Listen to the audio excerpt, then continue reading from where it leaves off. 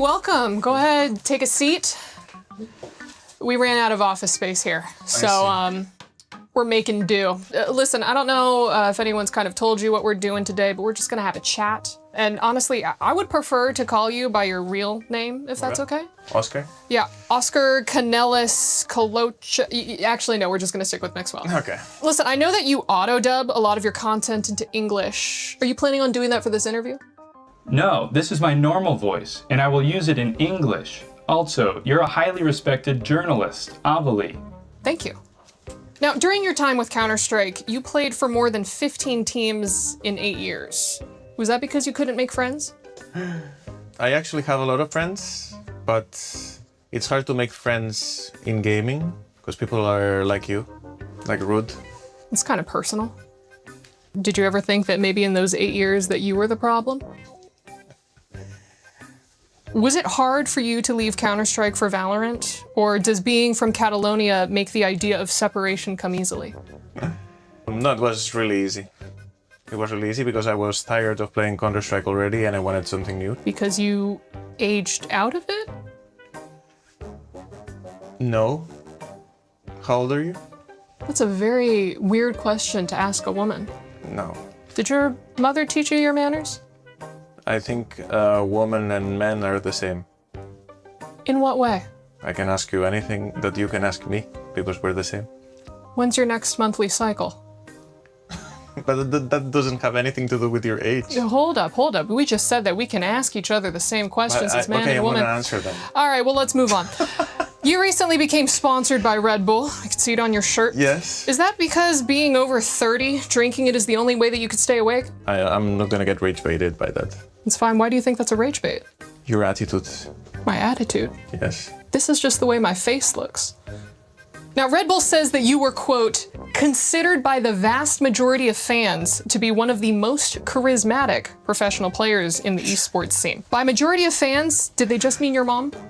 It does mean what? Sorry, I didn't auto-dub it. Red Bull says that you were, quote, considered by the vast majority of fans to be one of the most charismatic professional players in the scene. But by majority of fans, did they just mean your mom? Oh. That's a lame one. Your mom is lame? No, my mom is not That's lame. incredibly rude. She gave life to you. Yes. But no. I mean, it's a lame question. It's a very lame question. I'll be sure you can do better. I'll be sure to let our writers know. Yeah. Do it because... Look straight into the camera and tell our writer that you just don't think he's doing a very good job. You probably chat GPT the question or something. You need to, I don't know, do your research. You're the owner of Club Otakar. I'm glad that you could come to EWC, but why didn't you bring your club with you? Because we're starting. We're new. We have only a Valorant team and we need more to compete in the rankings and everything. Is that just your way of saying that you're broke? Yeah. Did you turn to team ownership in the hopes of being less unsuccessful? Less unsuccessful? I mean, can your club beat any team that is not named LK? That's a good one. That's actually a good one. You did your research there. Thank you. We can. We've done it. All right, well, let's talk a little bit more about you. Okay. Right? When you retired from gaming to go into streaming, was it tough to transition from a job playing video games all day to a job playing video games all day poorly? No, it wasn't. A challenge frightens you? No.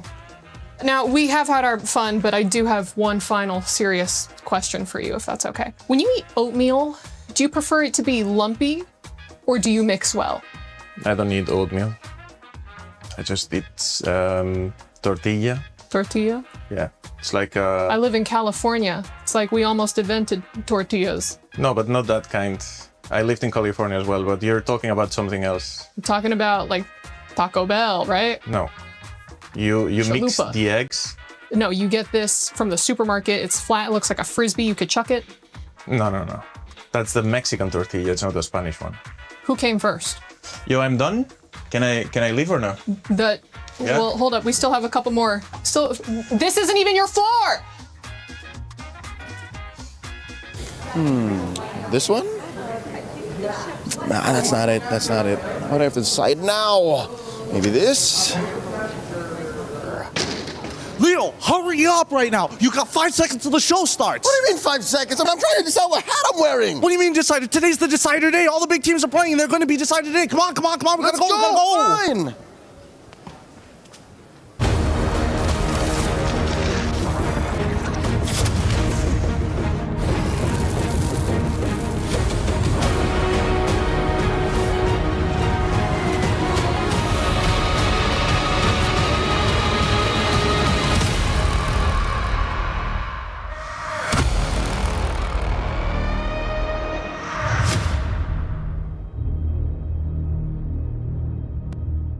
Welcome, ladies and gentlemen, to today's Sports World Cup. Today is day 2 of the MWI. Day 2 is something else. Who'd have thunk that the ladies had it in them to bring out these kinds of moments? Gen.G versus Vitality. One moment stuck out. Ashley came in for a kick. It was almost perfect. And then she, weirdly enough, dashed a different direction when it was supposed to be a finish this way. Another moment, I think, that's cool is Galaxy Phoenix versus Falcons Vega Mena. It was an almost perfect Fanny entrance, but I think what made that extra cool was the counterplay, where Ling caught a mid-air Fanny with the shifting skies. It's perfect, right? Shifting skies, and then the Sora came in and served up so many kills to. So we're finally up to day 3. 4 more slots in the knockout stage. I'm definitely excited for Na'Vi versus Gen.G. This is a dream match.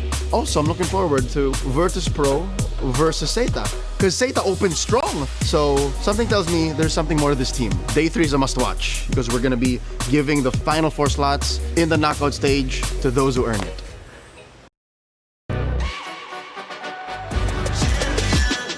This ain't no regular thing. Came for the ring, you know what I mean. You see my name in the lights, better get right, I'm champion.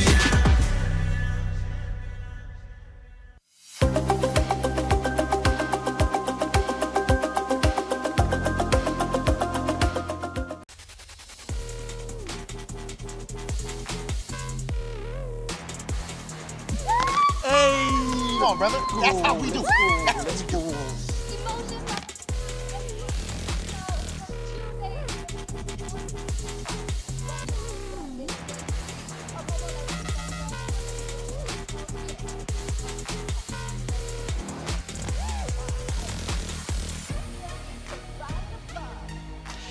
Everything counts indeed, Cheryl. Today, every single match will be tournament life on the line. We'll have a lot of keys crushed and a lot of keys surviving to go for day 4 playoffs. Every single match is important. Today, it's about who survives.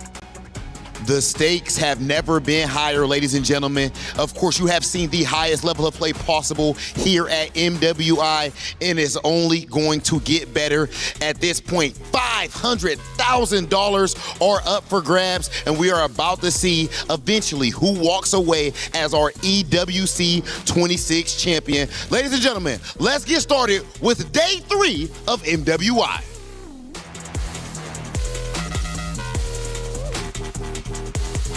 And welcome in, ladies and gentlemen, to the 2026 Esports World Cup. It's day 3 of the MWI. We have a couple more decider matches, and then we move into our knockout stage. Single elimination, 1 life to live, or your key is crushed. You want to be champion, you got to make it through the gauntlet. It's never easy, but being a champion never is. Welcome into the studio. I'm Taylor Reflections Noble, Brigida, LaFell.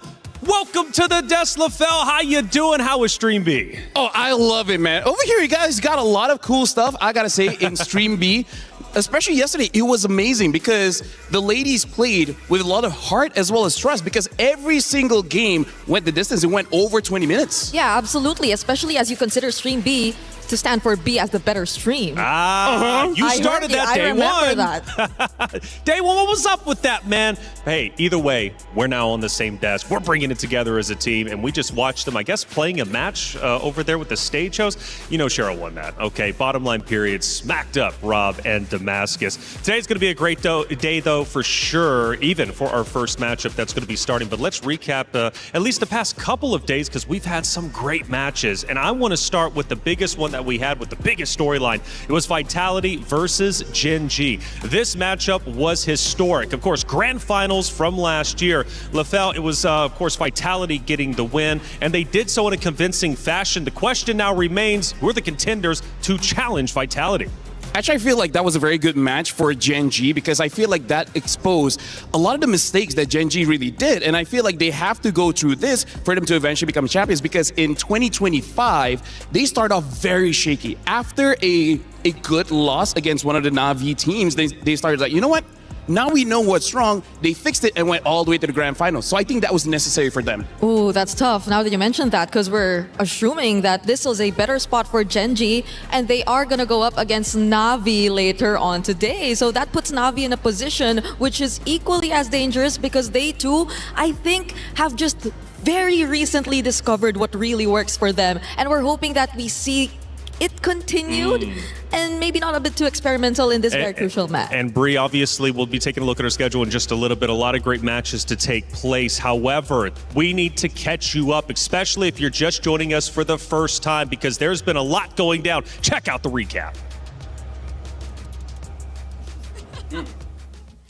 Says magnifique. Bonjour, welcome. This is the morning here in Paris. I'm having coffee alongside with Athena, which by the way, you look amazing. How are you feeling? It is an amazing day. I feel excited, especially it's a day 3 for MWI. Yeah, not gonna lie, this feels like a date. Either ways, yesterday was amazing, at least for Stream B. The girls, they played with heart, with passion, with trust, because every single game of ours, Athena, 3-way elimination, it went over 20 minutes every game. When there's love, there is also heartbreak, right? But while we're over to Stream A, we had quite a few surprises. We were able to finally see the Ling and Fanny showdown from Fa and Nara. Quite an awesome surprise for a few of us who are waiting for that Assassin Jungler matchup. Well, we still have more games for today. We'll see who advances to the knockouts, but for now, we're gonna enjoy our coffee. Au revoir.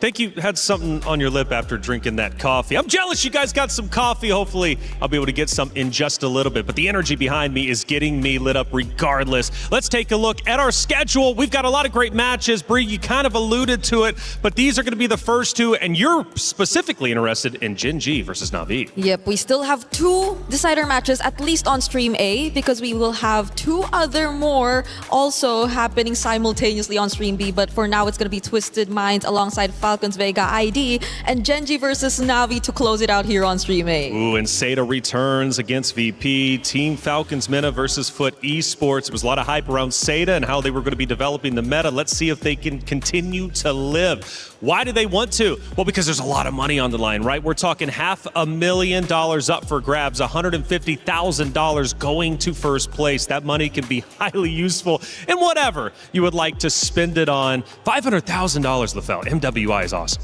That is life-changing money. Basically, every single time we've seen champions came out of EWC, a lot has changed for them, but it's all for the positive. They basically reinvest into themselves just to make sure that they can keep qualifying to EWC every single year. Yep, and on top of that, I feel like even finals MVP awards too and prize money is another topic that we aren't really sure who to expect will eventually get that title anyway, because based on the matches so far, I know we've had a day 1 full of 2-0s. Yesterday, we had some of them too, but it was much closer than we thought, especially on Stream B, when there's tournament life that's on the line. Well, Na'Vi, they're going to be playing today, but they also had a chance to play a mini game called True or False. MWI at EWC26 is what you're watching, and now I got 2 special guests with me. I got Ira and not Ayanami. We're going to be playing a very fun game, True or False. Let's start with our first statement. Chip is Angela's adoptive sibling. 1, 2, 3. False. Ooh, you guys guessed wrong. It's actually true. Right. Freya is known as the Battle Maiden. 1, 2, 3. False. Okay, not Ayanami. You got it right. MWI at EWC 2026 Grand Finals falls on the 19th of July. 1, 2, 3. True. It's false though. Oh my God. Brute force breastplate is made up of 4 pieces of equipment. 1, 2, 3. True. False. Ira, you are wrong. It's true. Brute force breastplate is made up of 4 pieces, and so not Ayanami is up 2-0. Jusin has the ability to summon Ember Dragonflies. 1, 2, 3. True. It's a tie, but unfortunately you're Give me both points. wrong on this one. No points Still don't have for points. Ira. We're gonna give you a real hammer, and you're gonna have to smash her down, all right? Oh, dang. That's how we do it here at MWI EWC 2026. If you guys want to see them compete, tune in to the matches. We'll see you later. Play is in our DNA. Whenever we let it out, it becomes our superpower. Now imagine an entire city being built to supercharge it. Kadir City, powered by Play. Not gonna lie, that true or false was quite fun. Even our desk was getting involved and maybe did even better than the players. I'm not so certain, to tell you the truth, but either way, they know what they're talking about, and so does our co-streamer. We got a lot of co-streams taking place, and Rain is one of them. Let's bring him in and talk to him and catch up with everything that's happening at MWI. Rain, what's going on, man? How you doing for day 3? I'm good, man. I'm good, man. I think it's such a lovely place, France, in terms of their food, their culture here, their scenery. All good, man. Well, France might be nice in Paris especially, but how's the MWI shaking up for you? There's a lot of unexpected outcome. I never expect that there's certain team from Cambodia and also from Arab that play really good, especially in terms of using mechanical heroes like Fanny, Ling, and giving me a lot of surprise, man. Hey Rain, kapa? Everything okay dekat sana? Rasanya you are over there. Sihat Rain? Sihat, alhamdulillah. Sihat, alhamdulillah. So Rain, just gotta ask, you know, Team Ray Young, they look amazing. How was that for you? And Arya's playing for Gen G. So how you feel looking at them play for the past 2 days? For Team Ray Young, I already expect they will qualify for knockout stage. I know they are one of the best because since they also defeated Malaysian best lined up during qualifier. And also for Gen G, I really hope they can go through, man, because knockout stage without Arya, without Gen G, without Ashley is quite weird for me, you know? So Yeah, I'm true. hoping they can give like a good draft and also good gameplay for this time. Okay, so at least we might just see, or so that might just suggest the potential matchup that Rain wants to see, no? But I'd like to go back to what was previously mentioned by Rain earlier on. There were a lot of unexpected picks. You mentioned it earlier here in MWI. But for at least the past 2 days, we've seen a certain trend in the meta. Do you think this is something that we might see carried over once we get into MSC? Or do you think it's going to be a bit different? I think personally it's going a bit different. For women's scene, I noticed that most of the teams give priority towards comfort hero or comfort picks. But for male team, most of the teams are really comfortable with a lot of heroes and can play counter draft really good. But I'm not saying that women incapable playing mechanical heroes, okay, but it's just in terms of data, they just playing heroes that really the identity of their own team. There are teams that play hero like assassin, but there are also certain teams that playing utility jungler. Well, Rain, it's a pleasure to have you, of course, in the venue. You're going to be watching MWI, and I'm sure we'll have a chance to catch up with you in future days. After all, after this, we still have 2 more days left for the knockout stage. Hey, if you guys didn't know, EWC has the creator program, and it's super cool, and it gives you an opportunity not only as a competitor, but a creator, or however you'd like to get involved.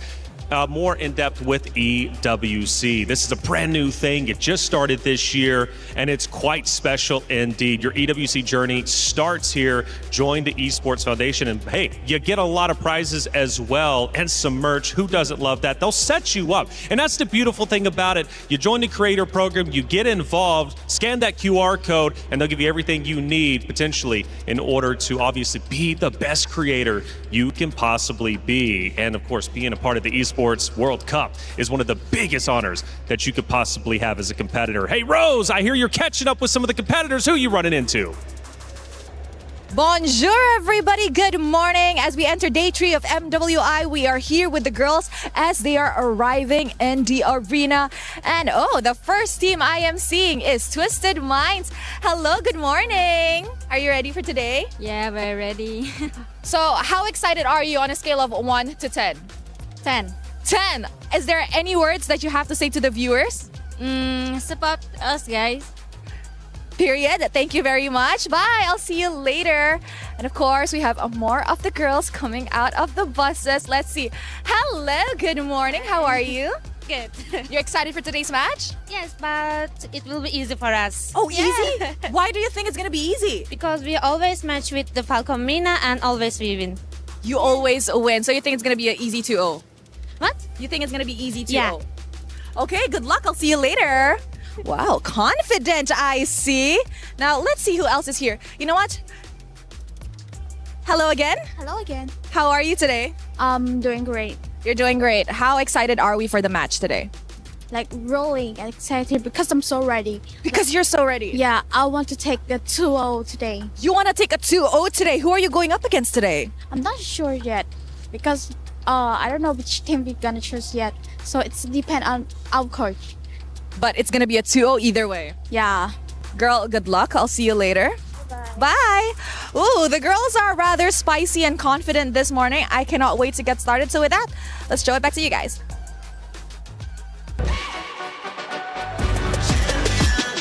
This ain't no regular thing. Came for the ring, you know what I mean. You see my name in the lights. Better get right, I'm champion.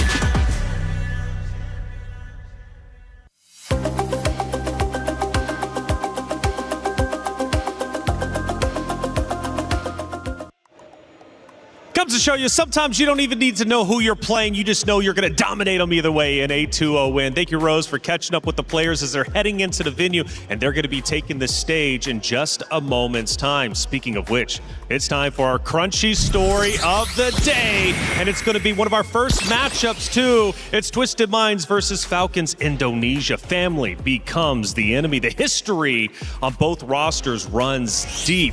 This is going to be a fun matchup. Yep, I agree. And I think that's also why even Eterna has been very vocal about she's so not used to seeing Chinchao on a different team, or maybe even them split up in general, because these members, at least for the 3 players we're seeing partake in this first best of 1, have been together ever since the beginning, in the very first MWI, even when they were still Team Falcons Vega, and now they have, well, they will have some sort of reunion, but in a way on the other side of the team. Yeah, it's tough, isn't it, LaFell? Falcons Indonesia, they did take an early loss in our tournament. It raised a lot of questions on how good this roster truly was going to be. After all, they were considered a contender to Vitality, but they fell short. However, they picked themselves up ever since. And I feel like if they're looking at the matches that Twisted Mind has, they have one common ground, which is Twisted Minds always win, I would say, this first 2 minutes all the way to the 12-minute mark. But then all of a sudden, they give over the map to their opponent. So I feel like for Twisted Mind, they gotta fix that. If not, they're gonna fall against Falcons ID. Yeah, the big story again, when family becomes the enemy. Chinchao versus Maylane, they will face each other and only one side survives. So adds even more layers, right? Only one team can move forward. Who's it gonna be? It's up to them to decide. Not gonna be an easy matchup at all. And Indonesian representation on both rosters. Now here's the thing, honestly, this is something quite interesting for a Twisted Mind because Maylane is known as an assassin player, but so far she's only been using tanks in the jungle. And Chinchao is really moving away from the meta. She has an amazing carry, but she even brought a 1-1 into the game. So I'm really looking forward to see if they will play the same or just against Falcons ID, they'll change it up. Got to change it up, though. Bree, what do you think? Well, Team Falcons ID, for sure, they've already changed their very own play styles. I think in the first day, we got to see them be, I think, a bit more confident with the more high skill ceiling or demanding lineups in terms of execution. But when we saw them come into their second series and simplify things a lot more, that's when execution seemed a lot better for them. That's when they were able to play the better early to mid game. And that's where maybe we see some of the contrast, because if Twisted Minds tend to be shakier towards the mid to late portions of the game, then Twisted Minds or Team Falcons ID, I think, are a team that you should watch out for when it comes to the late game when they get their snowball. And I'm going to add some more layers to that in just a second. But for all of you guys out there, hey, it's Rhino Day. Brand new interactive effect for Rhino Day is available now. Check it out and join the celebration. Get involved. Hey, we got some great stuff coming your way, especially for you MLBB players out there. And again, adding more layers. So Twisted Minds so far, the club championship race, have yet to get any points. They're currently sitting at 0. This is a valuable opportunity for them to stay alive and get closer to getting the first club championship points for that roster. Now, for Falcons, obviously, back-to-back champions in the club championship race for EWC 2024 and 2025. But they're a little bit far down than they probably want to be. So for the club championship race, LaFell, this matchup matters. Oh yeah, for sure, because I really feel like for both teams here, Falcons ID as well as Twisted Minds, it's like having seen them backstage, they're really trying to balance out having enough pressure so that you're playing with focus in the game, but at the same time, not too much that you overthink it, because that is something that the players do where it gets too intense that they start to, I would say, have brain fog in the middle of the game. Yeah, fortunately though for Team Falcons, right, in terms of the club championship, they will also have Team Falcons MENA still fighting later on for another qualification match. So I think this is a day where Team Falcons fans really want to pay attention to. Absolutely. Team Falcons fan, you got to send them your energy because they're going to need to build up that spirit bomb because things start to get real. Now, I mentioned that Indonesian pride represented for both rosters. And when we specifically talk about Twisted Mind, they got Coach Nasdux, and he has the understanding of the Indo region. Do you think this is going to be a big buff for Twisted Minds? Not just that. Yes, they have a good idea of what Falcons ID want to bring up, but I got to bring up a name called Sa. She's the mid laner of Twisted Minds, and I feel like she helps the coach so much because her hero pool is so wide. I believe she has 7 to 8 heroes in the bank, so the moment the coach sees a weakness in the draft, Sa is going to be the one to exploit it. So I'm really looking forward to see what kind of hero Sa in the mid lane will be using. I agree, because it's not like she started with the more meta picks and then eventually revealed to us more of the unconventional mid lane picks. She started strong with the likes of a Kagura and the Lilia to introduce the hero pool that seemingly is a huge threat for Twisted Minds. So now that we are in that position where you really don't know what to expect from Sa and the rest of the members, I think there's a slight advantage as well on their side, aside from the Indonesian coach also being familiar with their playstyle. Because again, it's a reunion. So definitely Mei Lane, Chin Chao, they pretty much know how Violet is playing. So if Sa's so good, I believe on the opposite side for mid for Falcons will be Livy, if I'm not mistaken. So how does Livy counter Sa? How does Livy pull herself up and outperform Sa in Twisted Minds? Personally, for me, you got to ignore Sa because Sa will try to catch you, but your target should be someone else. I feel like if Livy is able to take out Chincha, that would be a great help for the team because yesterday at the second turtle, usually the gold lane don't join, but Chincha did, and she immediately almost wiped out her opponent. So you got to look for someone else. Don't look for Sa. Sa is going to be too difficult to handle. What about our jungle battle, though? You got Melon going against Zev. It's past versus present, and it is a little bit deeper than just, okay, I'm going to play my opposite jungle competitor. No, because of the history they both have, I feel they're going to give 150%. Yeah, that's the thing. That's why we're interested to see if they're sticking with the heroes that they've used in their previous matches, because if then so, it's going to be a utility versus assassin matchup that's pretty much going to happen. Only unless the Hirara gets open, because I think it's only the Hirara that Mei Lane has considered in the jungle apart from the tanks. But that's also where we have to talk about the stats here because interestingly enough, Hirara after 2 days have only 1 victory. And funny enough, Hanabi is a marksman that rarely gets picked, but so far, at least in Stream B, only has 1 loss. Overall, I think the Hanabi is on a 40% win rate, which is not as bad as you would expect because in context of a tournament, it's really tough to like stack on those win rates in general as a hero. But I think we've seen multiple approaches to how it's being used as well. Like be it an AG Sanabi, just going up against a Harley and making sure that the Aegis keeps you alive from the deadly magic. There are multiple approaches to this, and I think we have yet to explore its full potential. LaFell, this is the most personal matchup we have had yet. Of course, we mentioned Vitality Gen G, granted grand finals last year, but in terms of friendships, pride, former allegiances, they now clash into this one decider match. How do you prioritize that as a competitor? How do you put that to the wayside and simply focus on the game? That's an amazing question. I got to talk about Chincha because Chincha has been playing since 2021. Now it's 2026. Multiple times she tried to get onto the EWC stage, but was stopped short by Team Vitality. So right now, I really feel like she wants that revenge, and one step at a time, she got to win against Team Falcons. For now, looks like Falcons ID will be first pick, Twisted Minds on the second pick, Dangerous Grass will be the map. Matilda as well as Esmeralda immediately banned out, which I do like. Now the Marcel as well as the Hirara. So this does show that perhaps they just want to fight against a jungler that doesn't want to fight a little bit too early. Yep, probably. Also, full respect onto Kao and the way that they're just able to complement Jin Chao in the gold lane, because the Mathilda has been working wonders for them whenever they do go and stick with utility lineups. So that might tend to alter their decisions by just a bit, but right now, as of the moment, I think there are multiple options out there that are still open for Team Falcons.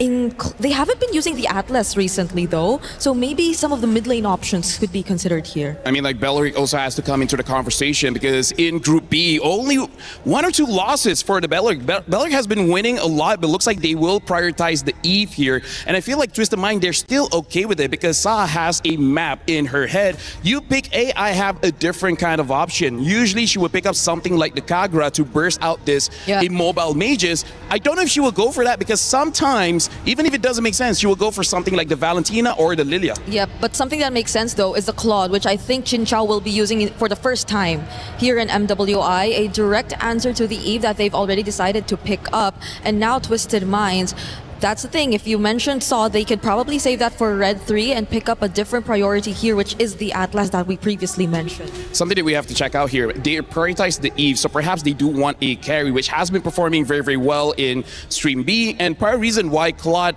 hasn't been prioritized so much. Another pick later on could be something like the Hive. I would not like a Hana Beam, maybe blue 4, blue 5 is fine for now. I think they gotta pick a jungler. I mean, they did ban out the Esmeralda. I don't know if that has something to do with it, but carry, I think, definitely the better option since Twisted Minds usually does go for the utility junglers. So you're expecting the more beefy heroes to eventually come out here in the draft, but they instead prioritize the Sora first, and there you go, they lock in the carry. I feel like the Sora was to deny a potential Gord pick, and I feel like the carry was to potentially deny a Barats. And like I said, they're going to pick up the Valentina here, going to have a lot. But here's the thing, you don't know if it's going to go mid or the EXP. So far in MWI, we haven't seen the Valentina go to the EXP just yet, but now they have that option. That's true. Daisy has been very flexible on the EXP lane, already using even the damage type of EXP laners or even the Soras. But now, I think it's gonna be a much better position now for the Valentina Atlas because they've already taken out the Belleric. So that's one huge answer already taken out by Twisted Minds. Yeah, so right now, honestly, Twisted Mind, they gotta respect this carry. Carry has been a monster here in MWI. We really have to see where this Valentina is going. If she's going to the EXP, I'm looking for something like a Farsa that can burst carry out very fast. If not, something like a Yuzong, something like a Benedetta, which has been going on pretty well in Stream B. I die, sure, but as long as I take you with me, I'm good with that trade. Yeah, I'm wondering if Twisted Minds are feeling that this is gonna go mid or EXP, and if they want to force it on a specific role, because they're taking their time thinking of what they want to ban here in the second phase. But they're going to focus on the jungle instead. Understandable. Twisted Minds. Yeah. Weirdly enough, I don't think they've picked up a Fanny just yet, but I think it's just one of the options here if you're talking about Mei lane. Yeah, this is the advantage and disadvantage, right? When you have a very well-known player on your team, you kind of know what are their comforts, you know their specialties here. So I'm really looking forward to what kind of jungler they're going to be picking up. I'm thinking something like the Hayabusa would work well. Something like the Lancelot has been okay. I wouldn't say it's really the best. And honestly, for this lineup, I can see a potential Suyo coming out of Twisted Minds. Oh, so this is indeed going to be slightly different from the usual playstyle that you get to see from Twisted Minds. Although, with the Claude, I think Chin Chao being able to join in the team fights will be much easier too, so there won't be much difficulty in terms of just trying to ramp up the pace and getting the gold early on, regardless of the kind of jungler they use. But this is the question. Is it going to be the EXP lane revealed to us or the mid lane, or do they just lock in their jungler immediately on? I think the strategy should be just pick up your jungler here because it's a deny as well from Falcon's ID. And then later on, you see where this Valentina fits the best. If you're going to talk about tank jungles, I don't like it just because you're going up against a carry as well as an Eve. Only the Barats is okay here. Fredrin, we've not seen a lick of Fredrin at all. Oh, a Guinevere. A Guinevere would also actually serve quite well for Twisted Minds if they want to go for the utility route. If not, I think a Suyo wouldn't be bad. Yeah, and they can link it up with the Atlas too. I think we've seen that Fatal Link Spatial Migration combo happen a couple times.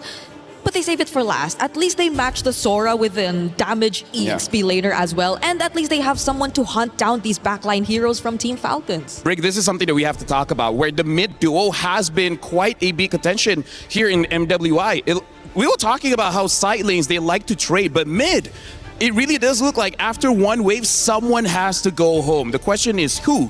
I wonder if with this Yuzong, there might be an early rotation into the mid just to make sure they have that priority. Yeah, because we don't know what kind of roamer Team Falcons actually are going to pick up just yet. Raymond, there have been instances where they do pick up the Hylos and the Belleric, which both been banned. But are both banned. The Hilda feels like it's not an option you could immediately go for just because you don't know what kind of jungler Twisted Minds is actually going to consider just yet. But if they really just want to take out the option of an assassin, which they don't because they go Gatot Kacha and Harley to finish up their draft. I feel like they pick up the Gato Kacha because you need a hero with Revitalize just to make sure that you don't lose out in those mid trades, which so far has been very, very important. If they want to go very aggressive in the mid, I really feel like something like a Suyo or a Guinevere would work out very, very well. Looking at the lineups here, it does seem that I would say it's a skill matchup for both side lanes, the EXP as well as the gold. So I feel like for the first 2 minutes, not much will happen.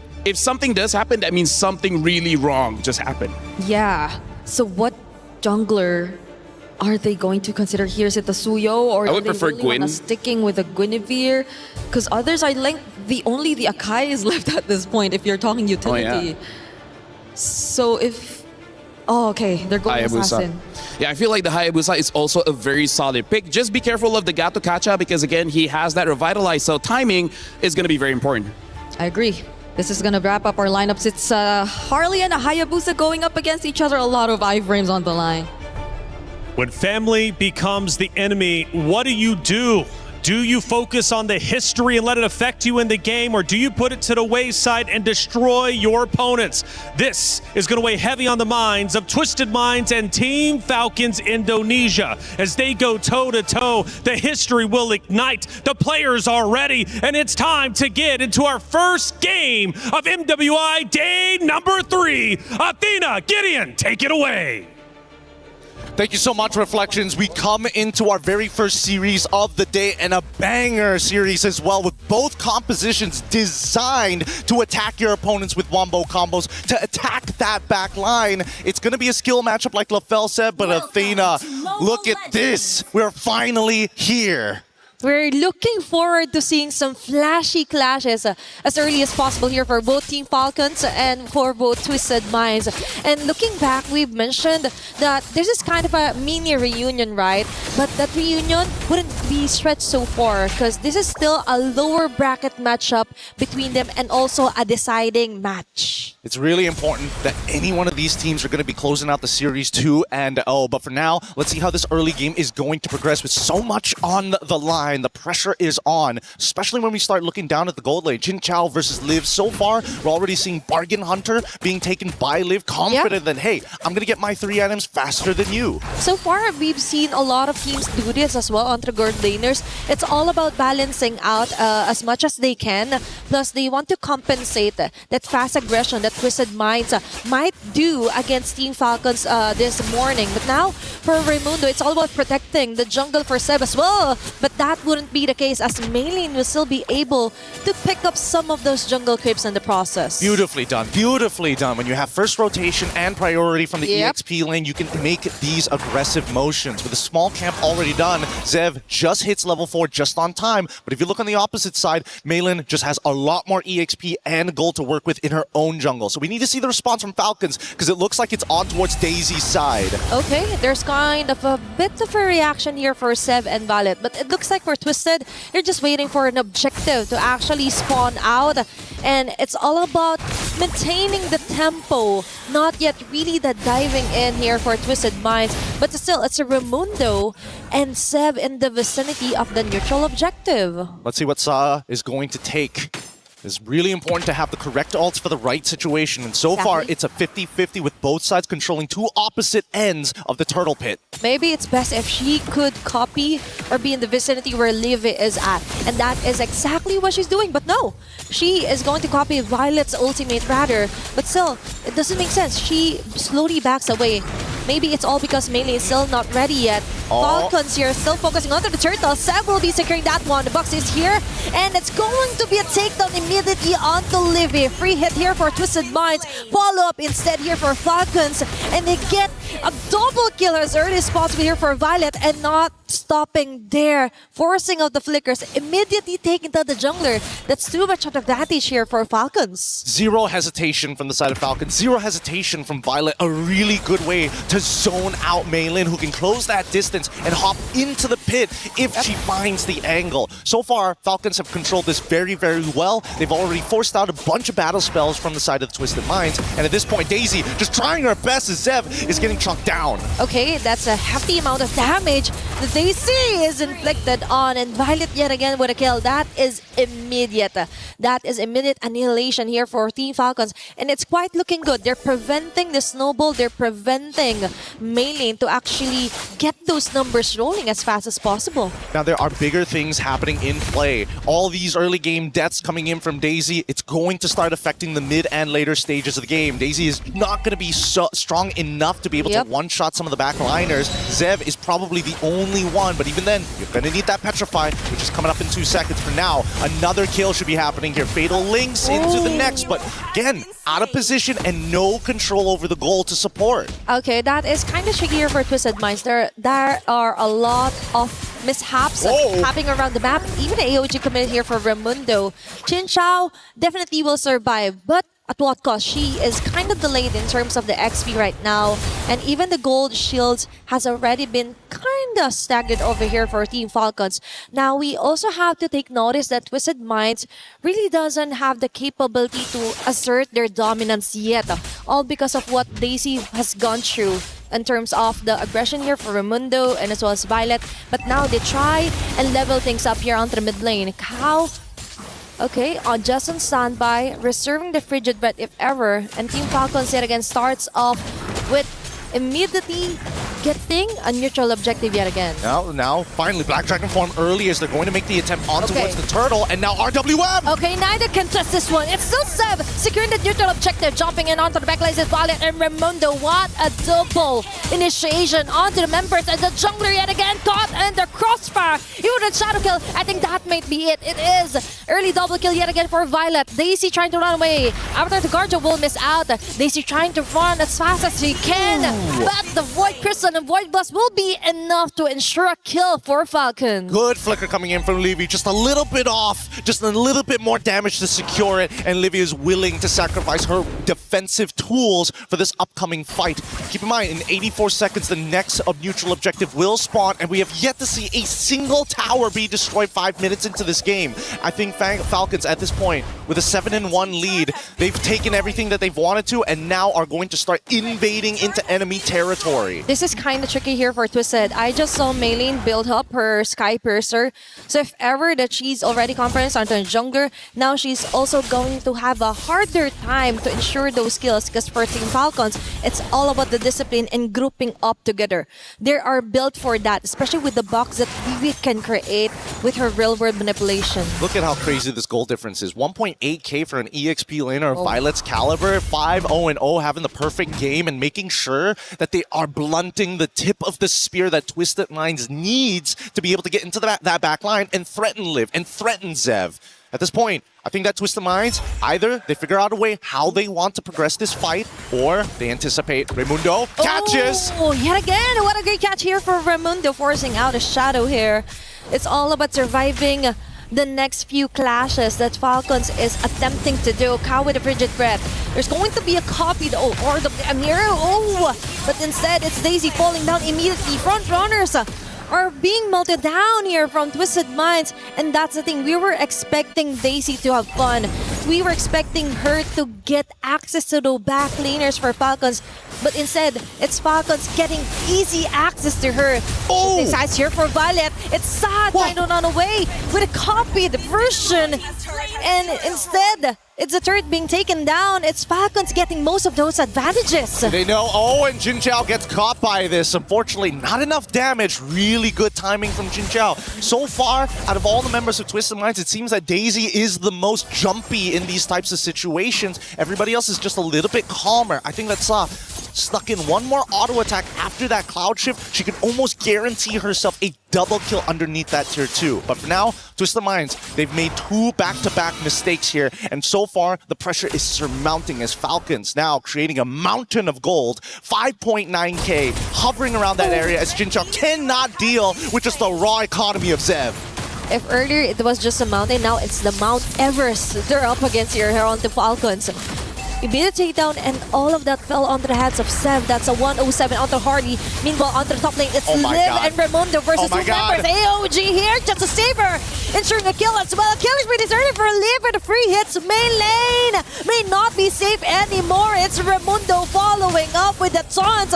There's going to be the fatal links committed here by Cow, but no, it's Twisted Minds failing to do a trade against Falcons, plus a quick transition and conversion of a kill onto a turret as well. Outplayed by just 2 members, a 3v2 scenario, and somehow it is still in Liv's favor. Getting hit by the Petrify, getting hit by the full combo coming in from Daisy, but not enough to trigger the Shao residue to guarantee the kill. Either ways, Twisted Minds are in very dangerous territory. If we were talking about, well, I would say it's more of a K2 situation rather than a Mount Everest. Once we get to 10k, that's when it's Mount Everest. People are gonna die going on the way to the peak. And that's the thing. Daisy is dying out here, all because of that early double or back-to-back takedowns onto the early phasing of our game. Now, I do believe that even though they got this skills or skits that they could contest this Lord, it will be better if they just leave things be and prevent the next casualty from happening.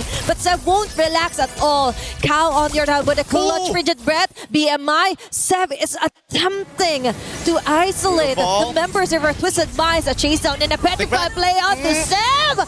She will be able to escape.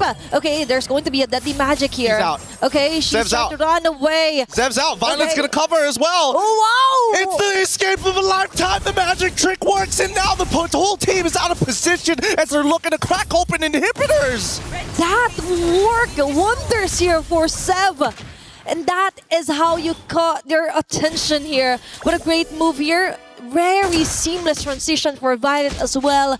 And all of that, they just wasted a lot of time here against Twisted Minds. So much because of that. And now we are here at the peak of Mount Everest. You better bring your oxygen tanks because not everybody can breathe this high up with that much gold in the bank. 11k lead so far, or a minimum of 10. We know what that means. The GG angle is here, and I think that Twisted Minds, I see Chin Zhao only getting the golden staff right now. We're currently at 23.9k. I'm going to assume that it's only 2 items complete as they engage with a cloud shift. Okay, that's a very nice elimination here for Violet and the rest of the gang. Leafy with an RWM to ensure things will be inside the box. Live with a double kill as well. Members of Twisted falling hand by hand here. And that's going to be a 4 women down. Eventually a wipeout and a game 1 win for Team Falcons. Beautifully done by the Falcons. They knew exactly what they wanted to do. First turtle, if we punish this Yuzong, we get it, and we can go even further. We're going to double down on the Yuzong, and once Yuzong's completely out of relevancy, we move down and slow down the Claude. That is how you slowly choke out your opponents. Tilt the balance onto the side lanes where it matters the most, right? In terms of early farming up, compromising the whole rotation here for Twisted Minds. They were actually dependent on what Daisy could do, actually for Kao as well. But without those two, definitely an easy kill here for Falcons. Capitalism wins again. That 10k gold lead is just too much. But we're going to be throwing it back to the studio to break this down for you guys. We got another matchup here, and hopefully that match point isn't enough to break their confidence. Back to you, Reflections. Is in our DNA. Whenever we let it out, it becomes our superpower.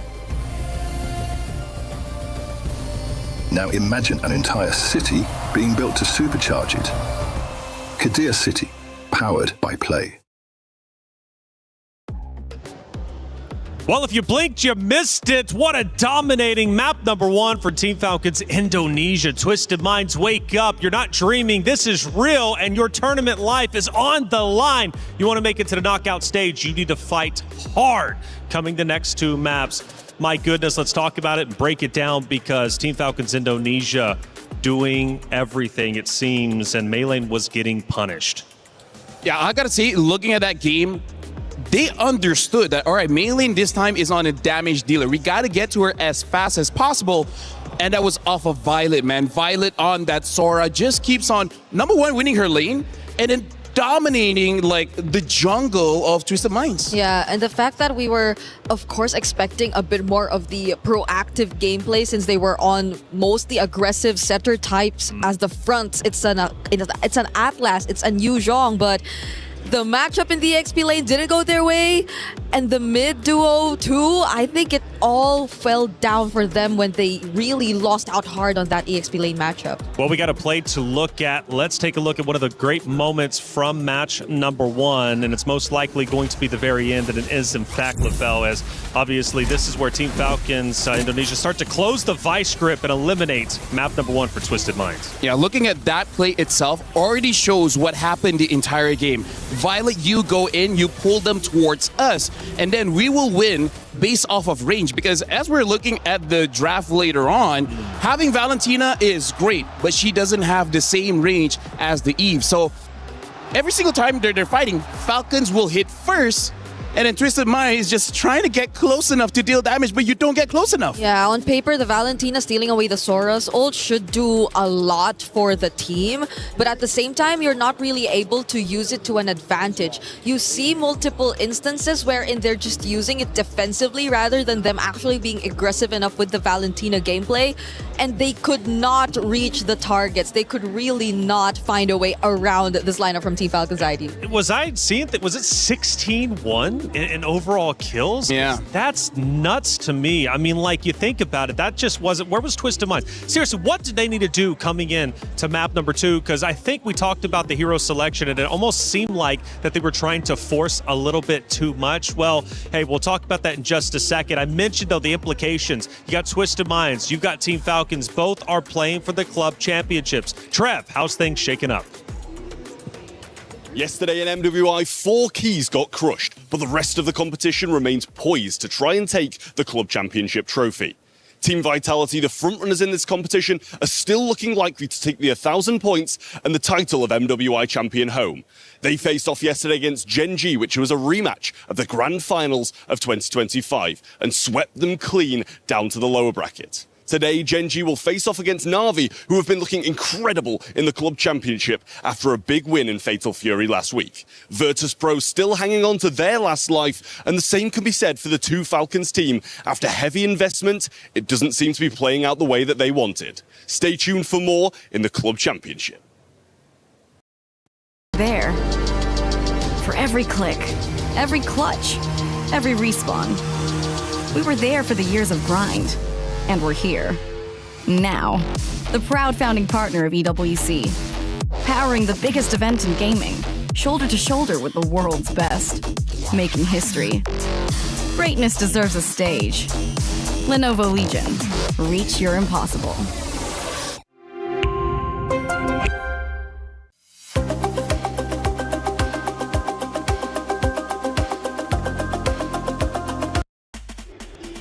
Well, Trev mentioned it. For some of these orgs, it's a heavy investment into the games that their competitors are playing. This is no different, right? Twisted Minds, Team Falcons, both tried to gain the club championship points. And for Twisted Minds, again, they currently sit at 0. Twisted Minds need to stay alive here for the hopes of a Twisted Minds club championship race moving forward. It's only week 2, it's early, but you fall too far behind, you'll just simply never catch up. Now, going back to the hero discussion, you mentioned something that I found quite interesting. For some of the hero picks, you mentioned it was an expression of skill. Yes, honestly, coming in from both teams, this is one of those high risk, high rewards kind of draft where if you die 2 times, that's it. That's the end of the game, because this is a very punishing meta now that the jungle gives more gold. Because what happened in that game was Falcons ID won so much that Twisted Minds could not farm up so that they didn't have the item. So it was like trying to chop down a tree with nail clippers. You will never have enough damage to do anything against Falcons ID. That will take some time if you do it with nail clippers. But that's, I think, also on top of the fact that we felt a bit more of an adjustment from Twisted Minds, because we're more used to seeing them play the utility type of approach. But I think Falcons ID just did their homework so well too. The Mathilda ban hurt them so much in a sense that it kind of made them hesitant to just prioritize their utility jungler overall. And at the same time, them picking it for last, resorting to an assassin, and having to also pay attention to Chin Chow, I think they had to do some certain significant adjustments from their end. And I got a key talking point I want to bring up to both of you out there. But for all of you at home and also in the venue as well, check it out. My Champion Pick. It's here. 2 champions, 1 game. My Champions Pick event is now live. From July 27th, submit your predictions for the MSC and MWI champions for a chance to win 50,000 in-game diamonds and MSC 2021 and 2025 tournament skins. Don't forget to leave your picks under at MLBB Esports for even more chances to win. Lock in your champions now and cheer for your favorite teams. My Champion Pick now live. Get involved. It's some good stuff coming your way. Now, again, going back to the hero selection, again, it was a bit drastic. I mentioned the coach, though, for Twisted Minds, knowing the Indonesian playstyle, coming from Indonesian himself, of course, players also represented on both sides. Do you think he tried to get a little bit too tricky, thinking like, okay, I know the mindset of the Indonesian team on the opposite side for Falcons Indonesia, but maybe he just did a little bit too much? Indonesia as a region, they're a very fight-heavy region where it really is very, very short games just because you win the first 3 minutes. After those 3 minutes, it's very hard for you to make a comeback. So I think that's why both coaches tried to draft a little bit more risky and kind of hope for the best. I want to see them pull that back just a little bit and try to help out Chin Chow just a little bit more. I feel like she can get more help. She could eventually get them the W. A bit more for Twisted Minds, I feel, because again, we mentioned how risky these lineups already were, and the fact that they are both very team fight heavy lineups. They do really like to brawl. The moment that they lost out big on that early game, on that EXP lane specifically, then it was very difficult for them to scale back into a position where they could just really constantly fight back. How do you deal with Violet? Because she was disgusting out there. Absolutely nasty. Violet, even within the first 4 or 5 minutes, up to 5 total kills. She's clearly a problem. I feel like they're going to change just a little bit on the strategy, because what happened in that game was that the mid duo tried to make sure that the mid duo of Falcons ID does not move. I think this time they're like, you know what? let's help out the EXP lane. How about 3 people go there? How about 4 people go there? If they can shut down Violet early, maybe the game would have looked different. Yeah, maybe give the more Sa type of heroes that would just really catch them off guard. Have more range and at have least. more range, movement around the map, because with the Valentina, range given, it's not so good as the other mid lane picks out there, but I think also movement really restricted because she really wasn't able to get the advantage in the mid lane up against the counterpart, up against the Eve. My biggest concern, though, for Twisted Minds, they lost that so quickly. Now they're immediately going into map number 2. The regain is going to be so hard. This is something that I have to talk about because in Stream B, even after losses, Chincha was smiling, having fun, same as Maylin, and this shows their veterancy, right? They've been here since 2021. They've suffered losses before. They know how to recover. And looks like part of that recovery is banning out that Sora. So quite unorthodox. We haven't seen a Sora ban for quite a while. Speaking of, Twisted Mind is going to be the first pick, and then Falcon's ID on the second one. They're playing Flying Clouds for this one. Sora as well as Atlas banned out. But you know, Sora was also used by Daisy on Twisted Minds, and she had a phenomenal job with it. So wouldn't you think maybe, even though banning it out is a bit risky, why not try to risk the fact that you might be able to get Sora yourself? I doubt that they'd prioritize it for first pick though, so there will be a greater chance that Team Falcon's ID will get their hands on it all over again if they don't take it out here, because they prioritize it the same even knowing that the Valentina's open in game number 1. The other possible answer might be this time, maybe Daisy has to go for a tank, like a proper tank, so that you can actually have an assassin in the jungle. Because again, the EXP needed farm, right? The mid needed farm, jungle needed farm, gold needed farm. So losing 1,000 gold kind of feels like losing 10,000 gold. And because they went with an Atlas, which is a setter type, which is more like a bruiser rather than someone who could... Less of a bruiser rather than someone who could just keep standing in front of your way. He doesn't slow down their rotation. No, if he tries, he'll die. Yeah, so that's why I think there has to be some adjustments, because the EXP and the roamer definitely are the anchors of the team if they just really want to spread out the gold that way. And by the way, you mentioned over on Stream B, they were smiling after a loss. I just saw a smile there. So Twisted Minds is coming back into this. They're feeling good. They are not fazed by that early loss. Because I feel like they understood why they lost, right? Like that's part of the reason why they're still okay. Is like, it's something you can solve. It's not something that they're too strong. It was just our mistake. Yeah. So now the Marcel gets open. Oh, though. Marcel. Okay. This is gonna change things quite a bit because we barely see it open here in Stream A. But the fact that Falcon's ID have already secured the carry yet again, I feel like this is gonna be a staple in their lineup up against Twisted Minds.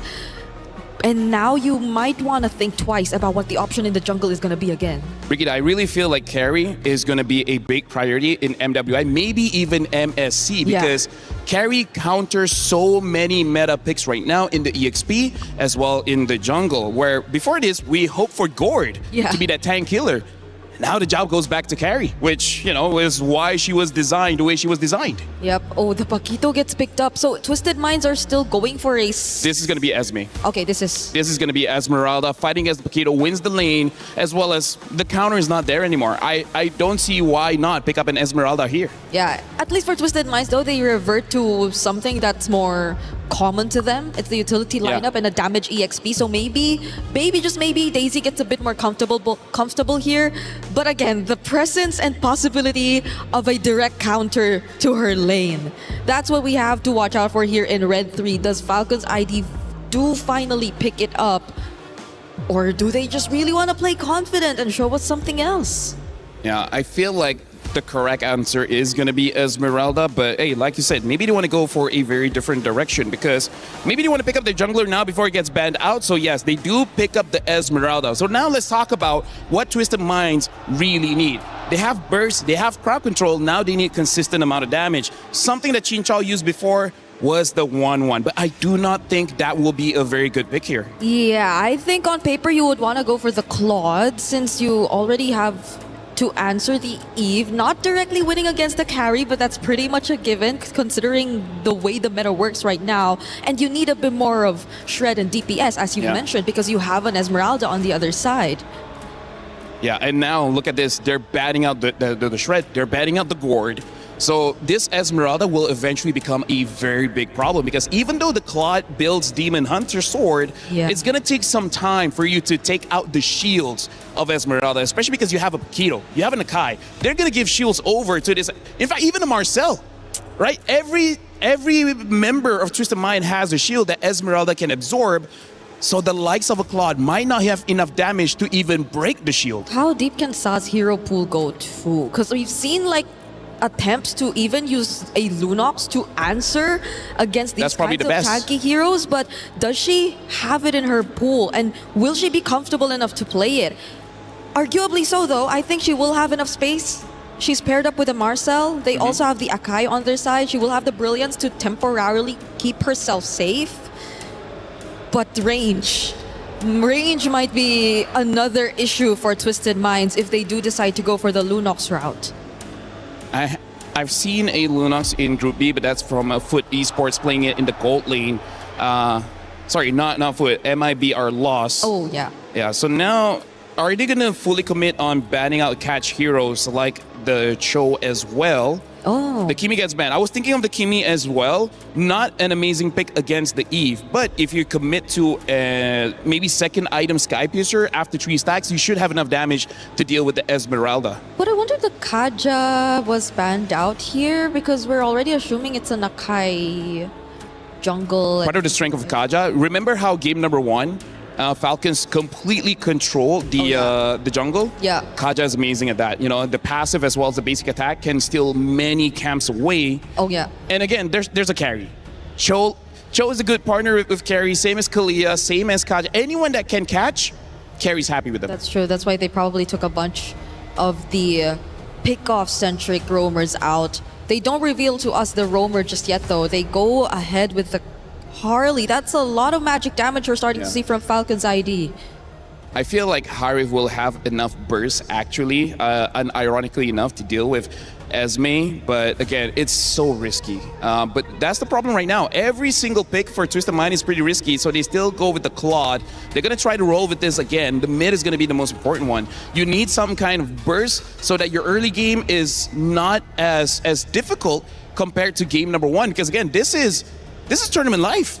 Yeah. Lose here, you're gonna go home. Someone who's not as easily caught, someone who can probably also kite because you're expected to run around a lot of times. It's a Harley, it's an Esmeralda in your face, apart from the fact that you have to deal with the range from the Eve. So Sa is really taking her time thinking about this, but she will default back into her Kagura. Because I asked her in an interview, your Kagura was amazing. Do you feel anyone else will use the Kagura? And she's like, maybe, but I'm the best. I'm the best Kagura. So I feel like this is do or die. This is her telling her coach, I don't care if it's not good on paper, I want to use my best hero. Yeah, and maybe just be very specific with your targets too, because the Kagura, once is actually farmed up, can deal decent amounts of damage, especially to the likes of the Harley and the carry altogether. So maybe they will just really try to focus fire majority of their burst damage onto one. We also don't know what the Paquito is actually going to try to build from this point onwards. So that can be another layer to the burst damage that we're expecting from Twisted Minds. But Falcon's ID, the roamer, is it a Cho? I feel like a glue will be fine here. They don't have the damage profile to take down a glue. But it looks like they're going to go for the Hilda. So the Hilda is just to match the Marcel. We're going to have a woman-on-woman defense, making sure that the Marcel is always marked. I got to say, Brigitte, looking at Twisted Mind, they're drafting like their life depended on it. And now Falcon's ID, they're trying their best to counter every single pick of Twisted Minds. But will it pay off? That's the question. For Team Falcons Indonesia, they struck hard in map number 1, and Twisted Minds are forced to come back to protect their heart in the tournament. The key, will it get crushed after this map, or will we go the distance to a map number 3? It's up to them to decide. Athena, Gideon, let's get it started. Thanks so much, Reflections. Also, big ups to both Lafell as well, breaking it down perfectly. So far, this game is really going to boil down to how those first couple of minutes is going to go, because, man, Team Falcons with a draft like that, trying to cover every single position is kind of wild. It looked like a chess match, actually, answering each and every move that we've seen Twisted Mind try and take. Actually, for the Kagura, I'm a bit concerned. Although it's all about the mechanics and the pilot, right? That's true. It's all about who uses the perfect timing as well here for Twisted. Immediate interception here for Twisted Minds, and a punish onto Zeb. First blood here for Count Daisy. Violet might fall as well. It's Daisy right up front. They're so with smart. an early double kill. They're so smart! They're so smart! This is the first time we're finally seeing the counter jungle actually happen. You're predicting your opponents, giving them no information, walk up to try and invade, and instantly body slammed into them. And you've got a Paquito who's strong at level 1 to make that happen. That was great. And now Litho for free. Great minds do think alike. And now it's Cal onto Levy and Raimundo. Now we see some action. Now we see the countermeasure that Twisted Minds change from game 1, now reflecting heavily onto game 2. So good. So very, very good. This is the best start possible that we can see from Twisted Mind's side. However, it's not over just yet. Just because First Blood was given over doesn't necessarily mean that the entire game is over. It's just going to be a little tough for Zev to come back into it. And I think Violet, unfortunately, just does not have the base stats to contest with Paquito until first items are purchased. Yeah, and it's actually one of the analyses earlier onto giving Daisy a hero that could actually withstand and do some action.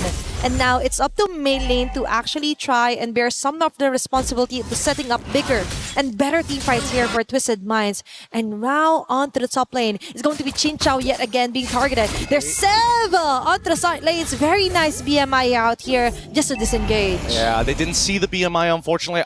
They could have waited just a little bit longer just in case it times out and see whether the mistake was going to be made. But with the Deadly Magic already gone and information on where Zev is, this should be a pretty free turtle as Raimundo opens up the map to see Kao. Okay, Violet is there as well. They're still waiting for that big square, that big RWM that PV might do, but instead they just focus on trying to level things up here for Twisted, not giving them any more kills than necessary. Oh man, the turtle already slain and Zev in position to try to make another attack and another attempt on that top side. Mid gets attacked instead as Twisted Minds are sending the reinforcements. Okay, now they react. It's Chinchao yet again being left defenseless. Even the Deadly Magic committed. BMI just enough of a shield to get back and survive. And now it's Kao living some of those frame moments with a chucking shot, but all is still good. No kills yet, just yet here for Team Falcons. Yep, and now they're going to take their time as Twisted Minds know that they have enough of a lead to start stealing away some spare change from Falcons. In this case, one of the small camps. Zev just has to watch. Okay, it's all about maintaining their tempo as well. Main lane committing the heavy spin. Raimundo will be bowling down. What a smooth transition for game 2 here for Twisted. Yep, Raimundo a little should be careful here because at this point Twisted Minds, they don't mind just ripping the ult. They don't mind just finding even more picks. They already have the lead. They're not going to play from behind. They're showing that they have enough dominance to play ahead. Can Zev steal this away in time? Zev does not have retribution just yet. Okay, she's just rushing through everything. And it looks like it's still main lane here. Possible punish? Lost me. Okay, onto the top lane. They go for the counter punish. Raimundo onto the back, targeting Kao. It's it again, going in with the golden orb, but no one is caught here onto the side of Team Falcons. But yet again, what a great answer. Trying to push back a little against Twisted. A slight adaptation. Oh, the ENG overturn connects, and now the Blazing Duet in the back line! Chinchao does a great job to committing a damage, but still isn't enough to actually turn it into a kill. Now, across the map, there was also an attempt here for Team Falcons, but unfortunately, though, it doesn't succeed. It doesn't still equate onto any kills. 4 minutes into the game, and they still haven't found the right rhythm yet. Maybe here under the turtle, they will. It's all about adaptation. Now Violet trying to maintain as much pressure as possible to create that space. Sa needs to clear that midway before they get it, and now the fight starts to begin! Oh, now it's Raimundo forcing out Daisy. Missed position here for Twisted Mind. Still, it's Sa follow up closely with the Thrasho and Seimi umbrellas being thrown all over the bush. Neutral objective still up. They might not reset this one as Twisted continues their dominance here onto the top lane. Raimundo and the rest of Team Falcons will disengage and not contest the turtle anymore. Sa, and again with Yin yung overturn, Liv trying to run away. Golden Aura as well, looking for the side steps just to try and survive. And she will not, even with the flying clouds, still isn't enough time to actually help her. Very nicely played. So far, Twisted Minds are coming out of this with 0 deaths. The kill score is 4-0. Falcons have yet to find something against them. However, the lead isn't running away just yet. Yep. Despite what happened in the early game, Zev is still trying to make plays across the map. Now getting caught. Is this going to be a death? Okay, it's going to be the magic trick here. Trying to run away, but it looks like there is no way out but to go down here for Zev.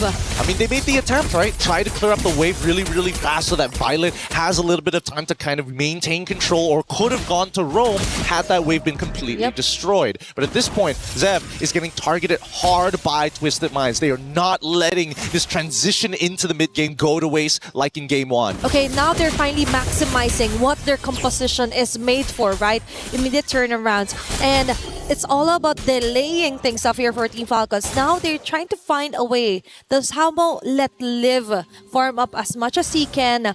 But for Twisted Minds, they just did a really great job onto finally getting an answer back for Daisy here, especially for that Paquito wonderful pick. And so far, it's been doing wonders. Oh, another Yin Yang reaction with a Sky Piercer on top of it. Sa finds the pick of a lifetime, and Zev continues to get punished. That is just messy here for Team Falcons.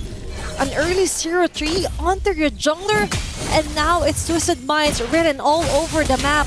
Even Liv will have a hard time trying to find the right lanes to stay and farm up as much as he can. Yeah, the worst possible outcomes have already come true. Jin Xiao just needs to scale because Sa and Daisy are strong enough to take out Zev and Liv if they are exposed to the enemy. Now, Twisted Minds gonna take their time with this. I think they want to extend this lead even further. They didn't bother invading the orange buff, but they just want the turtle first. It seems like they're not going to overextend. They're playing it by the book. Very textbook plays. Okay, it's all about maintaining composure here also for Twisted Minds. And we do like that they don't do this flashy, unnecessary movements across the map unless it's really necessary. All about clearing up the lanes, not letting any lane turret being destroyed here for Team Falcons. And Daisy, she is confident enough that she could hold over on the 2 members, even forcing out some of the poker tricks here for Seva. And for Twisted Minds, if ever they committed, they were ready for any rumble. They were ready for battle immediately.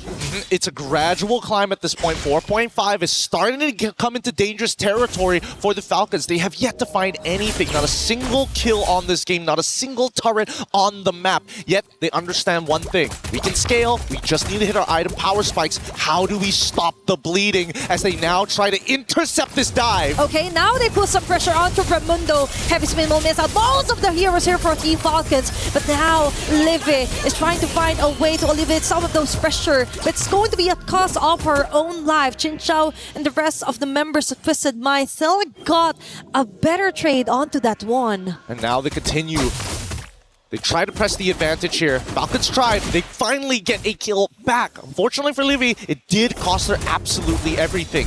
Last tier 1 turret here on the bottom side finally destroyed. Mid needs to be cracked wide open before Twisted Minds can accelerate this game any further. They're just limited by the structures that Falcon continuously tried to defend. And also because of Twisted Minds, the change and the momentum, the facing as well, and Sa finally getting her hands on the hero she's most comfortable with, right?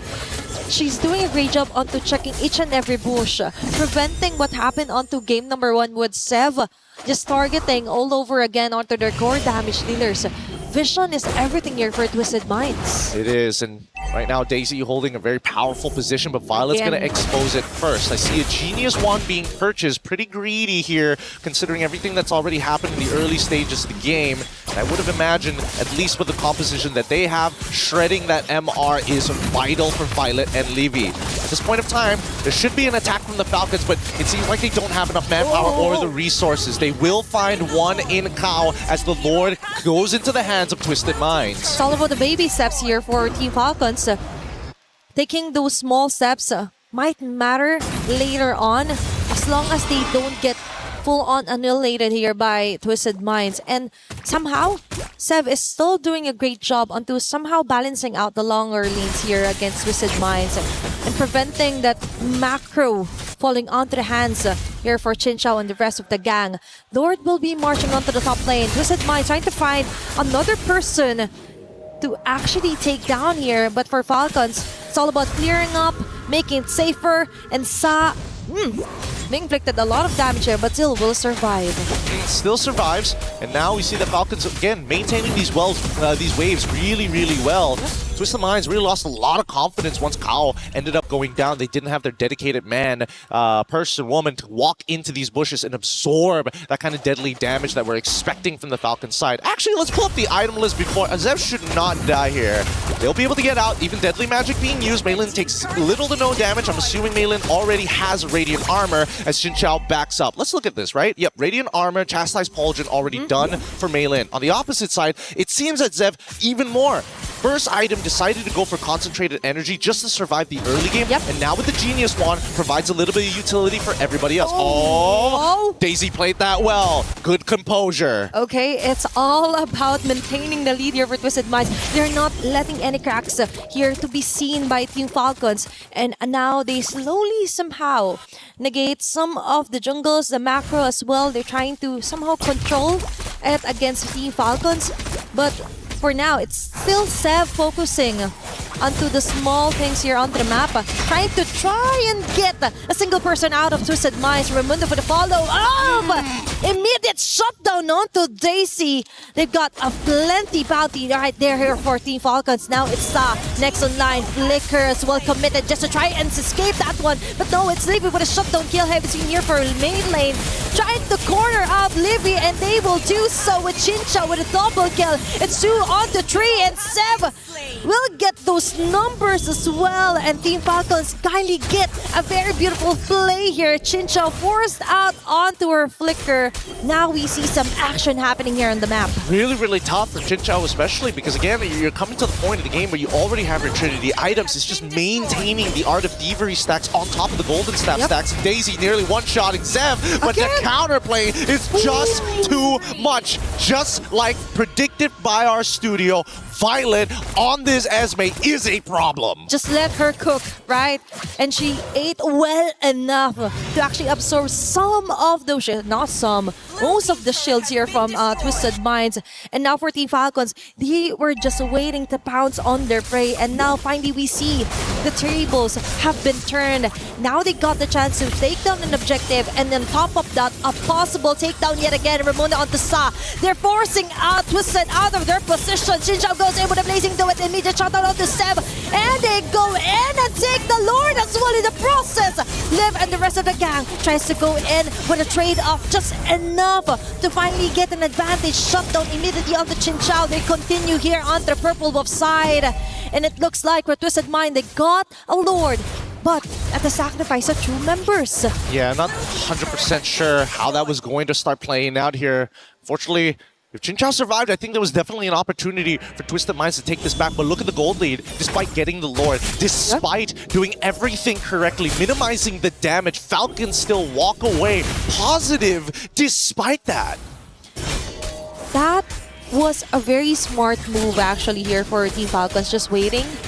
And then Raimundo focusing solely on Sa, preventing the burst from ever happening. She was just so far. And even though Chinchao was has managed to actually reach Sev and the rest, but one thing's for sure, the rest of the gang, they were willing to take the risk and they took it. That is a high reward play here for Team Falcons. And now it's Violet being targeted. Even if Rattery was committed on her, but they were not successful. That is huge info here for Team Falcons. Just not, unfortunately, just needed a couple more attacks coming in from Chinchao, which is the main win condition so far for the Twisted Minds. If you look at the items, and already max builds are starting to come. One last item to complete the full set. A Winter Crown coming in from Chinchao. We're expecting Twisted Minds for the upcoming fight to try to get Falcons to gather together to get a maximized Blazing Duet, and hopefully that's going to be enough to bait out everything from the Falcons.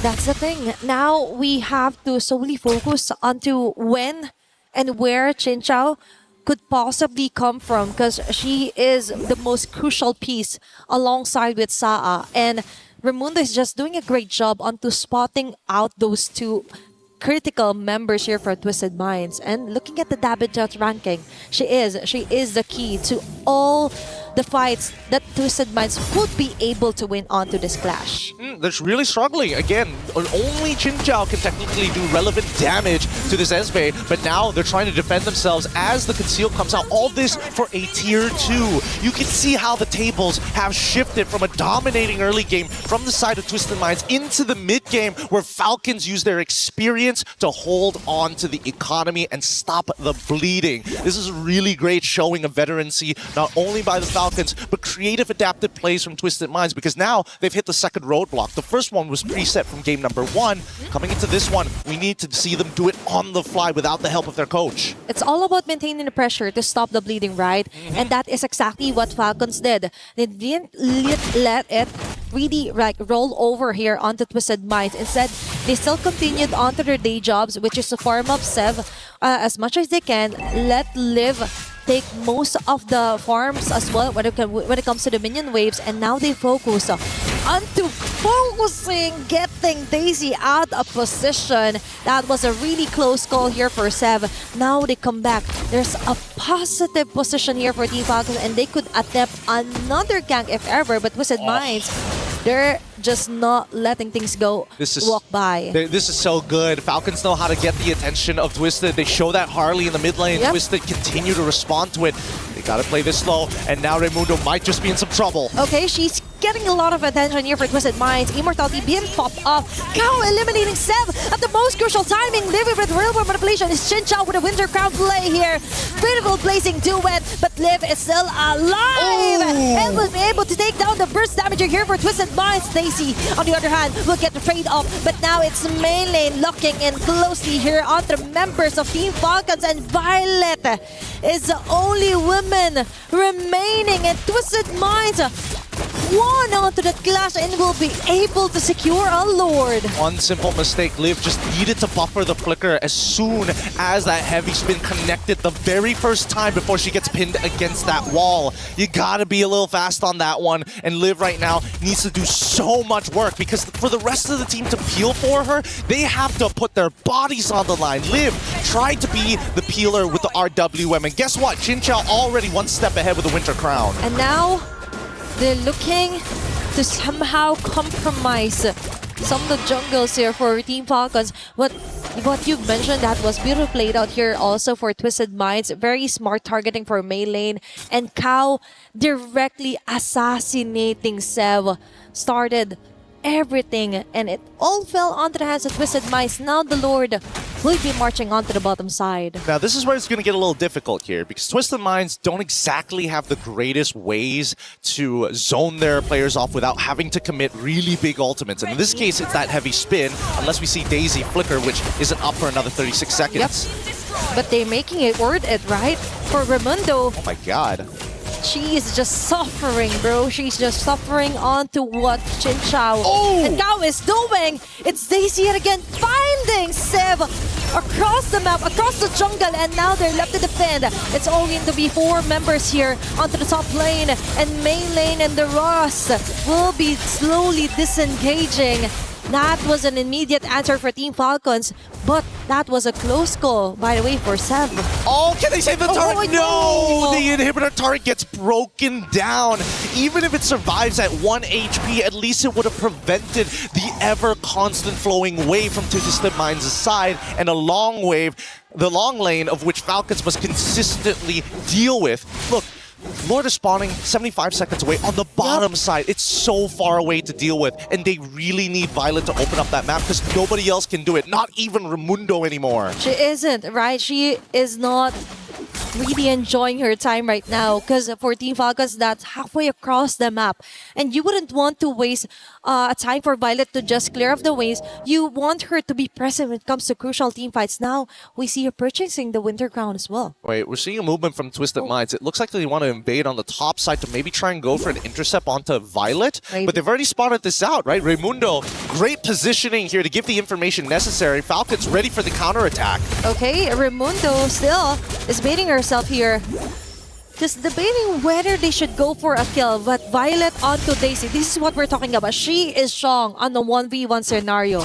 But if there were multiple members, that is a different case. So Team Falcons needs to be really careful onto sending Violet alone across the map. Falcons, again, that counterattack, had it happened at the 40-second mark of when the Lord was going to spawn, they probably would have their ults back up for when the Lord actually spawned to fight once more. But it's just too risky. It's 15-13 so far, and Twisted Minds, both sides are all at max build, with Twisted Minds with a little bit more economy to start item swapping in the middle of these fights. We'll see whether that's going to matter in just a little bit, because you can tell Falcons, they're the ones who have to press the charges. Twisted Minds, they can just wait. Look at that top wave. It's building up fast. Yep, they have the luxury to take things slow when it comes to this Lord take. And as we mentioned, it's always going to be a -1 here for Team Falcons just because of that base art being destroyed here for Twisted Minds. And now they commit. They saw that there are not a lot of members here for Team Falcons to try and contest this one out. It's Liv trying to fall back here with a free hit. And Violet with the Falling Storm will be able to hit Sa. But the process is going to be taking too long here for Team Falcons, but immediately get in with the kill. What a way to get off the Lord and get another kill. Xin Chao with their multi-tark rope. And a double kill here for the carry. Falcons have done it. They were able to get a Lord, a kill as well, and now they slowly make their way through the map. Genuinely beautifully played by Falcon's side. I thought maybe for sure that this was going to be a Lord for the side of Twisted Minds, but the target priority from Falcons in the middle of the scrum was just too much to deal with. And now, with the immortalities, they're looking for the end game as Daisy. They're going to have to recall. Yeah, it looks like they've accepted what's about to happen. And look at Levy, so far behind with the RWM ready to punish. Okay, they know it's going to be a jump here for Daisy. She's taking the risk. We'll be able to eliminate Raimundo, but the Lord is still full of HP. It's in Team Falcons focus fire onto the base and winning over this match onto a 2-0 sweep. From deadpan silence to all smiles on the side of the Falcons. What a difficult battle this had to be for the Twisted Minds. They were the ones who were leading the charge. They were the ones who were setting the tempo, but it was Falcons' experience and most importantly, their patience that got them through these hurdles. Definitely, now they rise as legends. Many had doubted them from the first day of MWI. Now they put their mark yet again as Indonesia's finest to stay here at MWI at EWC. Ooh. What a game. If this is what we're expecting from our very first series, I don't know what's in store for later on today. The quality is already going up, and we are seeing some high-level ideas being implemented here in MWI. Let's look at this replay one more time here at the end of this match when we were looking for that closing moments. Both Daisy and Sa desperately trying to not only clear this wave, but they needed to pull the Lord's attention. And unfortunately for the Falcons, they said, no, we will not let you aggro the Lord. We will not let you distract our minions. And they made sure, hey, we're not baiting this out. We're playing this good and honest. They're playing it right to their strengths. And the redemption now continues for the side of Team Falcons Indonesia. What a start here for our deciding match of the day. Let's throw it over to our interview up on stage.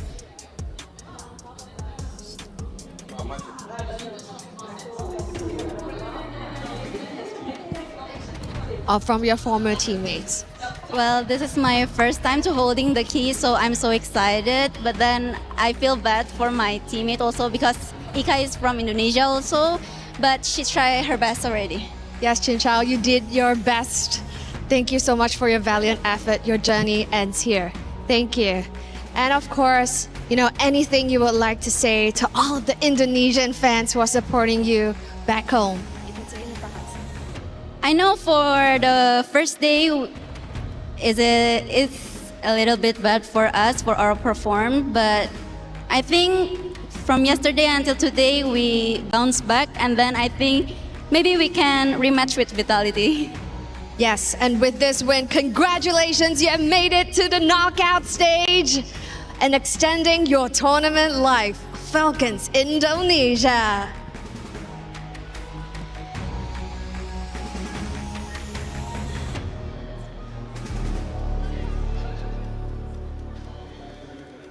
is time for that very important moment. We have a tradition here at the Esports World Cup. This is the key crushing. Congratulations again to Team Falcons, Indonesia, punching that ticket into the knockout phase. We gotta make sure we careful here. Stuff get real serious. Making sure that our key master lets you know exactly how it's done. Okay. We've seen the respect on stage, but at the end of the day, ladies and gentlemen, there can only be one when it comes to competition. Nothing is given, everything is earned. Oh my gosh. Yes, sir.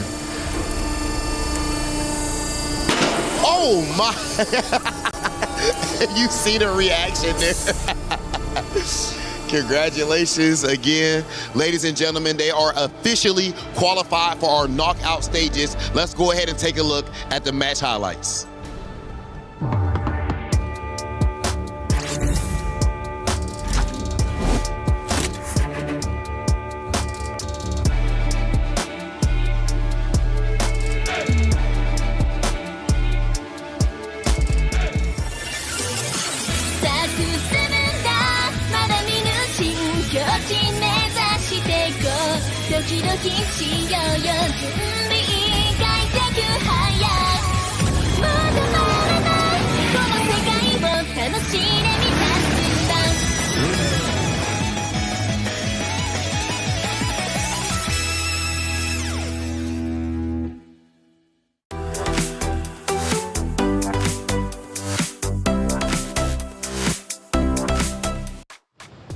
Well, the first key on day 3 has been crushed, and let me tell you, that key put up a fight. It was loud indeed, but at the end of the day, it's the reality of EWC. Twisted Minds, unfortunately, will not be progressing to the knockout stage, but for Team Falcons Indonesia, a clean sweep of 2-0 puts them in an excellent spot.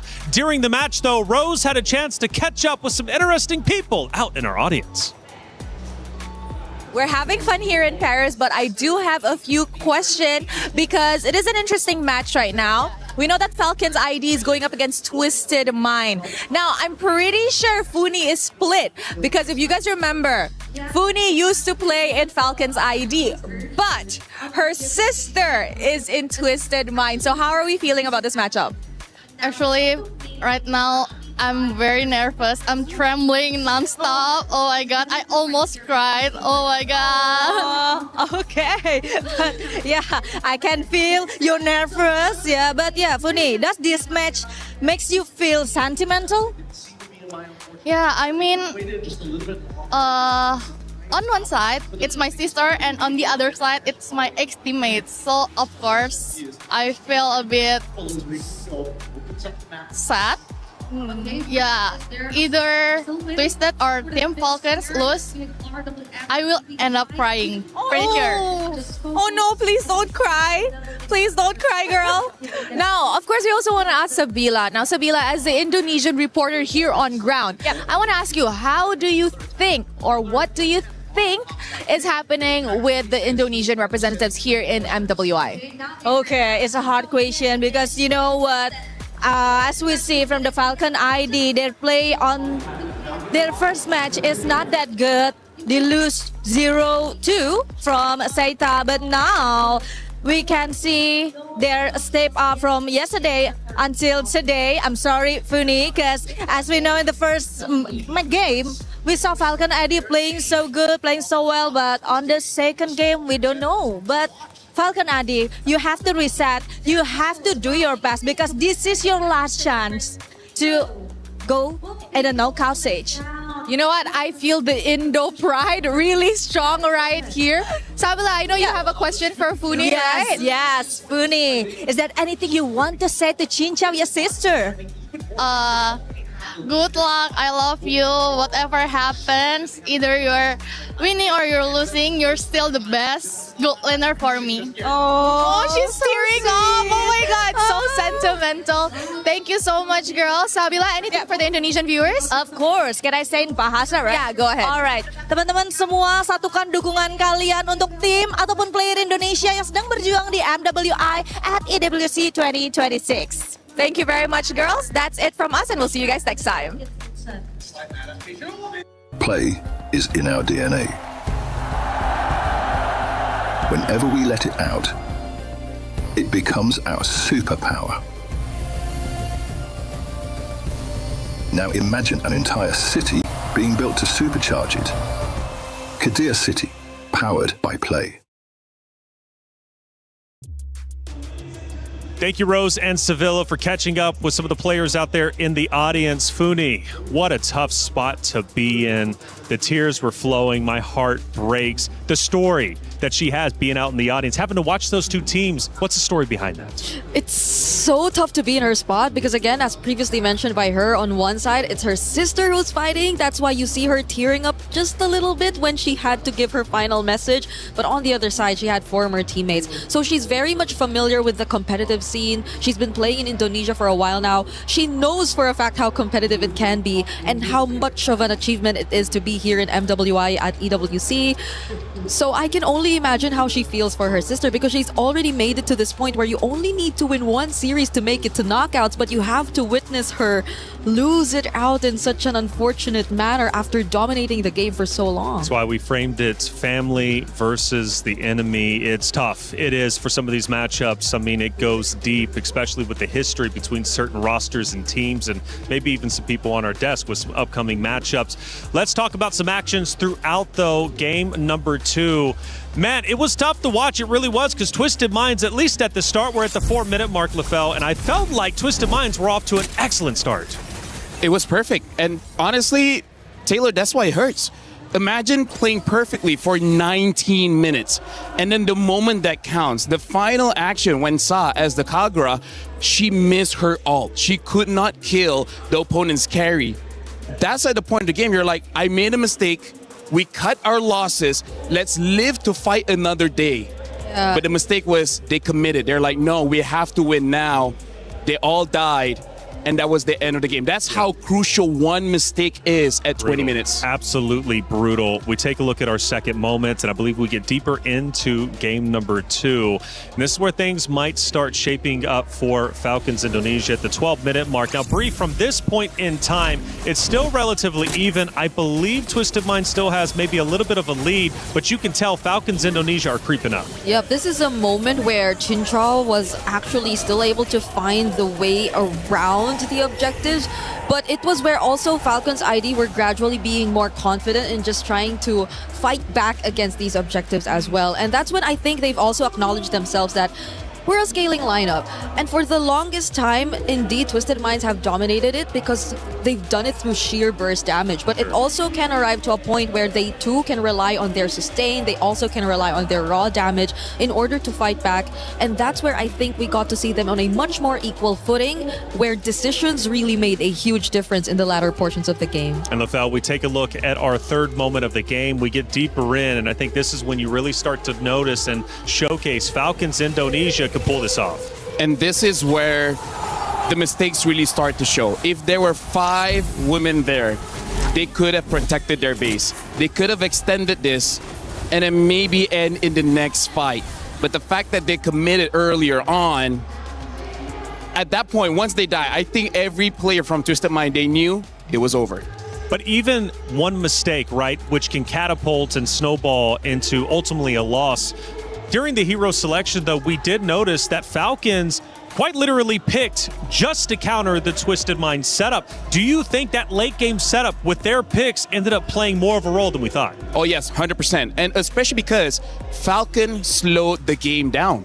Because Twisted Mind, they had a good advantage to just end the game early, but Falcon denied that. Eventually, Falcons got the items needed to finally fight back against Twisted Mind. So yes, Twisted Mind made a mistake, but we gotta give credit where credit is due. Falcons slowed it down so much, they came back. They did not be as reactive to what Twisted Minds were already doing across the map, and that's despite the Paquito leading up or actually having such a great time, even despite the matchup against an Esmeralda. That's why it also feels so frustrating for Daisy, because I believe it was unfavorable setup for her. She had a But perfect game. It was a perfect game for her nonetheless. Yeah, well, I got to say, it is heartbreaking for Twisted Minds, but that's how these tournaments go.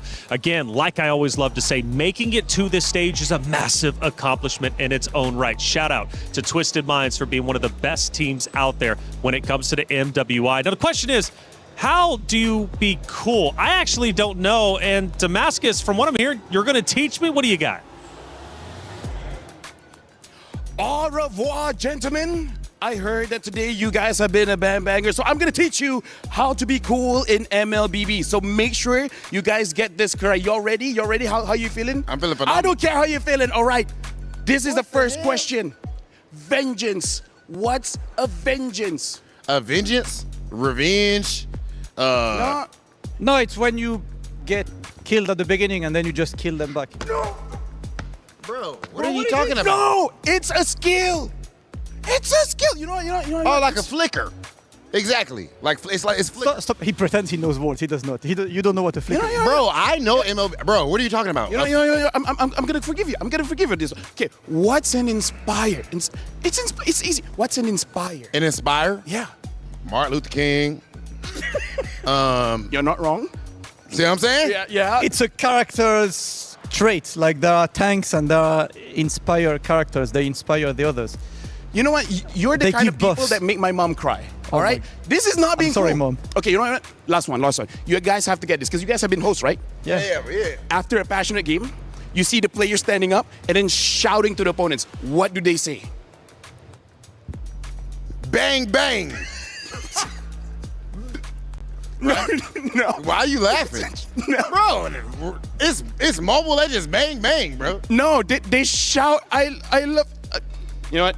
I'm done. You guys are hopeless. You know, I hope someone else can do this because I'm out. See, Bro, see you guys. See me on the gold lane, bro. See us in the gold lane, brother. Yeah. We gonna remember this when it's time for vengeance and we inspire on the gold lane.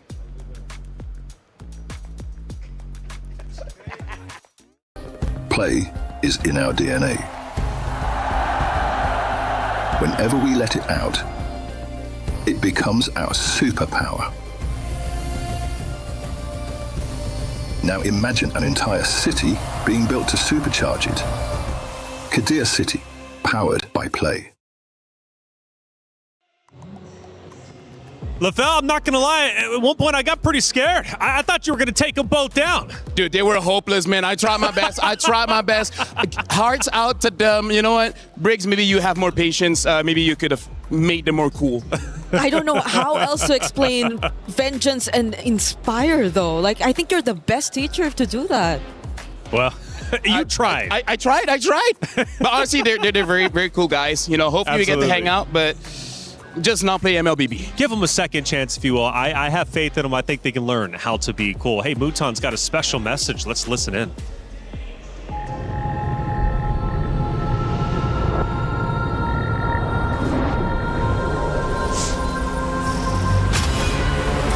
In the past, we were always in Asia. This year, we came to Paris. What stories are still left untold? Kami sudah membuktikannya, tapi ini baru permulaan. Tiada siapa akan ingat siapa nombor 2. We need the win. Bukan sekadar keinginan, tapi tekad. Hindi ang pag-abot sa tuktok ang pinakamahirap. Ang corona ang mahirap ipagtanggol. What happened last year became fuel for us this year. This time, we bring it to Paris and finish it. A new lineup, new chemistry, new fire. Once champions, not settling for podium finishes. World champions, defending MSC champions. As the final boss of MLBB, can anyone stop them? Names have been named, stars have risen, but now they need to show the world what it takes to rise above. This time, the world is bigger than ever.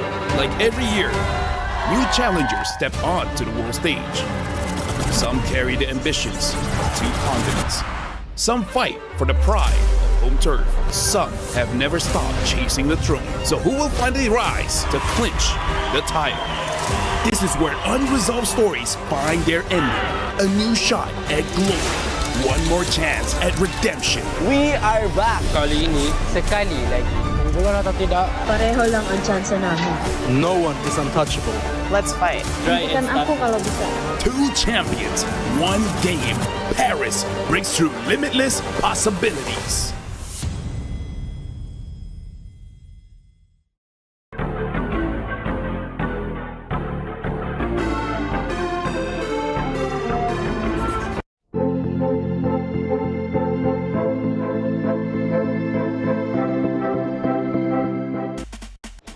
I don't know about you, but I'm pumped up not only for MWI, but MSC as well, taking place here in Paris, France at the Esports World Cup. LaFell, it's MLBB for like 3 of the 7 weeks. Oh, dude, I love MLBB. That's why I've been here for like 9 years now. I didn't know until someone asked me. I was like, I've been here for 9 years, bro. Yeah, I didn't even realize that it's been here for 10 years 10 already. years. Because just yesterday we celebrated their 10th anniversary. Yeah, she just hit 30.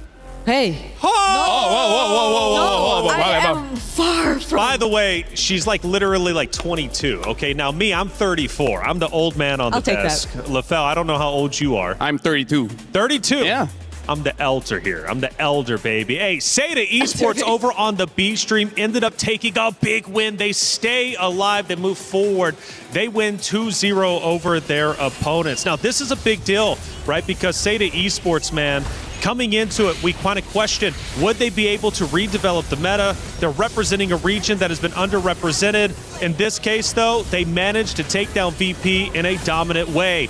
We'll keep you updated with all Stream B. One more matchup to go there, but we need to head to the stage with Cheryl and Rob.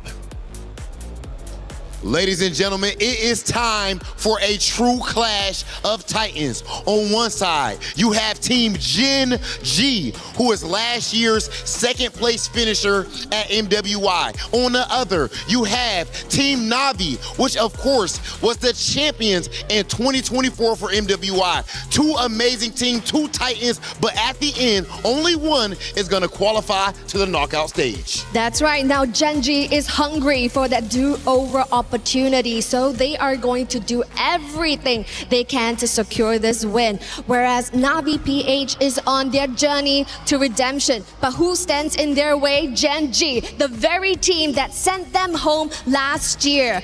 Two powerhouses that is seen here on stage, but only one ticket to the knockouts. Let's do it. Thank you, Cheryl in Hollywood. Rob TV, let's get it going. It's Gen G versus Navi, our second elimination match to move into the knockout stage. And this is a big one. It's a blockbuster matchup. You've got the 2025 EWC MWI runner-up of Gen G taking on the 2024 EWC MWI champions of Navi. This one means a lot, not only for the club championship race, but also for the history they both hold when it comes to the MWI. Yep, I cannot believe we might just see a replication of last year take place here in another elimination series simply because they meet yet again in the lower bracket where life is at stake. What if it just so happens to repeat? Because yesterday we saw that. Vitality swept Gen G all over again, similar to last year's grand finals. And now could they be the ones to send back Vitality or Navi home again? That's right, and you're obviously alluding to last year in the knockout stages. Navi ends up losing to then Gaming Gladiators, but now Gen G. This is a matchup of epic proportions. And for Gen G, they might not want revenge on Navi. They don't need it. They've already beat them before. However, they want revenge on Vitality. They want the championship. They fell just short last year. They want the main stage. But did they show enough yesterday to prove that they could beat this Navi roster? I gotta say, I'm pretty nervous for this one. I'm guessing Brigida as well. You know, it's her home country, and for me, my sister's playing on Gen G, so hopefully they do very well. I feel like Gen G, they have this pride. They have this ego where they're really like, I don't care who you are. I just want to be the best. And the fact that they lost against Vitality might be dangerous for Na'Vi because Na'Vi is the one that has to go through their wrath. Yeah, and I think even in interviews, it reflects so much that they had a change in mindset even. Because even Ashley, in terms of her character, she no longer really wants to compete for the title Mother of Tanks. It's more of her being want to be known for something else. And I think every single time they go up on stage, you tend to just realize how much they've matured because they're just after the wins. Now, as we get into our pick and bans, something to note, Na'Vi has an extremely deep hero pick pool. 22 unique heroes in this tournament. We're talking debut picks of Chip, Masha, Bauman. They know how to play around different team comps, and we're about to see a little bit of that now. It's a deep hero pool, but I think very limited have worked for them. There seem to have been more strategies that fit best of one type of situations rather than best of threes. Honestly, like their hero pool is deep, honestly, because of that. They could not figure out what works. So they tried this, didn't work out. Now they try something else, didn't work out. I gotta tell you, Brigitte, Mirai is kind of like a talent manager. Right? Because we want to get into the studio, right? Imagine if we didn't have our tags, right? She has to be the one showing her tags so that we can all go in. A lot of teams have defeated Na'Vi by taking Mirai out first. So without her, no one from Na'Vi could advance forward. So I wonder if Gen G will use this information to take her out. I believe that's one of the reasons why they pick up the Belleric first. Because with the Belleric, Na'Vi won their very first game yesterday. And now, I gotta say, Bricks, this is already an anti-tank meta, anti-tank lineup coming in from Gen G. Bring out the Lilia as well as the carry. Yep, and it's great ways to punish. If ever Na'Vi do overextend or put themselves in positions that are not favorable for them, but could they be playing it differently this time? It's a Freya XP and a Granger that might just want to be a bit more safe because you have distance, you have range, but the Granger isn't the most meta of gold laners currently. In this situation, it's not too bad because out of every mage in the game, Lilia has one of the lowest HP pools, so it's easier for you to stack up on the Sky Piercer. Yeah, and it seems like they just want a different route in the gold lane matchup. I'm not so sure the route is okay or not. Let me be very clear because Na'Vi, every single game they play, they change the strategy. They play global ban without playing global ban. Yeah, this is why I think even a lot of us are really searching for that identity of what does really comprise of Na'Vi. What does Na'Vi I have the answer. Establish in terms of their identity? Honestly, their identity is number one, help out the mid duo first. That's step number one. They need to survive. Mirai is such a playmaker. And then number two, get not Ayanami on a hero like a Masha, like a Benedetta, like an Esmeralda, someone that can dive all the way deep into enemy territories and take down their damage dealer. She might die. Honestly, she might die. Okay. But the team is okay with that. So it's more of a glass cannon situation for Kamikaze all the way. All right. Because I think a lot of times too, whenever we see Na'Vi on the defense, it's not like their gold laner or mid laner really goes down. It's just that they're forced to play from behind because their frontliners are always being punished or taken out every single time, which in this scenario hopefully is not just Mirai, because Keishi did pick up the Baksha anyway. Yep, let's look at the bans here, by the way. Gen G already banned out 2 EXP laners, ban out the Paquito as well as the Phoveus, and then 2 roamers here with the Atlas as well as the Matilda. Na'Vi finish out their bans, Marcel, Hirara, Esmeralda, Akai, as well as the Sora. So they're really targeting Arya as well as potentially a tank jungle from Rui, bringing in that Akai. I think that's a very good idea, kind of forcing out Gen G to use a damage dealer in the jungle, which I gotta tell you, it doesn't look like a very good assassin jungle matchup here. If they have a Bellman, Gen G might survive this draft. Yeah.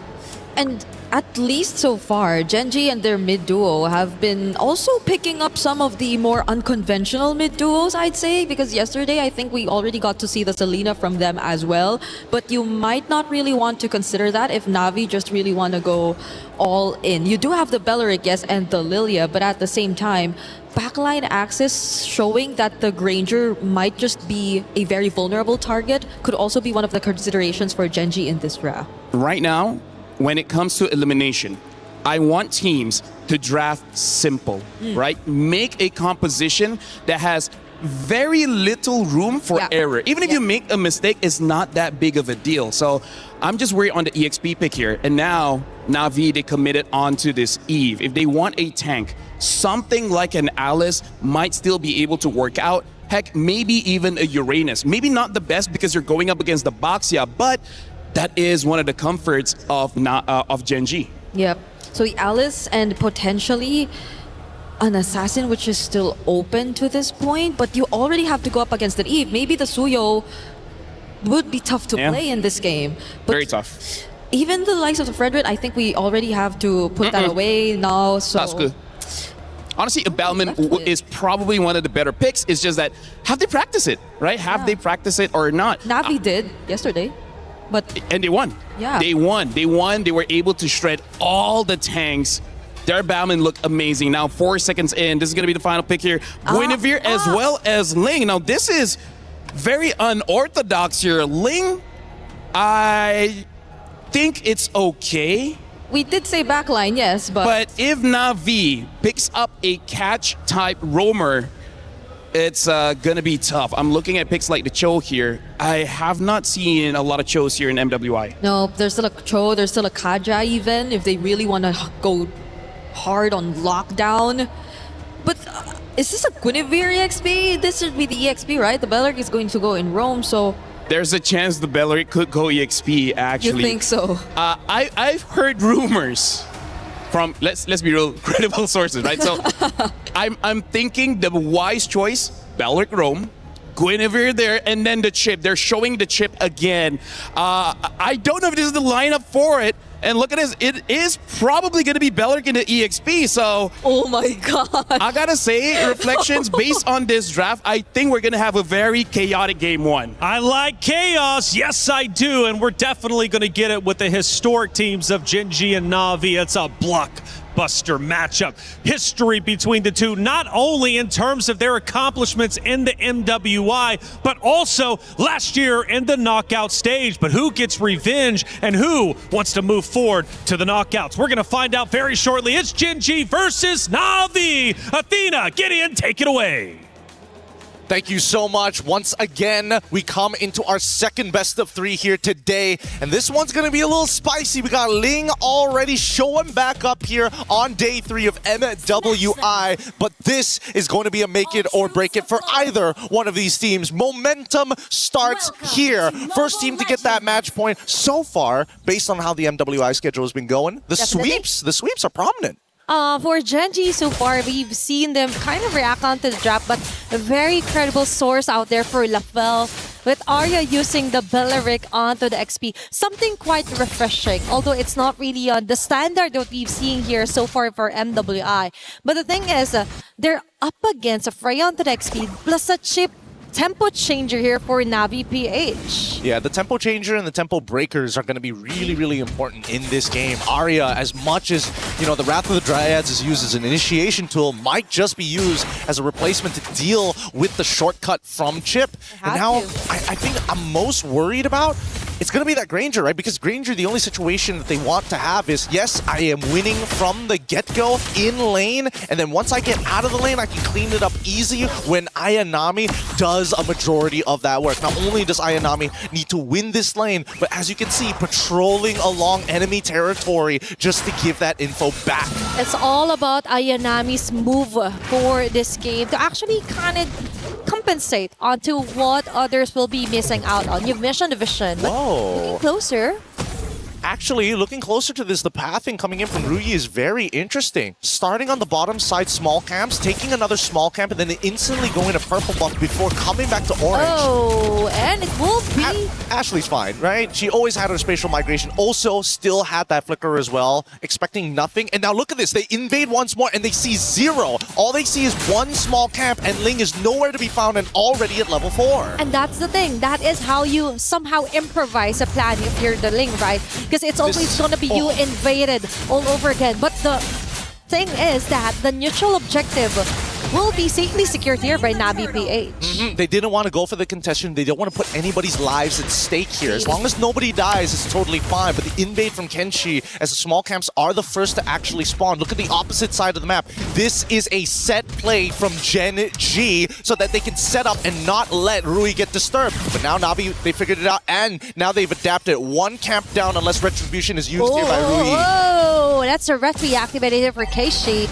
We're trying to run away, but as you've mentioned, it's all about navigating the jungle safely for now, right? For Gen G. It's preventing Mirai from finding the right target, which is actually Rui. And right on cue, it's going to be shortcut activated. And as I mentioned, it's going to be forcing out the Tempest of Blades here for Rui. Tempest of Blades right there, going in. Is going to be Rain with the RWM, not Ayanami, going wild. There are not a lot of kills. Actually, 0 kills at all from that initiation. It's just a purple buff being contested. And that's bad enough, especially when you're on a Ling. Ruyi will have a little bit of downtime and doesn't necessarily have enough energy to go back and forth between lanes to search out for these finishing kills. However, not Ayanami has done a very good job of relaying the information. A great play from Navi PH, finding the little pockets of space in enemy territory, figuring out what Gen G were trying to do with the jungle path. Plus, it's a good idea also to kind of brute force her way, especially Ashley didn't get her ulti at time, right? When the purple buff was kind of contested. Now we see some reactions all over the map here, some visions for Mirai as well.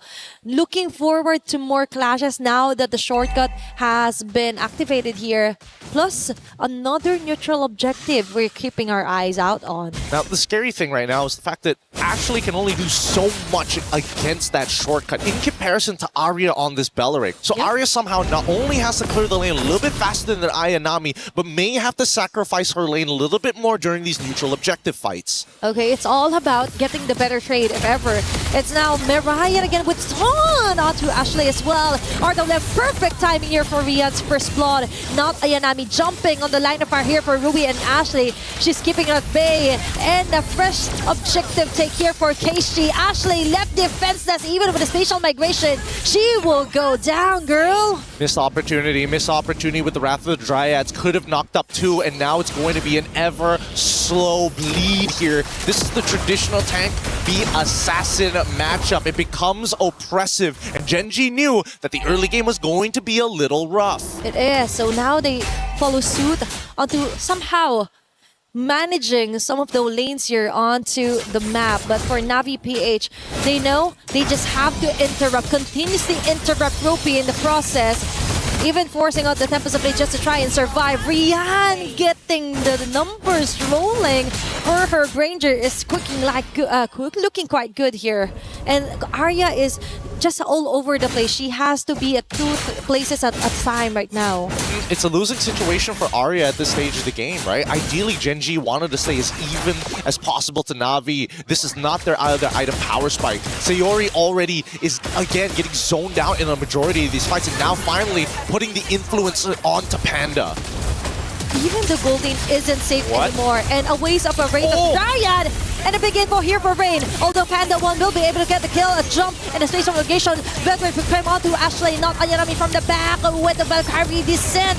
Ensures a double kill. Might go for the triple, but Sayori flickers just in time to escape the rat here from Navi PH. Rui being cornered out. Things are not looking good. The 3 women here targeting her, continuously hunting her down. A turret in the process taken down as well by Navi PH. Oh, and look at that. I just love the protocols that I'm I'm seeing from Navi PH. They're like, even if we do give up that space, let's double check it again. And Mirai coming in to join this fight doesn't have the shortcut, but is enough to show presence. And now the rest of Gen G must contest. Okay, Ashley, with a good entry point, but the damage just isn't there yet. They need to find a way to relieve some of the pressure, but without thinking so, now the last turtle for this round obviously might go on to the hands of Navi PH. Arya, though, she wants to contest it. Round of the Riot, perfect timing! And a clutch steal home for Ruby. Rain with the RWM, but Gen G manages to get out of the way. Ruby with attempt to blaze, just one blade that she actually got off,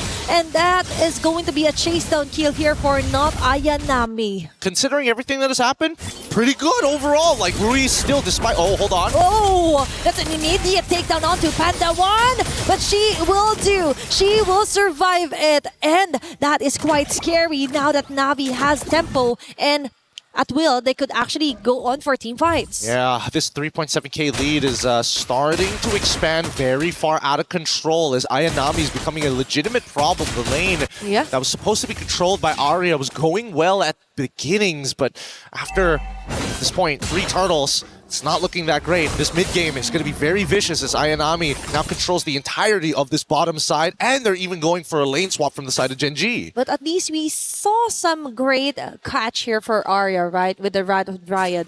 But the thing is, you mentioned the gold lead was quite onto the side of Navi PH. So with that said, they have to be really careful onto where they will be sending at Panda. And right at you, he just purchased her a golden staff together with the corrosion side. Now we kinda get some action or little bits of damages coming in from Gen G if ever, but still, it's a never-ending deny and somehow vision here onto the purple buff. But now Rui finally gets the purple buff, but in the process, it's not Ayanami doing their job, taking down turret after turret. Again, Navi PH, they come in, they say, you know what, let's give them a forked option. In chess terms, is putting 2 pieces under threat at the same time. And unfortunately for Gen G, they must only pick one. They chose the purple buff, they sacrificed their T2 because of that, and Ayanami is having the time of her life. Panda on the opposite side. The last hope here for the late game for Gen G. They're going to need a lot of time for Panda to get to where they need to be because of how much pressure and most importantly,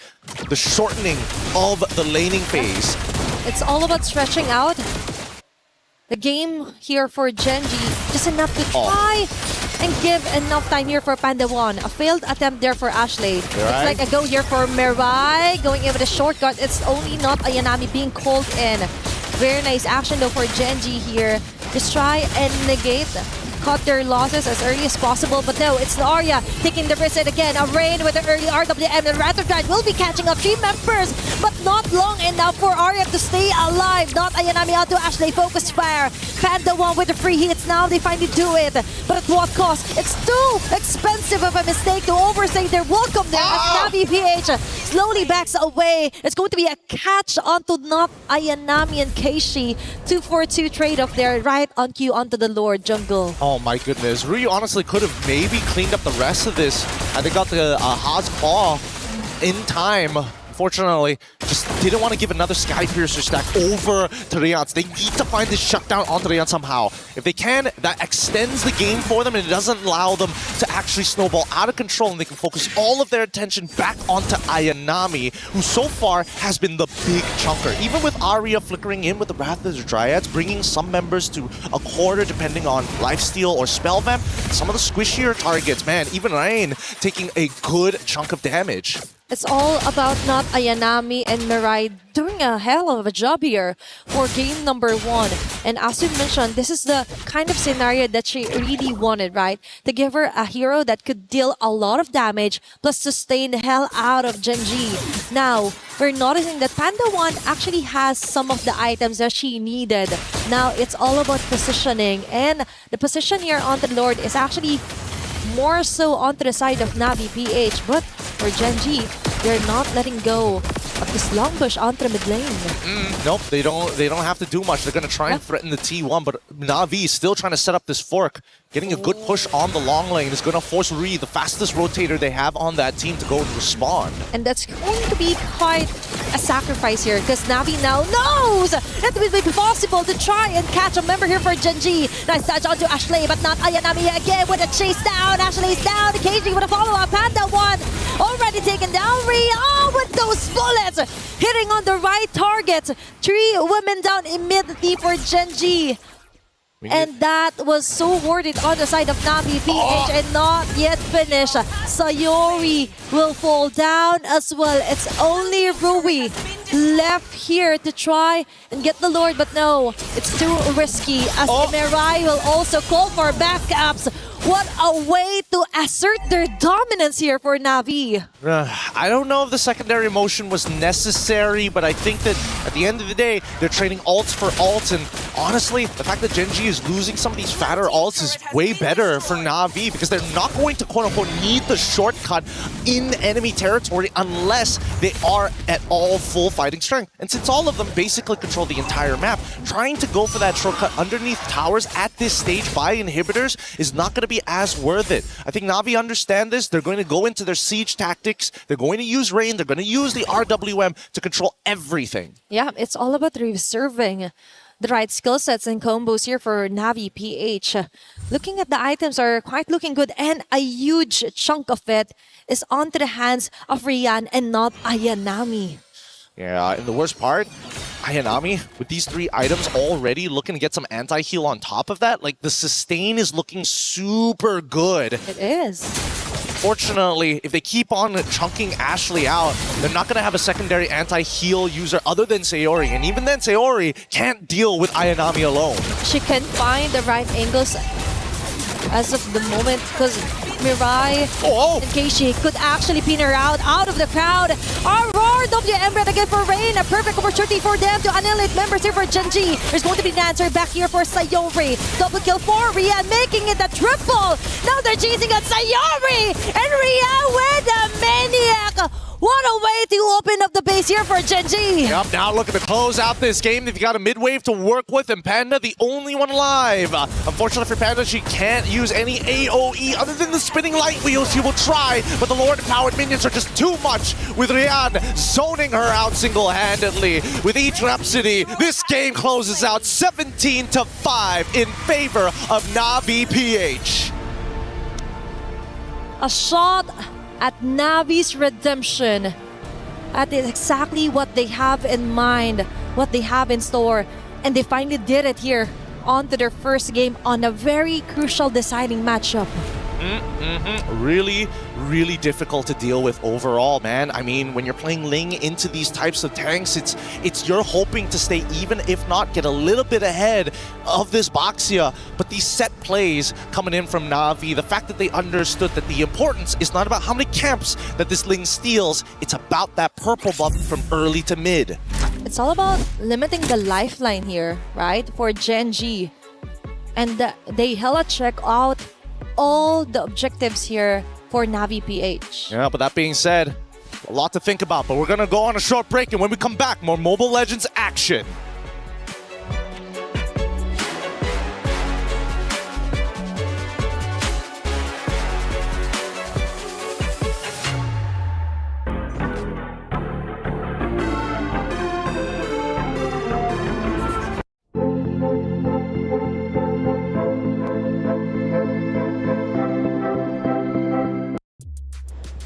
Na'Vi takes map number 1 to put Genji at risk of having their key crushed. But Genji, they've been here before. They know what it is to have the pressure elevated. Let's see if they can come back. Hey, welcome back into our studio. I'm Taylor Reflections Noble, joined by, of course, Brigitte Lefel. Good to see you two once again.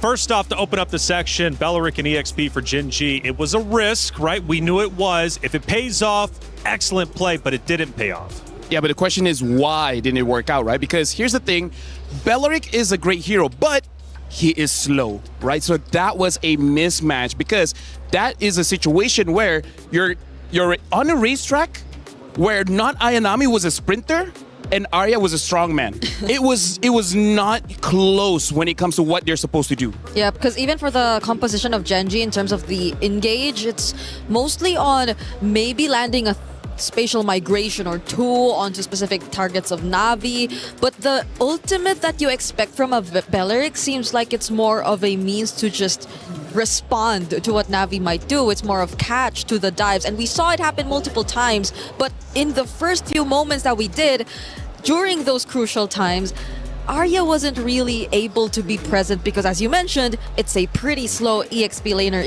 if you're expecting a response from. And we have a couple of big moments from that map number one. We take a look at least at our first one. Now, one of the things, Lefel, you were educating me on, Gen.G, early game. Right now, they just want to stall. They want to get into that late game because of the hero composition.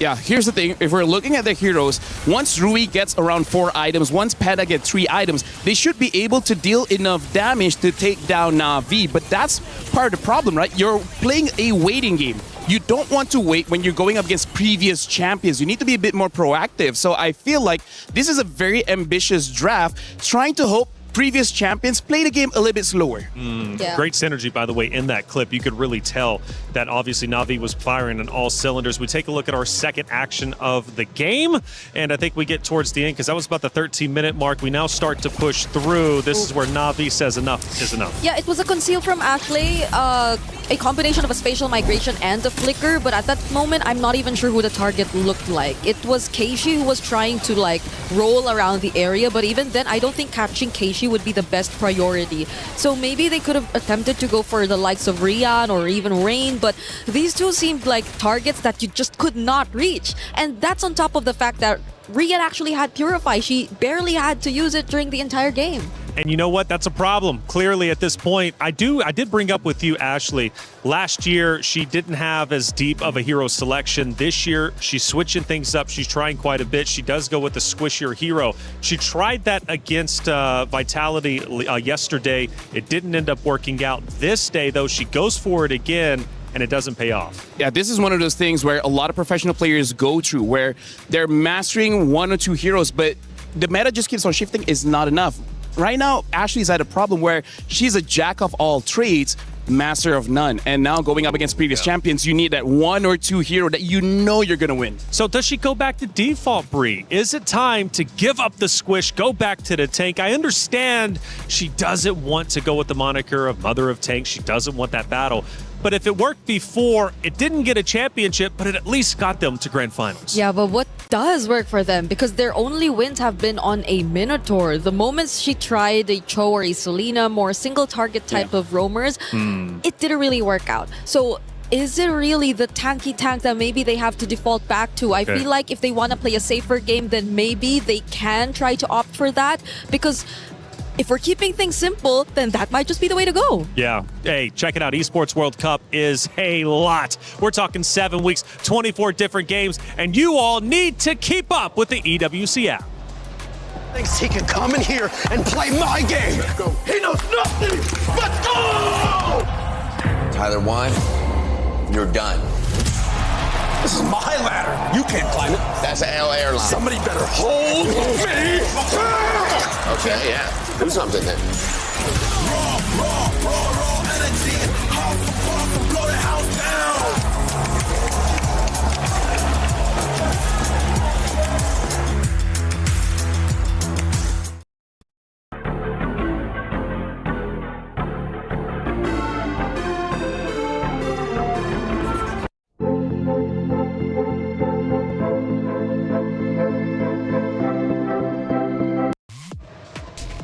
Leaving off into the EWC app, we were discussing Ashley on the tank, going with more of the squishier heroes. I question, of course, should she go back to default? Bree, you gave your answer. Lefel, you also want to give your own.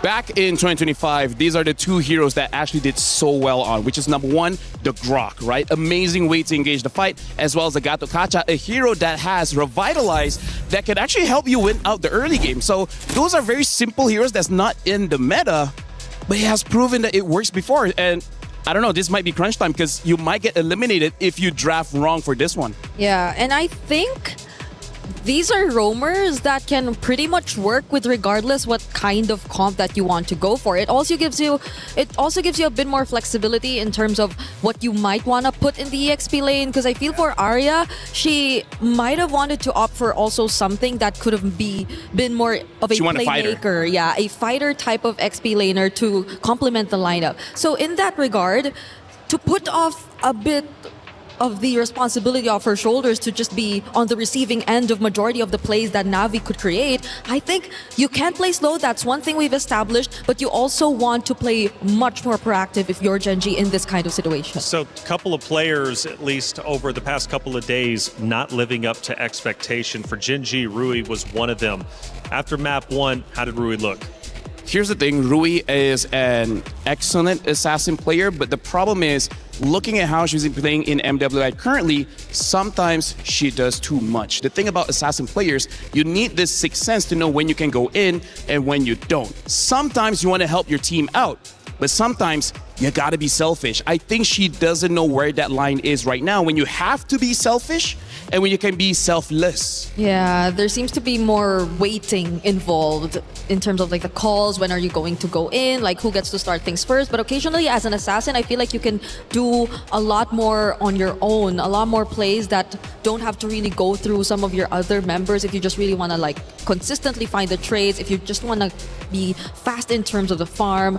But let's see if they actually try to address that issue heading into game number 2. They're going to have to. I mean, you got 5 players, and sometimes you need a dedicated IGL or a vocal figurehead to let you know when it's time to get aggressive or pull back. And in this case, Rui could clearly benefit from that. Who is the IGL for Gen G, and who should be the shot caller and truly be leading the charge here? Because Ashley gets a lot of attention, but who else could be vocal? Usually it's Arya, because Arya, she is honestly she did the job of Ashley before. She's a roamer, and even on the national team when playing SEA Games, she got the gold medal as a roamer, as a tank main. So part of the reason why she used Bellic on the EXP. So if Ashley is not having a good time, the weight goes over to Arya's shoulders as the one making the calls, making the decisions. Yep. We saw that in game number 1 too. I think there were a couple instances where Arya just decided to go in, try to find a setup with a flicker, Wrath of Dryad on the Belleric, but the question remains of whether or not Gen G were already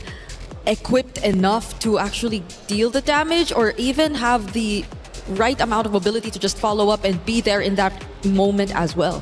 What does it mean for Na'Vi right now? They're up 1-0. They're about to potentially defeat the very team that knocked them out of MWI last year. Na'Vi hasn't been in the winner's circle since 2024. To now be at the precipice of righting their wrongs, defeating their boogeyman, they got to lock in. I think it means a lot for them because based on what they've been able to show us in the first 2 days, you could say have not been meeting as much expectations. They have been playing a relatively slower game to what you expect from former champions of the first ever MWI, and they had some changes, yes, but I don't think we're able to see the full potential of these roster changes just yet.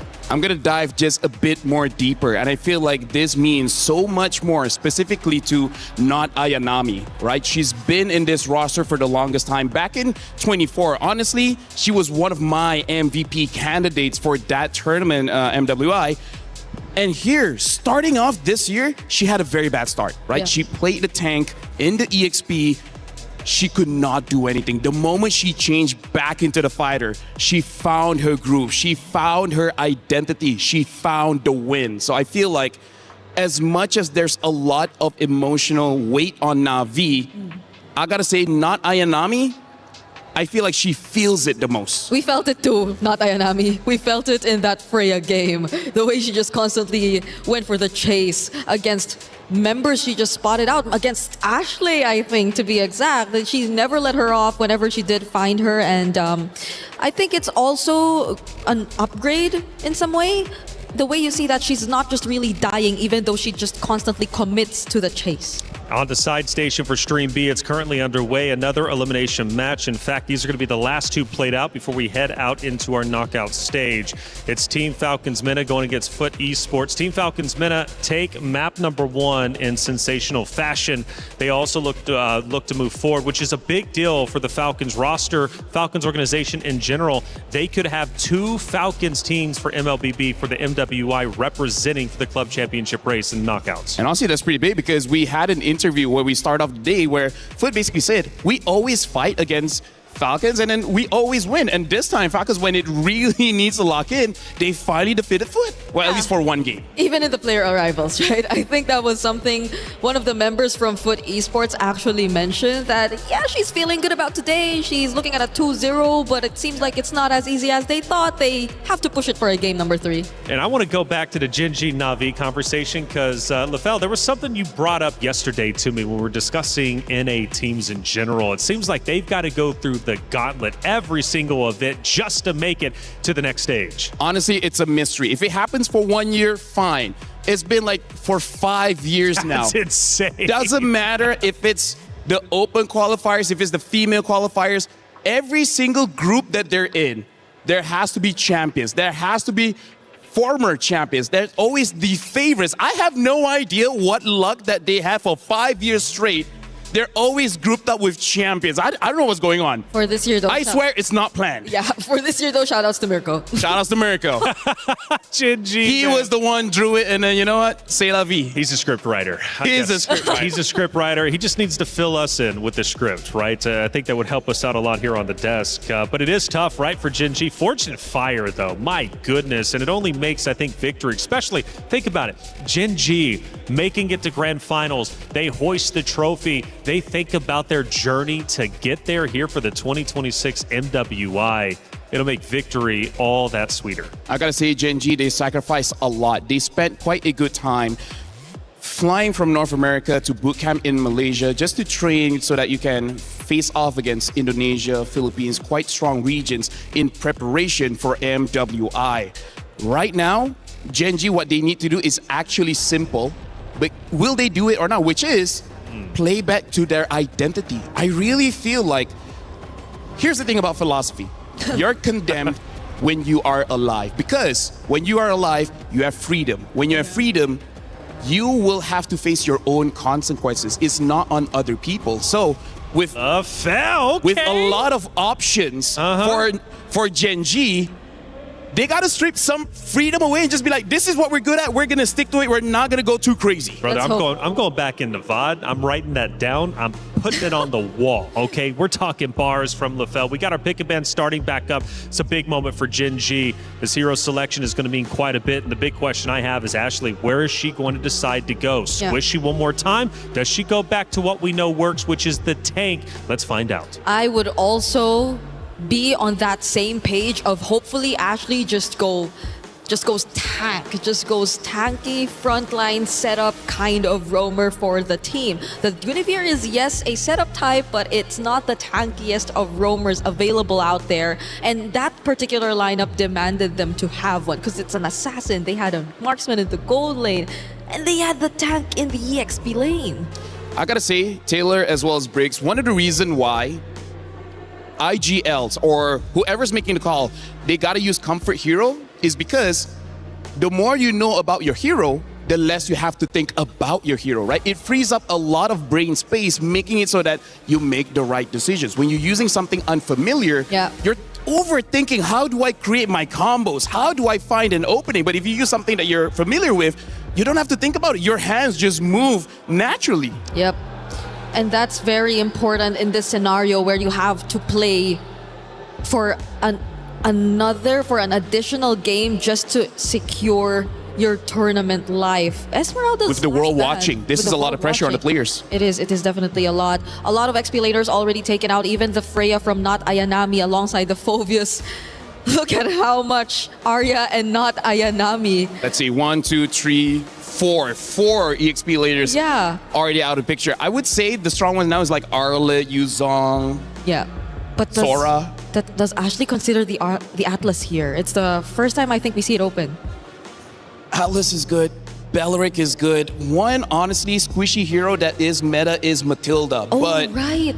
we'll see whether they pick it up. They go for the Valentina. This is, in my opinion, Briggs, very risky. I think they're picking up this Valentina to potentially deny an early Sora pick coming in from Na'Vi. But this gives Na'Vi that Belleric, and Mirai has been able to use the Belleric very well. I agree.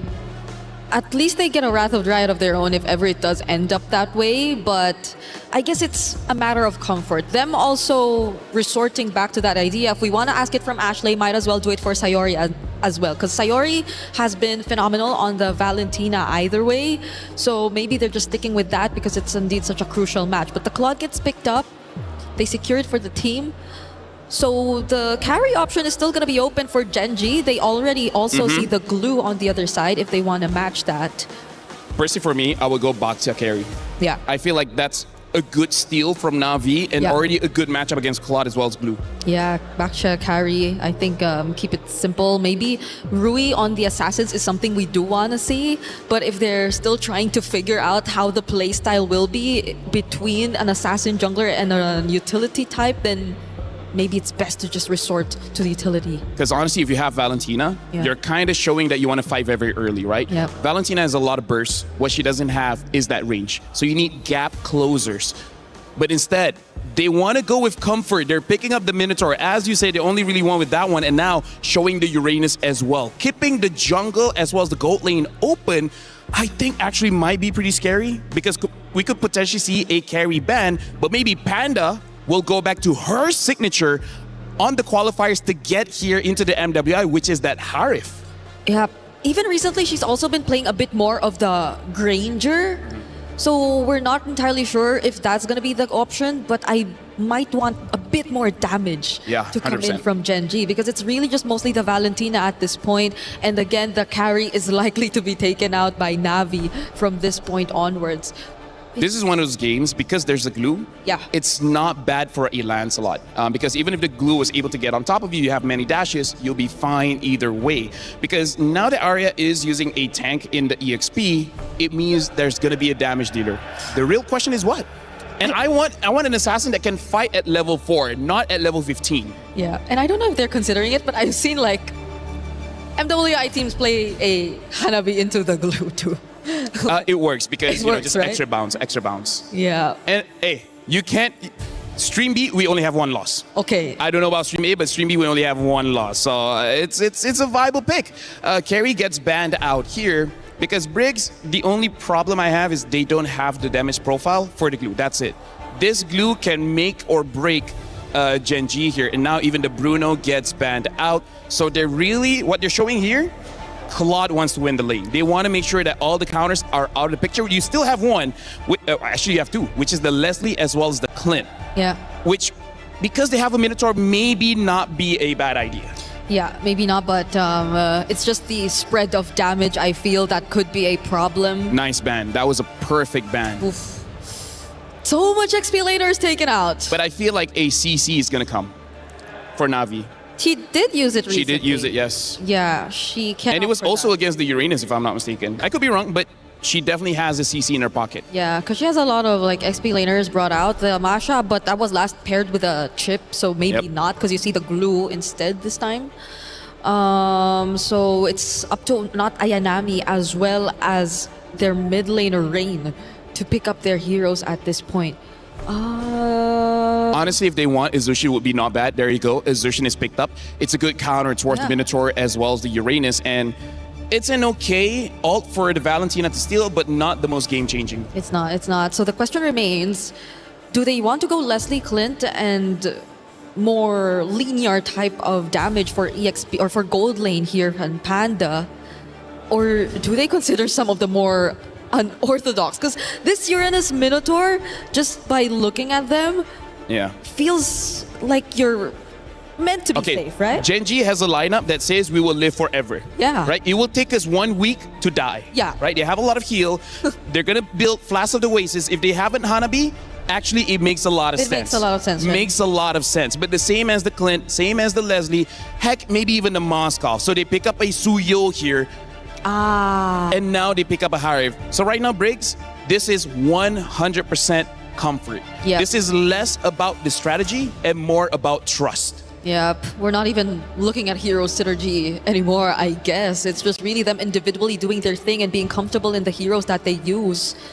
So it's just the EXP lane for not Ayanami that we're looking at. Majority have been taken out. CC is still there. The Fove is also gone. Technically, you can go for something like a Lapu as well. There are a few options. I feel like CC is the most right. But if you want to dive, there's still the Lapu. Maybe not the Yuuzhan because there's a Valentina, but... I think she would be brave enough to try, honestly. So they pick up an Alice. So it's going to be a dead lane in the EXP. But during the team fights, look at all the AoE coming in from Na'Vi. Na'Vi is looking pretty good. I gotta say, Taylor, Gen G, they're putting a lot of trust on the individual players here. And I'm okay with that. You know, you just took a heavy loss. You know that your key is at risk of being crushed. What do?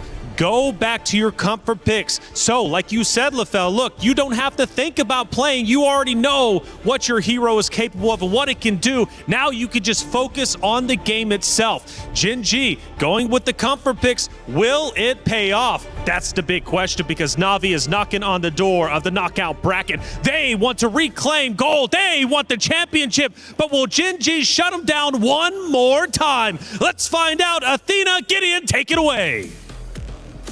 Match point here, and Gen G trying to find the equalizer to turn it into the game 3. So far, Na'Vi PH has been playing real good, but this draft has been interesting. When you thought they were not going to give a good ultimate to Valentina, right at the very end, they get the Throne of Ruin. Okay, that took quite of a U-turn here for the draft for Na'Vi. But for Gen G, that is quite fortunate, right? You finally get something that is very useful in terms of flashes for Sayori. And speaking of the comforts as well, sticking to what you know best, even with your eyes closed.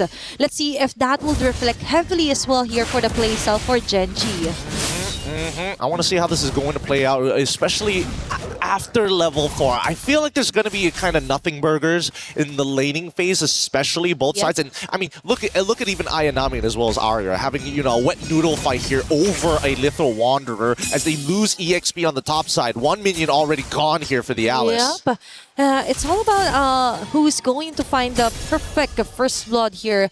And as you mentioned, we're not gonna be seeing a lot of team fights yet, or even 1v1s here for not Ayanami and Arya. It's all about roaming around and giving vision and assistance if whenever needed here for Na'Vi and Gen G. It's about controlling the wave, but most importantly, it's about maintaining the tempo. Both compositions kind of want to play the fights really, really slow. They're looking for the high-impact engages. An early rapid boots here from Mariah as we see the gank on top. Okay, that's going to be somewhat of a vision, but not really enough to get the first blood. We might see that on the body of Panda, but great assistance there for Ashley. Now, in a few seconds, it's going to be the turtle up in the mix, and it's Mirai finding her way already here to try and predict things on where members of Gen G will be focusing their lots for. They did lose a little bit of tempo off of this. Mirai have to reposition as they're looking for the right targets. And in this case, it's going to be Rui. Mirai did this the last time, right? Made Rui's life really, really difficult. But now that Rain is level 4, look at the positions. Okay, it's Arya onto the backside. That took too much. And it gave Keishi the perfect first blood. Rain with a Force Crimson Beacon. And assistance with a not Ayanami, resulting onto a kill. That's 2 members down. XP and Room, immediate takedown for Gen G. The chain CC was just a little too good. Arya couldn't even get her ult off in time. And now you see Rain down on the bottom side, getting hit by the gank. Okay, Rui, go for the follow-up. Rian dashes out right in time. Now it's 4 members chasing them down. It's Rui being cornered out. What a commitment here for Na'Vi, and even with a slam down spread and a grab, it all interconnects and results onto a kill for Na'Vi. They weren't able to find the trade. This is great for Mirai. Again, the battle spell difference creating this tempo, and now the dive. Okay, they're forcing out a way to shut down Panda 1 as fast as they can. It's Mirai, even tanking up most of the turret damages. Oh boy, the shield from downtown right right at max distance as well, and Sayori finally gets the Throne of Ruin as Arya looks to maintain control over that top side, but there's an interception about to happen. Keishi could punish this, and that concentration isn't going to be enough. Look, the anti-heal, Arya cannot tank the damage. Oh my gosh. This is kind of heartbreaking, especially for Arya. To be punished like this onto the early parts of the game.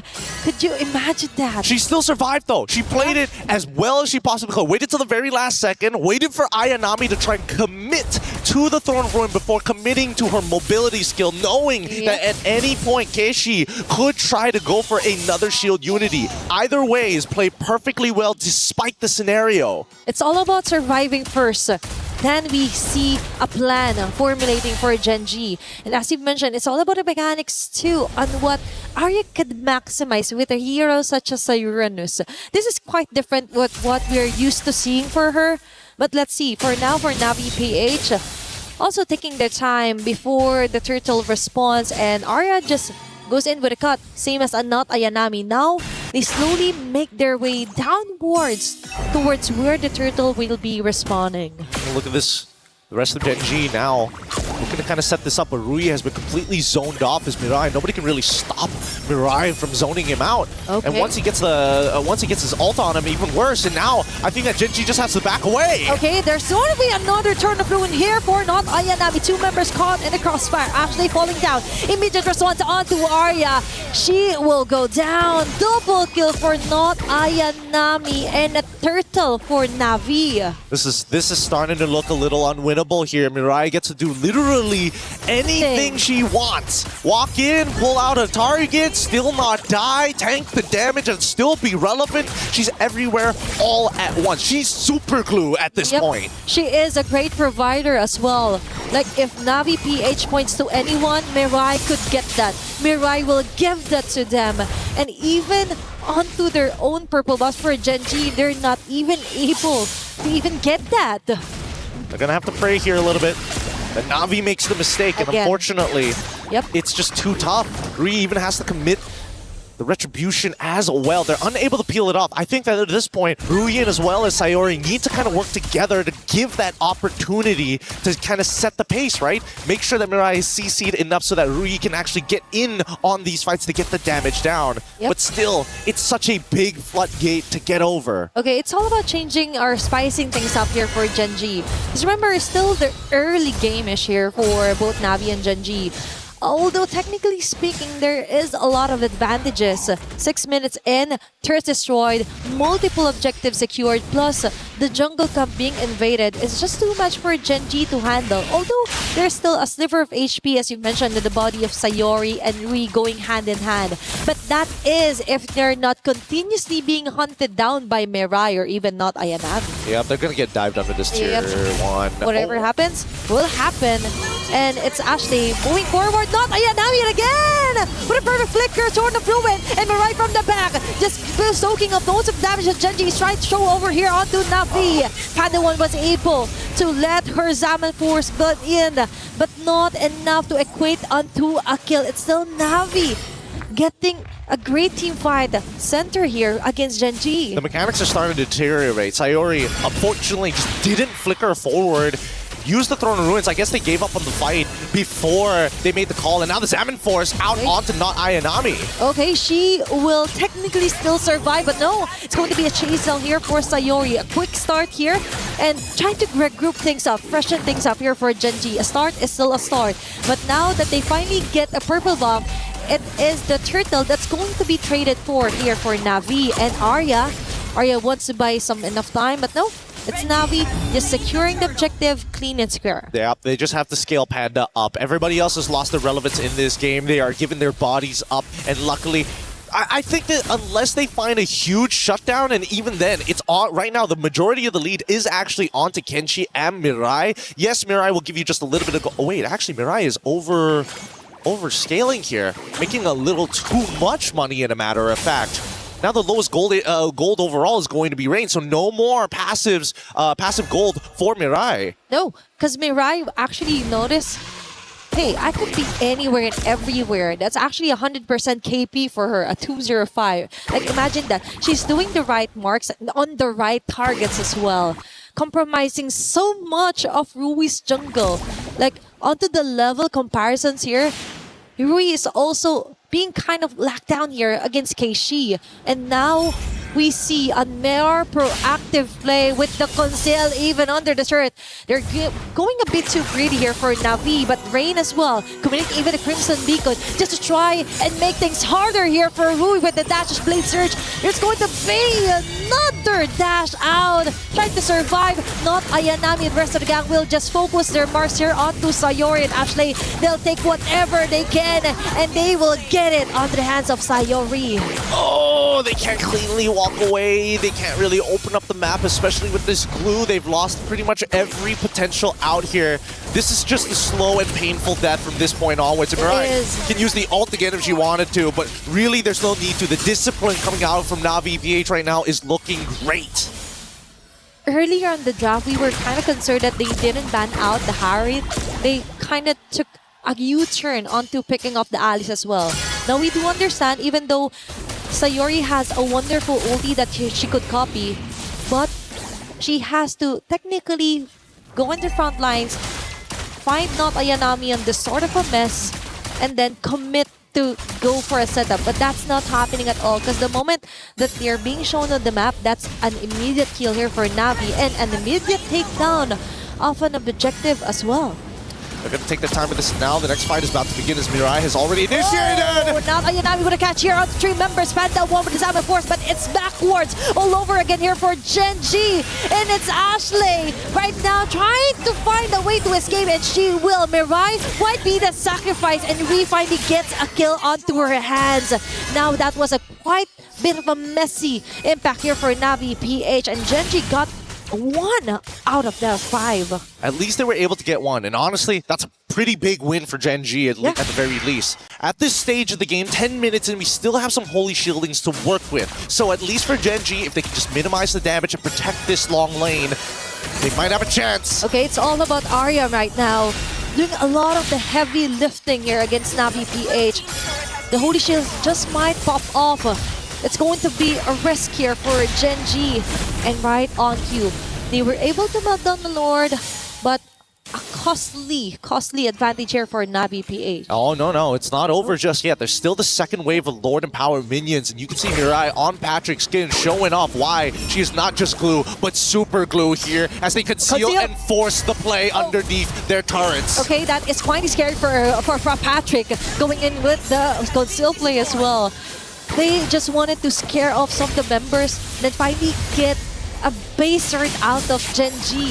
Now Sayori is forced to somehow copy the Crimson Beacon for extra survivability if ever Navi decides to jump in onto the clash. And honestly, I think that Genji could have taken advantage of the fact that they were going for the conceal, right? Because they should be aware that the battle spells of both Mirai as well as Ayanami were still on cooldown. So there was technically no way for them to catch them off guard. Yeah. Everything would have been telegraphed from the Throne of Ruins, or just Glue being, concealed and walking up to you. Now, with the Radiant Armor already purchased on top of everything that they have, right? The Glowing Wand, Cursed Helm, Panda has got to be careful. Without that Salmon Force to maintain those shields, naturally, without the Chrono Dash, she will burn. And definitely that's the next target here for Navi PH. You mentioned about the timing of the battle spell, so someone has to keep track of that for Genji. That is quite the opening, actually. The small opening, but still, that is somewhat of a win if ever they be able to time those timings or the battle spells out of Navi PH. Now, they're slowly making their way.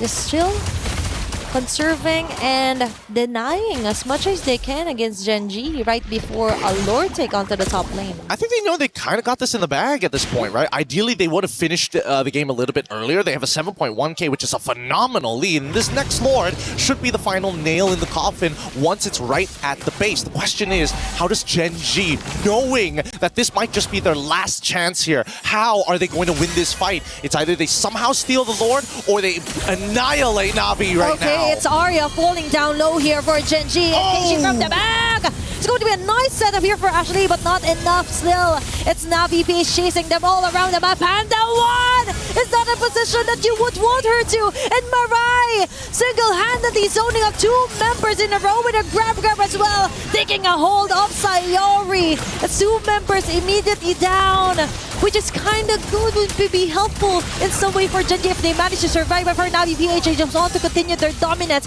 targeting Arya in the process. And there's going to be a land of stones. There stacks as well, enough to totally tore her down.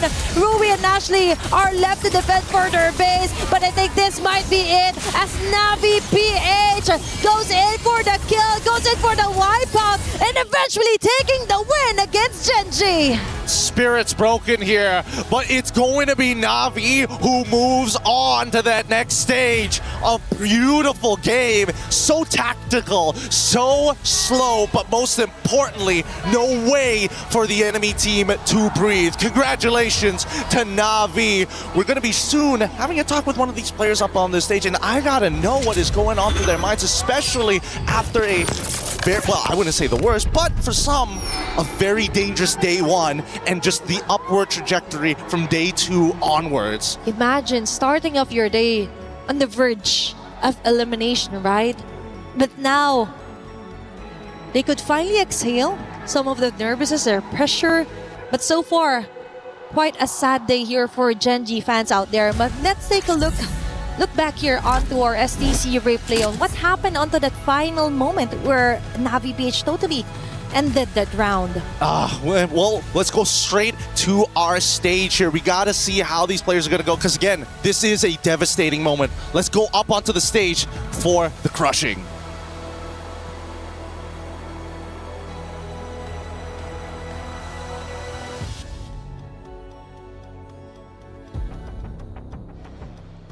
Now, Ashley, hand on over your tournament key over to Navi. Thank you so much. You fought valiantly, and your journey ends here at MWI. Thank you. Ladies and gentlemen, and that was the exit right here for Gen G. Now, heartiest congratulations to Navi Philippines. You guys have clocked that ticket to the knockout stage.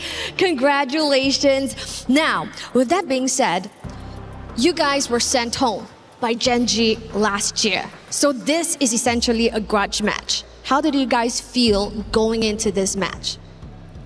I think this time it's our revenge for them because we lost against them last MWI, and I think my teammates were so confident then we can beat Genji.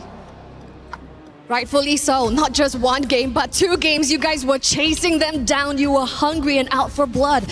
Now, of course, the day is still young because we still have another elimination match coming up for the knockout stage. And you might potentially see Geltech or Team Ray Young. Who do you think you might be meeting there?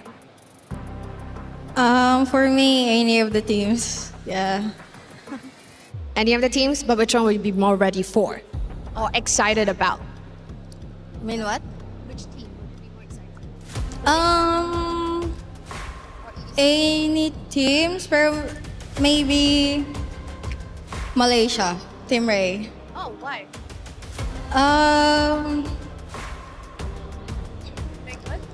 I think we play good against them.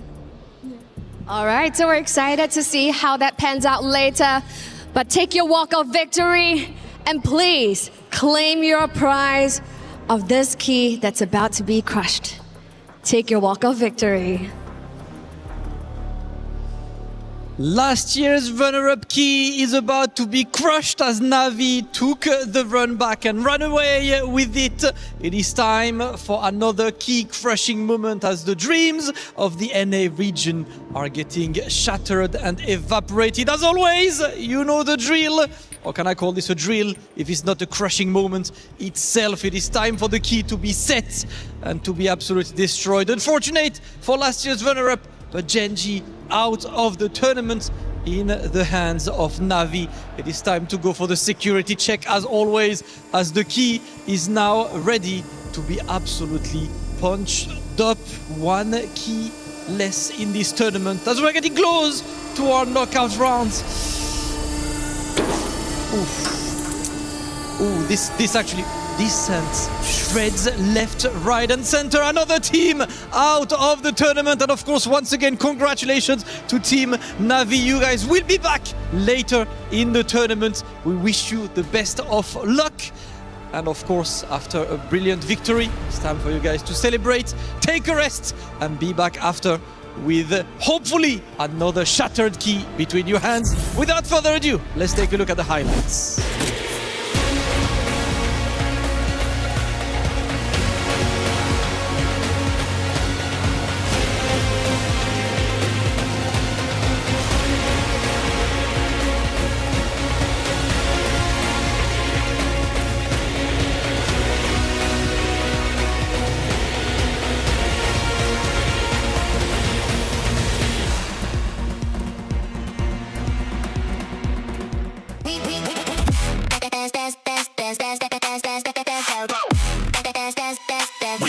Expo's World Cup up.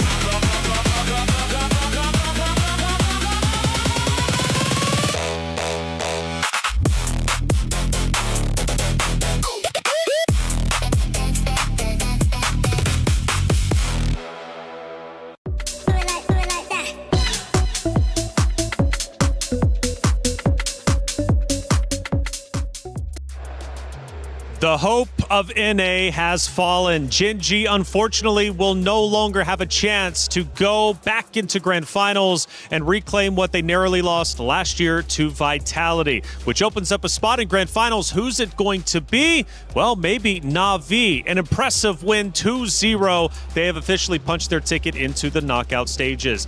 We talked about the hero selection. Gen G going with their comfort picks.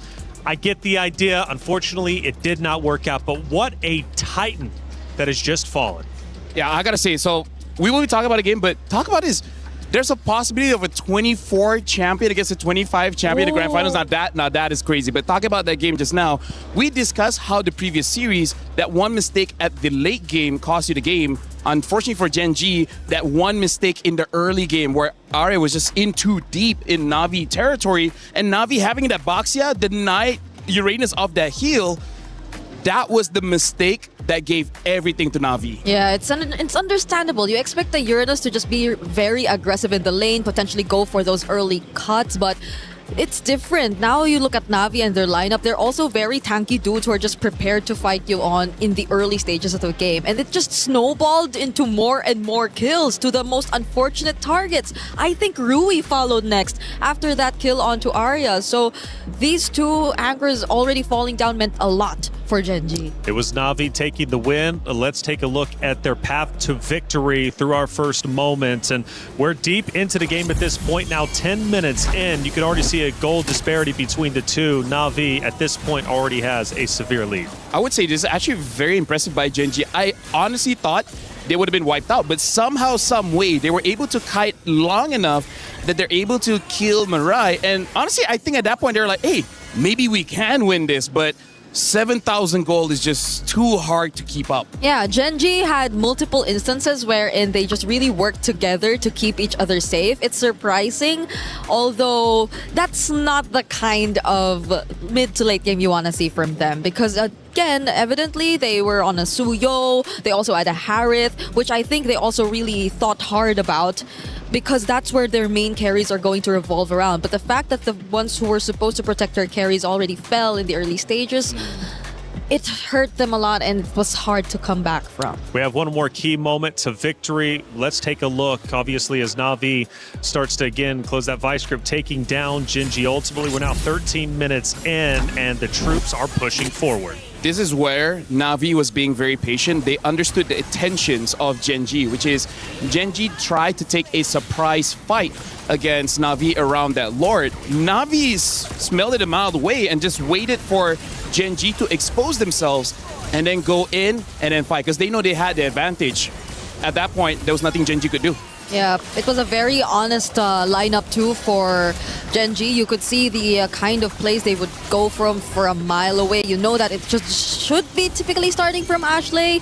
Sayori, most of the time, did get the Throne of Ruin a couple times, but it was just mostly just keep her teammates safe. And we didn't really get to see her play the aggressive type of Valentina that she successfully did in game number 1. It was a blockbuster matchup for sure. Long-standing history between the two, not only in MWI, but also here, or excuse me, last year, whenever it comes to the knockout stages. And it is the revenge arc now for Na'Vi.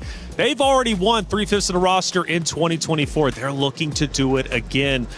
Did they show to you, LaFell, a lot of strengths during this matchup? Because, again, you mentioned their hero selection, their hero pool, right? They have a plethora of heroes that they can use with that deep amount of hero selection. I mean, for me, versatility, that mentions, for me, I think a champion. I think Na'Vi could very well make a deep run.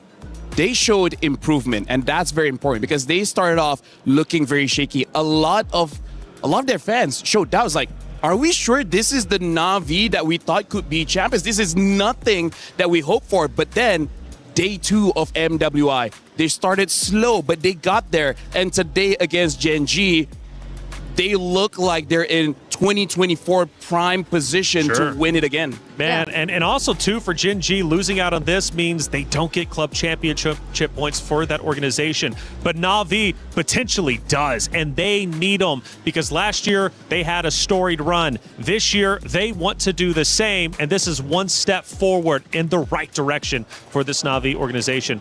If you had to give an MVP to one of the Na'Vi members from those two maps, easy. Who would you give it to? Easy, not Ayanami. Game 1 on that Freya, always give pressure towards the damage dealers. And then on that Alice, how many of those setups was like highlight-worthy, TikTok-worthy highlights? Those were amazing engages by not Ayanami. Plus the game-deciding play also, which happened in the first few minutes of the game, was all because of not Ayanami. It happened in her lane. It happened towards her counterpart, which was Arya. So I think it's very well-deserved of her to get the MVP of the series, if ever we did have any. Not Ayanami getting a lot of attention, not only in our content pieces, but also out there on the stage. And now things start to get real. Up until this point, it's been double elimination. But now we're moving into the knockout stages. What does that mean?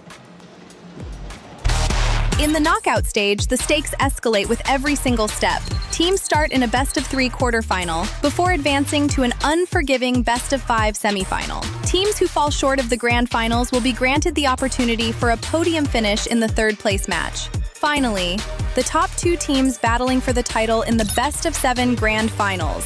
In this single elimination format, every match is do or die. On the world stage where dreams are shattered and history is made, a monumental $500,000 prize pool and crucial club championship points are on the line. But only one team will rise above. In the first of 2 MLBB championships at EWC, who will be crowned the queens of MLBB? 2 champions, 1 game. This is MWI at EWC 2026.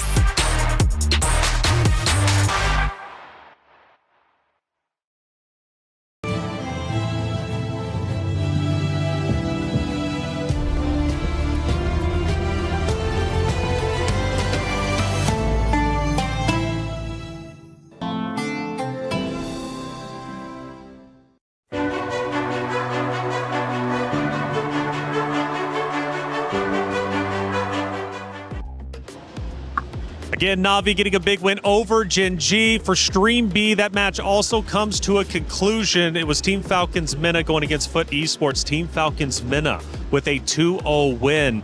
Again, massive for the Falcons organization who went back-to-back in the club championship. Now they've got 2 teams represented, and they're trying to catch up the first place, which is tied with 3 teams, one of those being 100 Thieves.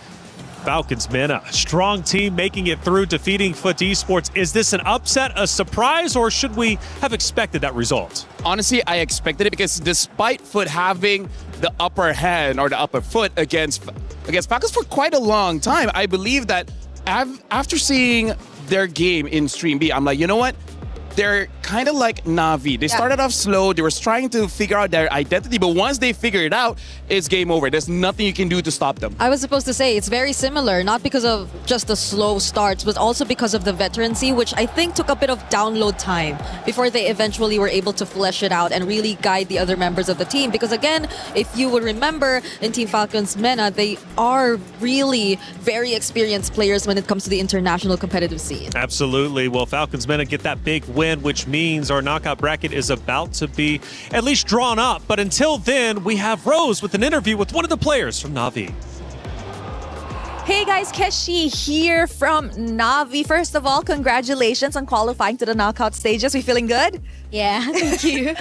Now, let's talk a little bit about your journey in MWI this year, because as we can see from the first 2 days of MWI, Navi's performance shocked everybody else because it looked rather shaky. So tell me, what did you guys fix in order to get a very clean win today? I think we just adjusted our communication because the first 2 days it was not clear, and I think it's because of pressure. Pressure as the only sole representative of the Philippines, right? Okay, now I gotta ask you, would you consider this a statement match? Because we know, first of all, there is history. Genji ended your journey in the last year, MWI. And second, a lot of people started doubting you guys as the title contenders. So what do you think? I think it's a statement, yeah. Are you happy with the statement you put out today? Yeah. Proud of Very your happy, performance? yeah. How would you rate your performance today? I think 10 out of 10, but there's still a game later, so we'll see. All right, we'll see. And you know what, Keshi, since the Filipinos are in the knockout stages, is there perhaps anything you'd like to say to the Filipino supporters back at home? Thank you for supporting us and continue supporting us for our game later. Thank you, Keshi.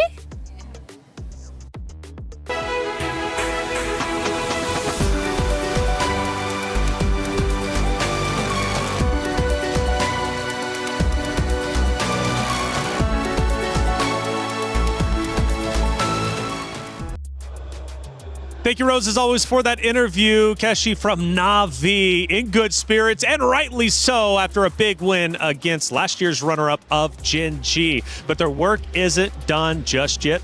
They've got more to do in the knockout stages, which is going to be coming up very shortly. But for our elimination matches, they are done at least for the group play. But as knockouts start to come in, there's a lot to talk about because there's some potential big matchups at play here. We take a look at our Group A bracket, how it ended up unfolding. And LaFell, obviously, yesterday we started with Team Falcons Indonesia, 2 days ago now, Team Falcons Indonesia versus Seda Esports. And Seda impressed us all with a big win. The Falcons Indonesia, they weren't done just yet, taking down not only Twisted Minds, but also moving forward to potentially having a chance in the knockout stage to make history. I gotta say, Group A is looking absolutely amazing. Team Ray Young as well as Galte, it looks so good. Seda, that was a surprise. I'm really looking forward to see how they will perform in the knockout stage. And Bree, this bracket, this Group B bracket is insane. We had 3 Titans come in. Unfortunately, one of them would be eliminated. Yep, it's been perfect records for at least Team Vitality and Galaxy Phoenix as they secured their tickets to the knockout stage. But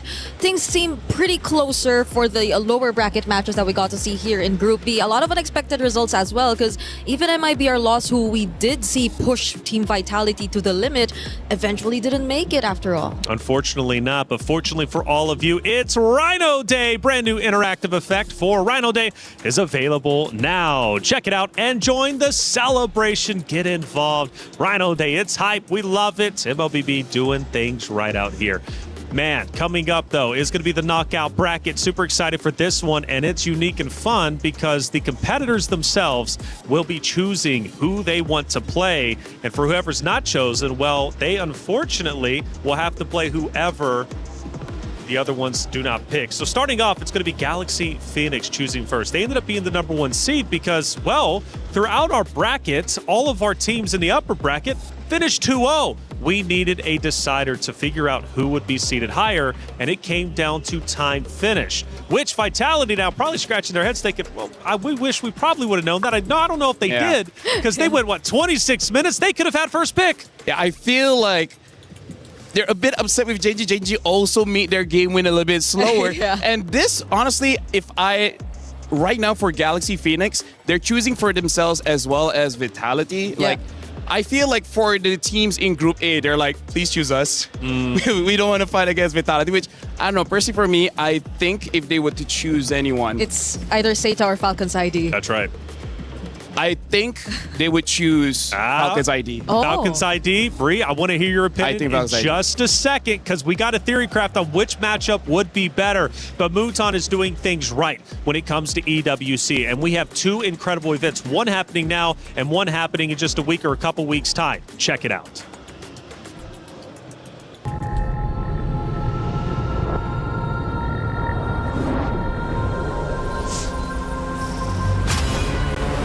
In the past, we were always in Asia.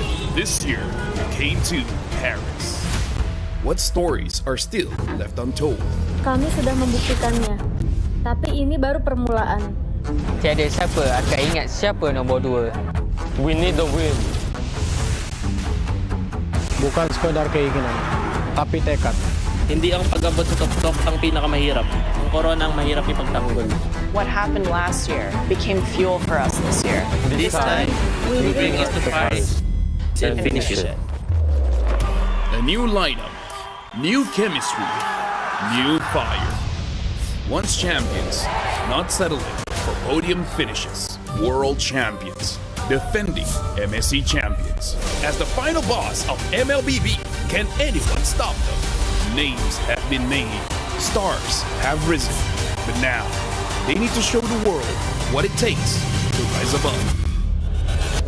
This time, the world is bigger than ever. Like every year, new challengers step on to the world stage. Some carry the ambitions of 2 continents. Some fight for the pride of home turf. Some have never stopped chasing the throne. So who will finally rise to clinch the title? This is where unresolved stories find their ending. A new shot at glory. One more chance at redemption. We are back. Kali ini, Sekali lagi. Bulan atau tidak, Pareho lang ang chance namin. no one is untouchable. Let's fight. Bukan ako kalau bisa. 2 champions, 1 game. Paris breaks through limitless possibilities.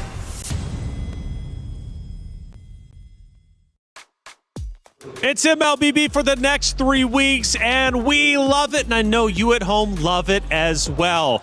MWI, we're moving on. Groups are done, and now it's all about the knockout stage. Single elimination, and I'm ready to theory craft. You kind of highlighted it, brought it up a little bit. Let's revisit it. Now, for the seeding, based upon timing, because they all had the same 2-0 record, Galaxy Phoenix will be the #1 seed. Team Vitality will follow. Geltec Cyber Team just behind them, and then Team Ray Young will be number 4, which means Galaxy Phoenix is going to have the first choice, and they have a choice either between Falcons Indonesia or Seda Esports. Now, the scary thing is, the one not chosen by Galaxy Phoenix has to play Vitality.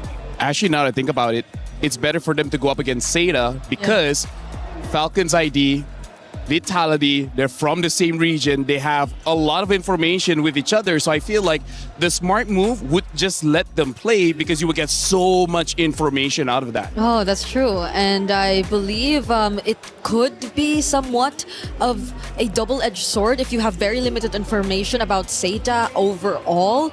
But at the same time, you might just want to risk the edge of having more experience compared to a newly coming region to the competitive stage of MWI. And you got to think for Falcons Indonesia, though, if they are chosen, one of the things, Galaxy Phoenix matchup will be taking place first. Oh. So Falcons Indonesia goes from matchup straight into matchup. Now, talking such a short time period, Lefel, how do you prep in that such a short time span? Because, man, you're going from a match on B stream straight in to the mainstream. Honestly, it's quite weird, but some players actually prefer it just for one simple fact, which is you got your warm-up. Because some players, if they play and then 2 hours, 3 hours of doing nothing, they just start to slow down. So some players is like, yes, we are good now, let's just go now. And instead of thinking about what your opponent is doing, just focus on what you're doing. And then after game 1, hopefully your coach can figure out what to do game number 2. Yeah, at first it does not seem as favorable. It comes along with being in the lower bracket and having to survive through all those elimination matches. But at the same time, especially if it happens in the same day, might as well just keep the ball rolling because you've already started playing anyway. Hey, the comms are flowing, and Sadia had a chance to get our listeners from day number 2. Let's hear what the competitors were saying during their matches. Hey guys, Sayori here from Gen G, and she looks rather upset after the loss up against Navi. So let's talk a little bit about the game first of all. I know you guys came in rather confident, especially because you guys were the one that sent Navi home last year. What happened? What fell short in today's match? Honestly, we did come in confident. We knew that we could beat Navi, but I think just in game, I think how we usually play just didn't go into the game, and maybe communication was off and our play style, because this was not how we usually play, and we know that we're way better. So yeah, I understand. It was just very disappointing that we did lose. Yeah. I understand. Losing is never easy. So I want to ask you, throughout your journey in MWI this year, and you know what, throughout your journey, throughout all MWIs over the years, what is the biggest key lessons that you always take home with you? Honestly, I think the biggest key lesson is that, honestly, me and my team and everyone else can always push to be better, since I saw during this MWI there was a lot of upsets at the start, so there's not ever just one person on top. Anyone can take the crown. So yeah, there's a lot of contenders this year. Yeah, nothing is impossible. So what's next for Sayori? Honestly, I'm not really sure. We have to stay tuned. I'm very confident with my team. We are very close. We've been playing for a while, and with the addition of Rui as for this year, but it just really depends on the direction of everyone else. So yeah, I'm just gonna follow. And you know what? I think to wrap this up, since a lot of people were definitely rooting on you guys as a title contenders, is there anything at all you want to say to your fans out there? I just want to say thank you for supporting, and hopefully you'll see us next year playing other tournaments. But yeah, we'll come back way stronger. I hope to see you guys come back stronger next year. Yes. All right, guys. Thank you so much, Sayori. Thank you. Thank you, Rose, as always, for the great interviews, getting the coverage out there with the players where they matter most. Gen G on their exit interview, still in high spirits, it seems. They want to come back even stronger next year. Yeah, I always feel sad when I see teams have to exit without them playing their best game, or without them being able to play the kind of play style that they're used to playing. And it's unfortunate it happened to Gen G, but I'm glad to hear that they're just looking to come back stronger the next time we see them. Yeah, we don't want to lose them, right? We definitely want to see them come back. NA needs a solid representation, and Gen G is that good representation. Hey, like I said, throughout day 2, there was a lot of great comms, and Sadia had a chance to listen in. Main carry guys. Nice. Carry no masa satu Jod. Dah guys. Jessica. Nice go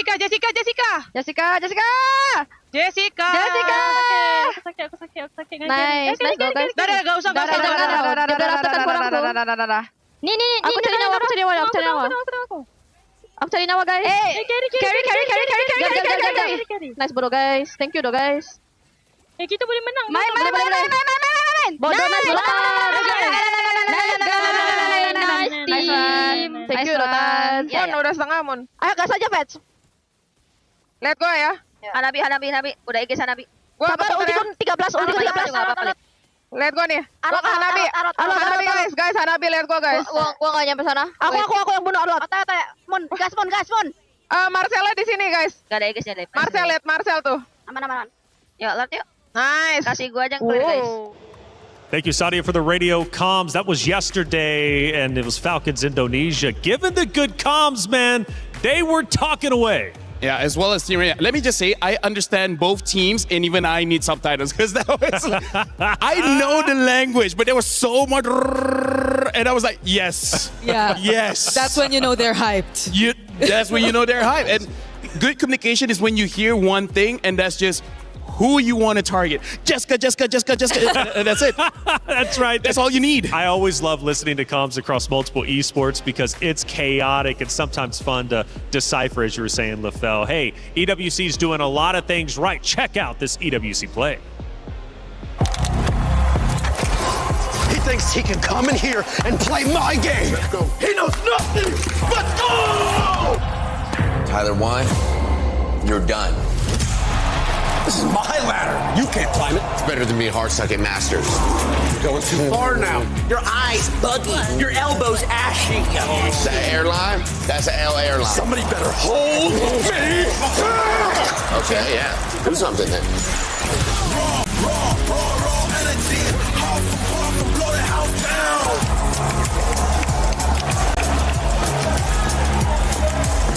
You look nervous. You look short. Everything's good? Fight.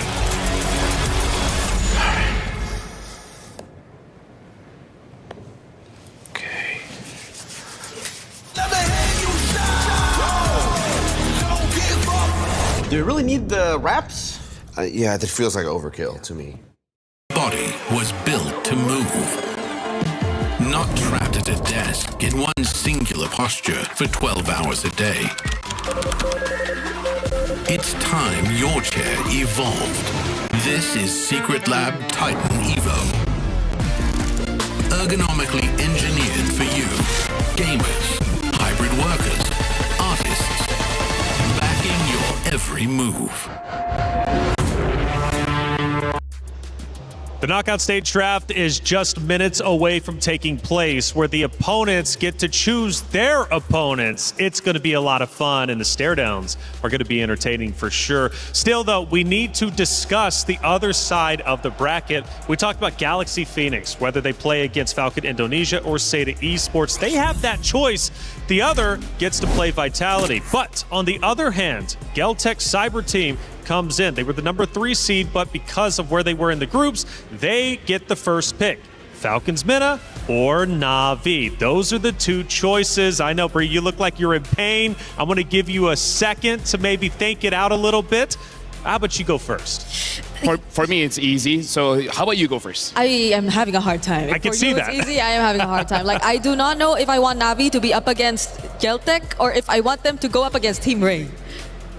Oh, okay, that's actually a good point, Right? because honestly, for Geltec, I know the best choice for them is Falcons Mena Vega, because their playstyle of Kyoe playing those assassins is better against Falcons, where they sometimes put yourself in a situation where you can punish. Compared to Na'Vi, Na'Vi doesn't really make a mistake that gives the map to the opponent. So if I was Geltec, I know who I want to go up against. Yeah, but that's not good for Na'Vi either. It is what is it, you know? Yeah, because they're going up against Team Ray if ever that does happen. And Team Ray were the recent, or not them, but their region has been recent champions of SEA Games as well. They've been performing really well. And it's just like a rivalry between MY, PH, ID all over again. Who would Team Ray Young want to play, though? Like, if they obviously don't have a choice here, but if one had to be thrown their way, would it be Falcons Mina? Would it be Na'Vi? I'm going to be honest with you. Both of them just come off a hot win. Na'Vi just looked incredibly strong, taking down Gen G. I don't want to play Na'Vi under any circumstance.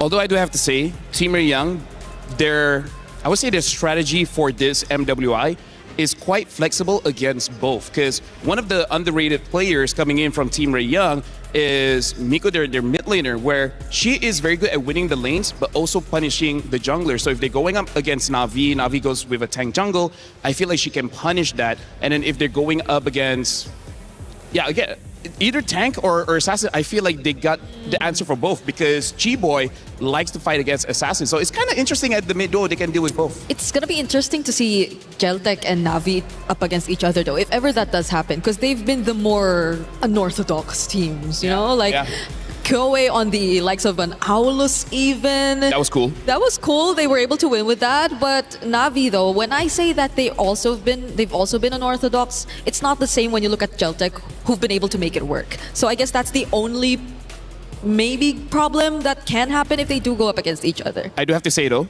Geltec on that game with the Aulus, it was a 24-minute game, and they won 5 minutes of that game. And if I'm not mistaken, they got a triple kill early. That's why they won the first 2 minutes.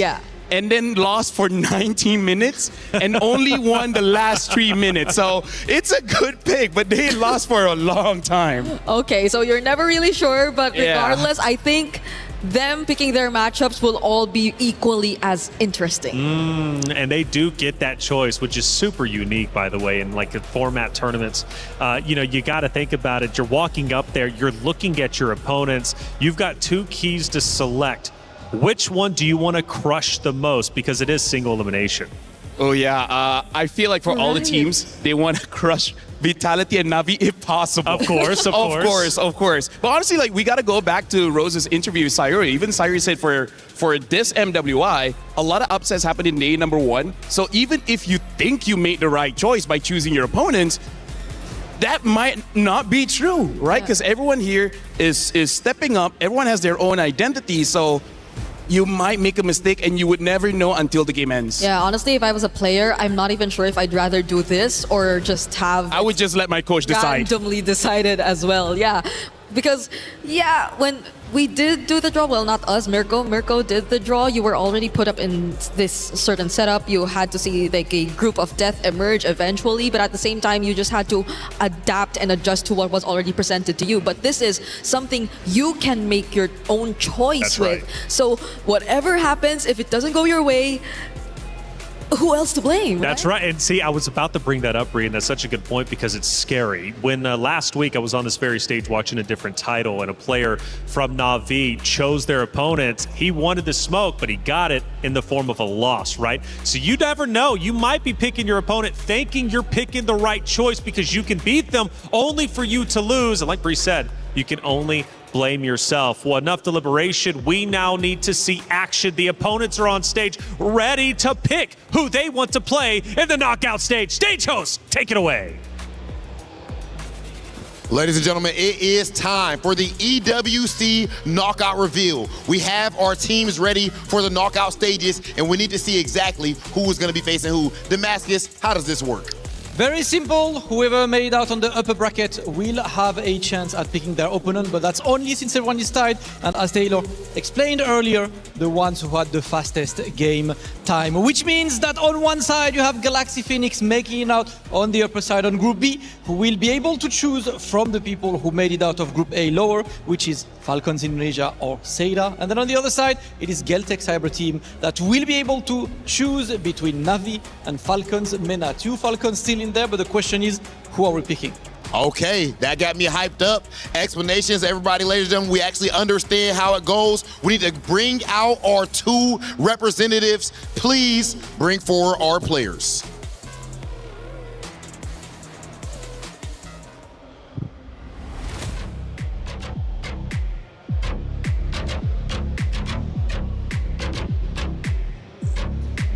Okay, first, Team Falcons coming to the stage. Of course, qualifying through the loser side, and now they wait to see their fate. Who are they going to end up facing in the knockout phases? And that is the question, and of course, they are coming next to another team, a team that they faced earlier, a team that made a surprise at the beginning, representing the regions of China, Team Seda pulling up. And of course, they will be there to witness who is going to get picked live on that stage. Yo, Seda already threw down a gauntlet earlier, as you said, showed us the big time upset, or so people felt like. People thought it was an upset. Seda is working at this point to show everyone, nah, it's no upset, you're just late to the party. We've been here. Absolutely godlike squad right there, standing next to Falcons. That said, I believe we do have our next team ready. Next team ready, of course, it is the other Falcons, the MENA representatives. Of course, we said it, there are 2 Team Falcons moving forward, and Falcons and MENA being represented. They are on the other group, so they won't be a Falcons versus Falcons match just yet. But the question is, are we getting picked, Rob, as always?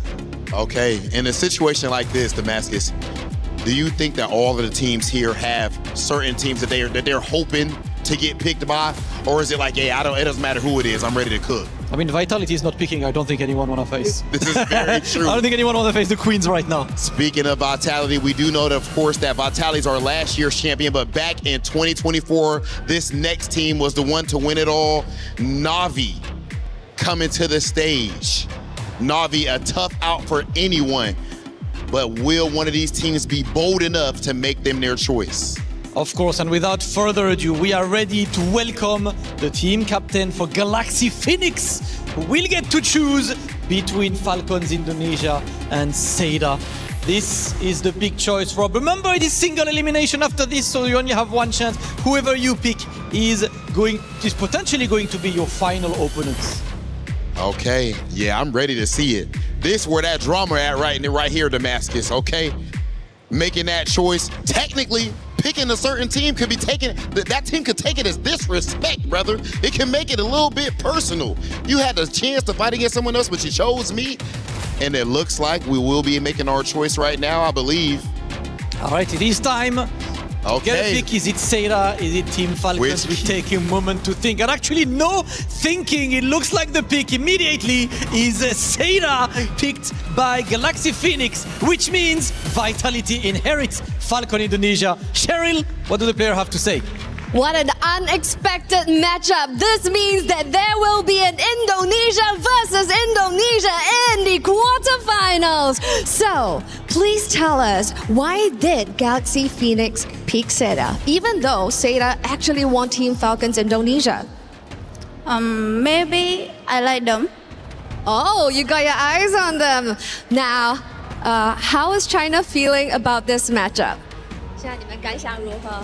这次的赛？我们现在的感想就是非常开心。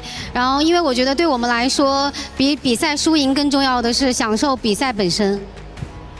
They're very happy about this pick, but win or lose, they are very happy to be here for the competition, to experience as an experience. So yes, this is your first matchup for the quarterfinals of the knockout stage. We have Galaxy Phoenix going up with Seda.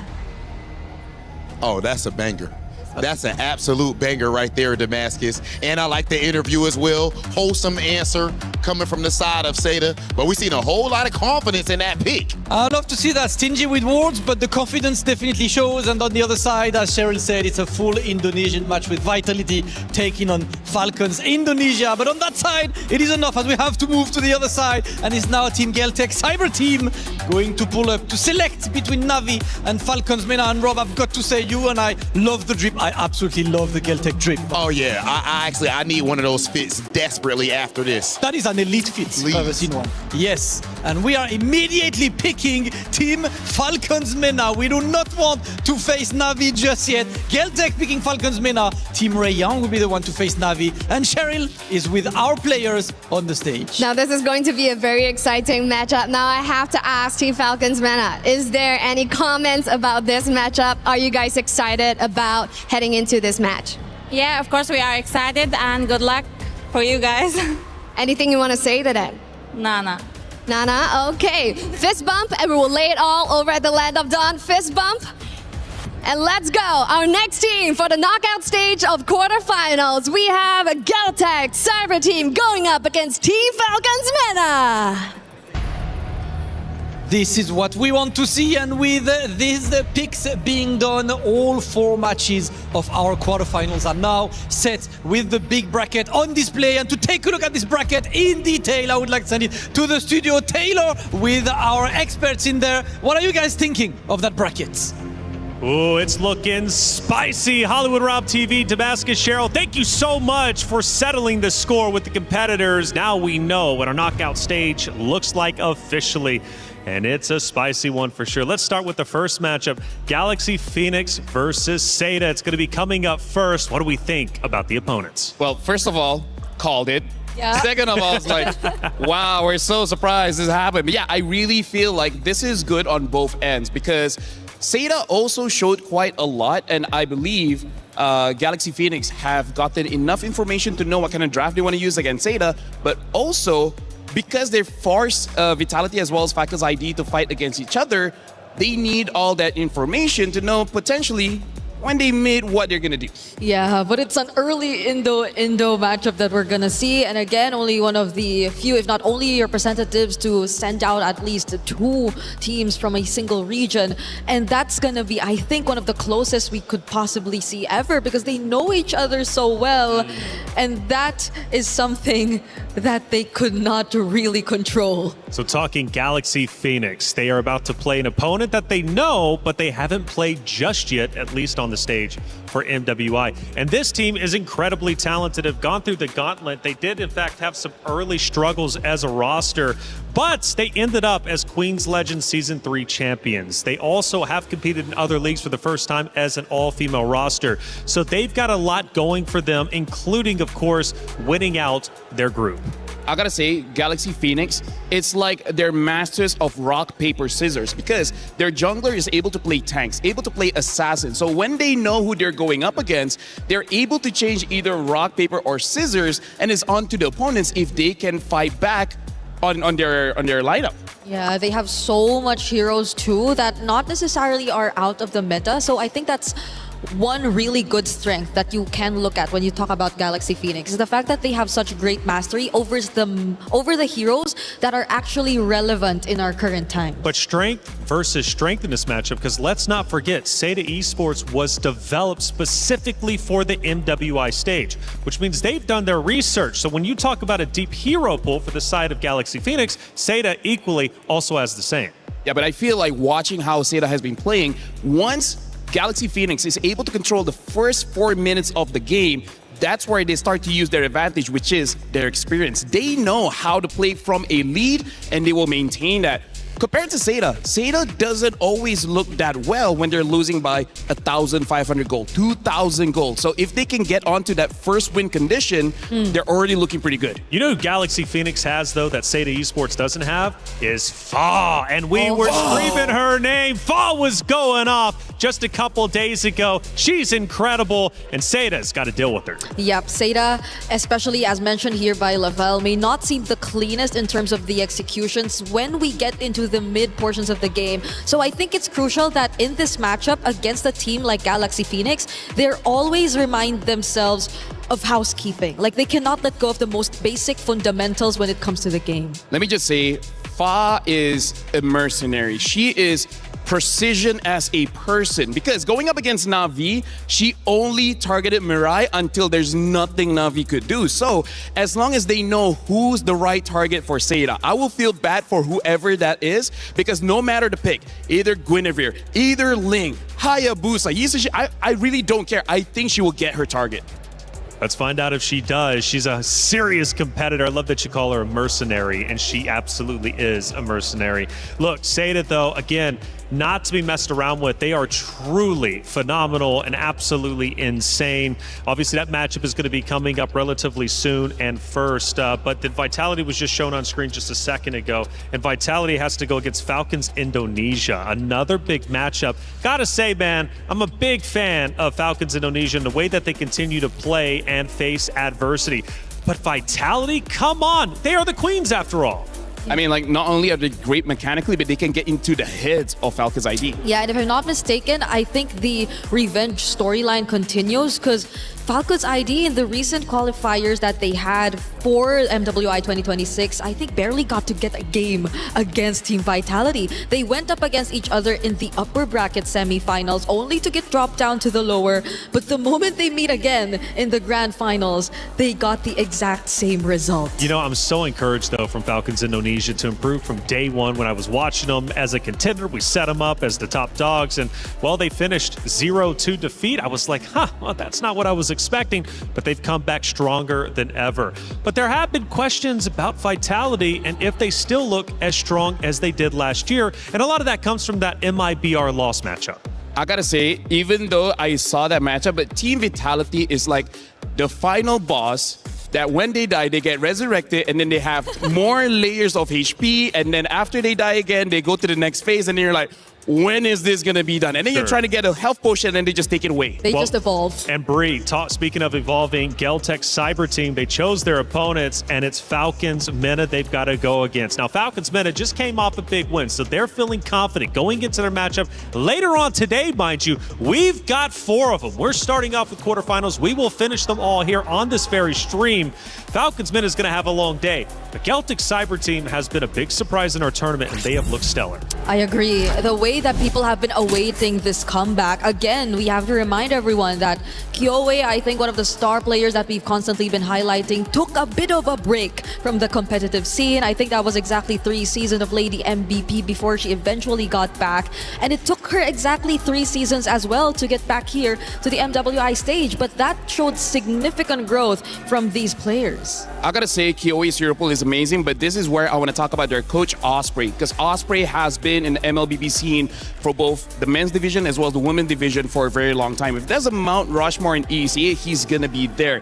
His picks are unorthodox, but on paper, they always make sense because he's like, this hero can counter this hero, even though it looks like it's a funny pick, but when you see it in action, you're like, wait, that makes sense. I like unorthodox, though. I mean, it's tough to obviously plan around that. I think being unpredictable is definitely the way to go. Now, Team Ray Young, this team, I think, surprised the desk, at least on day one, based off their performances. Bria, I think you were also surprised. Like, Team Ray Young playing incredibly well, but Team Ray Young's got to go against Na'Vi. Now, that's not going to be easy, especially after watching Na'Vi dominate Gen G, beating them 2-0. This matchup is stacked. Yep, and if you have personally felt like a fan for Falcons ID and their story that they've been able to build here in MWI, I think I've been drawn to Team Ray more so because of their personality. Like, they're such a fun bunch to look at, and even their interviews just stand out every single time. I think I'll have my eyes on Chiboy just simply because of the way she just presents herself, and I think that helps boost her team's energy and confidence so much. I would say part of that is because of Queen's experience back in the SEA Games, where I believe during that grand finals, she's seen her team when they are like so stressed, so worried about losing. And at that moment, they're like, you know what? Let's just have fun so that we can actually go into the game fresh. And I think that's the experience that she's telling her team. Like, yes, most of you guys are new here in the international scene, but if you're so worried, if you're so anxious, you're not going to be able to play your game. So let's have fun. Let's play rock, paper, scissors, and then let's actually play the game. Which I think they were playing rock, paper, scissors. Yes, they did. Which is actually pretty incredible. And we had a chance to actually catch the action. Now, the thing is, though, in that matchup, Na'Vi, they know what it is to be a champion. And sometimes you really have to get that feeling in order to get it again. For Team Ray Young, they haven't, at least on the MWI stage. I think that's going to give Na'Vi a big advantage. Na'Vi hopefully get to really carry over what we get to see from, or what we got to see from them in this recent match that they just did up against Gen G. And arguably so, of course, Gen G too wasn't able to show their best, but it was still a very dominant performance nonetheless. Here comes the knockout brackets though. So I'm wondering which goes first. Yes. All right. Well, first off, we know it's going to be Galaxy, Phoenix, Seda Esports happening first on main stage. But I'm looking at the future for semifinals. LaFell, I'm looking at potentially Na'Vi. Let's say if they continue to play well, we could have a Na'Vi Vitality Grand Finals. Actually, hold on. Looking at this, there's a chance that Na'Vi could go up against Galaxy, Phoenix, action. And if that's the case, I think Na'Vi really wanted that one because Galaxy Phoenix had their number, and I feel like that matchup is going to be very personal. It's like you made it look humiliating day one. I want that revenge. Oh, more and more revenge storylines happening here, and we might just see one that will eventually replace one of the biggest revenge storylines that we actually had last year, because the underdogs then, Gaming Gladiators, are no longer part of the tournament, just recently eliminated by Na'Vi. So now who is next to actually possibly be that seeker of revenge? That's a great question. Ashley, she has been a big conversation. Unfortunately, her team was eliminated. However, her knowledge is still incredibly valuable, and she teaches you how to be a roamer. Hi guys, I'm Ashley, team captain and roamer for Gen G. And for those who don't know me, we're about to find out. I'm here to dissect some of our qualifier games. Taking you to our second game in the finals against RQ Shira. So if you take a look at what's going on the screen right now, we have control of the H bush on the bottom side area, which we're winning, by the way. If you take a look at our lanes, both mid and bot are winning. The Claude is segregated from the rest of the team, and you're about to see the Hilda walk up with no support from her whatsoever. And our comp has a lot of poke, a lot of freezes, and a lot of rolling. So here we were able to burn the Hilda's flicker, and that was going to be useful for us since the Lord is coming up in 4 seconds. And what we're doing is we're clearing the mid lane, we're clearing top lane, and we see the Claude still bottom lane. This is good for us. You know, if they decide to come in, we can also just punish the Hilda. Knowing this, we're just zoning them out. We got vision of the Fredrin. As soon as we saw the Hilda coming up from the H bush, since we cleared it, and alongside the Claude, my Harith was able to just keep poking him along with the Lilia, no flicker, and immediately she goes down, right? So once the Hilda goes down, I knew that this positioning was to our advantage since they're coming from the red side. Our comp specializes in just bunching everyone together. We have a spatial isolation from me that can just freeze everyone in and outside of the circle. So right here, Arya is getting into position to cloud ult everyone. She's literally screaming, let me ult, and I'm like, okay, this is perfect. I make a spatial isolation to predict the Eve's ult since we're already in a box. I knew Eve was gonna ult from the back line, and since I had my teammates frozen and them frozen, I went to just go be annoying to make a separation from the front line and the back line, which was favorable for us, and that is how we dominated this game. But you know the funny thing about that game is like, it's more or less me saying that they messed up. It wasn't even that we were doing the right thing. That wraps up our dissection for my games, and if you guys would like to see some more gameplay, please tune in to our MWI matches. Play is in our DNA. Whenever we let it out, it becomes our superpower. Now imagine an entire city being built to supercharge it. Kadir City, powered by Play. It's still day 3 of MWI, but now we move into a new iteration, our knockout stages. The competitors chose their opponents. Did they choose an easy route to semifinals, or did they choose their undoing? We're about to find all that out and more as we head to the stage with Damascus, Hollywood Rob TV, and Cheryl. Ladies and gentlemen, it is showtime here at the Esports World Cup as we are about to get rolling with our knockout stages. Right now, we are about to find out who is going to step one step closer to lifting up that trophy and being the best MLBB women's team in the world. Yes, sir, Rob, it's time to be excited because it is the knockout stage right now. Every single match means tournament life on the line. So without further ado, let's welcome our first team onto the stage. They made their way through the upper bracket. Make some noise for Team Galaxy Phoenix! Galaxy Phoenix does not know the taste of defeat. This team has come here in their first international event, but yet they have not just looked like contenders, they have played like one of the favorites, of course, fighting out of Cambodia, and they are trying to make history here at MWI. Now, I do have a few questions for you guys before we head into the match. Now, this is an incredible showing right here, being the first time on the international stage. How are you guys feeling? Right now, I'm feeling so proud. So proud. Yeah. And anything you would like to say to your fans back home so that they can cheer for you, you can say it in your language.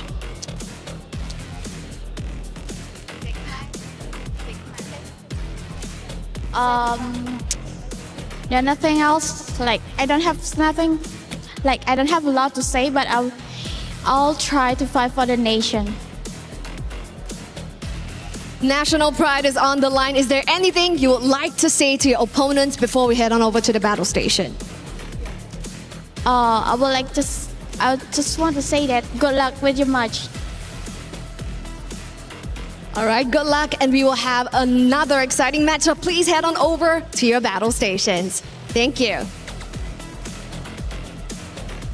Okay, ladies and gentlemen, now please welcome to the stage their opponents, Saito!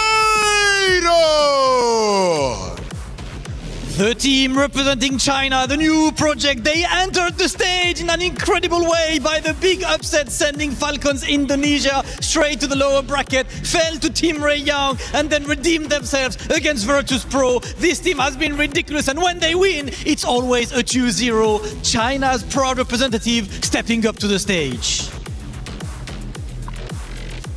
恭喜中国来到 knockout stage， 有什么想要对你的对手说的呢？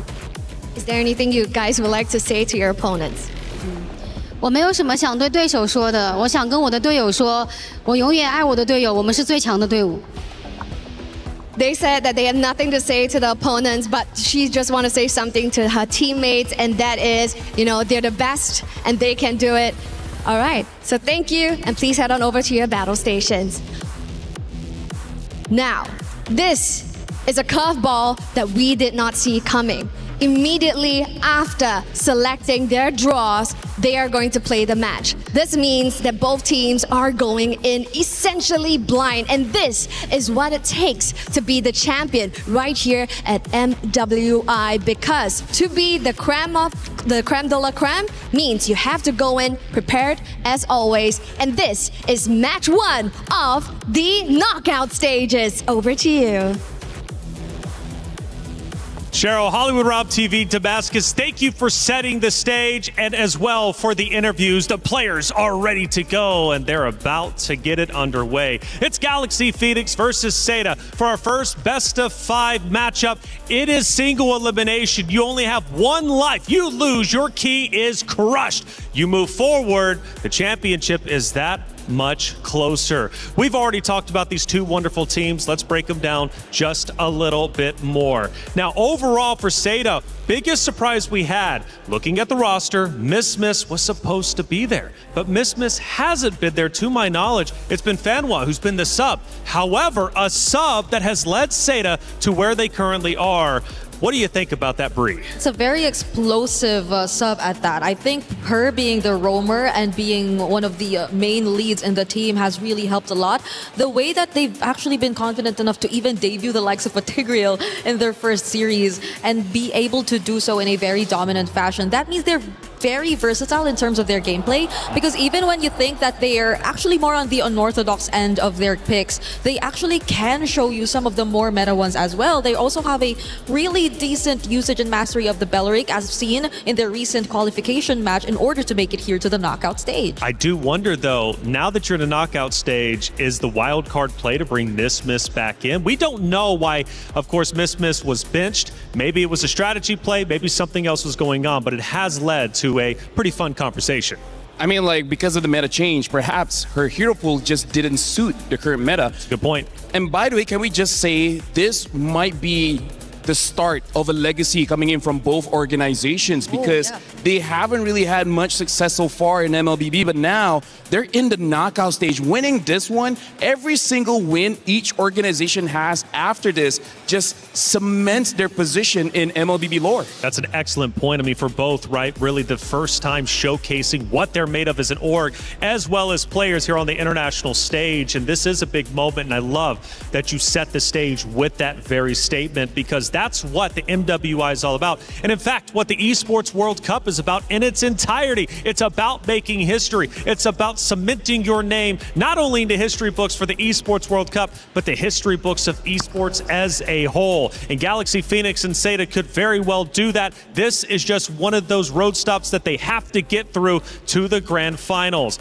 Now, for Galaxy Phoenix, again, with those early struggles, one of the first things that I noticed is they've been working on their play style for years. Going into this matchup, that play style being worked on for years is going to pay dividends. I gotta say, looking at their games, they have a very unique way where their jungler as well as the roamer is the one moving the map, where everyone else is just focusing on getting enough money to actually get the items and then eventually help everyone out. So they have a way of play that the speed is just something that people cannot get used to. Yeah, you get to take so much of the opponent's attention with just these movements from their XP and their jungle. Whereas I think their gold lane has been very stable for the entire tournament. It's only been the claw that Winnie's ever used throughout all of their matches, and you really don't get to pay as much attention to it. It's just a very stable lane. She just really pretty much gets the job done, but majority of the action just comes from the other sides and the way that they move around the map. Going to the EXP lane now from gold, Jessica for Seda has been on fire this event, opposite of that of Ling. A power matchup for sure. Jessica, I mean, talk to me about her, LaFell. She has brought so much to this competition for the side of Seda, not only from the hero selection, but just from the slayability. Honestly, I gotta say, like, yes, we want to talk about the players, but this entire day, Taylor, whoever loses that EXP lane is super punishing, because you get immediate access into the jungle. And if I'm gonna compare between the both of them, I kind of feel like Jessica might have a hard time. Of course, it depends on the heroes, but I don't know. I'm actually leaning towards Galaxy Phoenix for this one. Their EXP lane is so strong. Yeah, because their lane is amazing. Their hero pools are pretty similar. If it's just that, like they both use the Alice, they both use the likes of the. No, it's actually just the Alice, I think, that they use both. It's their shared hero pool. But other than that, we see more flexibility from Ling in terms of how they're able to utilize it. Because if there's one observation we got to see from Jessica yesterday when they lost, it's the fact that she probably does shine a bit more on playmaking or heroes that just play for the team. There tend to be more miscalculations whenever you give her those less flashy kinds of EXP lanes. It's 5 players per team. All of them have to work together to win. But Fa is an absolute powerhouse. We mentioned her earlier. And from what I'm hearing, Lefelt, she might be just one of the strongest junglers in our entire MWI event. Honestly, I'm willing to put money on that one because honestly, Fa is an absolute mercenary. It's one thing when you're good at one hero. It's another when you're the master of each element, right? If you want someone to be the front line, she can be that. If you want someone to dive to the back line, she can be that. If you want her to use a selfless hero where she doesn't need to farm, everything else can go over to the goat lane, she can do that. Like, I would say that's one of the kind of players that each organization after MWI might start emailing her. It's like, hey, are you willing to relocate? That's true, that's true. It's also because she's just very firm on these heroes that either the Guinevere, either the Ling, whichever she uses, it just feels like the mastery is on point because I think we've observed that, especially from teams like, let's say, Twisted Minds earlier on. When you try to change a bit of what you're used to seeing in the jungle, then the dimensions of your gameplay, there are a lot of things that tend to shift. But when it comes to Galaxy Phoenix, it's just really them dictating majority of it through the EXP and the jungle. One thing I do have to say before the draft starts, something about Galaxy Phoenix, they make it look easy. Yeah. And that's pure talent. It's not, well, actually, it's incredibly hard to make it look easy, funny enough. You would think going in there and just making it look easy is easy. It's not. It's one of the most difficult things to do. And Guy, speaking of difficulties, Guy from Seda, even through defeat, she finds a way to still perform well. She's the anchor, if you will, for this Seda roster. Guy is going to be the one I at least think that Jessica, Zhao, Name, Miss, or Fanwa, whoever decides to come in for this matchup, is going to be looking towards when things get rough. I'm starting to worry for her, though. Like, if it does so happen that Galaxy Phoenix tried to go for the assassin route and we see another Ling gameplay, wait, is she taking a selfie? Yes, and I actually saw them checking the heroes out as well, but I think it's less about the draft and more like, which skin do I use for this one? Well, you have to really pick the best skin. Yes. You're already in the knockout stage. Yeah, I'm not going to lie. Some of the skins, though, are incredibly funny, like Patrick, for example, running around. Oh, yeah. Imagine losing to a Patrick. Yes. Guy would be furious. I gotta say, Patrick running towards you at light speed is one of the most terrifying things you could ever imagine. And it's made a lot of Glue users happy because Glue is actually one of the heroes with very few skins. Yes. And you get surprised because he suddenly receives a Patrick skin. Yeah, I can't remember if it was Vivian, I think, from Vitality uses Patrick's skin, which is like she already talks her trash and she's beating you with the Patrick. Just so disrespectful on so many different Only levels. in MLBB can you see Sasuke being afraid of Patrick. That's only in MLBB. The logic is a bit different here. Even AOT characters like Eren Yeager, I'm pretty sure he doesn't want to face against Patrick. I know. It's not like we get to see the Yin also played as much in competitive gameplay, but it's weird here looking at Patrick just dominating over everyone. But that's just MLBB, isn't it? It gives flexibility and the opportunity for you at home to pick your favorite skins and play the game how you want to play. Regional pride was mentioned during the interview with Cheryl and the Galaxy Phoenix ladies. Regional pride so incredibly important here. And, one of the players from Galaxy Phoenix saying during that interview, like, I'm just so proud to represent my nation, to be on this stage. I know it's not enough for her. She wants to be a champion, obviously, but making it to the knockout stages, representing your nation, Lefel, that is such a big accomplishment. Because if you ask any player here, their motivation for playing, their motivation to become champions, there's many different layers. You have layers on, they want to change their family situation back at home. They want to make a name for themselves in their own country, in this game. They want to help out their friends. In fact, some people here, they're not here for themselves. They're here for other people. So no matter who you talk to, there's many different motivations, and every single one of them is valid. And that's why when we see losses, all of those hopes get crushed. But that's the reality of becoming a champion. You don't win by necessarily making a lot of friends. You get to win by crushing someone else's dreams. And at the same time, they had to crush the dreams of, I think, also one of the longest running representatives, if it's regional pride that we're talking about, because we're seeing a different lineup fielded here as representatives of Cambodia, and they definitely want to be exceeding whatever they were previously able to achieve. It hasn't been a significant finish in any of their previous MWI records, but now they're so close to exceeding all of that. Building a home, helping your family out, $500,000 goes a long way, and $150,000 for first place. That's what is up for grabs. We start our first matchup, our first pick and ban between Galaxy Phoenix and Seda Esports. Yeah, right now, honestly, this is a very interesting start here, break, where Seda is first pick, and yet they're banning out the Marcel. Yeah. That's kind of not a great ban, because you would want your opponents, Galaxy Phoenix, to ban that out. And now this is already a very big tell. They're banning out this carry. So expect a lot of front lines. I really feel like they're already building the draft just so that Link can have a good time in lane. Oh, but Seda too. This is a smart ban. Yeah, 100% smart ban. Respecting so much of what Galaxy Phoenix have already previously shown us too. I think the Guinevere is just a bit too flexible of a jungler to hand over to GXP at this point. I was watching that game where Galaxy Phoenix went up against Na'Vi. That kind of experience makes you uninstall the game. Let me just say that. It was so devastating. Yeah. Do not let Fa on that Gwyn anymore. Yeah, because it's like sort of in between the Ling or either the utility type. She first builds the concentrated energy so she can 1v1 and she can also play for her team. Right. That's why I say she can be selfish and she can be selfless. Yeah, there are only very few times we see the Gwyn really punished. I think it's mostly when it's also in Rome.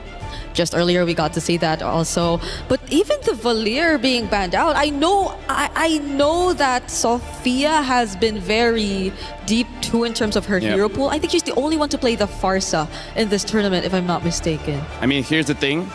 They're clearly showing they're going to have a very heavy front line. They're banning out all the anti-tank. So I feel like they're going to charge for it. They're going to dive. And they're gonna say, Seda, you have nothing in your arsenal that can stop this charge. Yeah, so I wonder what this Valentina ban is also trying to say. Because it's not likely going to be a sort of priority either here for Seda. There are a bunch of options out there. The Jusin's still there too, but it hasn't been as prioritized for first pick as well. I feel like they need to take the Esmeralda because that's what Galaxy Phoenix is setting up. Oh, right. They don't want anyone stopping the Esmeralda from just getting close.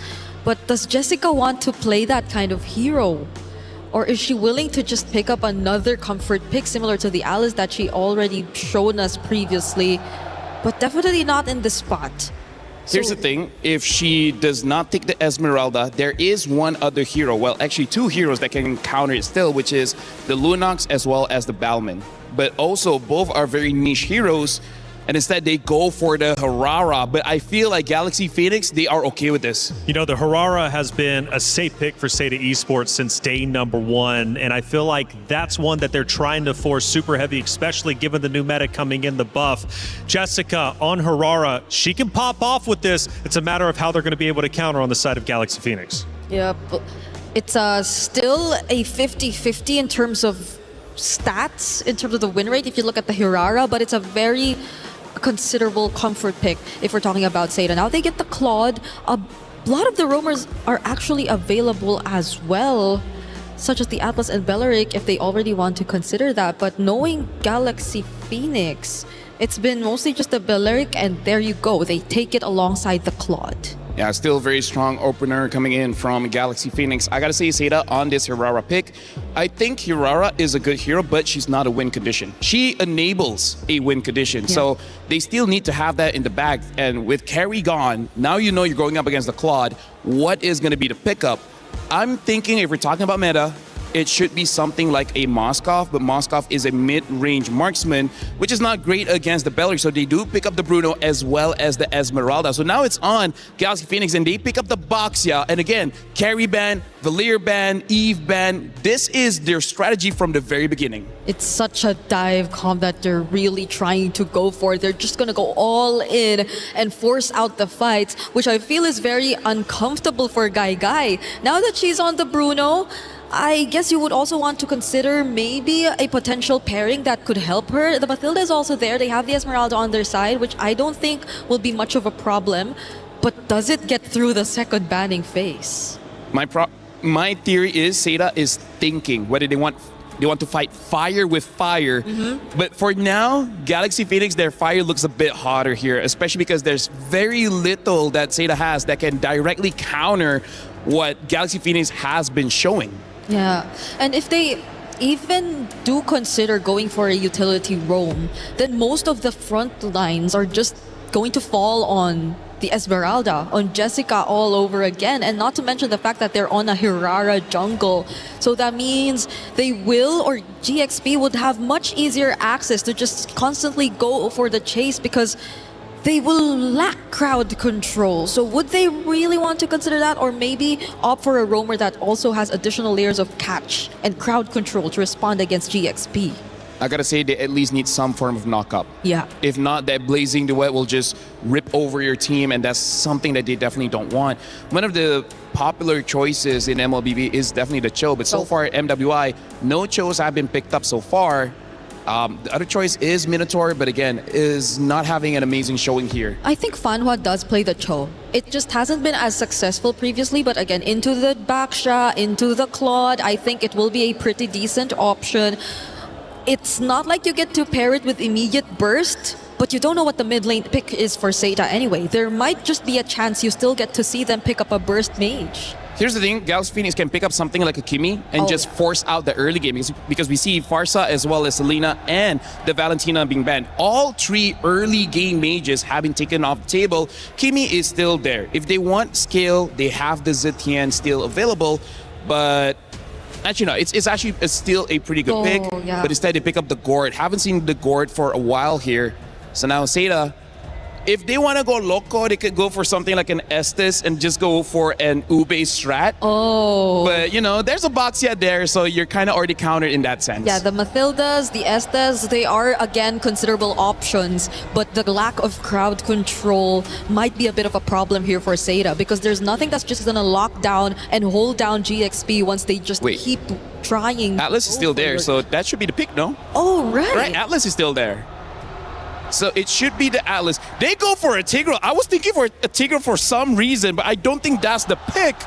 Lilia is picked up so that she can fight the tanks. This Tigreal is, I would say, must be some kind of comfort because wow, wow, wee, wow. Wow, wow, wee, wow. Wow, wow, wee, wow. We're just waiting for the XP lane, I guess. There is an Alice still. I think it's okay, but I think they might be better with damage, maybe like a Lapu, maybe like a Bennett. Paquito is still up also. But the Esmeralda, a bit of damage, yeah, I'd agree. Okay, they lock in the Sora. And the Sora is amazing going up against Lilia. Lilia does not have a lot of HP. He can burst her down. Galaxy Phoenix versus Seda Esports. It's our first knockout round match. It means so much. Single elimination, you lose, your key is crushed. You will no longer have the chance of glory to earn the trophy over on that very stage. Of course, though, if you win, it's only a couple more series before you lift the trophy yourself and earn $150,000 for first place. It's Galaxy Phoenix versus Seda Esports to start our knockout round. Athena, Gideon, take it away. Thank you so much, Reflections. Man, this draft has been a little interesting as we come on into the series. This is going to be an interesting one. We're expecting some big team fights, but also some of these picks have been also really looking for the finer details, right? Looking for ways for maybe Sora to not only punish this Lilia, but more importantly, can also stop the Tigreal if necessary. They got so many different tools to utilize. The question is whether or not the laning phase is going to be okay. Oh, let's see if that will reflect onto rotation here for GXP. You know what? You're right. They are kind of doing the research here onto what fit or works best for Zeta. Remember from their first ever matchup against Falcons ID, they actually used this Hirara. And then for the second game, they locked in the 2-0 with the Tigreal. Fantastic job, by the way, by Fanwa. So let's see if Galaxy Phoenix has something in store for that duo as well. Now, considering that we are also looking in the Bruno for Gygax, which is somewhat new today for today's meta. We have seen a couple of teams actually, banning it out, but this might be first blood here as Fanwa forced to flicker away, losing an important battle spell prior to the very first turtle of this game. But coming back to the marksmans here, it's interesting because even Winnie recognizes, Gygai is currently on a lane bully. Not only do I need to get the hybrid defense, oh my goodness, but also the tenacity. Even so finding first blood is already great here. Okay, that's a great start. So Sarita is actually starting off things with another rolling around kill here for Joe, and for GXP, it's all about the timings as well. Remember, for the Balearic, there are certain conditions that has to be met before you actually go in with the Wrath of Dryad, and all of that will be possible as well if Ling is able to back up right before a turtle take, and which in this case is going to be cornered or circled around by Zeta Division, and Joe is still keeps on farming and relaxes their stance. No asserted dominance yet, or no clashes being initiated yet here for Galaxy Phoenix. And it's very understandable. After finding that first blood, they know for a fact that Fa is unfortunately not at level 4 at the right time. So this is pretty uncontestable, assuming Soul was able to find just a couple more camps to get to level 5. Even so, we're already seeing the first few movements, and Cloud Chip's out. Okay, Ling is risking it all. It's Fanwa yet again being targeted, and this time it's Galaxy Phoenix taking in the kill. Joe with a counter setup kill here, but Ling when you take it down. Meanwhile, that's too messy. Jessica was beautiful summer onto the back lanes. They just have different targets here for Zeta. Sophia, beautiful three-point shot with a Mystic Projectile over the wall to not only make Fa's job easier, but now this is a winning position. They just need to deal with Jessica. Okay, now they're hovering over here onto the turtle. It's Fanwa again with the position. She doesn't have her ultimate yet, so it's going to be GXP cornering most of the members here for Zeta, and Jessica with a jump will hit no one, but instead it's Ling hitting in the face here for Joe with a double kill, plus a perfect Mystic Gush to top things off here for GXP. They might as well just grab the turtle while they're at it. Yeah, you can tell that GXP is kind of nervous, and even Zeta, both of them are playing very anxious this game. The turtle contest was also a little weird. It was a little 50-50, and honestly, I think it's technically in Zoe's favor in the earlier stages of the game, having so many abilities and high base damages, out base damaging, unfortunately, the Baxia. It's 600 to 800, and now we're going to see Name in trouble. Okay, that's a forced black shoes onto Name. GXP knows there's no pure fight yet. Meanwhile, for Zeta, the plan B in motion right now. Just let Gygai play her lane. But it's Fanboy yet again. It's a continuous harassment onto her that makes Zeta Division, Zeta rather, had a hard time to actually initiate some of those fights. But look at this, both sides are not wasting too much time. So made this similar invasion early on, netting them first blood. She's back here again just to slow down Fa even further. Okay, now for Galaxy Phoenix, all they have to do is somehow continue this kind of dominance into the map. And speaking of which, it's going to be Jessica66 being targeted here. That's two women onto her. And Fa will get the last hit. Even one of the backbone here for Zeta is having a hardest time against GXP. Yep, this is the beautiful plays coming out from GXP. Very high level, showing presence down by the bottom side, already assuming after mentioning and also seeing Zoe on that top side. It's still a bit of a mistake and an overextension from Jessica. Even so, so, Ling is coming up big time. 3-1-2, gonna get plenty of money off of this. In terms of the side lanes and who's doing really, really well, it's Guy with plenty of money. It's Winnie with the EXP lead, but it's Ling really leading the charge. She is the master here onto the XP. Meanwhile, that is not going to look good here for Jessica26. And now Sophia initiates with the Mystic Gush. Lemus will follow up right of Dry. There's going to be the taunt. Joe trying to run away with iframes. It will be enough. But sadly though, onto the top lane, they won't be able to try and contest their positions here onto the neutral objective. Beautifully played. Oh, okay. Really, really well played for GXP's side. Seda tried an attempt here, but they don't. I think they need to understand that GXP's combination is very plug and play. It doesn't matter what order it comes out in, as long as you get CC, you are going to die to the Gush. Simultaneously happening here onto the map. There's going to be a kill. Solo kill here. Still Ling on top of everyone else. They're really transitioning quite well here for Galaxy Phoenix. Getting a turret, getting a kill, you already have the turtle as well. So now we totally see the importance of what it does to our XP laners when you're kind of bullied early facing into this game. I mean, when you make back-to-back mistakes, unfortunately, in that laning phase, that's when it gets really, really rough. Especially when you go over to these neutral objectives and not find some kind of gold back for all of your contributions. Even so, GXP not going to completely let them go. Look at that, 1.6 to 700. But if we look at Guy's side, Guy, unfortunately, only 71. Not enough of a lead to become lethal just yet. Yep, and that full responsibility of the damage will fall onto her shoulders later on. But it's also Galaxy Phoenix to actually try and corner her out. They're trying to choke out most of the damage or impending damage as Sarah could actually go in against Galaxy Phoenix. But for now, Silpha on to Fanwa. We haven't seen a great implosion play yet because she is just continuously being harassed here by GXP. She's actually getting targeted quite a lot by the poking damage. Oh, wait, Conceal coming through, targeting towards Ling. Probably not going to be a good idea, but here comes the cavalry as Fa going to initiate. Okay, it's Sophia yet again. A very great Mystic Projectile plus a follow-up Mystic Gush. Okay, falling down low air is Fangwa. No frontliners here for Zeta Division. Both are kept busy here by GXP. Meal for Joe going in for another plan in action, which is to somehow push off some of the lanes against GXP. Overall, it's still a winning matchup here, but GXP, they got to be careful. Zeta, they already found their set play as they look for the second kill. Okay, Flicker was exhausted here by Sophia, but still, for Zeta Division, that might have been quite an opening or a small window that they could totally maximize before they try and contest this big objective. But it looks like Ling already has it covered. It's Fanwa yet again that she sees Jessica from the back. Will they be patient enough to wait for the perfect timing? Conceal play. But meanwhile, it's Ling taking down Guy. And now GXP finally gets a chance to actually shut down most of the damage dealers are supposed to be. It's going to be 3 members down. Chase down onto Jessica26. Meanwhile, it's Fa and Ling jumping onto Name. They're gonna triple kill. Will he go for the Maniac? Yeah, indeed. That's going to be a Maniac kill for Ling. It's a queen for this game.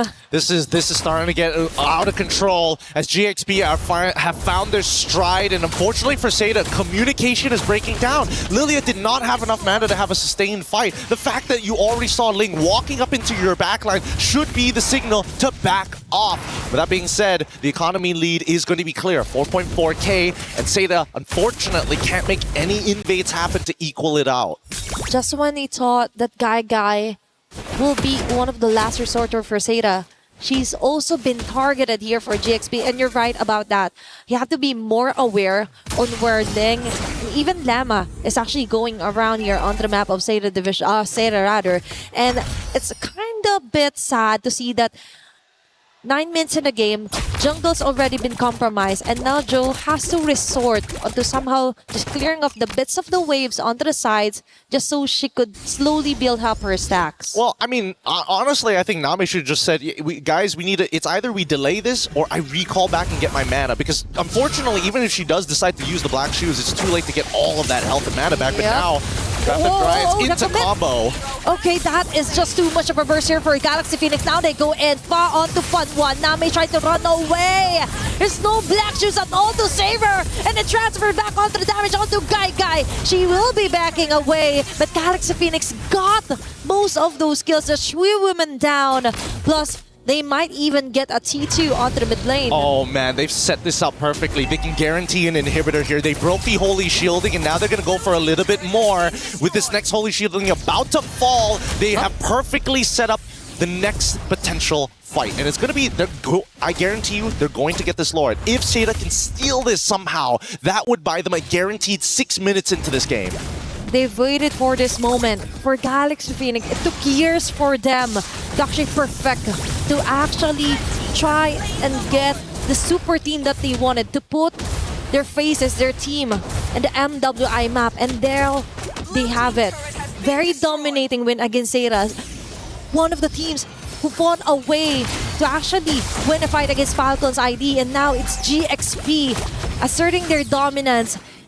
Looking at this one, of course, we see some clean discipline as well when it comes to rotations, plus the easy conversion of kill, then turret, kill, and then objective. Very clear attitude here for GXP. I mean, it's reflected by the score, 2-15 so far. It's just closing this game out. It's going to be a little bit harder than it looks, especially since Name is starting to scale and dealing with these waves well. So, fortunately, not going to get caught here, but they find Fanhua instead. Okay, Flicker. Fortunately, hasn't been activated here for Seda, but they have another task in here that they have to melt down as fast as possible. It's going to be the Lord that GXP has and marching onto the bottom. So very nice of them to kind of delay things off onto the mid lane, even onto the top lane. Now the pressure is on. Macro control here for Galaxy Phoenix. Winnie onto the sidelines here, and Lemma with a Wrath of Giant. Funnel immediately down. There's no more counterplay here for Seda. All they can do is run away while Lane chases them down onto the back lanes, and Winnie goes in with a blazing duet. The cherry on top, Galaxy Phoenix is doing it. Complete members marching in towards the base. It's Seda trying to fight for their life here. Jessica and Joe Guy will manage to do that, but still, they're on the brink of losing here for game number 1. So close, but still, they can definitely still survive for a few minutes or so against GXP. Yeah, unfortunately, they're not able to cut through absolutely everyone just yet, and the spawn timers is going to allow the rest to actually come back into this fight. GXP could have forced the end there, but decided to take the safe route. This could be a potential mistake if Seda is able to find a turnover fight, a complete wipeout against GXP to close out the game. I would say closer towards the 14 to 16 minute where the death timers are long enough for them to crush through 2 to 3 towers in one go. And for that, for Galaxy Phoenix, they just kind of want more cleaner and clearer assertions of clashes here. I think that if they're going to look for the cleaner and an assertive way to play, they gotta ruin the position of Sophia. But just like mentioned in the beginning, right? Their plug-and-play combinations, now that all 5 of them can get involved, it makes Ling's job really easy. Instead of just, hey, I gotta go Cloud every single time. Not necessary if the combo actually lands. And now, let's see if something will finally land here for Seda. But one thing's for sure, those bullets are gonna land onto the last bit of base hurt onto the top lane here for Seda. This is making it harder for them to go outside and try to somehow form, even contest the Lord that will be spawning right on cue. All right, now they're going to have first position here. This should be a pretty free Lord for the side of GXP. Seda, unfortunately, must play the defense. As soon as they start walking out, but more importantly, since their jungler is about to get revealed on the top side thanks to that top wave, GXP have nothing to fear. Now, Seda, how do we play defensive in a composition that just has so much counter-engage? If Fanhua decides to flicker forward, unfortunately, a majority of the important members on the side of GXP have some form of counterplay. Sophia will never be anywhere close to the front lines. Winnie has a Purify, so that only leaves you with just a bunch of tanks, one of them who wants you to be in their face. Yep, and problems keeps piling up here for Seda, especially Fanhua being the first to go down each and every clash. So for GXP, it just makes it easier for them, right? No more frontliners. All they have to do is do their thing. Ling goes in with punches, and the rest could just focus fire onto the base, which might happen into the next wave. Well, let's see, because now It's about time, and you can see that Fa is already trying to pull the attention apart. Okay, Lord has to be melted down here for Seira. Now they're too focused on the setup here for Fanwa, risking it all, even with the dark play, is able to do it, but the damage just isn't there yet. GXP focus fires onto the base, gets the game number 1. That is the cleanest closing I've seen from many different teams here today, yesterday, and the day before, but GXP, they do it by the book. They do it honest, and it feels like a snake wrapping around your neck. You just choke out. You don't even feel the pain. It just goes black and the game's over. Definitely. And now for Galaxy Phoenix, they only need one more win to stay another day and fight for their way onto the semifinals. Meanwhile for Seira, man, they're going to have to hit the drawing board again. I think that they had an opportunity in the draft to actually punish this composition, but unfortunately decided to go the safe route. And the order, if the order changed just a little, it could have definitely helped at least GXP slow down that early game in the middle of this game. With that being said, though, we're going to go on a short break, and when we come back, it's going to be more MLBB action here at MWI.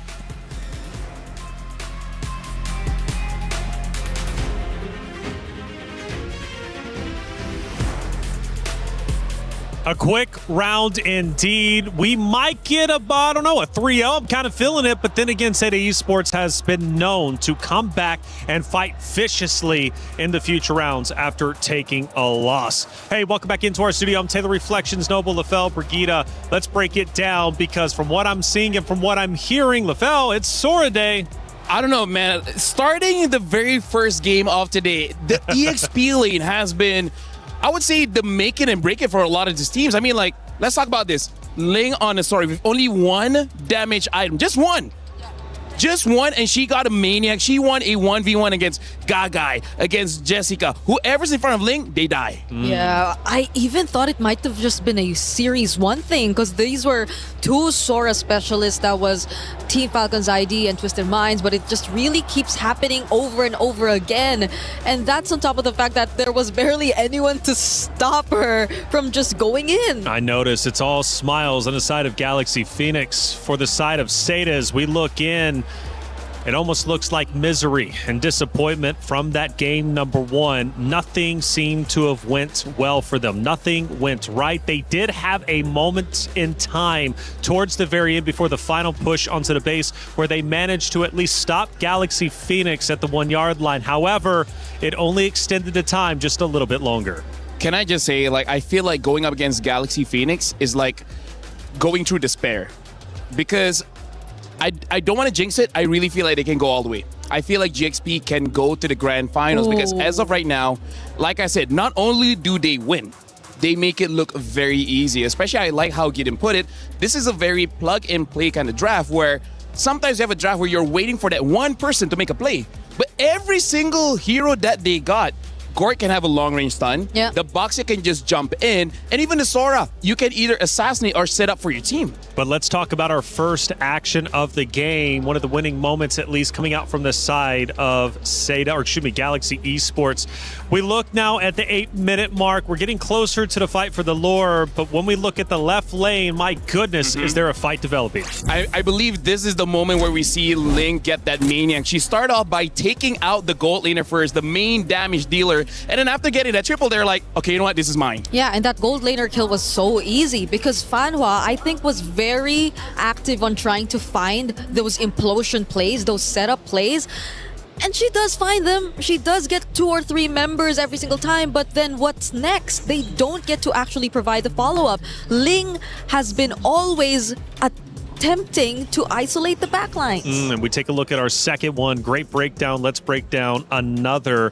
This one's most likely going to be about 10 minutes in. We're just nearly there. Again, we go back to the mid now, even to the bottom right, and we start seeing another skirmish develop. This also just shows how individually everyone from Galaxy Phoenix, they can take care of themselves because there's dives. This is basically like a 1v1 everywhere else, and it's just like you against me, who's gonna win? And every single person from GXP won that bout. Yeah, and it's great because whoever starts to try and go for the fight and jump in, it's always them also being on the same page. Because sometimes you see people just trying to go for engage, but the targetization seems a bit off. Like they go for very different targets. But in this scenario, GXP, if Fa wants to go in, she jumps on a single member, then you could expect just everyone to focus fire on that before they move on to the next. One more final moment to check out during that first map that we ended up witnessing. And this time we go to the 11:30 mark.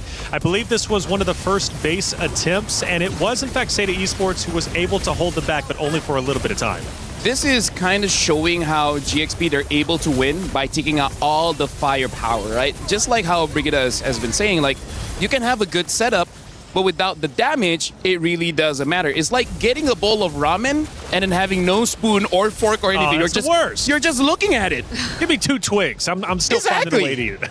Imagine having ramen, just nothing. At most, you can just get the soup. That's it. I'll figure it out, though. LaFell, me and you will figure it out, okay? Bree, that final moment, though, casters were even saying it was one of the cleanest attacks onto a base they've seen. In a way, And I agree. But also, it's partly Seta putting themselves in that position because Fanhua again tried to go for something, and that's with the knowledge that the Belleric still had the Wrath of Dryad. You just always have to be aware that this is such great catch. This is such a great way to just intercept whatever you want to do. And it's so low effort. They barely had to do anything. Lema just had to wait so she could cast the Wrath of Dryad, and that's it. Now, one of the things I brought up during the hero selection, breaking it down, is for Seda, they love that Harara. Now, you did point it out, LaFell, that's not a win condition, but more so a piece of the puzzle that Seda Esports is trying to put together. Felt like Seda tried to do this on day one. It actually ended up working out. Relatively similar hero composition. Are they too reliant on the Harara? Do they need to switch things up? This is also why GXP is so strong because, like I said, they're the masters of rock, paper, scissors. They know the Harara is going to get picked, right? Instead of batting it out, they allow Seda to just take it so that they can have a draft that makes it so that Harara could not do anything. They ban out the carry, they ban out the Valir, they ban out all the anti-tank heroes so that they can have all the tank heroes so that Harara come in and is like, okay, can you kill me? You cannot, then you will die. Yeah, because we've been saying that you need to set up for the Hirara to be successful. It's not like the Hirara is just the one making things happen. So there are certain conditions that have to be met, and in this case, they did not allow any single one of them to get through. It was tough, and speaking of not getting through, Bree, I mean, Zhao was the only one with kills onto the side of Seda Esports, having two total eliminations. For Galaxy Phoenix, they had close to 20. But those all happened in the early game, and that was about it. One and the late one, when she got the clot, right? Yeah, that too, but most of it just really was when they could really take the Hirara and take advantage of how mobility is reliable, how the burst is slightly reliable, but everything else after that was just countered out here. It was tough. It really was tough to watch, to say the least. Seda Esports, I know, has so much more potential than what they just showed. I know for a fact they can play better than that. But speaking of playing better than that, what's the game plan? You lost that so quickly, it's even hard to get upset about it. Granted, we did see the player emotions, LaFell, and they were clearly feeling that loss. Because I really feel like they understood that there was not much that they can do in that game. That was the phases of saying that they knew what we were going to do before we did it. So how do we outplay that? Because let's talk about the bans. Guinevere, one of Fa's best hero, got banned, and she still had the Boxia. She will still have the Ling. If you have 5 bans for Fa, she still have a signature hero. That's why I say it feels like despair. Yeah, but I'm pretty sure they still have so much to pull out, and they're not even pushed to the limit. Like every single draft feels like they've just been expecting everything to come out, and they eventually get a hold of what they want. You know, coming into this again, and I keep bringing it up because I think it's such a cool story, Seda Esports was built for the MWI stage, but that means their hero pool as well. Do you think they're maybe overextending past their comfort zone and they're finding themselves trying to counter the heroes on the opposite team, but not really understanding fully how to play those very heroes? I mean, we're talking about how both organizations is trying to make a name for themselves because this is new. This is a new lineup built for MWI, and because of that, they don't have the experience of being pressured this hard. So I feel like have they stretched themselves too thin? Honestly, maybe, just because now that you're in this situation, what do you do? This is scary, Bree. We go back to Flying Cloud, and Seda cannot afford to go with the same hero composition, because we know what Galaxy Phoenix is going to do. They're just going to choose their own that just defeated them, and after such a heavy loss, going back to the same map, this could have devastating effects for Seda. It's tough though, because if they don't really want to overstretch their possibilities in terms of hero pool, then does reverting back to comfort also help them? Because their comforts seem to be really countered out well by Galaxy Phoenix nonetheless. That's a good point, but we just witnessed Gen G try to do that. They went with their comfort picks, and they unfortunately ended up losing. So it's not a guarantee, but it is something that I'll still stand behind. It does help, especially whenever you're feeling uncomfortable going into the next map after losing in such a severe fashion. I feel like you need to find a good middle ground. Middle right? ground, yep. Because like maybe 2 or 3 players need those comforts. The other ones need to be a win condition, right? They need to be meta here, because right now for Galaxy Phoenix, they kind of know the comforts of Seda, and they're just taking it all out. And this time, look at the difference here. They're not betting out anti-tanks. Now they're betting out burst heroes. So maybe they just want to show off more heroes. Just be like, hey, we got more in the tank. Hey, what if it's an assassin game this time for Galaxy think it might Phoenix, be. right? Because if they don't want these annoying XP laners to just come in, well, the carry makes you think twice just a little bit, because there is also a chance they took it out. But these are mind games. Like, Seda are probably not sure what the game plan is for Galaxy Phoenix at this point. Just give it the first 3 bans that they decided to show us. I feel like Belleric is a pretty safe pick, because again, that's one of the heroes that Lima really likes to play. Other than that, everyone else has been so good. Belleric has been picked up, so now for Seda, the problem is they don't have a carry to really fight against this Belleric, so I don't know. Even taking away the Sora is so dangerous because the Valentina is still there.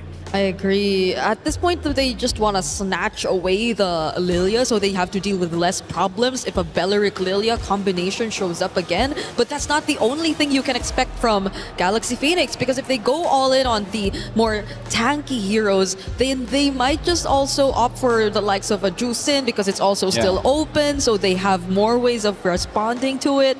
But it's scary, but comfort is the game, I guess. They're showing comfort with the Sicilian pick, but that Sora early pick. A reason why we don't see Sora so early, it's so counterable, especially with that Valentina. So that's a risk, saying that I don't think you'll pick up the Valentina, and they don't. They pick up the Phoveus, but Phoveus is also a counter towards the Sora. And now that the Phoveus sees it's a Sicilian, it's not a Gord, it's not a Lilia, the Phoveus will be fine. I feel like Seda, they just overcommitted on that Sicilian pick, making it an easy Phoveus pick. Yeah, and you're forced to play slow. You have to play slightly slower than usual.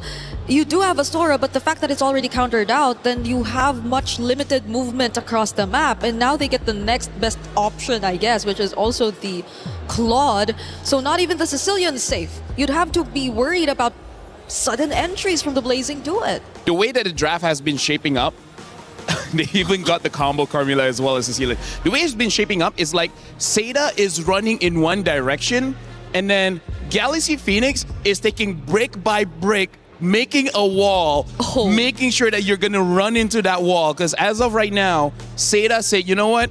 We are going for comfort. We're going for wombo combos. So just hoping for a very big team fight win, but that's one of Galaxy Phoenix's specialty, especially with that Belleric. I don't know if that's the best way to draft for this one. I hope Seda at least find some way to play opposite side of the map, because if they're just going really heavy on team fights and you're already forced to play slow, then that just really lessens your chances of being able to catch up to Galaxy Phoenix, because I just feel like Galaxy Phoenix are always going to step on the gas. They're not really going to allow Seda to play whatever game they want.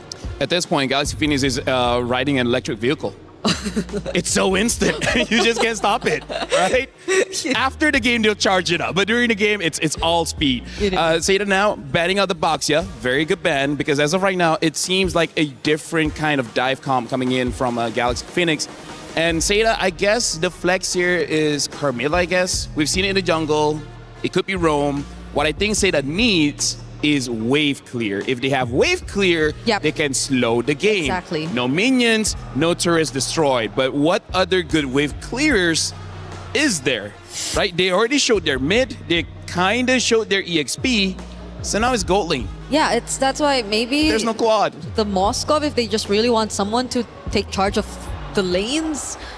I almost want to make a risky pick of something like a Granger so that the early game is there, or a Harv, because I'm just worried the Moskov needs 3 to 4 items. It does. Cecilia needs like what, 20 minutes? Also, because you're already forced to play slow, you're scaling in mid, so might as well go for an early game gold lane. They need some kind of early game. If not, this is gonna be super one-sided. So should they just go fighter sides and maybe like a YSS in the jungle to actually not bad. Balance it out? Actually not bad. Or fighter in the jungle.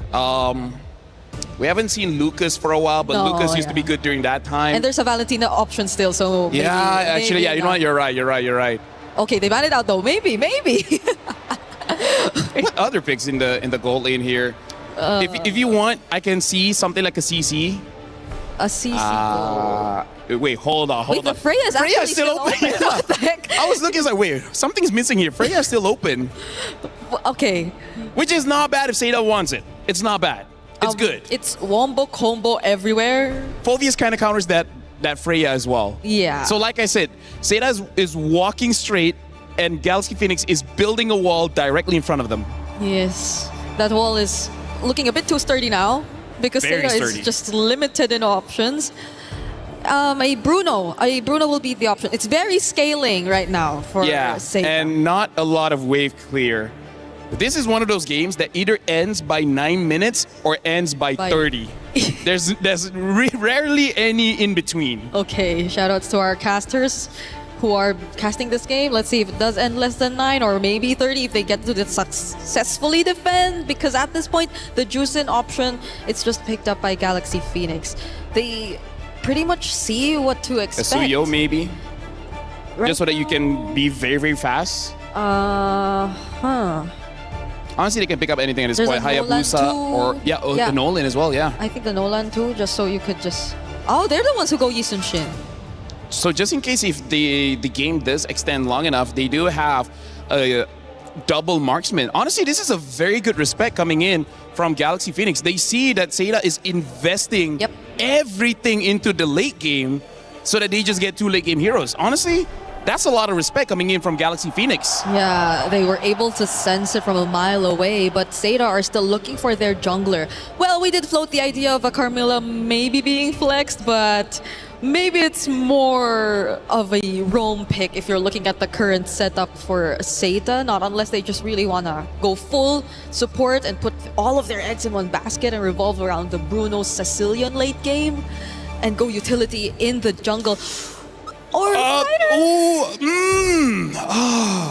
wow. Okay. I feel like I want to ask the opinions of Gideon here, because Export makes sense against the Phoveus as well as the Belleric. But hey, maybe it can work. Maybe it can work. Well, it's going to have to work for sure. Seda Esports built this roster specifically for MWI, and it's worked out so far. But is this going to be the end of the road? Well, they need to come back in the series. It's a best of 5 after all, and Galaxy Phoenix is already well ahead of the game, winning Game 1 in such a convincing fashion that Seda Esports now has to go for their comfort picks just to feel alive in Game number 2. It's Galaxy Phoenix versus Seda Esports Map 2. Athena, Gideon, take it away. Thank you so much, Reflections. And yes, LaFell, I will explain it in just a bit here, because this is going to be an intense game. Not only were both sides looking for comfort picks, but Seda really going above and beyond in the second half of the draft to shake things up for the mid-trios. And I think that's where this game is going to come down to, because level 1 is not in their favor when it comes down to the wave clear. Now, they both lost a concussive blast really, really quick. But that first motion gives Name the advantage that they were looking for and avoid the worst part of the early game, which was level 1. That is just the thing. They just want it to be in their favor when or where they want to decide to engage, right? And for Seda, with the export being shown as well here, Gideon, we have to dive deeper. But before that, for Kwanwa as well, going in with the Revitalize. Now they slowly disengage from that independent team fight. Now, here's the thing. When you have your mid-trios battling it out, it's really a 3v3. However, if you notice GXP's lineup, only Lima, unfortunately, is the tankiest person on their squad. Sophia's not going to walk up too far without Lima, and Fa doesn't want to get close at all. Now, here at level 2, this is where Sophia can get really, really aggressive, but Seda want to punish this. They are taxing the HP pool and also using the waltz so that Fanhua can get really aggressive and still walk out of safety. Plus, the additional shield is really helpful for them when it comes to clutch moments, right? And it's all about surviving, not only here on MWI, but surviving the game first. Okay, one game at a time here for Seda. And now we also have to somehow look at a closer look on how will Jessica fare well against the Phobius of Ling later on. Now she got this huge advantage with the setups with the Cloud Form current term, plus now she actually has damages she could inflict upon GXP whenever needed. And right on cue, it's not going to be, or it's might be going to be onto the objective here, which is a turtle that spawned right on cue. I think step one for either one of these teams, they may want to go for this neutral objective, but they don't necessarily have to take it. Wait, turtle ball hits! Okay, they're turning into the bait. Name almost falling low. It's going to be a Firaga armor being pop up here, but the last Insanity Zone with the first blood. It's Ling being the first blood against, of all people, now Seda. Semi-standard hard here, but surprisingly, they let go of the turtle. They just focus on to getting that huge first blood kill for Joe. That was actually a pretty insane fight there. Like, Jessica saved the day. Name was meant to die, and Jessica saved 2 lives with a single flicker and cloud shift. Now, we see Fanhua getting aggressive, but at the same time, they notice it. They don't mind if she dies, only because Kai is going to be their late game insurance policy next to Name. Yep. At this stage of the game, I would say that Seda, again, they're going to contest basically everything, but there's no real commitment to it. Maybe for now, because Seda just has to be really careful. It's all about picking in onto the lane and roaring for the free hits. Is going to be Name. Perfect bat speeds there, getting a kill onto Sophia. Now the numbers are quite rolling and going onto the side of Name and Fanhua. And this is exactly what you want to see. Some sacrifices from the side lanes that isn't in your late game scalers. Yep. The Phobius knows that later in the game, he's going to be a lot less relevant. So at this point of time, you see that Jessica is going to take advantage of that. You know what? I'll miss out one wave, but if I can set up 2 beautiful kills for Name and speed her up, this game will be free. Who says that you have to play the long game, right, to activate a Sicilian? It's all about making it faster here for Seda. And now they also have this great vision when it comes to Name with the Sanguine Claws as well. When it comes to checking out each and every bush, if ever or whenever necessary.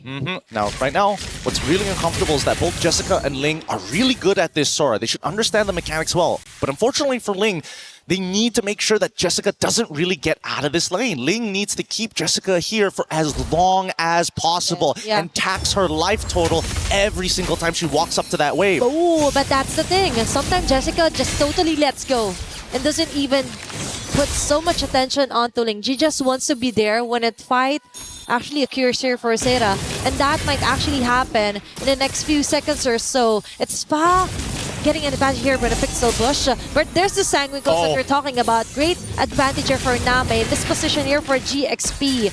They're trying to dance around this neutral objective, and Jessica26 is ready to rumble whenever ready. Foundry Chakra activated as well. It's going to be the blast here for Jessica26, targeting Fa of all people. And Joe freely gets the turtle in hand. The bat flaps will be able to land in on those targets. Bat speed activated as well, where Name and Guy will join in the fights, but a little bit too late because Seda already got objective and a kill, but GXP got a trade in return.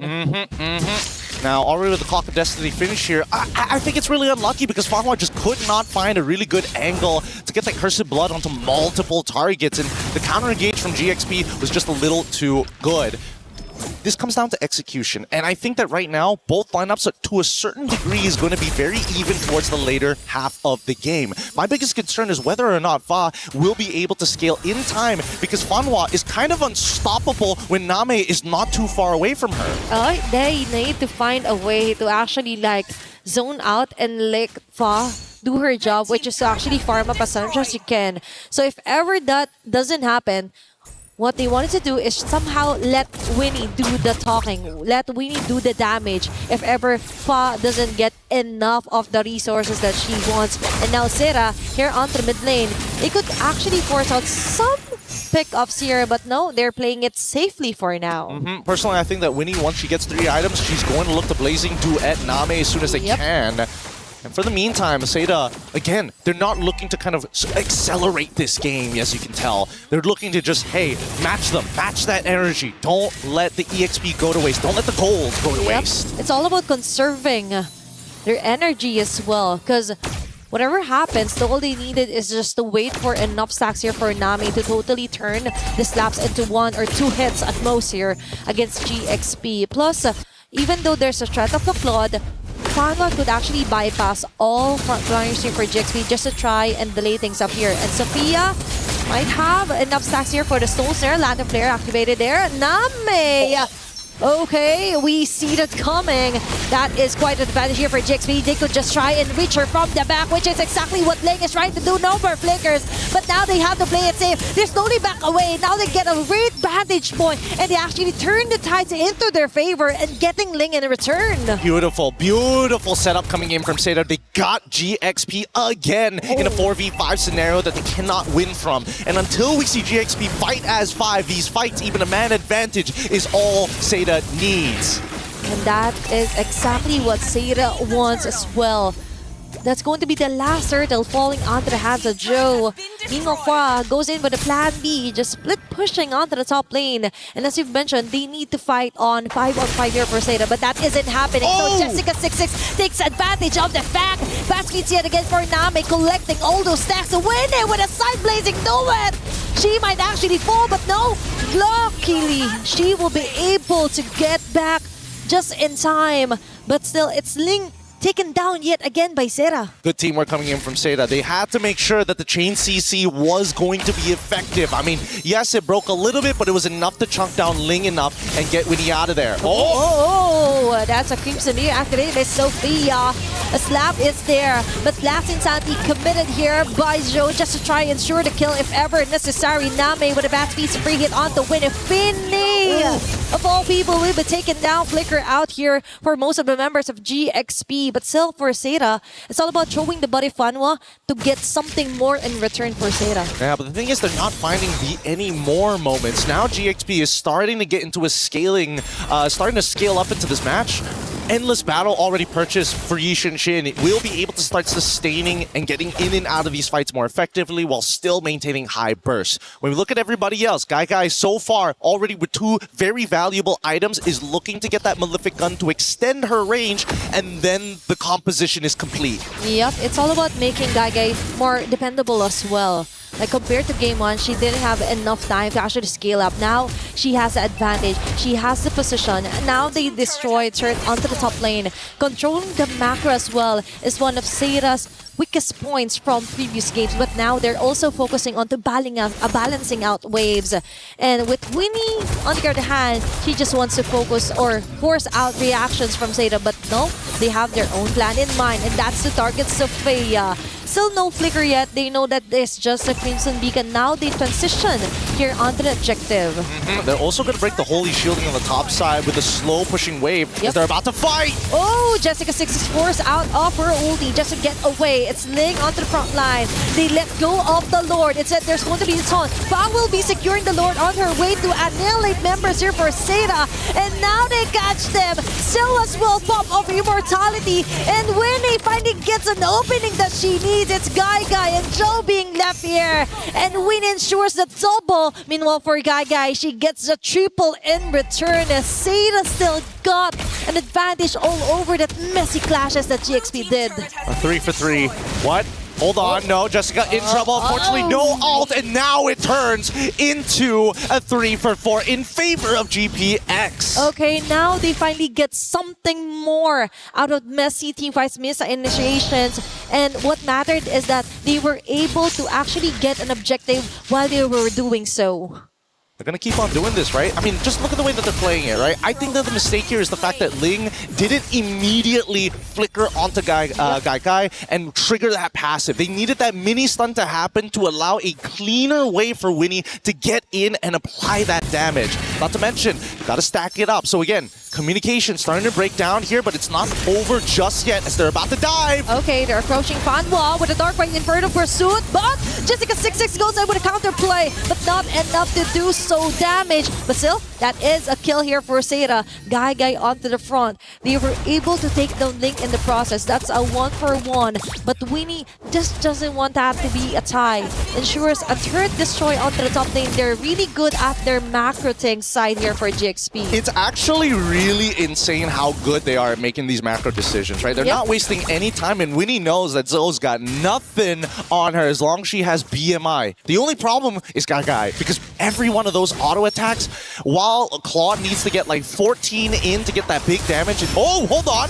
Okay, it's still Jessica26 trying to somehow set up a play. Being forced out of their positions here is GXP, but still, Flicker activated for Sevilla just to try and survive.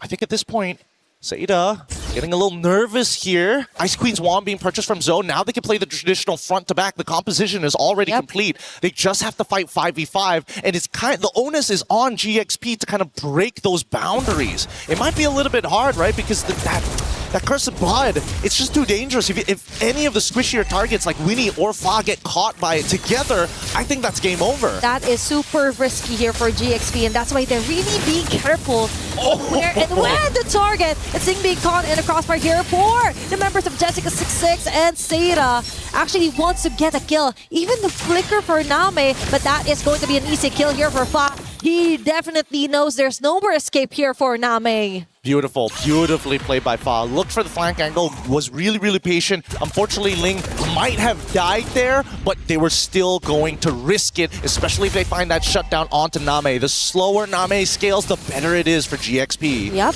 with Galaxy Phoenix now, they're focusing their attention on controlling out the wave and position when it comes to taking out the Lord. It's going to be a free Lord here for Galaxy Phoenix, and a great zone out by Lemma and Sophia against Seda. It's looking really, really good here. But unfortunately for Seda, despite the score being 8-11, the Lord is in the hands of GXP with a 1k lead, looking to explode it into a 5. However, now that bottom side, no holy shielding both top and a bottom, it kind of doesn't matter. I feel like GXP has kind of conditioned Seda a little bit. And yes, look at that mid lane.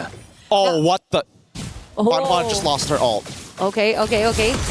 Kind of a whoopsie here for Seda, but still, it's Jessica26 with a great initiation. But sadly, though, members here from GXP will be taking the 1-by-1. It's still Gai coming up on top. As you've mentioned, it's all about the free hits here from Gai. She is the woman that GXP has to hunt for. I mean, they could have gotten a lot more there, but then again, maybe it's a blessing in disguise. I'm pretty sure GXP saw the random Curse of Blood being thrown out and thought, we could force this, but they forgot about Jessica. That Cloud Shift works just as good as the main initiation tool. Okay, now for Seda, they just have to be really careful onto controlling the wave as well. They have very good initiations, to be honest. All throughout their games, they're really dominant when it comes to clashes. They really know how to play the micro really well. But the problem is that most of the time, even not so in super long games, 15 minutes is considered mid-game, right? And they're already gotten their base turrets already destroyed, but most of the opponents that they play against, and that is somehow frustrating if you're Seda, because you also have to double down onto watching out the long lanes here, but Lema instantly being bursted down. Okay, Fa was actually waiting for members here for Seda to actually exhaust all their ultimates. Last Insanity committed as well. It's Winnie being caught. Oh my gosh, they stayed a bit too long there against Seda. They just didn't make a decision. GXP needed to start moving to that direction. They cannot just let it go. They could have just sacrificed the waves just to make sure that the rest of GXP can get out. And now their cores are in trouble, and Lima might be the next to fall. Okay, even with the random die, I think that won't be enough to survive.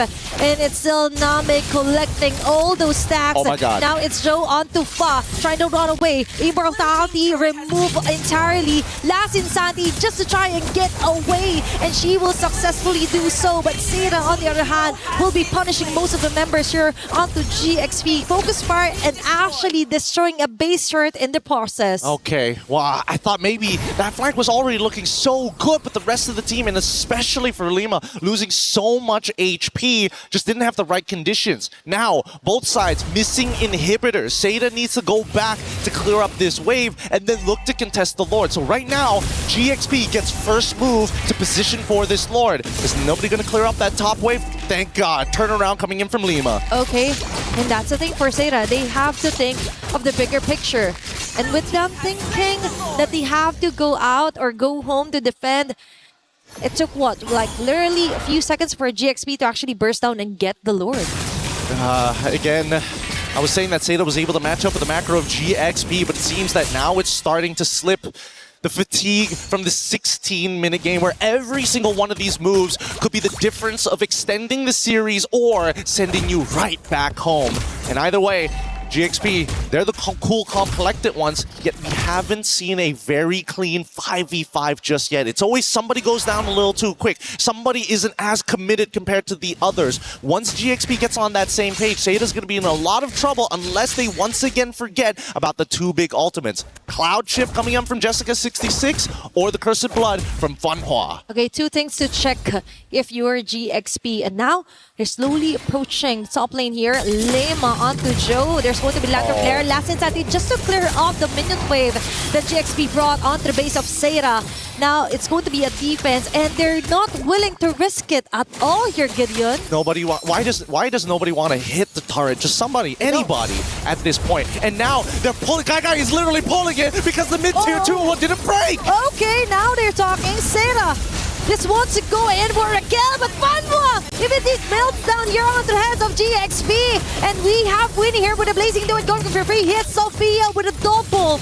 Now that's going to be a disaster here for Seda. They have to defend for their base. It's still complete 5 members here for GXP knocking in onto their base, approaching the mid lane. Oh, this game just got extended for little to no reason here. Yep. And now the inhibitor's still being threatened, and yet Seda are going down as easily as you think. GXP, they got a little disrespectful there. They should have remembered, hey, you can't get the inhibitors without taking the tier 2s, so why did you hard push it on the long lane? They were too focused onto taking down base turret that they forgot. Wait, we have to go back to the basic fundamentals, right? You have to prioritize first on the turrets that you really want to destroy, then you go by there.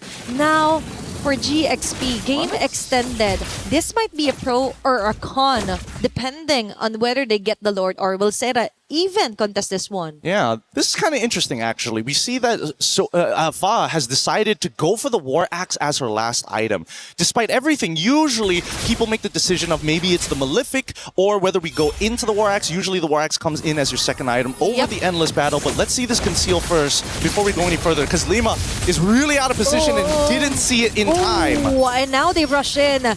Immortality removed entirely just before a Lord take here for GXP. Although technically, she still survives, but for Seda, they have another layer of info that they have. But still, first things first, they have to clear off wave after wave before they try and position themselves into trying to contest this objective. I love the fact that Seda are using these small little tricks. When you conceal, stick by walls because it's just harder to notice something changing when it is a fixed position. But even so, they're still contesting for this mid spot here. Okay, it's Fanhua being covered here by GXP. Waltz in towards Name, and now they try and dance around this Lord. 9 minutes into the game, this might be the ending Lord that GXP needs. And oh no, Jessica6 is forced out of her ultimate. Wait, what? On the back lane, it's Fa getting the Lord, and when he goes in with an entry point of Blazing Duet, Jessica6 might fall down. Yes, indeed. And Ling on the hands out here, and Guy gets in with the multiple balls ahead, getting for the free hits. Seda is doing it. They want to survive, but wait, there's more. They have to go back. They have to defend their base, and it's Winnie on their back. That's 4 women across the map. trying to find a way to go home safely to defend against GXP. This might be the first time that both Seda and GXP have been put in this position. This is the sloppiest we've seen. So nasty as they 5v5 around this Lord Pit. A steal from Fa, but yet we are seeing that Seda are coming out of on top in a lot of these scenarios. Both the XP's down and one chance to survive. Okay, they still have the capability to extend this game! And an immediate shutdown onto Fa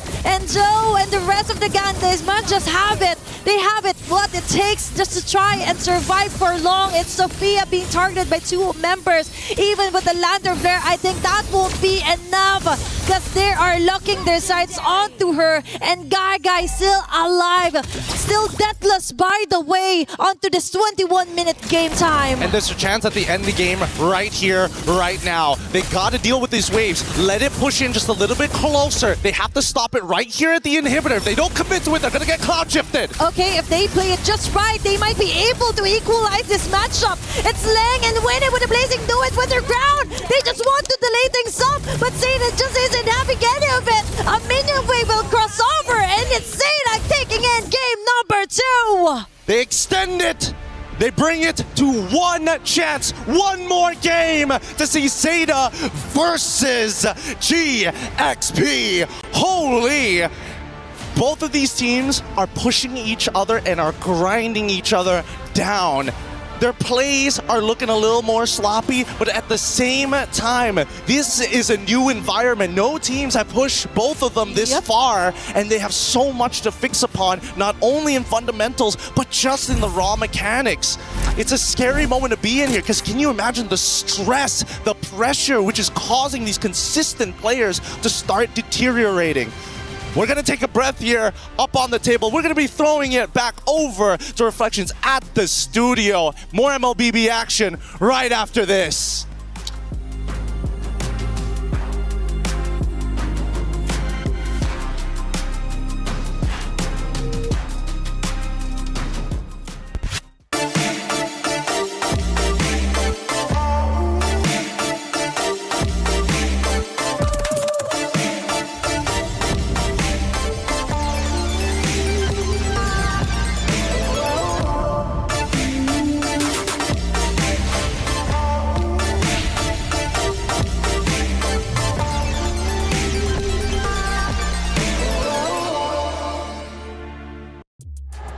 What an unbelievable game with incredible results. It went back and forth for a full 20-plus minutes. In the end, it's Seda tying up the series 1-1. Bree, I thought you were going to lose your voice screaming. You were losing your mind. Have I not? Oh, did you hear that? I feel like I lost a bit of it just because of what happened there in that game. It's, what, 20 minutes long? We didn't hit your 30 minutes, but yeah, we were close. We were close. You know, it's funny, LaFell, you did say it's either going to be a 9-minute game or a 20-plus minute game. When I saw the 9 minutes, I said, well, we're in for the gauntlet. Oh, yeah. I mean, like, Cecilia needed 20 minutes to get there, and they got there, right? I feel like I cast a curse Galaxy Phoenix just a little bit by saying they could go all the way to the grand finals, and then that just happened because, let's face it, Seda had an amazing game, but Galaxy Phoenix, a lot of misplays, especially from Winnie. Well, you're very passionate about that one. He did put a disclaimer that he doesn't want to jinx it, but you know, Caster Curse might just be a bit too strong for today. It's a real thing. Sora is a real thing too for Happy today. Sora Day. Sora Day. It's been, what, all wins for whoever gets the Sora here. It seems to be the cheat code. My goodness, though.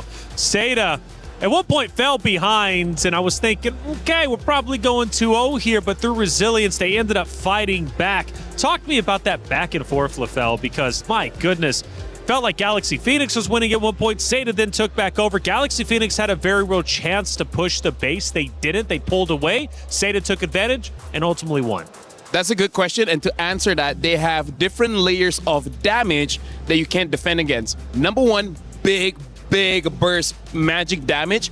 Fovia is one of the tankiest heroes in the game. One hit, half HP gone. Yep. So that's number one.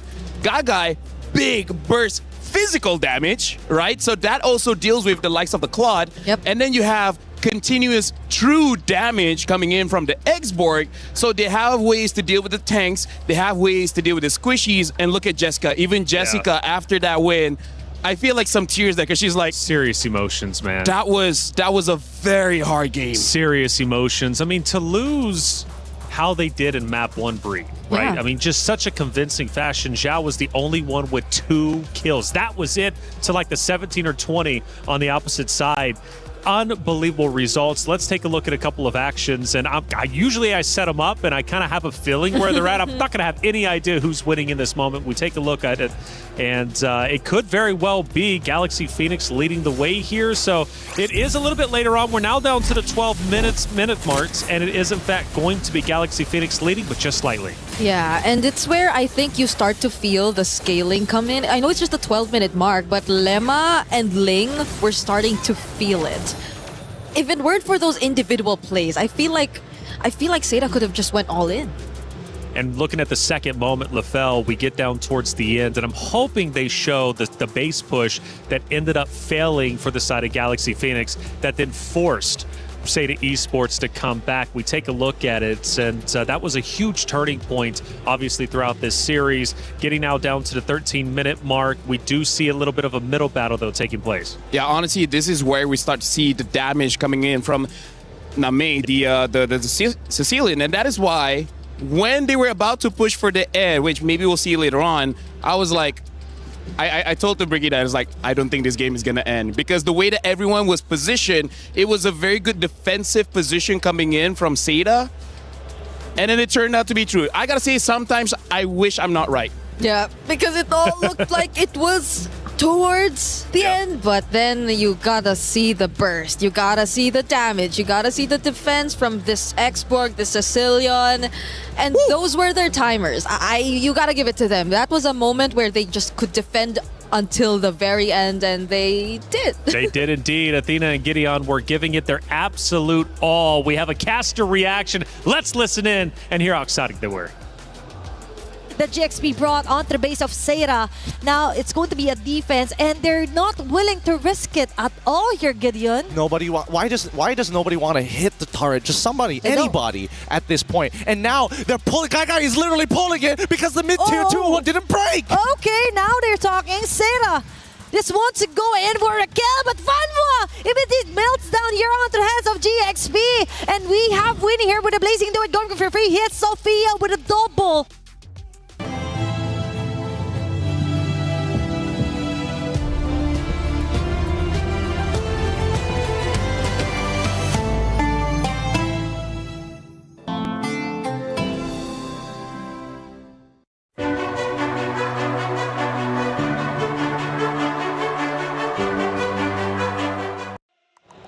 It was Inception for a moment. We're watching the casters react while watching the casters react to the caster react. And Athena, man, she was definitely caught off guard by that one. But you know what? They give it their all. Gideon, let me just say, same. Me and Briggs, like, if there was cams on us, we'd also be like, we're very passionate folks. You know, we love MLBB. Yeah, we love MLBB. And he's put a caster curse in game for 3 times straight in just a single minute. I don't know how that was possible, but everything just went the opposite way of whatever we he need said. an analyst cam, though, on you, especially when you start losing your mind. I didn't know what was going on. I actually went to LaFell. I was like, what is happening? Like, what? Honestly, you look like she was having a seizure. She never does that. You've never been this passionate. I was screaming, yes. Yes. Galaxy Phoenix, she's backing them up, man, and she was excited to see them come back until it wasn't a comeback. Seda Esports, man, 1-1, all tied up. My goodness, do they look unstoppable. But I have to say, after what we saw from Jessica, yes, and her emotions, yes, we might really have to give it to them because they risked it. They risked it so much to go for a Sicilian Carmilla lineup to end or to get in that game. So, like, they went in with, I think, one of the strategies they've been trying to keep, but they were just forced to bring it out because they just desperately wanted to stay alive in this tournament. Look at that damage as well. Gagai did 123,000 damage while Name did 105,000 damage. Sophia, funny enough, also did 105,000 damage, so that is quite a lot. But this just shows, as strong as the Sicilian was, a lot was on Gagai on that Bruno. So, and by the way, clever pick for that X-board, because I did not notice there was not a lot of bursts from Galaxy Phoenix to destroy the Faraga armor. So I didn't notice that. So honestly, brilliant drafting coming in from Seda. Yeah, because it seems like they're just so tempted to go for the Juicin. Everyone just seemed like they had to go melee and close towards the opponent so you could just freely use your lantern flares. But we're looking at Ling and Jessica. So much highlight on the EXP lane, at least for today. Whoever gets the Sora has a huge advantage. But in this particular game though, Ling, I think a lot of times Ling was just doing what the Phoveus would definitely do, but Jessica, for some way, found her way around it. If we're looking at the goal distribution, it tells the story of the game here, because we see coming in from Jessica, she took no goal from the jungle crease, meaning that she's always around the map, around the river, as well as the lane. Whereas you see Ling have to take some jungle crease, meaning to say that she was losing, right? She needed money somewhere, and one of the options there was the jungle. Well, let's head back to the stage for the two teams now to get ready for the pick and bans. And Galaxy Phoenix, Seda, this is going to be an incredible matchup now, clearly. You know, after map 1, I'm thinking, this might be a hot 3-0. We've only got 2 O's on our stage after all, but not the case this time. In fact, this is a historic moment. It's the first time we've actually had a 1-1 scoreline on our stage in its entirety. So this one could very well go the distance, and Seda finally gets some wind in their sails, and I think much needed after that game 1 loss. Now, for Galaxy Phoenix, that's a narrow loss, but sometimes those can sting more than a blowout. Honestly, reflections, I feel like Brigitte is so happy because she loves extended series. She hates those 2-0. So finally getting it, you can feel her joy. Yeah, well, we might as well, because this is the last day we'll be seeing best of 3s. We're going to best of 5s, right? So we just want to make the most out of the best of 3s. Why are our casters doing this most? No, the casters are looking at us. We're looking at them because here's the thing. We have develop what we call what do you call it? What do you call it? Give me some philosophy. You've been studying biology, philosophy, biology, or anything, physics. Physics. We are in a different reality than most people, that we live amongst ourselves. So we share pain, we share joy. I'm looking at Gideon and I'm like, we've been at this together for most of our lives. He loves me, I love him. Oh my. And the world? Yes, we're both married, so it's okay. We can share. Yeah. All right. Well, hey, it's getting deep out here, guys. I don't know if you can feel it or not. We can say that because he can't fight back, so that helps. Find a platform to sit on. It's getting deep out here. Galaxy Phoenix, Seda Esports, all tied up 1-1. As you mentioned, it is a best of 3, so it comes down to this final one. Remember, guys, single elimination in our knockout rounds, okay? So if Seda wins this, Galaxy Phoenix are gone, and vice versa, right? So it's tournament life on the line when it matters most. And for Galaxy Phoenix specifically, to win that map 1 in such a convincing fashion allows Seda Esports back into the series. If they were to then lose this best of 3, have their key crushed, that map 2 is going to haunt their dreams until next year. Bree, I gotta ask. What? Seda won because of a cheese pick, a cheese strat. Yeah. Right? The Sicilian, the Carmilla, the Exborg. Do you think they can do that again? Because for some teams, you had a winning strategy. Sometimes you just want to go for it again, even if it is not the same circumstances. Now you be the analyst. Okay, for GXP though, I think they'll be more careful of how balanced their composition is definitely this time, because the lack of burst earlier definitely hurt them. The lack of range earlier definitely hurt them. They had to scale for both of their carries, and they might want to spread it out a bit, but it's another Flying Clouds map. Hey, talk about Sora Day, am I right? Sora Day. I was going to say, dude, we need a Flying Cloud at this point because we're tied up 1-1 on Flying Cloud. We need a tiebreaker. We're going to get exactly that. I'm excited for this one, man. 3 Flying Clouds to determine who moves forward and who goes home. You know, Gideon's favorite hero is Sora. Really? But the one above that is Uranus. Oh. He can't get over that hero. If he can pick it up, he would pick it up. He doesn't care if he has to use Uranus mid lane. He would. Like, he has a shirt saying, I love Uranus. Really? I don't dare lie to you, Briggs. Okay. But I agree with you. For this one, GXP, there needs a little bit more balance. Yep. I'm almost even thinking maybe the Yusenshin is too much respect, thinking that, you know, we're going to fight late game to late game, but a Cecilia on late game, I mean, like, that's That's not okay. Because either way, if they did hand over the Yi Sun-shin and they had a Sicilian and a Claude in their lineup, then just go full out on early game. Then just make sure that you snowball out of their minds just so enough that they couldn't really catch up. Because in a way, they just allowed the X-Borg to also somehow balance out Seita's lineup a bit more. They allowed for the Carmilla to get a bit of help, for the combo with the Waltz to actually be a problem. So this time heading into this draft, hopefully they both were able to reset and that they get to bring out their fullest potential. Full out. I'm thinking just go Assassins then. Let's get a repeat of that Honestly, one matchup that we had here on Group A. Like, that was incredible. Almost 40 plus eliminations on both sides. It did not disappoint. I'm ready for it, and I hope you guys are at home, because this is really such a tremendous matchup. It comes down to this: one more map to determine it all. For Galaxy Phoenix, their first international LAN, and they are performing sensationally. Now, on the opposite side, for Seita, a team built specifically for MWI. They've had shaky moments, yes, but they continue to persevere and make it through against all odds. And both of these teams could very well be making a grand finals appearance. It's not going to be easy, but nothing ever is if you want to be a champion.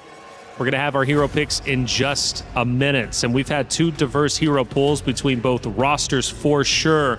I'm just hoping for Seita, they get that Sora pick, they're going to be in some good hands. Yeah. But Harara, that is also one of their defaults, and it didn't work out in map 1. So let's see what they do going into the pick and bans. I want to see what the respect is, because they had a counter for the Sora, and it was not enough. I think it's also really more on the Sora now as a prio rather than the Hirara. Hopefully, if ever Seita does go to blue side, because I think earlier they were on... Were they on red earlier? They were on red because it was red, an X-Borg red 5 Yeah, pick. so hopefully this time they might as well... Oh, but wait, is Sora really first pickable though? Here's the conundrum. Conundrum. Big word, huh? Big word. Say they get a Sora. Okay. And say you want to run that Sicilian again. Sicilian dies very fast to a Sora. The reason why Sora has been doing so well is because teams know each other so well. Seita knows Galaxy Phoenix. Galaxy Phoenix knows Seita. I know Gideon, right? So they know that these damage dealers need some kind of answer, and the answer is Sora. Sora. Deals a lot of damage and usually gets away with it. Okay, so maybe, just maybe if they do go blue side, we get to see that. A bit of change, and it's something that will definitely apply. You call it, I guess, the tournament meta, quote unquote, especially in this context. But there are also a lot of other things that we're yet to actually see prioritized. The Freya, I think, was disregarded this entire series. Yes, I was very disappointed, but okay. So I'm wondering what the plan is going to be, because they definitely are thinking hard about this. The other word for tournament meta is pocket meta, which means it's just a meta for this current situation. So I feel like for Galaxy Phoenix, I think just go back to one of the strategies that they have used to win, because at this point, again, like, I feel like they're playing Galaxy bad, not even global bad, right? It's like, we've used this once. Galaxy bad. So never again. Except the Claude, though. They never changed the Claude. Do you feel like they should finally change the Claude? Maybe not. There were a few times Winnie was in a position that a Claude should not be in. Yeah. But it's also maybe stemming from the understanding that once you push the waves against Team Seita, you just get such a huge advantage, because that seemed to be one of their biggest problems too in the previous game, in all their previous series. Yeah, the wave management is something that's lacking a bit. Actually, maybe that's also why they banned out the Moskov. They want to ban out hero that can protect the waves. Because, at this point, Seita, I feel like that game number 2, they won, but it was kind of a nightmare as well. Always have to go back to base, make sure the minions don't end the game. It happened like, 6 times minions almost ended the game. Yeah, and they... Well, I don't know if it's a good thing. They're not as reactive. Like, they're not just quick to decide to send someone back.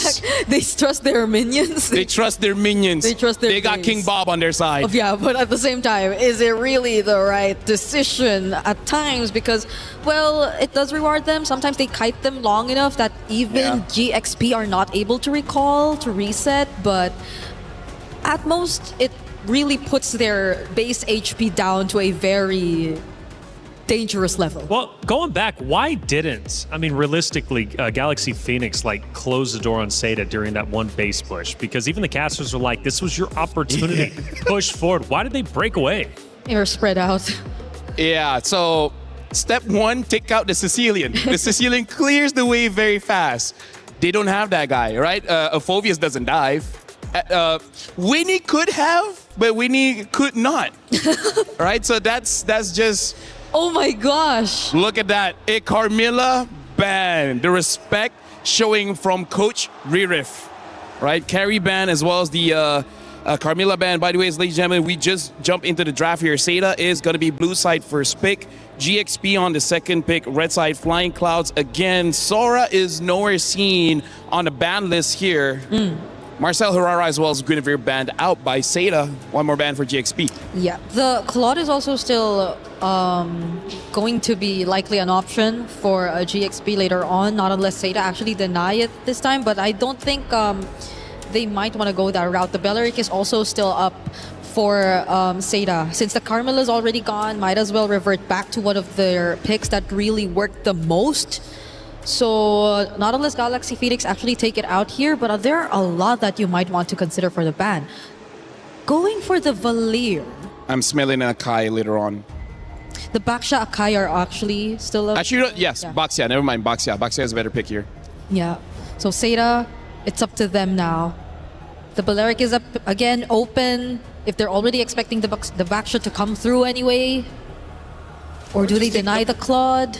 Just honestly thinking the Baxia away would not be a bad idea, but it does seem that they want to play something more chaotic in the jungle, right? Something that can potentially counter whatever GXP has, especially with that Valir ban. You kind of know that Galaxy Phoenix will have a tank. So they're probably thinking like, save the jungle pick to be one of those heroes that can deal with the tank. But instead, there you go. They're like, you know what? We're going to take the Baxia away. So maybe Galaxy Phoenix does have to take the Akai.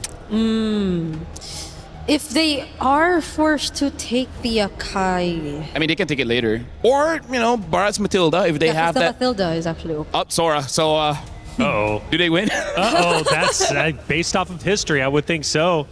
What's the pick? I mean, Jessica going Baxia is quite interesting. I mean, she's gone Herrera, she's gone Sora, now Baxia. What's the game plan, you think, for her specifically?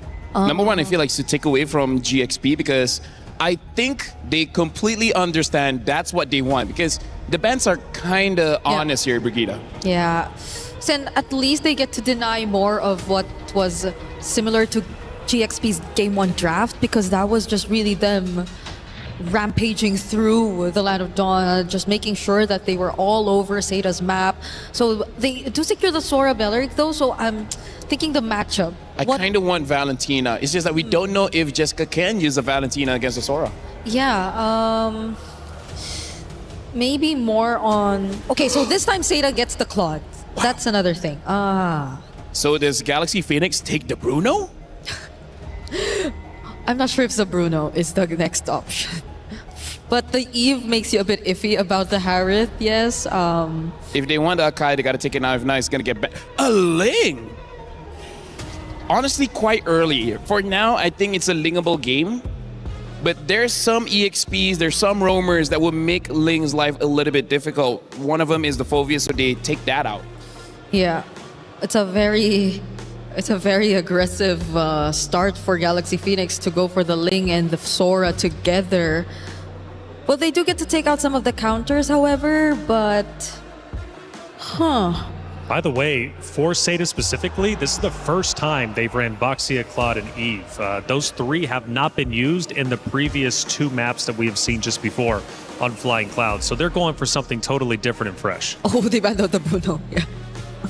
Hey, even they're like, hey, I know how strong a Bruno is going up against a Claude. There's still counters. There's still the Leslie. There's still the Clint. Wait. Oh, yeah, the carry's banned. Yes. Thank you for interrupting. Anyways, I'm just kidding. It looks like Seda, they're just going for the default, what's the best hero in the meta right now, right? So they've done the cheese, and they think that Galaxy Phoenix might be expecting that, so we go the other way around and go for the most obvious ones. Unless somehow the last two picks really turn the entire draft around. Yeah. Like, I don't know, a Kufra maybe? Huh. I mean, you guys have seen it once. Yeah. Yeah. And against a Ling, maybe, but I don't think it's going to complement the draft as much. Like, you don't really get to see really pick-off-centric heroes just yet for Seta. There's a lot of damage you could expect from the Claude, but that's going to come in later on. Just stopping the Ling, if that's going to be the mindset for Seta, maybe, but let's see for now. Galaxy Phoenix have to yet pick up their mid lane as well as their gold lane. This is the first time they're not going to be on a Claude. Moskov is not bad, also an option. But if they just want a direct counter, having a burst heavy hero like Clint or Leslie would help. But if that's the option, maybe they'll pick it up later. For now, Brig, I gotta say, in MWI, there's not a lot of lockdown heroes to really deal with picks like the Ling. So maybe they just go for pure tankiness, right? Something like the Rizzler might be okay. And then in terms of the roam, the Atlas is still open. Oh yeah, honestly. I really wanted to see a pushing gold lane for Galaxy Phoenix. However, they stick with the Harith, so they might just want to take on team fight before those, or rather than the likes of the Moskov. Satan now, again, you mentioned the Atlas. Yes, it is going to be available. Anything that can just really interrupt the Harith from freely using the Zaman Force, and maybe the dashes from the Ling, since the Phoveus is also out. The Gatot is actually still there too, but they go for the high loss, a quick stun. Not the kind of idea I would think about lockdown. However, I do have to say the Law and Order is a very easy click stun. So able to stop the Ling long enough if they have the damage, which if 2 items honestly should be enough damage to, if not kill the Ling, make sure the Ling is no longer there. And the Benedetta does get picked up to deal with the Sora, so that's more of a skill matchup if anything. Yeah, so maybe more on the Benedetta actually being the help eventually later on, but mid lane for Galaxy Phoenix. So far, it's been a very flexible hero pool for Sophia. But considering this lineup right here... Don't you wish you had a Valier? No, they took it out. Yeah, but, that's what I mean. I agree. Valier would have been perfect here. What is it there? There's a Lilia? Honestly, Lilia is probably the best pick. It's just that Eve counters Lilia quite hard because the burst is quite a lot. So they go for the Farsa here. I gotta say, maybe not the very best because Benedetta, High Loss, as well as Claude deals with you. But hey, if you kill people early, then it doesn't matter. Yep, it's a Farsa Ling. It's been a while since we saw this lineup. Really heavy burst damage too. Hopefully they get the early game that they want. And Seta Esports for the first time goes with an entirely different hero pool for the third and final matchup to determine who moves forward and who goes home. Seta Esports, Galaxy Phoenix, an elimination matchup here in the knockout bracket. Athena, Gideon, let's get it started. Thank you so much, Reflections. Here at MWI, at EWC, things are spicing up as both of these teams are fighting for tournament lives. One singular game could push them even further for not only their own region, but for their organization. Let's jump right into the Land of Dawn here, because this is going to be another Ling game coming up from Galaxy Phoenix. And the last time we saw Ling on Galaxy Phoenix, we were looking at 30 points worth of kills coming up from Fa. And that's exactly what they want to somehow manifest yet again. To get the kills rolling, be dominant as ever if you're Galaxy Phoenix. And you're right about the Reflections that map 2 or game 2 might just be the nightmare if they don't get this last point against Seta. And now they're taking advantage. Oh, Sophia stole away that one camp. Now Jessica has to give this camp over if they steal it away as well. And deny level 2, that's perfect. Can you get the small camp as well? I managed to share it just enough. And now Zoe is still level 1. Oh no, there's going to be a taunt here by GXP. They're trying to chase down Joe! And Midget First Blood! They saw the chance, they took it, and they might go for a double, but nope. It's going to be Fa yet again, changing her mind. Fangua, just a little bit of a defend there and preventing from things from de-escalating here for Seta. Beautifully played, beautifully played. A great response from both sides. The instant invade, the Seta set play to try and take both of the camps. It was so close for being good, but unfortunately, GXP responded very, very well, noticing, hey, wait a minute, these motions are a little weird from the side of their mid laners and especially their supports. Now, as this game continues to progress, and more importantly, looking at the emblems, nothing too out of the ordinary. This time, we have to keep in mind that Sophia is going to scale really, really well with that weapons master for the later stages of the game. You could definitely expect a change of facing here for Sophia, and they have this plenty of burst. So for GXP, it's all about the kills later on, and Seda has to really watch out for those kinds of setup here. Lemma with the Balearic as well did a fantastic job in the previous games as well. So for Seda, it's all about setting the faster flashes here for Fanwa, and Sophia goes in with a feathered airstrike taunt as well. Definitely an easy kill yet again for Fa, and Joe taking out in the process. Now they smoothly transition onto taking down a neutral objective. Beautiful layered play coming in from GXP, but Jessica, Electro final blow and even petrified to try to get a trade. Okay, that's too flashy of a move, but still, that is an easy turtle, a secure turtle here for GXP. Now, we might take a closer look later on onto the Benedetta of Jessica 6 on what she can do. Can she do miracles with it, right? Yep, GXP, they're going to have to try their best here. Zoe now trying to set up another gank on that top side. Hey. Without Petrify, it's going to be a little bit harder, but unfortunately for Ling, overstayed in the lane, didn't have the ult to punish. Okay, that is something that Seda could capitalize on. GXP, on the other hand, is taking few steps at a time here, taking their time before they go all in against Seda. It's all about maintaining composure here for game number 3, because a lot of emotions were included for game number 2. Sophia carrying up the last bits of minions, just zoning up members here for Seda, and Fa yet again targeting Name. Tempest of Blades, going in for the first blade, second blade, third blade, and Lemma together with the rest of the gang will not be able to finish off and defend here for Fa. Bit of an overstay in my opinion here for GXP. Yeah, I can't understand. Why force it out? You already pushed them out of position, and at that point, you just need to get on out of there. And now looking at how this game is starting to progress, this is not going to be too great. Seda can actually bounce back because of that one mistake, and now the dive here on the bottom side. Okay, Winnie just enjoying her Salmon Force. Just enough of a tower hug to prevent things from escalating against Seda. I do want to come back to the point that this is such a high-stakes game, and the emotions were so incredibly high as well. Like Jessica, after game number 2, was already shaking off of that, and now needs to play a high-mechanic hero. It's not like Sora, where you press a couple of buttons and you feel good about yourself. Benedetta's timing needs to be precise and sharp. You can have the biggest impact or little to nothing if you whiff all of your abilities. Did she have enough of a break to actually calm down her nerves and go through with miracle team fight setup play here for Seda? But for GXP on the other hand, I do understand there might be some kind of a frustration. There were so many missed moments.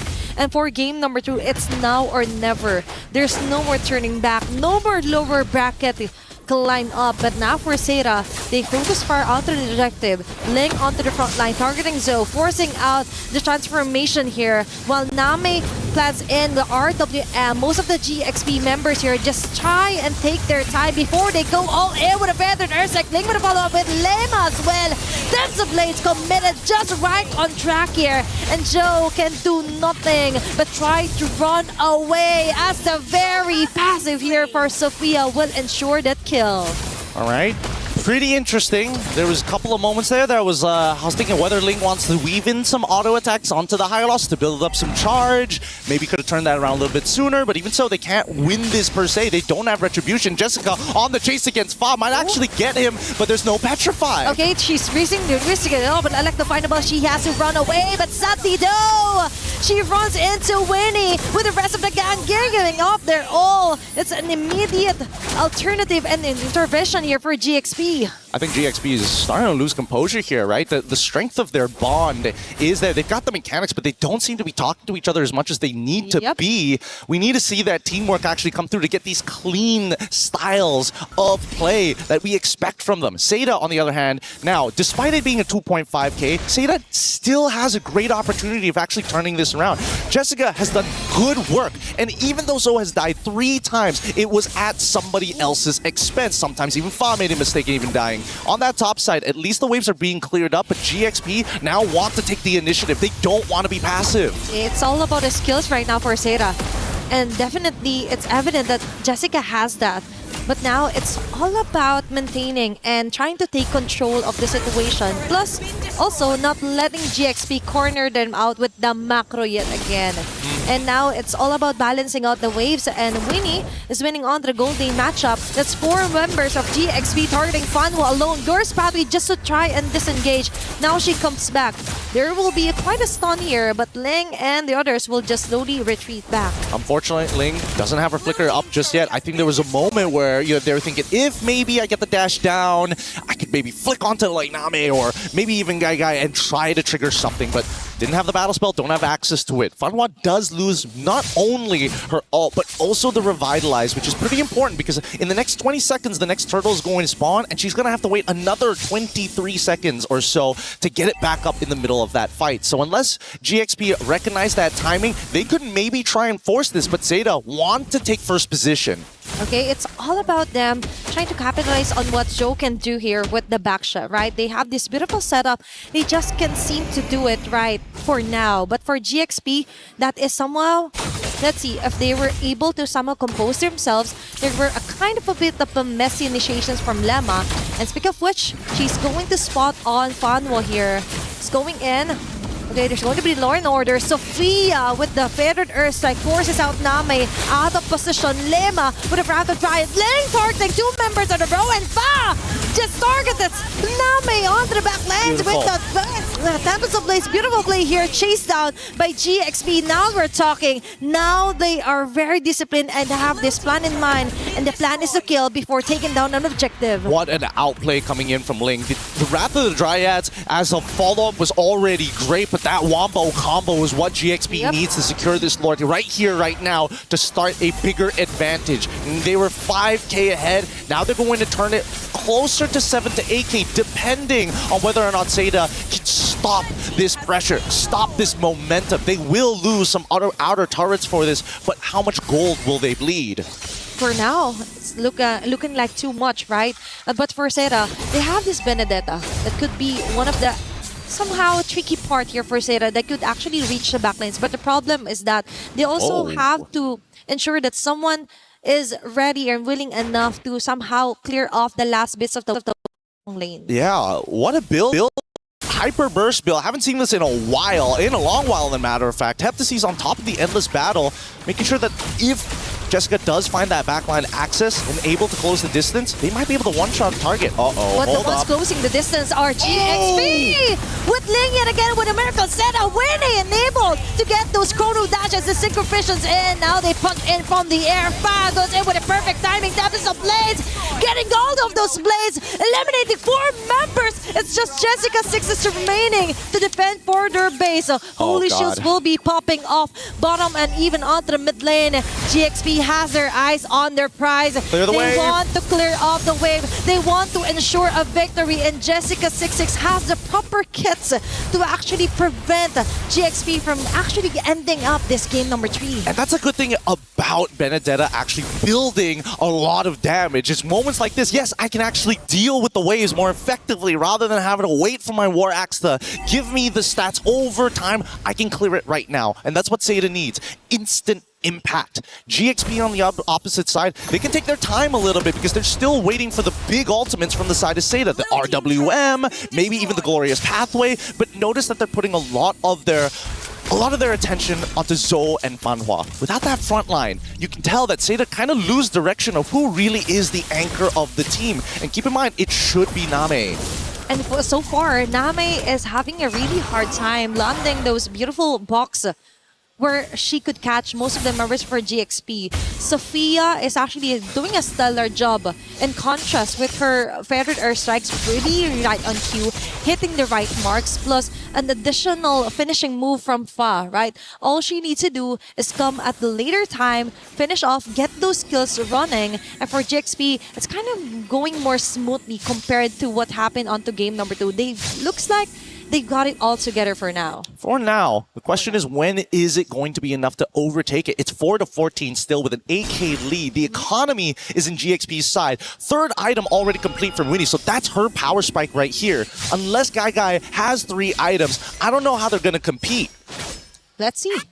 Because for now, the action is or maybe the plan is just to survive for now and just let Guy get last bits of the minion and try to buy enough time for their items to slowly catch up from GXP. They've managed to do that from game number 2, but for now, it's all up to Jessica26 also to pull off some insane backline maneuvers against GXP to try and shut down most of the damages coming here from Winnie or either Sophia. Oh, this is interesting. Seda wanted to deny information. They end up showing down on bot side, and instantly GXP decide to rush it. Good informational play here from the side of GXP. And I think that Seda, they also recognize that this is not exactly the most contestable position. They don't want to group up against GXP. There's just way too many things going on with their composition. Lots of AoE CC, lots of way to finish them off, lots of way to hurt them before they get into the fight. So it's better, in Seda's mind, hey, GXP, you come to us rather than the other way around. Yep, it will save them a lot of time and a lot of heavy mistakes, if ever. Because if they force out and they make a slight mistake, that might be the end of it, right? A 12-minute game time, almost 9k gold lead. Jessica26 being spotted here by Sophia. Now she's forced to back away. With the dashes, it will be enough. But for GXP, this game is just starting to get even better. Now Fanwa, half an HP left as well. There's going to be the stuns here from Sophia and Ling as well. The Lord will be melted down, but this ensures a quick entry point onto the mid lane by Galaxy Phoenix. Good play coming in from Jessica, trying her best attempt onto Winnie, but Winnie one step ahead, already buffering in, taking advantage of the new patch and its control system as now the next fight occurs. Okay, they managed to actually go out of the range right here for Guy, and now they go in. It's Ling yet again finding the right angles. Nami risking it all with the RWM, but Fa with a Tempest of they will be able to finish off 2 members, making it 3. A triple kill for Fa. 4 of them already low, put down to 20 or 10%, and yet Fa somehow taking turret aggro manages to survive through all the pain. It's not over just yet. Another feathered airstrike as this is the endgame scenario. It looks like Galaxy Phoenix is willing to risk it all, years in the making, and they want to take this game. But Jessica26 and together with Joe, they want to extend this one. But Fa and the others just want today this game to end it to their favor, and they will successfully do so. It's Galaxy Phoenix taking on the win. Oh, Galaxy Phoenix 2-1, what a game! We finally get to see the full extent of this team when they're behind, when they're ahead. But with competitors, always comes the crushing defeat. And it hurts my heart seeing Seda, who put so much on the line here today. Blood, sweat, and tears, and yet it still wasn't enough. These last moments, they realized really quickly they staggered us too much. The death timers are too long. The impending doom is near. And my God, are we going to have some great competitors for our upcoming battles. But I can't wait to see these two teams maybe showing up next year once again to bring up their regions. Definitely a very nice and a very proudest moment here for Chinese MLBB to be put onto the map for MWI. All right, let's throw it up to the stage here to see the crushing.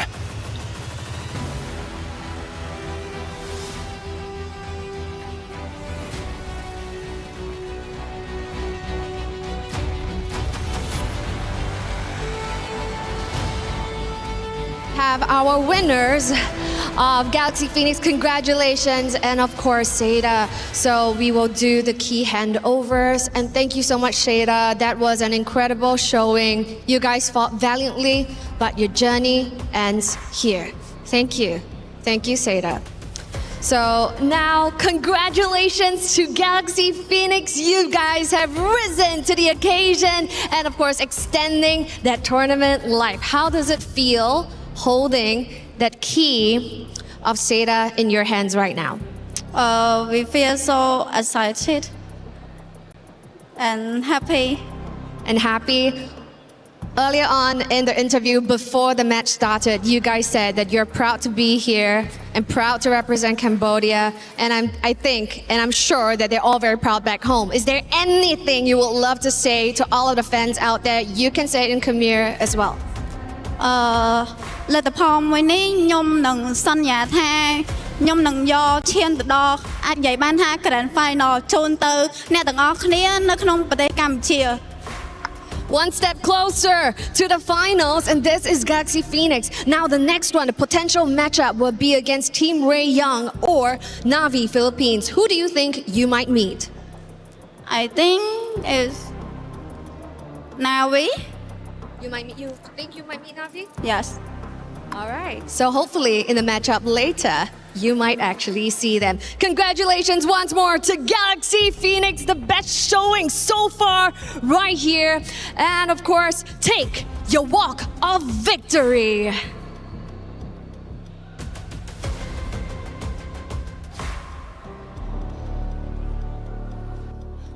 Okay, Galaxy Phoenix, phenomenal performance yet again. Their first time at an international event, and this is how they decide to show up. You cannot make it up, ladies and gentlemen. This type of performance representing Cambodia, a region that some people might not have known how godlike, how phenomenal they are in the world of MLBB. Oh, it's about that time, yeah. Gotta be heartless with it sometimes. It's about wins and losses. Be careful. Okay. She didn't push it all the way through. Okay, we giving a little bit more or no? Oh, Derek. Oh my goodness. Are you? It's okay. All right, ladies and gentlemen. The key crusher, it was so much right there. But ladies and gentlemen, that type of energy right there, that's what we saw in the gameplay as well. Congratulations again to Galaxy Phoenix. Let's go ahead and check out our highlights.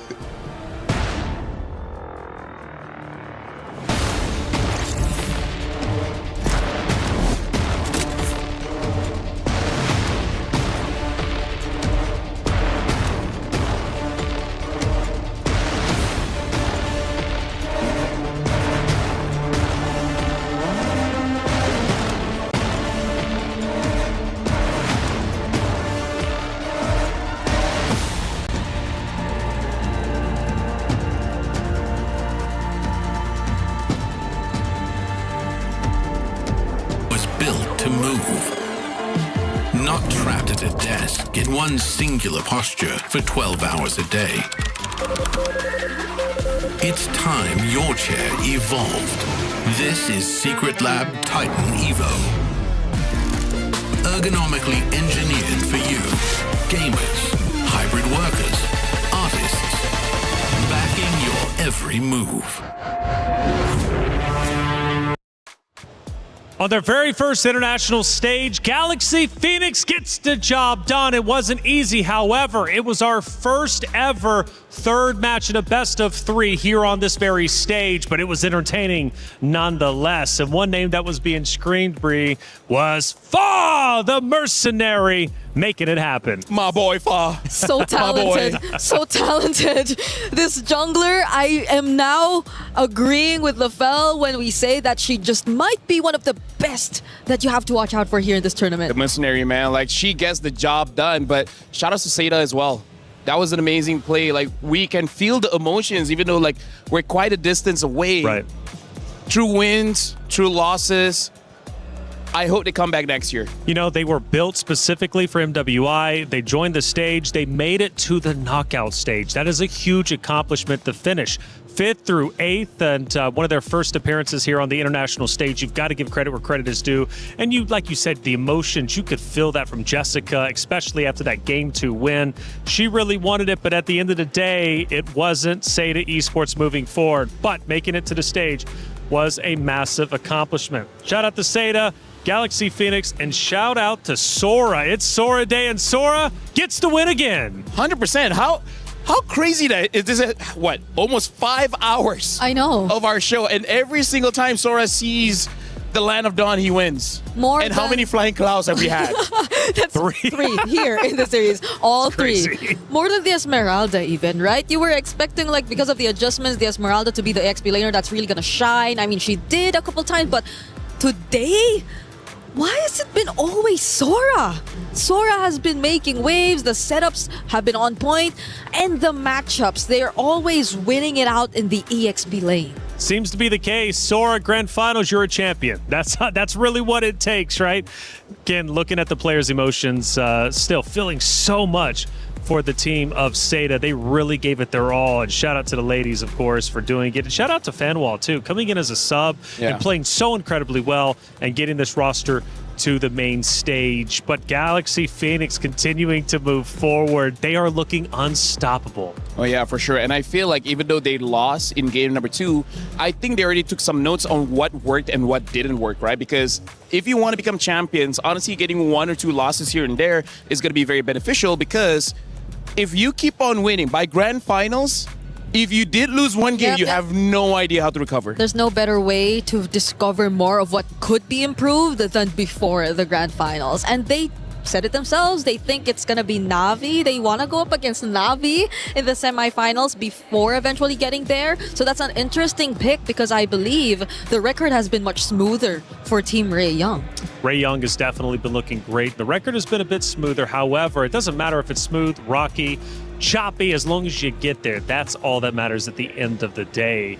For Galaxy Phoenix, yes, they drop a map, but they still ended up crushing the key of Seda Esports. They will move forward, but the question is, who is going to be their opponent? Well, we'll have to answer that in just a little bit. To recap this match even further, let's take a look at one of our first moments of the game, at least that we wanted to break down, because there was plenty of them, and a lot of moments making you two go absolutely insane. This is our first one, 9-minute mark. Bree, what are we looking at? Okay, this was a moment where I feel like you get to see how willing they are to just go in for the dives and the setup you see from a Sora all over again. Just imagine that delayed Wrath of Dryad into the setup that was actually going to be the main center of attraction for this sequence. It's just so great to think how GXP mastered the way that they tend to pull out their team fights. Hey, big moves from them. Second moments. Actually, we're going to go, I think, favorite moment for us anyways. We get to watch the commentators once again reacting to that map number 3. Let's see how crazy they were getting. Hey, they managed to actually go out of the ring of the crossfire here for Guy, and now they go in. It's Ling yet again, finding the right angles. Name risking it all with the RWM, but Fa with a Tempest of Blade will be able to finish off 2 members, making it 3, a triple kill for Fa. 4 of them already low, put down to 20 or 10%, and yet Fa somehow taking turret aggro manages to survive through all the pain. It's not over just yet. Another feathered airstrike. Is this is the end game scenario.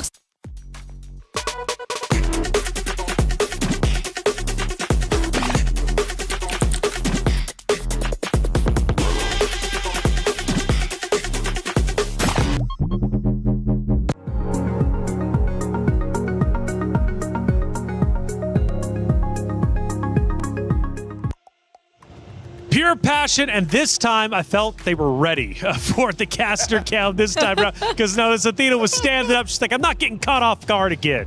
I gotta say, Gideon is very expressive. Yeah, that's right. Like, whenever you see him, it's like his thoughts move faster than his brain really can process. Shout outs to Briggs. We don't always get to work together. Yeah, I know. For this MWI. But I miss working with you, man. Yeah, it's been fun. It's been fun. She's my boy. We've been screaming. You see us, you hear us. You guys have been going crazy. You guys have been I think it's not just Gideon who's very expressive. That's right. Yes. That's right. Off cam, we are as expressive as Gideon. Absolutely. And speaking of expressive, Rose ended up grabbing a couple of our players for the post-match interview. Let's listen in. Hey guys, Fanwa here from Aseta. Although a reverse sweep was not granted, we'd still like to have a little chat with her regarding her journey in the MWI. Now, Fanwa, we know that this is the furthest your region has gone in an international tournament. An amazing one, if you ask me, and you guys look extremely strong. But I gotta ask you personally, how has your experience been like this MWI? As you know, our team is first time come up to the international stage, and for our whole team, I think we didn't imagine we can go so far as to get this time. But I'm looking forward maybe next year or next year we can get a better result. Oh, this result to me is amazing. Honestly, I counted on you guys as the underdogs, because from match 1 up until now, you guys always had such a great fighting spirit. Now, I gotta ask you, what more can we expect from your region, China, in the upcoming tournaments? I'm expecting like our regions no matter which is like women MLBB or like men's the game, I expected our score maybe next year will be better and better. Yeah. We just keep on improving. Now, Fanwa, is there any message that you have to give to the Chinese fans watching back at home? Thank you guys for all the support, and I believe next year we'll do better. Jayo, good luck, Fanwa, and I hope to see you again next year. That's it from us.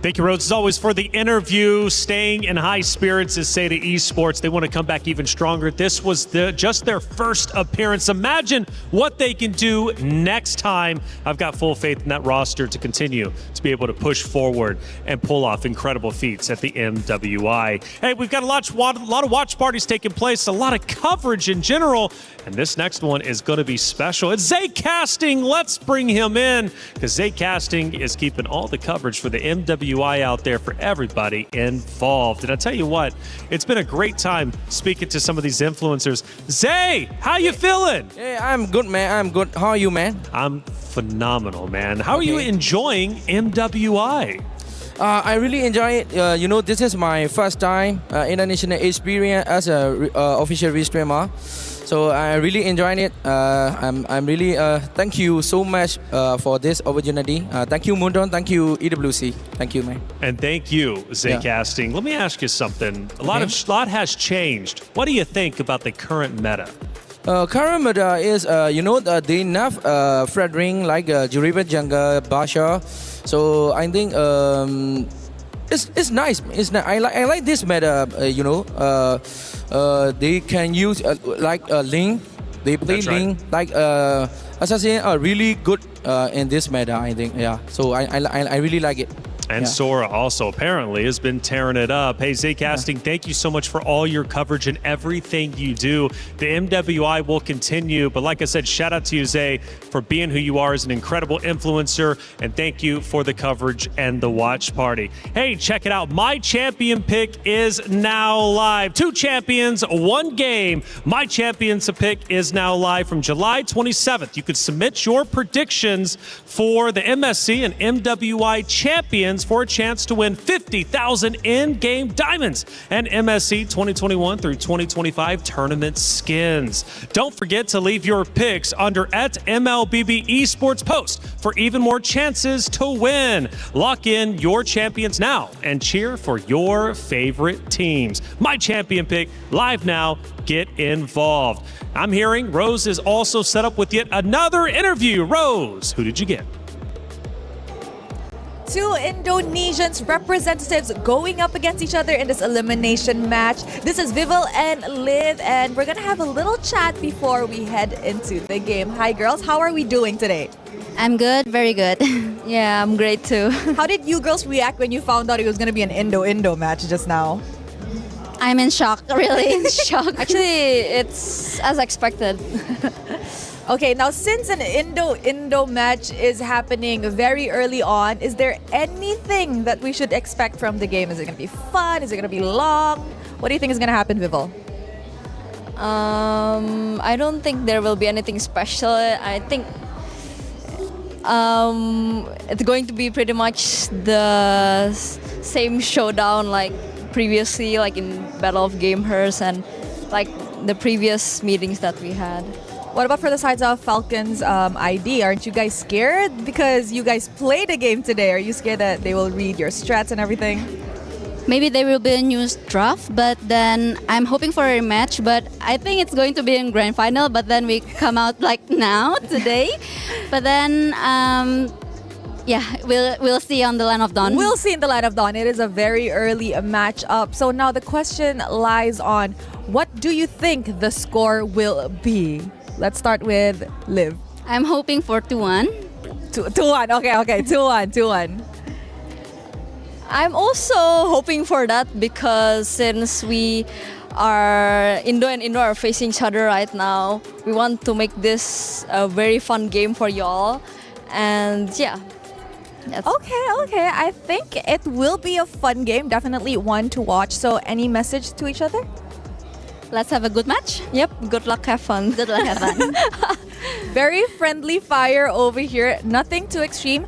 Good luck, girls, on this match. And that's it from us. Throwing it back to you guys at the studio.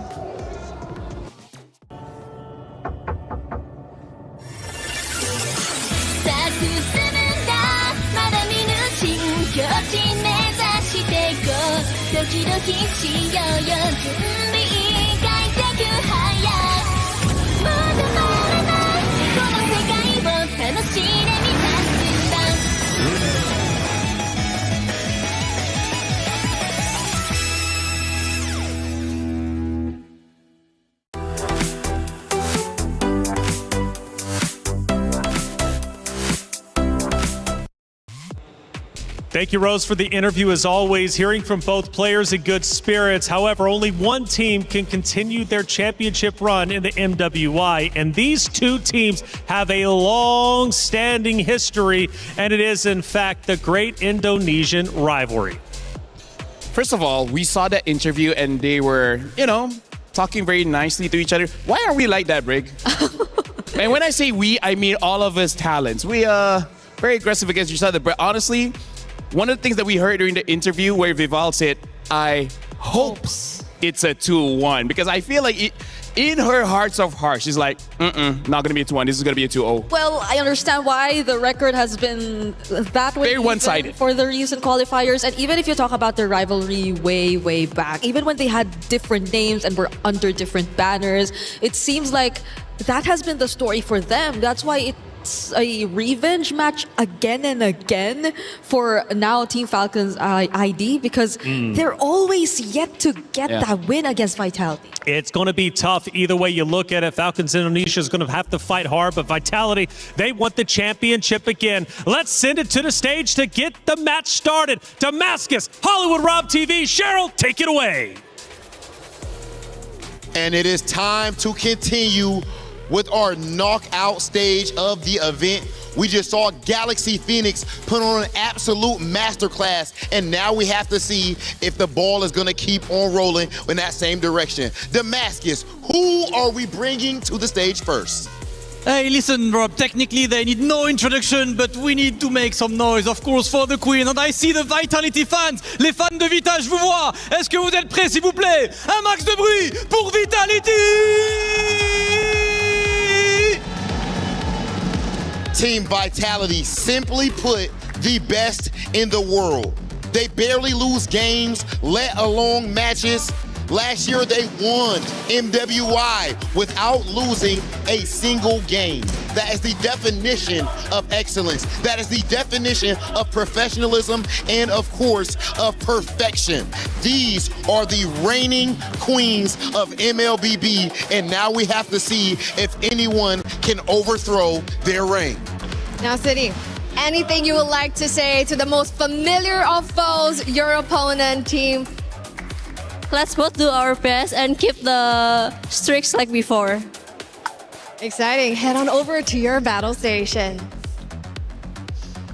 Keep the streaks like before, évidemment. Du côté de Vita, elles veulent continuer la win streak. Elles ont gagné l'an dernier. Elles cherchent à gagner. But big opponents after that. We've talked about the rivalry. Who are they facing, Rob? Ladies and gentlemen, coming next to the stage, put your hands together for Team Falcon! The Indonesian division of Team Falcons. We got two Falcons still there, and Falcons ID are back, led by Violet. They opened in a difficult match, losing to Seda, but then the redemption was absolutely perfect, destroying both Aurora and then Twisted Minds, and they inherited Vitality because they were not picked by Galaxy earlier. It is time for them to showcase if they can take down the Queens. And now, anything you would like to say to our defending champion? I hope we can have a good match and we can 2-1 you guys. Oh, okay, let's see. Please head on over to your battle stations. Now, friends, this is a one and done. No more extra chances, no more extra lives. On one hand, our defending champions, Team Vitality, has been having perfect streaks so far. Whereas over on the other hand, Team Falcons has been fighting from day one. One is well rested, one is relentless. But there's a bigger picture at stake. Organizations, club championship points. Can Team Falcons score one for the team? Or will Team Vitality take this win? This is the battle of the familiar foe. Ale, let's go!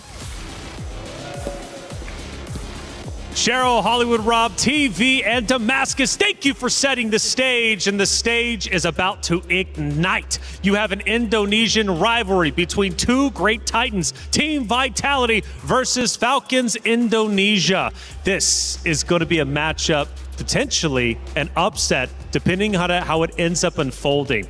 Now, these guys, these ladies, they have history for the longest time, and it dates back, I'm talking many days. In fact, I'm thinking 719 days in total. Last time they met was or at least for MWI, was at the EWC26 championship. Now, we all know Na'Vi got the victory there, right? It was not Vitality. But either way, for Vitality, they beat Falcons Indonesia. So, LaFell, they meet once again. I don't know. The rematch. Let's see how it goes. I mean, here's the thing. If we're talking about history, Vitality made a name for themselves because they don't just win. They dominate. They make sure when they enter that tournament, they don't drop a single game. So, honestly, for this one, I feel like for the players, for the organization, it's not enough to win. Yeah. It has to be quick. It has to be decisive. It has to send a message to every single team thinking they can get Vitality later on in the grand finals. Yeah, especially as they finally made their return to the MWI stage. Because if you would recall last year, they also weren't here. That's why we saw their last matchup way back. Because it was Onyx for TV, if I'm not mistaken, taking the stage last MWI 2025. And now that they finally made it here, they did reveal their roster. And they've shown up even though it was quite a bit shaky in day number one. I can only hope that the momentum keeps going because they played earlier this morning, and I hope that carries over. What makes Team Vitality so confident? Why did they continually win? It has to transcend just hero picks, just gameplay. The confidence they have is unmatched by any of the ladies competing in MWI. I would say they went through hardships because the way that they train against professional male players. Right? So even in losing matches, they went up in literal the best of the best that any region can really produce. And that's why they have such a big hero pool. And then in terms of gameplay-wise, how they've always been dominating, we got to talk about the Mother of Tanks, man. The way that she sets up fights. Doesn't matter if it's a Cho, a Grok, a Hylos, it really doesn't matter. Vivian makes life easy for everyone in Vitality. And in the last match, I saw Vitality going up against Genji. The Arlet of Fumi Echo, bro, that was popping. Yeah, and every single time you see Vitality encounter a slight mishap or a bit of a bump in terms of their road, which is always very dominant, which is always going their way, you just see them come back stronger and stronger. We saw this last happen MWI 2024. They failed to get the championship for themselves, but after that, eventually, they've been on a roll. You saw it happen again recently. When they played for Indonesia in the recent SEA Games, they failed to win that championship, but now they've been on a roll once again, winning the Battle of Gamers. They did not need to qualify through that. They were already directly invited, and even now, with such a strong start, they're on the road to replicating a flawless record yet again, dropping 0 games if they keep this going. And I love that you brought the Battle of the Gamers up. You know, that was season 2. They both met, and Vitality swept Falcons. You know, they swept them in a best-of-7 series. That is quite significant. Technically, this is a revenge from that very qualifier. We go into our pick and bans. This is where the story starts to get told. Falcons Indonesia needs to counter Team Vitality because we know when Team Vitality gets rolling, it is so hard to stop them, if not impossible. Yeah, we're starting draft here. Falcons is going to be blue side first pick. Vitality second pick on the red side. flying clouds again. Today, you know what? You know what? is a very airy kind of day. I wonder if we're going to rain. If today rains, I gotta say everything is set up, which by the way, right now looks like Guinevere, Freya, as well as the Atlas has been banned out by Falcons. And now for Vitality, betting on the Marcel as well as the Hirara. So it looks like Vitality is not specifically going for targeted bans. They just ban the most annoying things in the meta right now. Yeah, so we also have a fun fact right here, Vitality versus Falcons. Oh, so this was what Reflections was talking about. It was 719 days ago when they last prevailed in the 2024 Grand Finals. It was a 3-1, at least back then, because recently this year, it's always been very one-sided. They've always swept Team Falcons ID whenever they do meet in a match. But Eve's the last ban though. Okay, that leaves... Paquito is up if that's something that they want to consider. But again, we've seen Esmeralda, and it looks like they're going to pick up the carry, which again, I feel like is a very strong pick right now. It just counters so many things. I think Vitality should not rush for the Sora for now, because they're the kind of team that kind of wants to challenge that. Because I feel like if they stop a dominating hero, it sends a message to the other teams and be like, what's next? Yeah, you know what? After seeing even the Selena in Sydney's hands yesterday, I might as well just would rather see them flex it a bit more, because now they prioritize the Akai and Paquito. So there is a chance that Falcons, Violet with the Sora, phenomenal. I wouldn't mind if they do actually consider it here, but then do they also pick up the Valentina? Because then that also might limit their chances or their lineup in a way. You'll have to always be up close in order to fully utilize it. But I think it's okay, despite the Akai being present, they actually don't consider the Valentina at all. I think that is pretty okay right now, because I feel like going up against Vitality, a team that is amazing when they rush forward for a fight, having something like a Zushin to kind of like slow things down is going to be pretty good. The Sora as well. If Sora from Falcons ID gets a win over Vitality, Brig, I think we can just lock it in. It's Sora day. It's Sora day. I think it's going to be very hard. It's going to be an uphill battle. But if they do it, hey, c'est la vie. If that does happen to be the case, then I maybe don't want to see it anymore. Like, let's just take it out and let them revert back to the other EXP. You know, let's just put it this way. If Sora wins, right? You and me, we can take a break. Let someone else come in and hang out with Taylor. Right? That's true. Please don't leave me. Anyways, Kimmy has been picked up here, which, by the way, is a pretty good counter against the Zushin, especially after Zushin's current nerf of the range of her lantern, making it so that it's much easier for Kimmy to punish. I just honestly like how they're just so not reactive to the Sora, and how they're just keeping it simple in terms of their approach in the draft. They're making it like, oh no. Yeah. Anyways. Yeah, that's true. And honestly, in terms of just repositioning overall, I think the Kimmy would have a much easier time doing that compared to the other mages that could have been the option here. I mean, the Valentina definitely has dashes yet, but they might want a bit more of the DPS to come through, because we actually don't know what the gold lane is going to be just yet. You don't know what the pick for Chell could be. I think Harvey would be a pretty safe ban. Yeah. Because I feel like the carry can deal with most gold laners. Maybe even consider a Granger. Because right now, Break, my worry is, what about his Paquito? Yeah. Right? If Esmeralda gets banned out, then the natural counter has been, let through. Yeah, because the Freya could not be considered anymore since they've already revealed the carry and the Sora. Oh, wait, yeah, you're right. So, well, it's also banned. So, No, honestly, right now, I'm just worried about that, right? Because the Paquito can deal with the Zushin as well as the carry. And we've seen Falcons... No, we've seen... Who did I forget? Either way... Violet. Paquito is one of those heroes. Once he gets like 3 kills, right around 3 kills, it becomes very difficult to deal with. Yeah, I agree. So at this point, we also don't really know what the mid duo is gonna look like for either sides, because we already see the mages. The glue is still open if that's something that Falcons wants to get. Because right now, let's recap about Vitality and their strategy going into this game. It looks like they're trying to force Falcons ID on some kind of damage jungler, because in terms of the tanks, I would say Balman is still up, and Balman is not great right now just because going up against Paquito, a lot of CC, going up against Akai, a lot of CC, going up against Kimi, a lot of CC. So right now, Vitality, they're really attacking the junglers. At this point, I really don't know what's good for Falcons ID. If it's someone with some slight escape mechanic, the Suyo Harley can be considered here, especially as you see how vulnerable the mid lane actually is. So you might just want to force out those random escape tools every now and then with those surprise angles if you go for the Harley. Objectives, I think, are, however you look at it, going to be a problem though for Team Falcons ID. Yeah, having the Akai as well as the Paquito, it kind of covers two problems, right?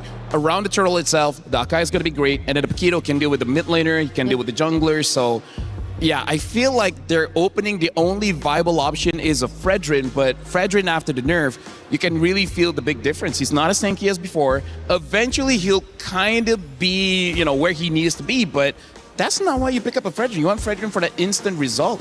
Yeah, I mean, if you pair it with a carry, maybe there can be some ways around it.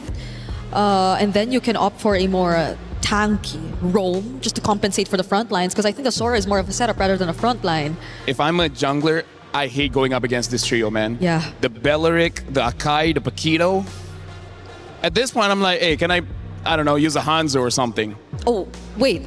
They've used it before. It did not look great. It did not. They've used it before. I know. That's why I brought it up. Nolan may be okay, but less about those objectives and hyper farm, try to get a 2-level lead against the Akai, and then try to deal with the Kimi or whatever gold laner they eventually get. So there are a couple options out there for Sev. There's a Suyo, Harley, Nolan, maybe a different assassin too if you would consider. But it's just tough. Assassin Atmos is maybe so a higher. I mean, like, look at this. They're all tanky, right? Like I said, they're gonna pick up the Nolan because they're trying to hyper farm. That's the only damaged jungler that I feel like you can hyper farm against an Akai, because the nerf makes it so that Akai clears very, very late, and then just ignore 2 turtles. Yeah. Ignore 2 turtles, get all the farm, and I hope you have enough damage. With this, Falcons ID might be okay with letting the Hearth through, but does Vitality really pick that up? There are other options if they don't want to go that route, because that's also going to be primarily magic damage. I guess Bruno is not bad if they want to, you know, use something that Zeta has used and proven in the game. And we got to talk about Shell as well. Shell can basically use anything. I've never really seen her being bad at any kind of heroes. Okay, so the Harith is going to be the go-to still for Chell here, putting enough faith in the team composition they've decided to field as well. For now, all looks normal. This is typical draft coming in from Falcons ID as well as Vitality. Predictions, what are we thinking? I still think Vitality's got it. I have to go with Vitality as well. Okay, Vitality seems to be the favorite. Hey, these two met up 719 days ago. It was at the MWI at EWC26. But now in 2026, the great Indonesian rivalry will once again continue. It's Team Vitality versus Falcons Indonesia. Miracle Eterna, let's get it started. And here we go, ladies and gentlemen. Game number 1 in this ID versus ID matchup. We're heading straight into the Land of Dawn. And the big question is whether or not Team Falcons ID will be able to claim their revenge up against their bitter rivals, Team Vitality, the defending champions. And it's really cool to see as we get into the Land of Dawn. Hold on from Yeko, taking a bit of punishment early on. Great hold on that bush from both Sev and Violet, really learning from the pattern of Vitality in the last few matches we've seen from them. But it's just really cool to see Eterna. The last 2 years, it's been home court advantage for Falcons ID in Saudi Arabia. And now we see home court advantage for Vitality. And I gotta say, it's so surprising, it's so breathtaking as well, because I think last time around, back last year, Vitality was the one that was really under pressure from everyone that was in the venue. And this time around, they've actually rocked up with drums. So even additional support, it's amazing to see. But let's get straight into the game right now. We're seeing an array of different picks. And it's interesting to see that the Nolan actually shows up here. And I feel like it will be quite difficult for the Nolan here come the early game. and the earlier or the later stages of the game, especially with how much CC there is on Team Vitality. Yeah, we've been seeing a lot more of these Nolan just farming out the Storm, clearing it out, trying to get the prio. Bottom lane though, Liv doing a good job in this matchup you'd expect for a win for the carry. Sev down below with a fracture, the Purify, not enough to get Chell out. First blood to Sev. Caster Curse. Caster Curse. Caster Curse. Yep. But I love it. I love it. I love that Falcons are going to be able to get that a little bit ahead. And it looks like they're going to be able to chunk some gold out of that turret as well. So it will help Liv in that particular matchup. The carry will be a monster come the later stages of the game, especially when she gets her items up. You know, this is something very, very interesting as well. Just looking at the matchup, Falcons ID, it's been so weird their run, yeah? They start off losing to Seda in a crazy underdog win. An early upset to the tournament, but then they climbed up and now they're just gonna go straight into playing strong side for the carry. They know they have no shot at the neutral objective. And the back's gonna be the all-in from Pilot over to Cine. Flicker around the safety. Pilot chases her down below. Chelsea will survive. Vival on the turtle, picks up the retry on it, securing it. Violet gets away with the flicker, and it will just be a 2-0 start, but a neutral objective to Vitality. And I think that's something that we can expect, right? I mean, Falcons came in here, guns blazing, utilizing a Nolan in the jungle. Meanwhile, Vitality took a slower route. They picked up the Akai once again. I think it's one of the comfort heroes that Vival has utilized over the course of the years, especially last year. And that's something quite notable. And they're just utilizing it to get a little bit more pressure around the neutral objectives, and they've done exactly that. However, it looks like Falcons now are the ones holding on to the gold lead. It's a 1K now for them so far. And it looks like Team Vitality, though, are looking to find something else of their own. They're going in for the invade onto the enemy jungle. Yeah, one thing that they can do, but unfortunately for them, the Nolan can clear really quickly. Sep trying to cut them down. Vivian holding this position. Raimundo with a taunt unbreakable, forces the heavy spin out. The traction post locks Violet down. And it will just be to disengage as Fumi Echo on this Paquito. Lethal Ignition will continue to utilize the waves up top. Maybe trying to get a few more hits on it. Liv takes the gold crab away from Chell. Forces her back as well. Fumi, though, making quick work out of that turret up top. I haven't seen Shell in this position in quite some time. Wait a second. Viva will be actually able to pick it up. But I mean, Zev, so far, she's been playing the Nolan quite well. Fantastic. She's been clearing it out very, very well. Yes, the turtle went to Vitality, but this is why we expected the Nolans, the Assassins, to come back. It's just that farming speed that you cannot underestimate. And then obviously the fact that you can play for your winning side in the gold lane. Something we haven't seen in a while. It's been Claude, Moskov, Harrod. You just play weak side gold. Nowadays, especially with Zev, back on the Assassins, it's all right. We don't get neutral objectives, no problem. I'll just farm, invade, and take your gold lane down. But it is quite typical of Shell. I think last year there were moments where she was also forced in a losing lane. But eventually, she usually is able to pick things up a little quicker later on when the items start rolling in. And I think that's something that we can expect. But it looks like both teams are now corralling over the neutral objective. All in, AOG to try to help Violet escape. She actually gets over the shifting skies, forcing the flicker out of Cine. She gets to a safe spot now with the Crimson Beacon utilized. Cine gets knocked back with a Lantern Flare. It's still going to be Violet, shot down from the sky. Shev taken low, taunted up from the Echo is right there to capitalize. And it's Vitality who level the playing field, 2-2 on the scoreboard. And there's the mentality, there's the experience flowing through for the defending champions as they are 2 men ahead. I don't think there's going to be a contest here. Team Vitality will pick up the next neutral objective.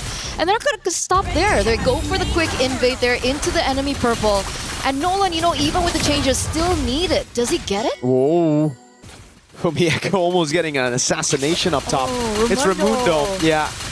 Who secures the purple buff. Not the best person to be giving a purple buff, but it's better on her than on Vitality. Damage control. Damage control. Damage control. But a fair fight. Falcons ID at this stage in time. What are the winning conditions? At this point, it's really playing into the strong side. Liv has gotten such a good lead at the start of the game. I'm surprised they even contested that second neutral objective. It looked like they had the game plan ready. Fumieko overextending quite a bit, but it's a Paquito. Just flickers out of the way. Shev opens up against a Lethal Ignition. It's a Lethal Ignition battle. Fumieko in that 1v1. It was ticking down, but fortunately for Shev, she's able to escape. Vivian catches Raimundo with the Wrath of the Dryad, and now it's Liv picking up a turret down below, traded by Fumieko up top. Okay, Vival gives information there, but they don't have anyone to kind of back that up. But in return, Team Vitality still pick up the turret on the top side of the map. And that gold lead that Falcons had earlier on, 1K, almost 2K, has now shifted quite slowly in favor of Team Vitality.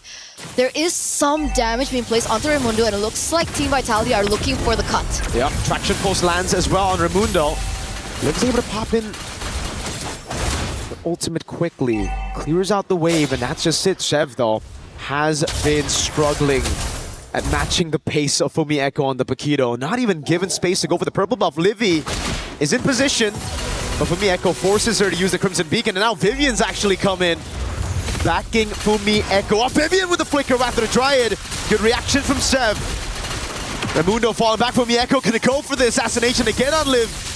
Violet walks up onto Cine, no flicker. Vivo with a heavy spin, forces the flicker around. Raimundo's caught all alone. The purple buff stolen away by Vivo. And now it's Fumieko diving under turret. Traction pulse lands, but the immobilization doesn't. Vivo was ready with the body slam. This turret, can they even defend it? No, they have to concede it. And guess what's up? The turtle, final turtle of the game, up and available right as the tier 1 falls in the mid lane. Is this perfect turtle? Is this a perfect turtle?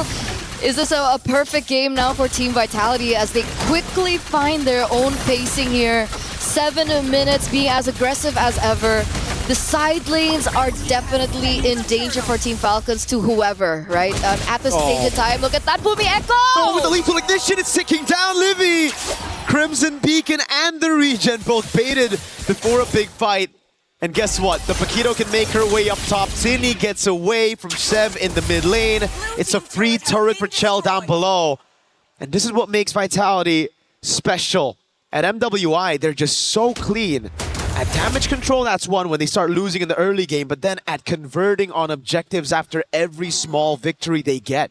Once again, it reflects their experience, right? They've been in this position over and over. And the one thing that I really paid attention to during these particular team fights is the Sky Piercer procs that unfortunately Cine will have her hands on. I think she should be at 20 stacks at this stage. She already has the glowing one as well. So it won't be as easy now for Falcons. And they need to be aware of the stacks coming in. Oh, wait a second, Violet! Yeah, caught in the midst of it all. Already pinned down by the heavy spin. AOG and the Breakable coming down, but now he's gonna be living with the Crimson Beacon, knocking Cine up. Straight into Raimundo. Sev trying to flank, but look at Vivo. She's taking all that shred damage from me with the flicker in.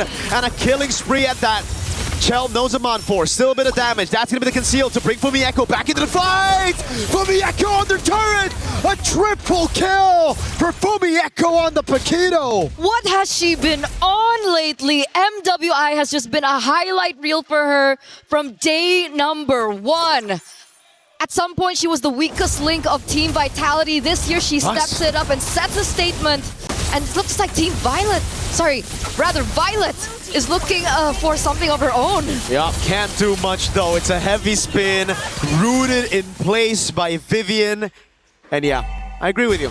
You know, earlier we've had a talk about jungle or XP. You know what? I might have to go back to XP now that Fumieko is pulling this off. 5-0-2 on the Paquito. Vivo's just doing her job on the Akai, right? 007. Just enabling the rest of the team, enabling the damage dealers. Fumieko's, oh god. Sev! 2 jabs, a knockout, sending Sev straight back home. Oh god. Usually it's the person walking into the bush that gets cooked. I don't know. That was rough. Opposite Kumar. Ramuk? Rumak. Oh wait, no, you're right, it's Ramuk. It's Ramuk. It's Ramuk. Well, there you go. 7,000 gold lead still for Team Vitality. And I'm just still so speechless and breathless of the development of Fumieko. Yesterday when she picked up the Lapu Lapu, it was crazy. Arlot was also insane, and now she brings out the Alice and the Paquito. And now Team Vitality are knocking on the base of Team Falcons. They have a Lord on the way. It's only been 10 minutes. And I feel like Team Falcons don't have the best clear. They really don't, no. The carry is good at dealing with the Lord, but that's about it. And if she utilizes that cycle on the ultimate straight up, not going to be great for the rest of the team when it comes to the skirmishes. Vivian already flicker the Wrath of the Dryad. lands, but it's just onto Raimundo, who's still there. Shifting Skies on 2, but the rest of the team is able to disengage in time as Chev walks up in the back, but it's just the frontliners tanking up a Storm as the Revitalize coming down, and the Shifting Skies again, this time up top for Mieko. So trying to deal damage. Lantern Flare picking up the Panda, but Cine gets the immobilization down on Liv. Lord still up. Up top is going to be the Cannon Minion. Liv taking a ton of damage over. And they've cracked open the base already. Base turret number 1 taken down in the mid lane. They're going to try to push in these waves to get another top lane. Highest priority to get the far lane control. You always gotta look at Mieko whenever she's in a 1v1. Purify can't save her. Shifting Skies on 3, but it's only Vivian that gets brought back as Chell is kiting them in the back. Gini's kiting away right now as Liv walks up and gets the double. Mieko waiting for the moment. Falcons have defended well. 1-for-2 trade, 1-for-2 trade, and they lose Cine in the process. So the stacks on the Sky Piercer are going to reduce quite a bit. They lose Vivian in the process, and they fail to take the side lane inhibitor turrets. Falcons, I would say they walk away, and they walk away clean here. Right? All they need to do now is try to find a moment where Liv can execute these team fights a lot better. I think spacing is going to be ever as important. Viva and Vivian, though, aren't going to be easy to push through. Wait a second, Shell! She gets taken out! Absolutely, Falcons know when to pounce. It's almost like they got that bird eye view of what's happening on the map. Chell took the purple buff, stayed a bit too long. Mieko wants to go for the punish. Order with a knockout strike on Zev. Good peel though. Mieko thrown back again. That's going to be a big shutdown for Raimundo.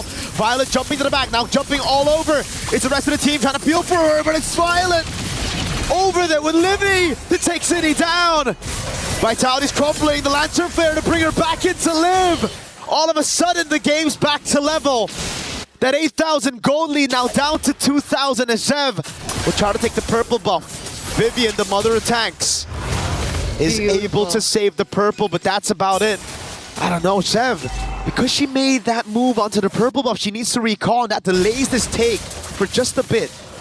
That's true, but it does still surmount a comeback angle here for Team Falcons. The fact that they were able to get that move onto Shell, the fact that they were able to look for that opening, that was brilliant.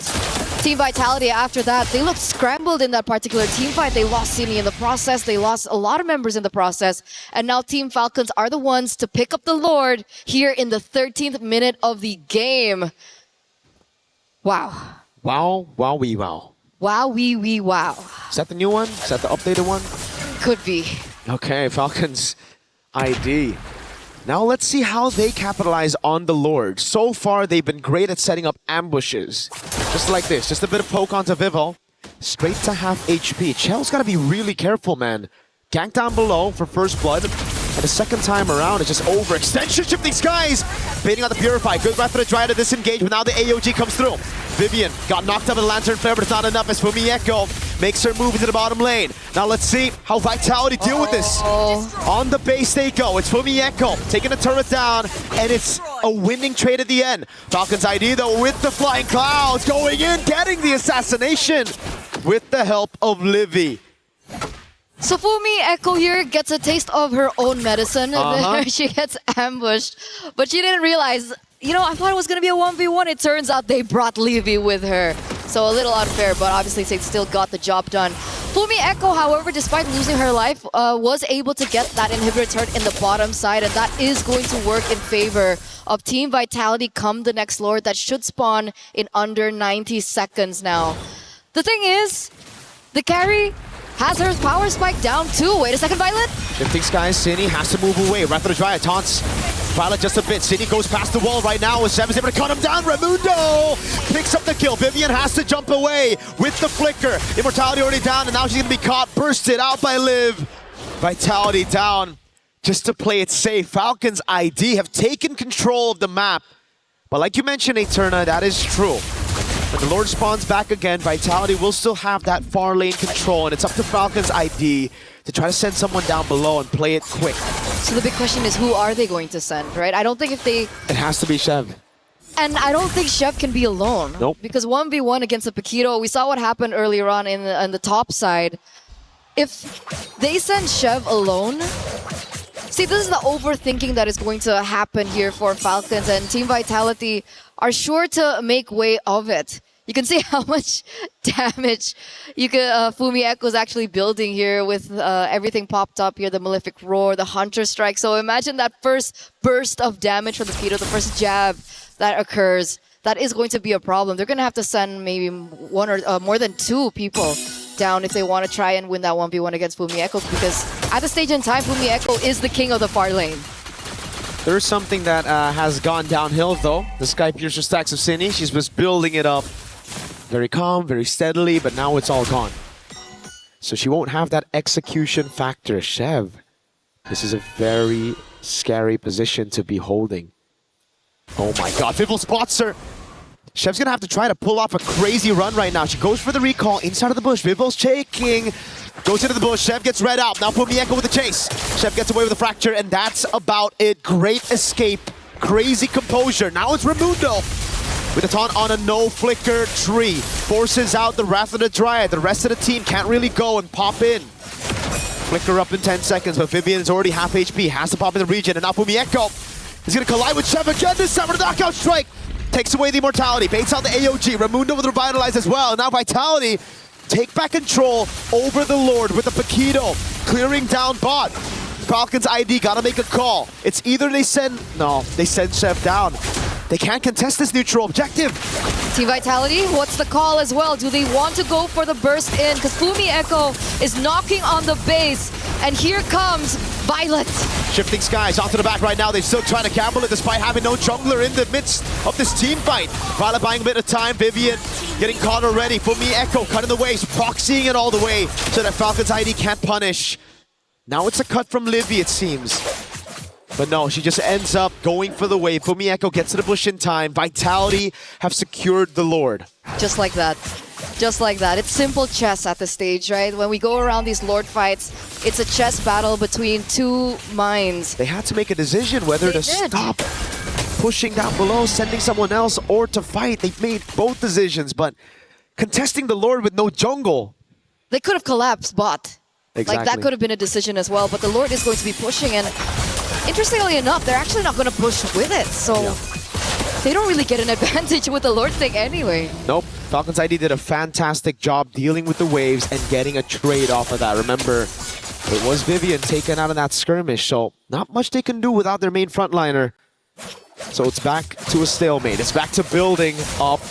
And in this endgame, it's all about the far lane. Again, for Vitality, they have the advantage down below, especially with Fumi Echo on the Paquito. 1v1, it ain't gonna work. I think for Falcons ID, they just gotta gamble around neutral objective. I think that's what they're gonna do. Even then, it's hard though, because Fumi Echo just stand by, looking for that back door down below. But I think that's what they're going for. Look at that rotation coming in from Team Falcons. They're sending literally 3 of their members. I think they want to be able to protect the jungle, give them a little bit more time. I think the buff is spawning very, very soon. There's still 80 seconds left for the next neutral objective to spawn as well. So I want to know the adaptations from Team Falcons. They proved to us yesterday that they can make adaptations in the game. Now, up against the very best, will they be able to pull off something similar? That's a good question. Right now, it looks like they're on track to do it. Liv has all her items. They have enough peel for her, and it comes down to protect Liv. If Liv can live, they can win. I get it. Yeah, nice. Vitality, though, it's really all about controlling neutral objectives and breaking the box of Falcons ID, right? It's a front-to-back classic up against Vitality, want to attack from different angles. The thing is, though, Falcons ID still have that X factor in Chev. She can come in from behind. She can actually look for the assassination on Chell once the Zaman force is down. So it just comes down to execution at this point. It comes down to that macro decision-making as well. And so far, Vitality have looked cleaner on that department. Damage taken, though. The tree is taking a beating. Damn. Violet as well. Not surprising, yeah. Violet's taken so much with Raimundo. Because I feel like every time we look at these team fights between these two teams, it always seems like Violet is the one to initiate first, and then there's like that engage after with the AOG coming. So obviously they're the ones that are absorbing as much damage, and they're just there to kind of just stand there to allow Livy and Liv to do their thing. And so far in these team fights, it's kind of worked. So is it possible for them to force another 5v5? They can force a 5v5, but up top, the minions will take the base turret down, and it'll go straight to the base. Livy shows herself up top. Vitality hold the Lord on the edge of a reset. And they send Fumi Echo down below again. It's the build-up play. It's all about that Lord dance, and Vitality, they have the composure to do it. Falcons ID, they have to make a decision while the wave isn't shoved in. Now it's a bit too late. That's the decision though. They're sending Carry and Gatot Kacha on the bottom side of the map. And that gives Vitality the green light to go for this Lord. They're going to try to utilize this Lord as bait though. It's all about baiting Falcons into a 3v4. Fumi Echo into the mid lane, trying to get the prio there. She knows there's going to be an auto build, slow push down below, as long as Vitality are the ones to hold this Lord. And that's the call. Fumi Echo looks like she's rotating back towards the bottom side of the map. Falcons, you gotta think about this housekeeping. There still is a potential backdoor angle that Fumi Echo could do. Oh, scary position to be holding there. Vitality, they know this wave is going to be slow pushing, so they just continuously reset the Lord. Fumi Echo finally shows up, so it's going to be two waves crashing down on Falcons ID. They send Chev down below. This should be it for Vitality. They should just go straight for it. Chev shows up without the reset. Vitality, they see the jungle down below. They're going to go straight for the Lord. No retribution in sight for Falcons ID. I don't think they can get there in time. What? That's a massive pick in the bottom lane. Now they have to go for the burst, but it's an evolved Lord. Vivo's right there, shifting skies, delaying it already. It's Vivo with a heavy spin. Chev's going to walk up as well. The knockup comes through. Wow. Chev with the steal. City with there. Knocked up, and now it's Liv tearing up the frontliners. Liv goes godlike. Wave down below is good, but it's an evolved Lord in the 23rd minute of the game for the Falcons. They've done it. They've done the unthinkable. They've outsmarted the defending champions. Ladies and gentlemen, evolved Lord on the way there in the top side of the map. And that was a decisive, quick thinking by Team Falcons, I would say. They bursted down Fumi Echo. Liv's damage is already up there. And now 12 seconds left, 27 seconds left for Vivian and City to come back into the game. This is a bit greedy from Falcons ID. Instead of using the wave up top with the Lord, they're trying to utilize the waves in the bottom lane. They can just jump it in. Shifting skies, bait it out. Chell's able to escape with his on force as well. They're going in without the evolved Lord up top. Raimundo, he's going to get taken very low. They're fighting under a base turret with no minions. They're trying to brute force it, and they've gotten punished for it. Falcons ID, they had a shot, but Vitality survived. They don't even lose a single base turret. That was absolutely botched by Falcons ID. The Lord is still on the way. The Lord is still watching and marching, but Raimundo is out of the picture. Even if they close this out, it's still a 4v5 situation, and they definitely do not have the advantage with it, and I think they know.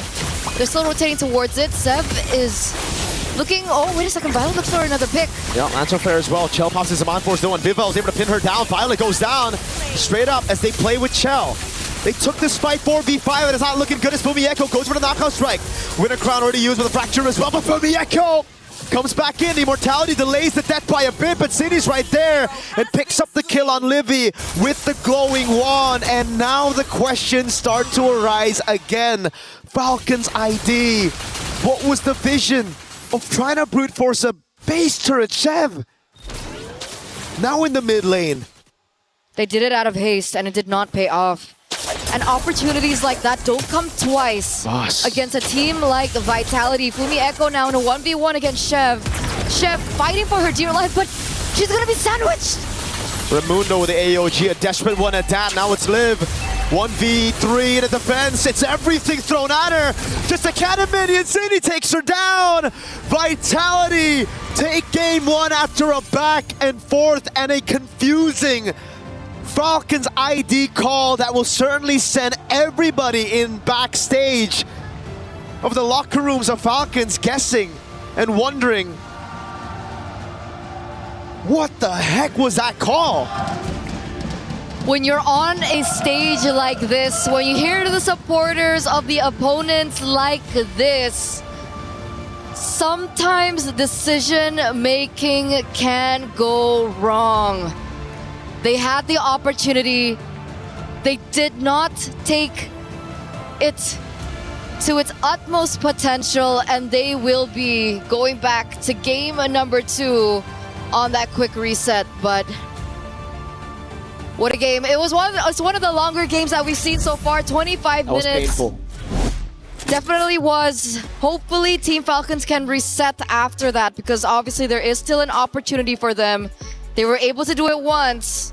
Let's see if they can do it twice here in game number 2 to force a game number 3 under their hands. But there it is, ladies and gentlemen.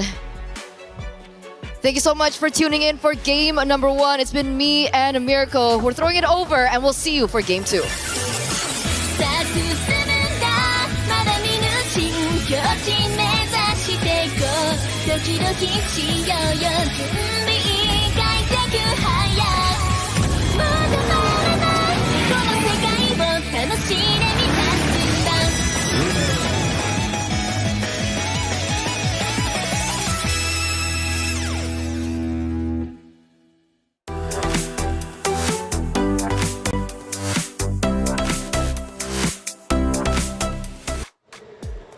The great Indonesian rivalry is well underway. What an incredible matchup, but a matchup full of mistakes and overcommitments. But in the end, it is Vitality standing strong.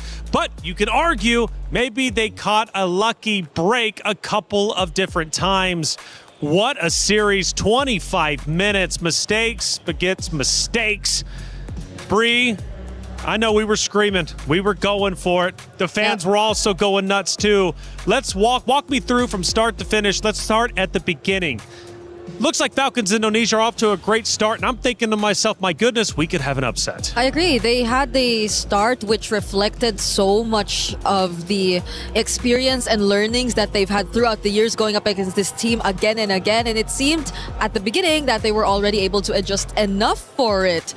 But it did not stay that way up until the very end. That's right. The decisions that came along with those small wins, or maybe I wouldn't even consider them small, they were wins that could have led to actual victory. So going back to when, of course, Falcons Indonesia, they're leading, they're looking great. All of a sudden, Team Vitality start looking like the champions they are. They start dominating the fights, taking them down. The fans are going nuts.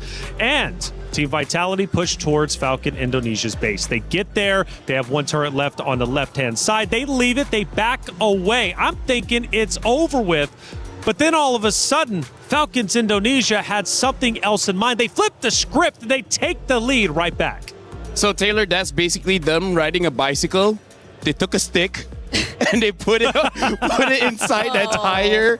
Like, that was honestly self-sabotage. I can see the vision where you're trying to force and engage, get the kill, and then that will be good. You know what make that look bad? That was over 20 minutes. If you did that at 12, you know what? Sure, right? It's not that punishing. But after 20 minutes, you're telling your opponents, hey, my base is going to be undefended, you know? Have fun with it. It always has to be Vitality, you know, with the longer games. It's weird to think that it's actually the case because, again, they're the team to beat, so you would expect the cleanest of games to come from them. But eventually teams have found ways to extend the matches against them. And in this scenario, though, it's just frustrating. It's just frustrating to think about the way that things ended because it was already such a good one for Team Falcons. Such a good one indeed. LaFell, let's take a look at our first action of the game.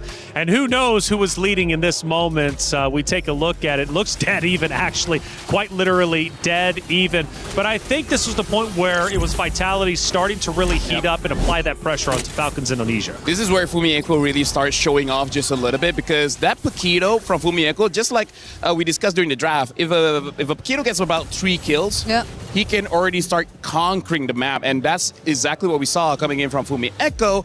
But then when she gets a little bit confident, which we might see later on, she got caught and then she died. She did. And Bree, let's take a look at our second moment. Maybe when Falcons Indonesia are starting to lead once again. Oh, And that's the That's moment. exactly, yeah. So go ahead and walk me through it, Bree. Okay, so clearly there could have been a chance that they did take out Sev at that moment, but it's not just actually Fumi Echo who went down in this scenario. It's everyone else following through, and I think it marked the beginning of Team Falcon's ID really turning things around. We were so close to seeing another Happy Sora day, but for the first time, it's not going to be the case. Sora falls for the first time. It comes to show you Sora's not a guaranteed win like we were thinking. Let's look at our third and final moment, LaFell, as we get, I believe, towards probably the end where Vitality starts to relinquish control, or not relinquish, but at least take it over for a fact. Taking a look at that moment, I want to say Vitality at this point starting to crowd into the base. That's exactly what they're doing. Actually, no, we go further back to 11:52. So this was the first attempt Vitality was taking onto the base. Exactly what Falcons did, but the timer is different, right? This is why I say if you do it at a 12-minute mark, you might lose, but it's not that devastating. But if you do it on a 22-minute mark, that it's such a different thing. That's why Vitality was not punished that hard. Sure. Falcons was. Bree, there was a moment, though, where I felt as if, well, we'll take a look at the stats. I'll bring that up in just a second. I mean, dead even when it comes to overall kills. If we look at the stats, though, what story do you see? Because Fumi Echo was getting a lot of attention from you. All I just see is that it's been a very close, all 16 and 25 minutes. And yes, Fumi Echo, I think she really did stand out in this game. But similar to what we've been saying, there were just moments where it was a bit too much of trying to make the individual plays. But I think every other thing she did across the map somewhat compensated for that. The wave management too, the pressure that they applied towards Falcons, especially during the most crucial objective takes, I think that's also what really mattered throughout this game. Honestly, for me, like, I feel bad for Falcons ID because that was their game to win. How do I describe my disappointment? It's like I'm going to a friend's house bringing pizza and they eat it with a fork. You can do that. What? Eat pizza with a fork and knife? Would that really disappoint you that greatly where you're like, you're no longer my friends? Yeah. Are you going to end your friendship with it? I'm not Italian, but I'm pretty sure there's going to be a lot of angry Italians seeing you eat with that. But by the way, look at this. The rich guy, Zev, clearly able to get quite a lot of gold. The carry shell on that Harv, still dealing quite a lot of damage, around 39,000 per minute. And then Vivian, the sandbag. But Livy, the best wingman. Honestly, it's quite weird we don't see any of the EXP laners here because they played a big role in this game as well. Yeah, it's maybe we don't count them anymore after what we've seen today. You know, like they've always been stealing the show, and they've been taking these. We don't have MVPs, but if we had a choice, like majority of the game MVPs would have been handed over to EXP lanes anyway. Yeah, I want to take a blast to the past, a step into the moment where Falcons Indonesia look as if they are going to win. But walk me through the moment where they get a bit too greedy, because I felt like they shouldn't have overcommitted. They also had the Lord who was behind them. Why not wait for the Lord, pump the brakes a little bit, fill it out, and then push up into the base? They knew that was the right play, but for some reason they didn't make it. Taylor, you're talking like an analyst. You talk like I'm finally made it 3 days in. Like you've casted this game for 2 years, because that's exactly right. Like they had all the opportunities to end the game, just sync up everything, and then just use everything together to end the game. They chose to go in with the disadvantage. Now that's weird, right? It's what kind of analogy do I want to go to? It's like you go into your car knowing that you have no gas, and then still you want to go for 300 kilometers ride. That doesn't make sense. You know what? That was actually much better than the fork and knife. I'll give you that one. That was a redemption arc. We need a 1 so that we can eventually hit a 10. You know, like, we need to rank it up. That's right. Now, Bree, it was wild though, because it's like Falcons Indonesia, pump the brakes. It's okay. Take your time. It had already at this point been 20 plus minutes, and you had Vitality by the throat. Vitality, in my opinion, I feel like they didn't really outright win that. You know, they got lucky for sure. They got lucky for sure, which makes the next map that exciting. However, for Falcons Indonesia, I always like to talk about the mentality. My goodness, they're going to be hurting after that one because they knew they had it. I was about to get to that because that felt like one of the hardest games to get over. That kind of loss is the kind of loss that will take a bit of time to recover from. But again, they've been doing this for so long. Hopefully it doesn't get to them, because losing to Vitality, I guess, is something they've constantly tried to get through. And that's the key point there. And it's kind of akin to what I always say about being a champion. To be a champion, it's better to feel what it means to be a champion in the past. It's easier to win championships when you've already been a champion. It's hard to win your first ever championship. In this case, we're not even talking about the championship. We haven't even got there. But we're talking vitality here. And for Falcons Indonesia to lose as many times as they had, and we're talking, honestly, I think it's hundreds of times in comparison over the time span of them playing each other. They finally got to the moment where they're like, oh my goodness, we can finally do this. And they just lost their minds. And it happens because, again, once you get over that hump, once you finally beat the boogeyman, it's like, okay, I know I can do it again, but you have to do it the first time. I gotta say, this is one of those moments where you get a bit superstitious and be like, there must be some kind of curse, man. How is it possible that you just lost that super winnable game? I agree. It's it's good to see that at least they somehow look recovered from that, based on at least their maybe body language and facial expression. Bree, the important thing is, though, is they didn't get dominated. They didn't just go in there without a fight. They genuinely could have won that. And I think for them, if I was their coach, if I was their mentor at IGL, I would say, you know what? Yes, we lost that. It's frustrating, but we could have beat them and we should have beat them. Let's repeat it and do it again. I like the carry ban because that was a problem. Live on that carry just destroyed everyone from Vitality. So now they got to find a different answer. Yeah, Liv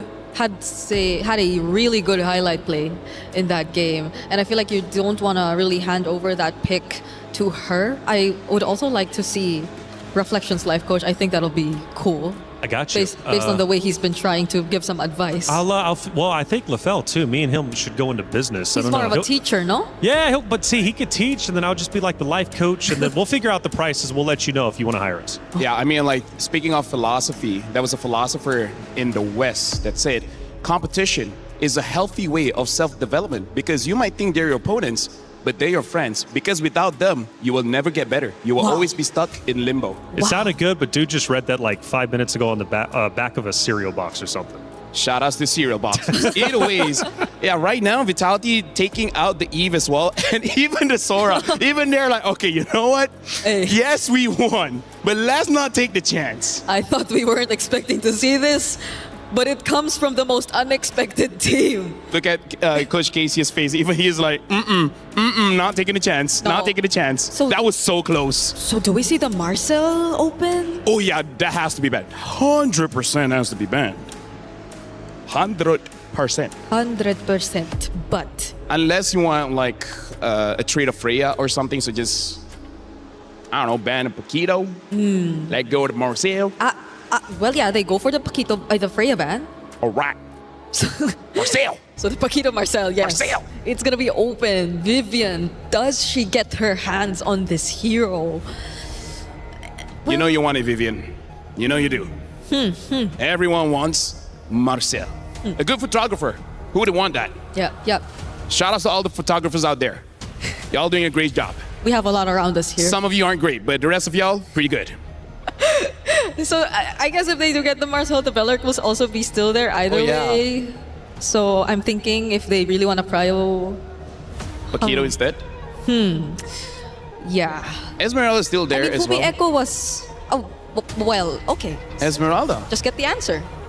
Yeah, because even going up against Marcel gives shields. Esmeralda are like shields. She's like, yes, give me all shields. Yeah. Especially now that the carry is not there. The viable answer now is something like a Balman, something like a Lunox, which I'm pretty sure Falcons ID have in their back pocket. But I know, girls, your pockets are fake, so I'm not so sure if they can bring that one out. Oh, yeah. What is up with that? It depends. It depends on the style, okay? Sometimes we have functional pockets. I do have one right now.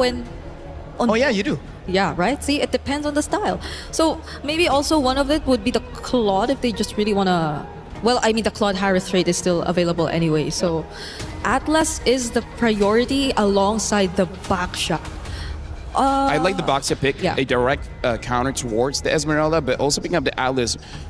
I don't know, it's like they're letting go of the Marcel. Are they too worried that the Marcel shield is going to help the Esmeralda too much? Because now there's an opportunity for Vitality to take it. And Esme Marcel, that's... the thing is, they already picked up the Atlas, so it's not like they're going to counter with an eventual Hilda or something, right? Yeah, so that's a lot of really good picks that could go over to Vitality if that were to be the case, but they just settle with a Claude for now. At least it's not going to go over to Team Falcon's ID. Liv will not get her hands on that, but is it the roamer that they pick up here, or are they also just gonna be okay? Since they already pretty much see that it's an Atlas, they don't have to worry about the matchup. They'll just lock in another Akai for Vival.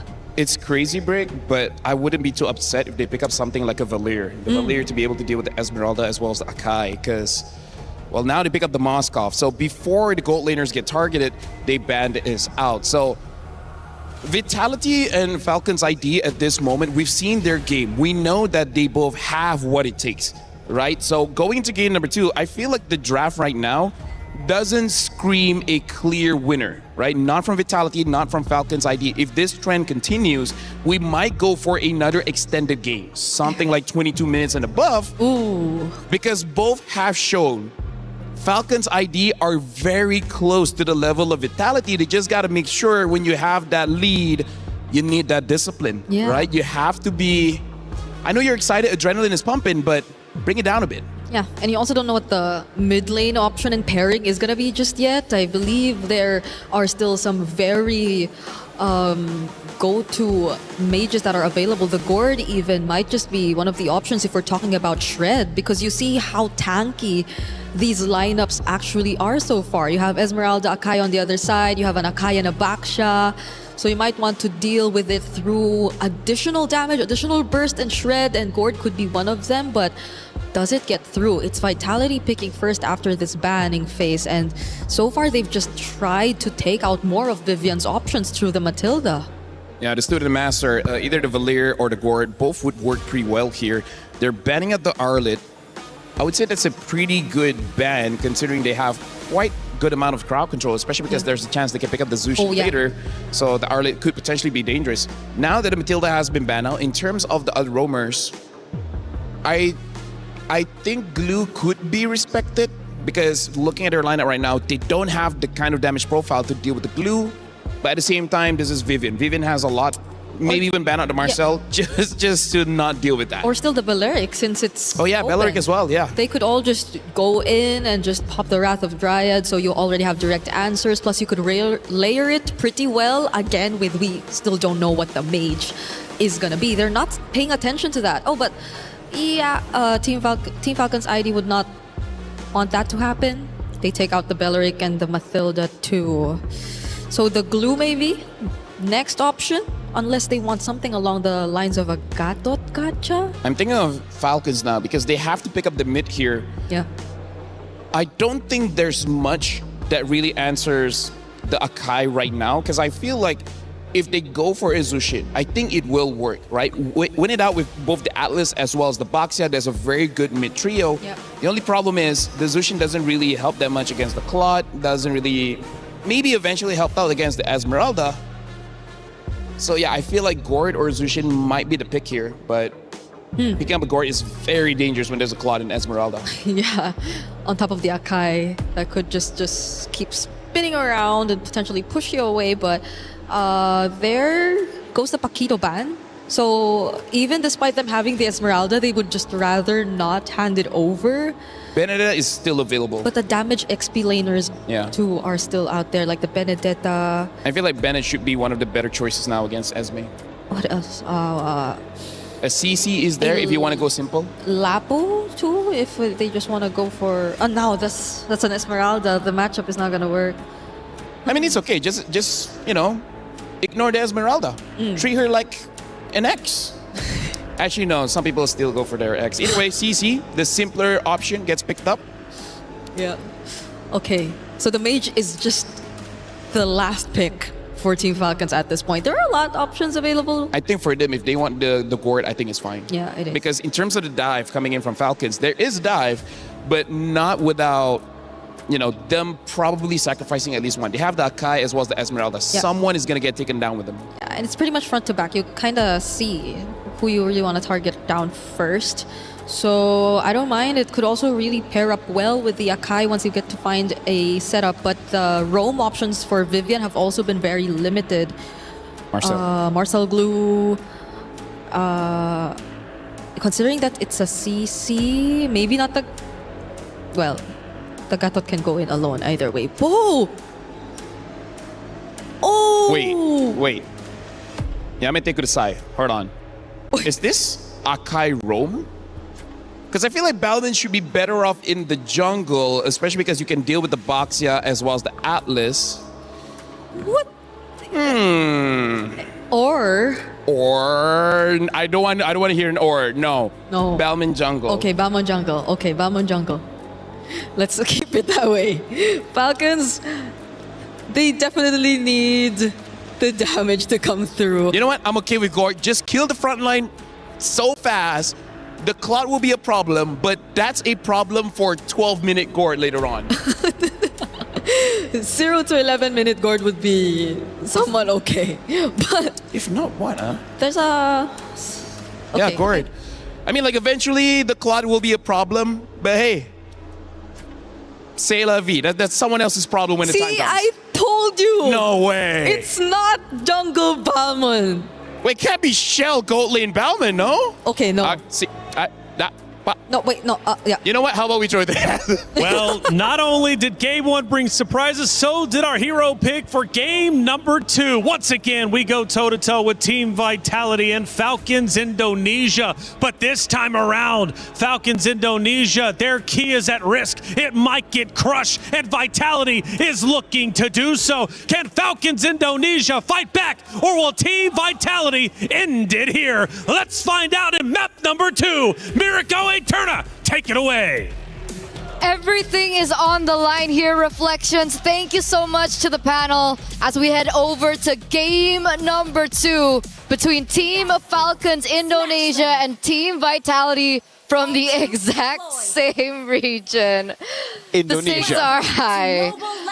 Tensions are at the utmost peak as well. And obviously a very interesting draft coming through as we do see finally the Balmain jungle here on Stream A. And I just gotta say, did they think it was gonna be Balmain Gold? Did Brigadier think it was Balmain Gold? No way, man. That's kind of crazy. Anyways, yeah. Balmain in the jungle. I think we expected this as well, man. We got the crowd going crazy here in Paris for Vitality. And, man, I honestly think this is the composition to do it. It looks like they've covered all grounds. The Valentina to steal the Fatal Links away, and it's a massive threat to everybody up top. Violet, Chev, and Raimundo. Even Livy with a flicker. This Fatal Link steal is going to be massive, and you have to remember, Sini's going to get level 4 for Turtle 1 at the start, so it's a Fatal Link advantage for Vitality. On top of it, a winning lane up top, a safe lane down below, and a Balmain that clears so much quicker than the newly nerfed Boxia. Which is why I'm thinking about the winning conditions for Team Falcons Indonesia here, considering they are the ones that would like to force this game number 3. We do see some active rotations here in the mid lane here by Chev. Look. But at this stage in time, there's nothing that they can do. Raimundo. Oh, shove it. Almost taking Raimundo down. Flicker out though. And look. Vivil's already cleared her entire jungle. Chev is only now gone to the orange buff. Great stun. No retribution though. Vivil takes it away.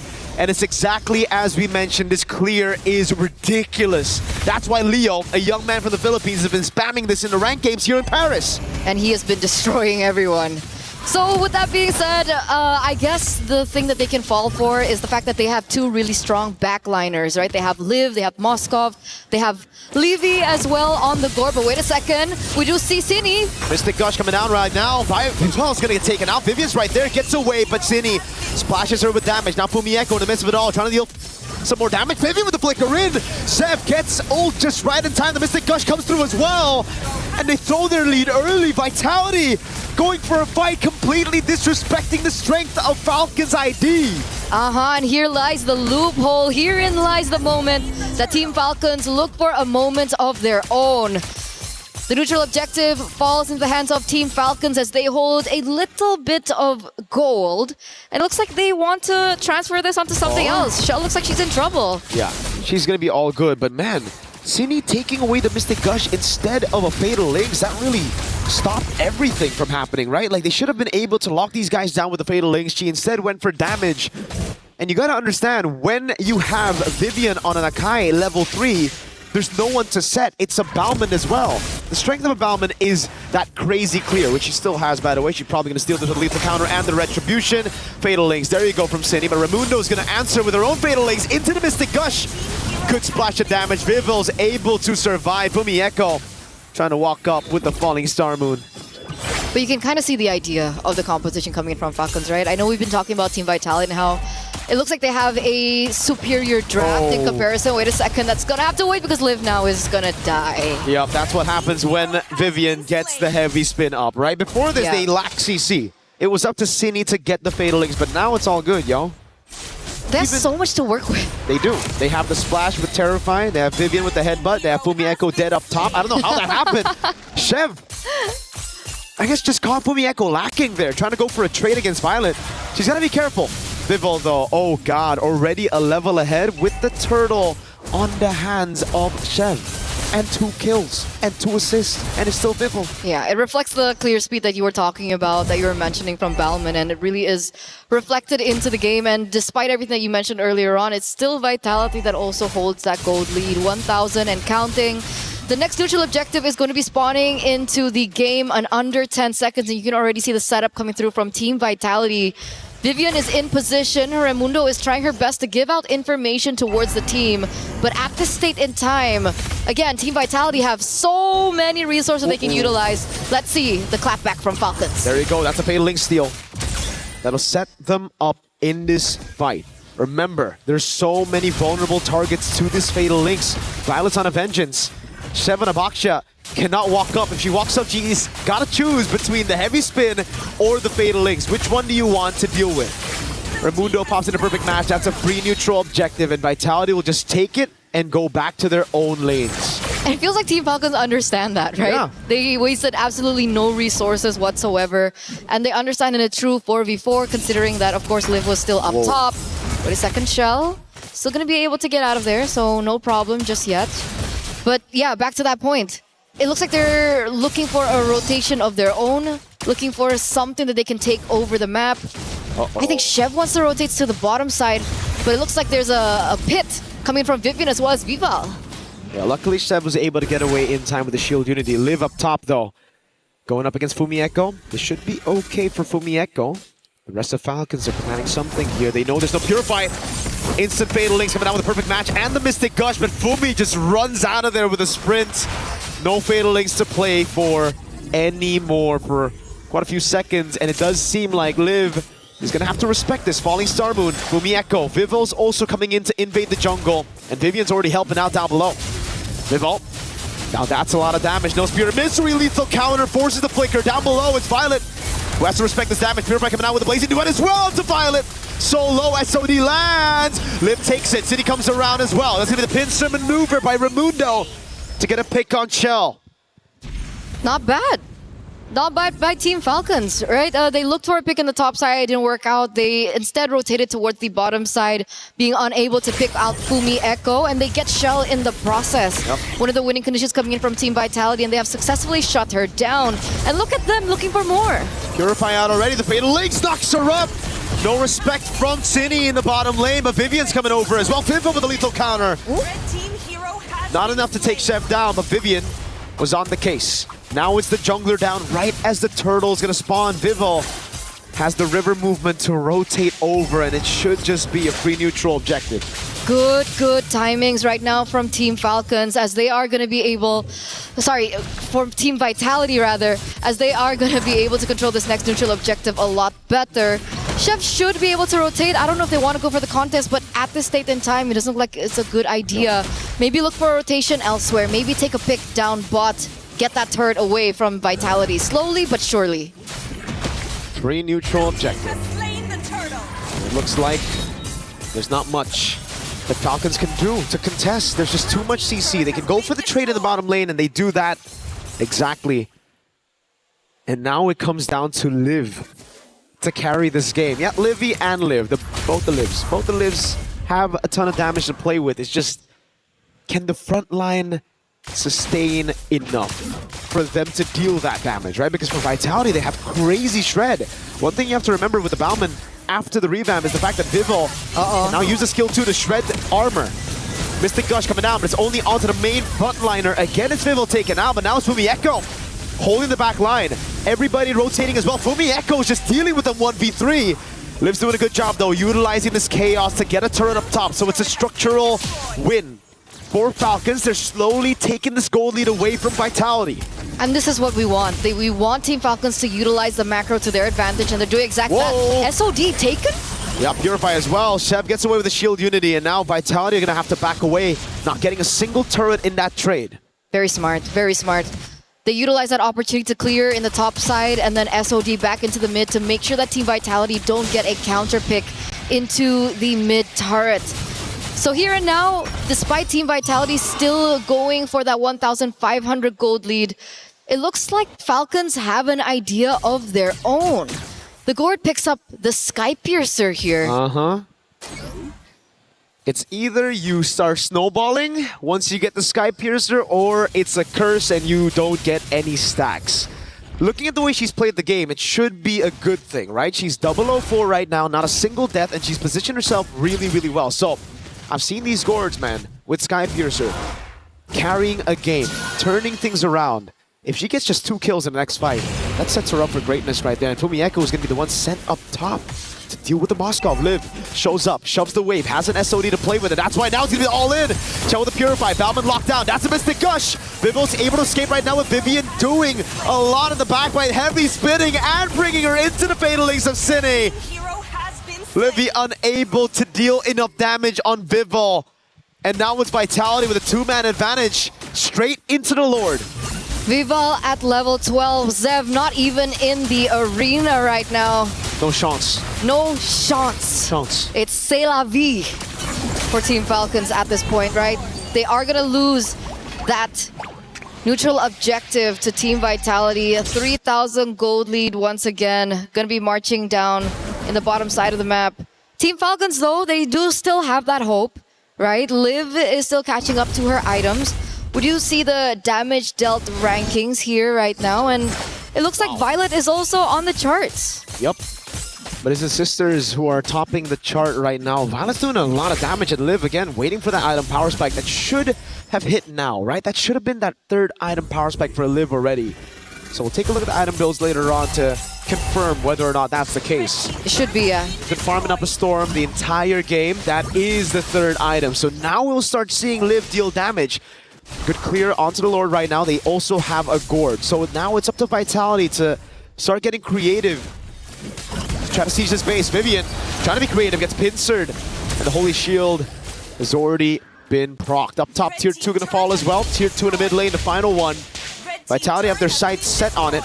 And it's Chell sent over. Winter Crown for Fumi Echo to deal with that Mystic Gush if ever she gets caught in the pincer, and is a good take by Sev with the red tree. It looks like the defending champions here are covering all their bases right now. And Team Falcons, do they really want to experience this again? I mean, the qualifiers, right? They lost all their games completely to Team Vitality. And it looks like here and there, we do see moments of brilliance coming in from Team Falcons. We saw it in game number 1, and we do see it here in game number 2.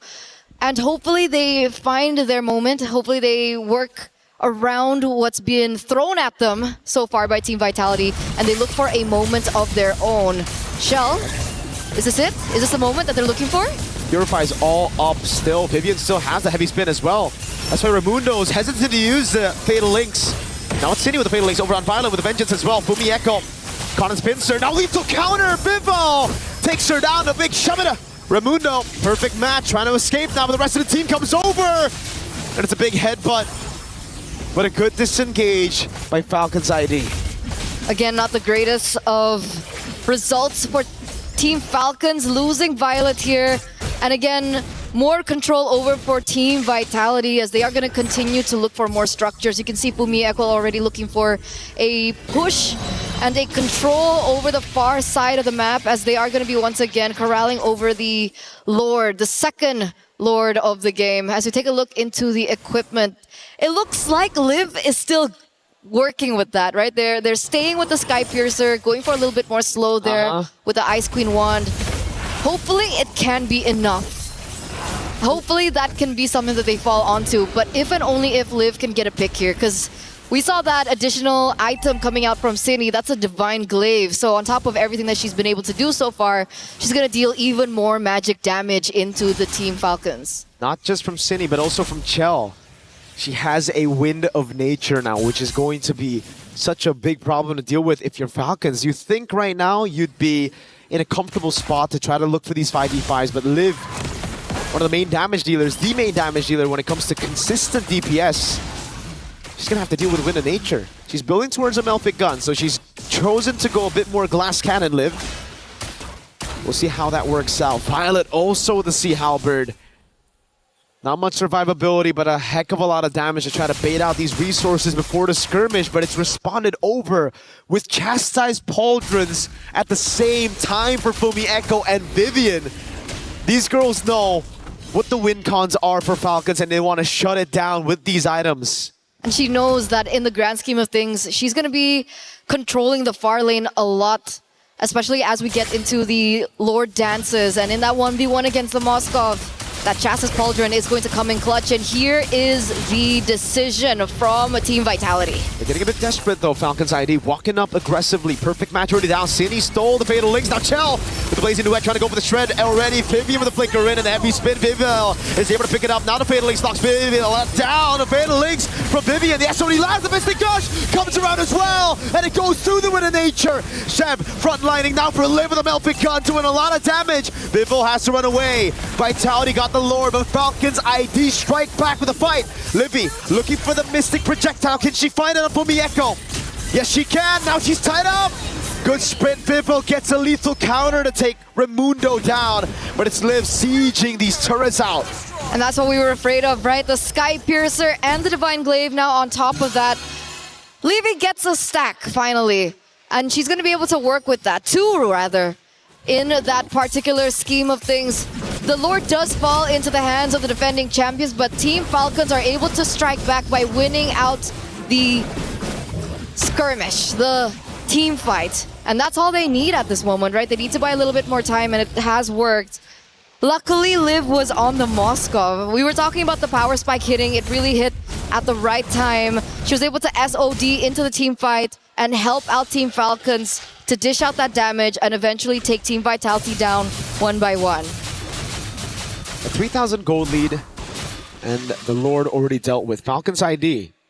Remember what we said, when it comes to scaling, they do have a very good comp once it gets to the later stage of the game. Liv, Melfic gun already, and the Wind of Nature that we saw from Chell didn't matter at all. They negated that with Livy flickering in forward, getting that Mystic Gush.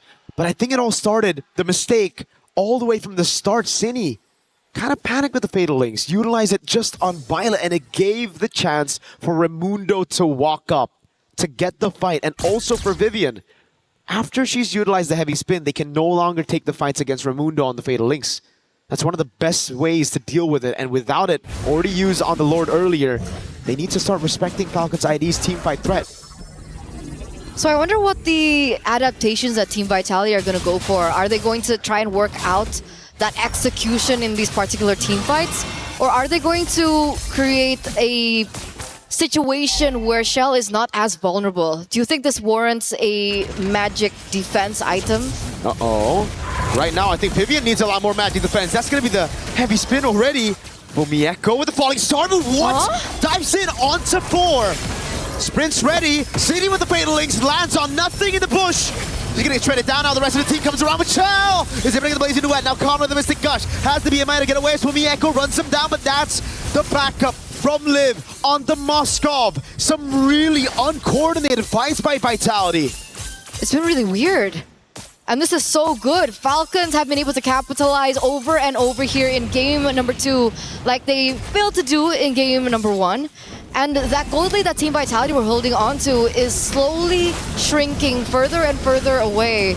Team Falcons have complete control over this neutral objective, and this time around, there's no gap in EXP lane between both jungles. This is a 4v5. Cindy's not back up yet. Fumi Echo, they reset the Lord. Falcons are afraid of that CC threat from Vivian. The decision is still to go. Violet's already used the current call. Now he's going to falling star move from Echo. Vivian with the zone on Chev. But look at the Battleman also zoned away right now. Vivos looking for the angle right now for the goal for it. It's Chell who seals the Lord away. Out of 2 retributions, it's Chell on the Claude. SOD from Liv. They get the fight again. And it's a crazy save of the game from the Claude with the Art of Thievery. That could have been so bad for Team Vitality. They lose 2 members in the process. You can already feel the damage coming out from Liv because of the items that she's already have under her belt. The Malefic Gun as well with additional range to her kit. You could even see Fumi Echo really struggling against the damage of Violet, right? I think the additional item of the anti-regen, the Sea Halberd there, really helped her out in that 1v1 against Fumi. And Fumi Echo's initial power, her strength that she had like in the earlier stage of the game has really been negated. She's so squishy now. Completely neutralized now. She is not... Whoa, Sydney stole the SOD. That's an interesting one. Don't know how she'll utilize it. We have seen a lot of pro players do this before. But I don't know how it will work out against Falcons ID's front to back. I don't think as a mage you want to dive into the backline of Falcons ID. Not right now. Hey, you're talking about the finals MVP of BOG?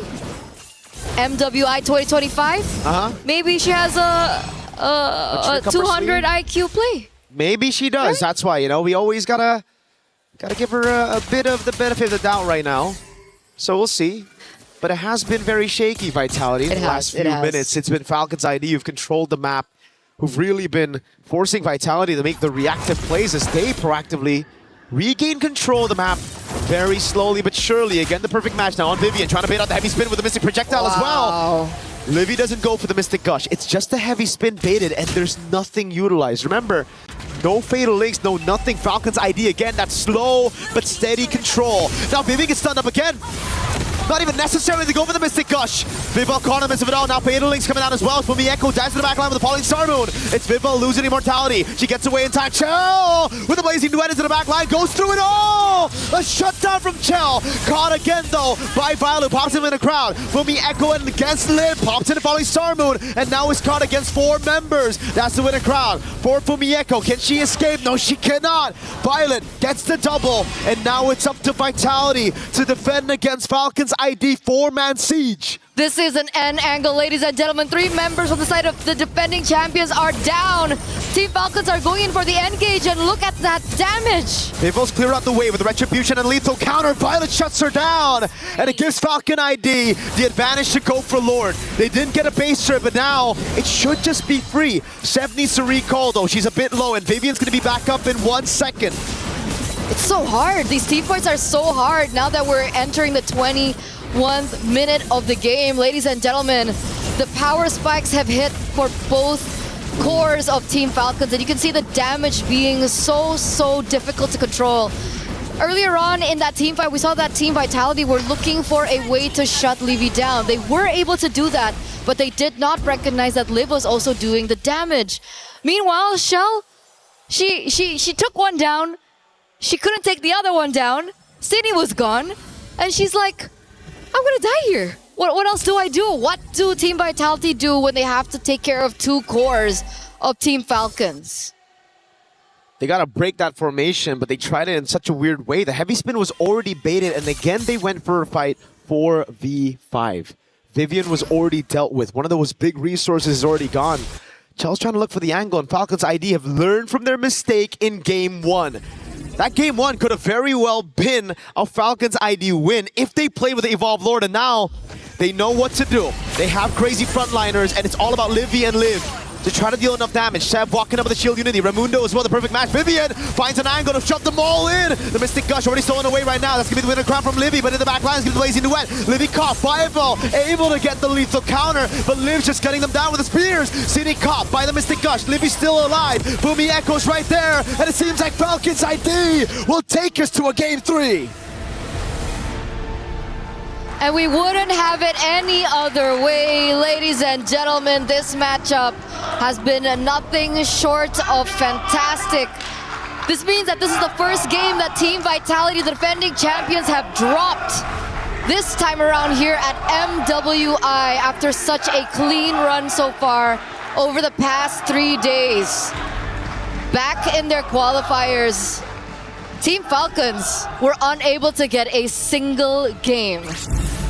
And here we are. And it's getting hotter and hotter here in the venue with both the Falcons fans and Vitality fans in the building, screaming out, chanting their team names as we get into Game 3. So without further ado, we've tuned into Game 1, we've tuned into Game number 2, and we're gonna throw it over before we get into the third game. It's been me, Mirko. We'll see you after.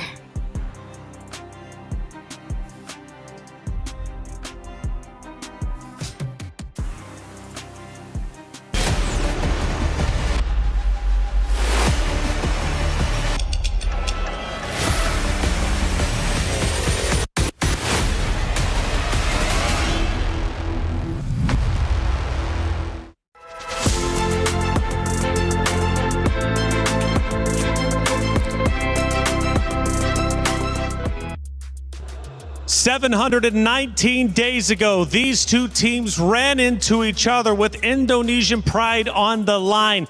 Now, 719 days later, it is Falcons Indonesia who finally get a map win over the Titans of Team Vitality. Finally, something might be happening, and Vitality is now at risk of having their key crushed and their championship repeat absolutely eliminated. Welcome to the desk. I'm Taylor Reflections Noble. Nice to leave for the first time today. Leo, first off, how you doing, brother? You all right? I'm doing well. Oh, yeah. Merci for asking. And I don't remember where I was 17 and 19 days back, but I do remember being in Saudi Arabia about a year back, watching Vitality run through MWI 2025 with a perfect record. Yep. So I know how historic today is that they finally concede a game, not a match, a game over to their rivals in Falcons Vega ID. But still historic. Naisu, we take a look at the match stats and they tell the story. You go back even to game number 1, though, it was like, man, Falcons were so close to getting the win. This time, though, they did not waste the opportunity. They didn't at all. And I know for everybody out there, the gourd from Livy was great to see, but I think they had to come together as a team here because there was a moment, right, where they were struggling in the team fight.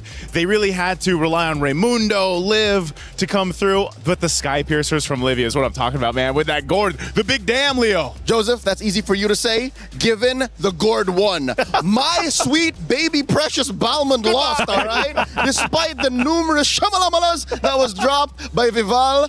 Just something about their communications and rotations and synergies. Falcons ran through, man. I think Falcons locked in when they knew that they fumbled it in game 1.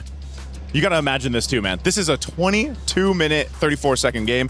The first game was what, 25? 25, yeah. Think about the distance and endurance now that has tested out Team Vitality. I mean, that's the big thing here that I would consider because, yeah, like you mentioned, what is it, 719 days? That's right. And for a team as familiar with Vitality as Team Falcons ID, right. This is the team to do it. I mean, you think about the history as well. I mean, Vitality has beat Falcons Indonesia, I mean, over 100 times in the span of them meeting up with each other. Minimum. So the fact is, getting this map win is truly historic just for that namesake alone, but also for the fact that Vitality, in their MWI run last year, went flawless. They did not drop a single map. Here, they went flawless in their groups. Come to knockout stage, now they show that they can bleed. They nearly showed that against MIBR loss, right? That 26-minute game.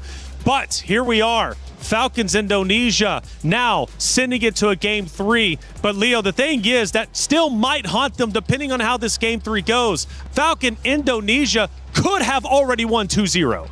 Taylor, if there's something I know about Vitality is that they have the heart of champions. Nay, I think they are goddesses walking among us on the earth, tasked to take over the MLBB women's division. So with that said, I think in front of their biggest fans, again, they are home court heroes right now. That's right. Yep. Team Vitality is a French org.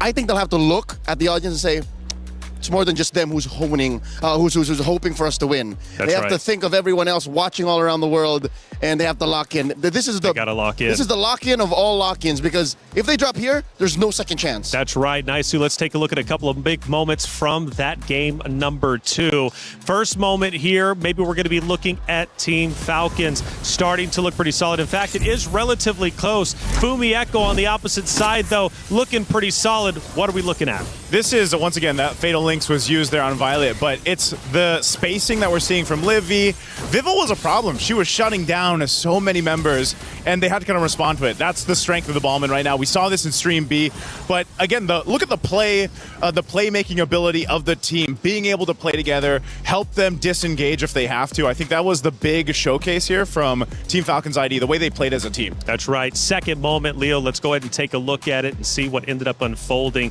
Probably going to be towards the tail end of that map number 2. We're now 17 minutes and 49 seconds in. We have a battle for the Lord, and I think this is the Lord that ends up getting stolen from Team Falcons Indonesia. It's a very good position that Fumi Echo found herself in, but I have to commend how ballsy Shell was, and I think that's what they needed. The fact that they just needed to send one member to be able to at least confirm the Lord, and it was off of a rogue Art of Thievery from McLeod. That doesn't happen, especially since there were 2 junglers still alive. But we take those W's whenever we can get them. Hey, casters, we were watching you the whole time. I know that sounds weird, but it's true. Let's see what the casters were looking like during those clutch moments. There's nothing utilized. Remember, no Fatal Links, no nothing. Falcons ID again, that slow but steady control. Now Vivi gets stunned up again. Not even necessary to go for the Mystic Gush. Vival caught him of it all. Now Fatal Links coming out as well. Fumi Echo dives to the back line with the Pauline Star Moon. It's Vival losing immortality. She gets away in time. Chill with the Blazing Duet. Mirko holding that mic like he's about to whisper sweet nothings into my ear. Sounding great up there with Eterna. Hey, I like that we got the little caster reactions. We just started that today, and I hope we get more, Leo. I wish we had those on Stream B. Yeah, the physicality of what we were doing. But here it's clear, it's intimate, it's personal, given that Rachel and Frederick are Indonesian. They've seen these ladies just bounce off of each other for years now. They do it now here in France.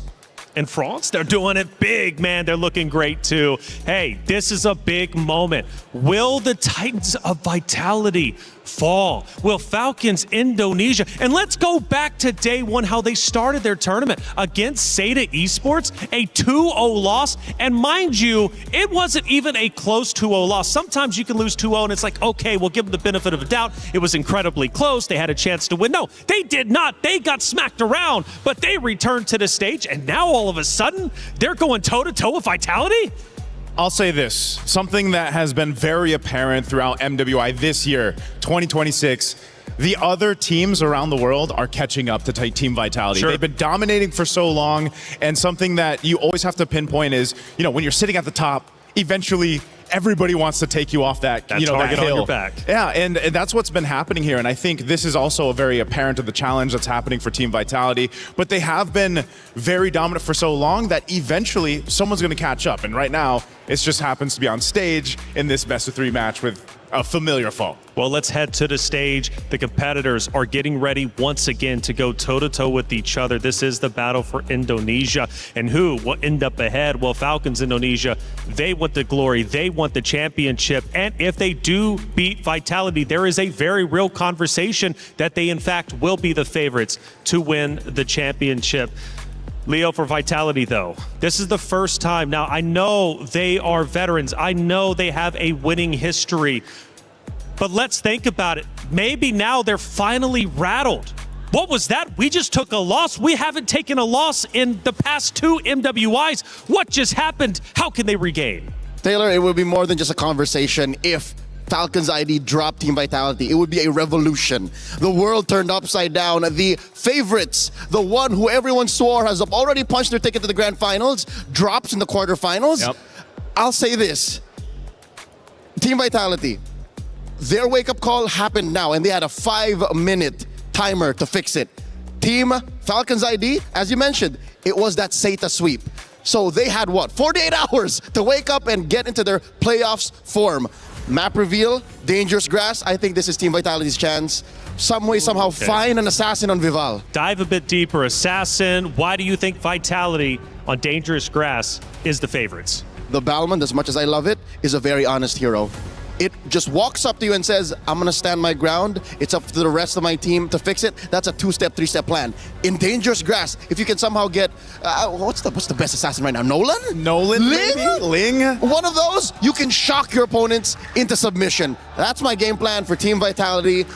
I wonder if that's what's going on in Team Falcon's ID's mind too. Leo, are you telling me a Ballman can't surprise him from dangerous grass and give him the shalom? I'll tell you now, I've tried. This is not the best plan. That's true, that's true. You know, yeah, maybe one of the assassin picks, maybe also the roam, utilizing the dangerous grass map.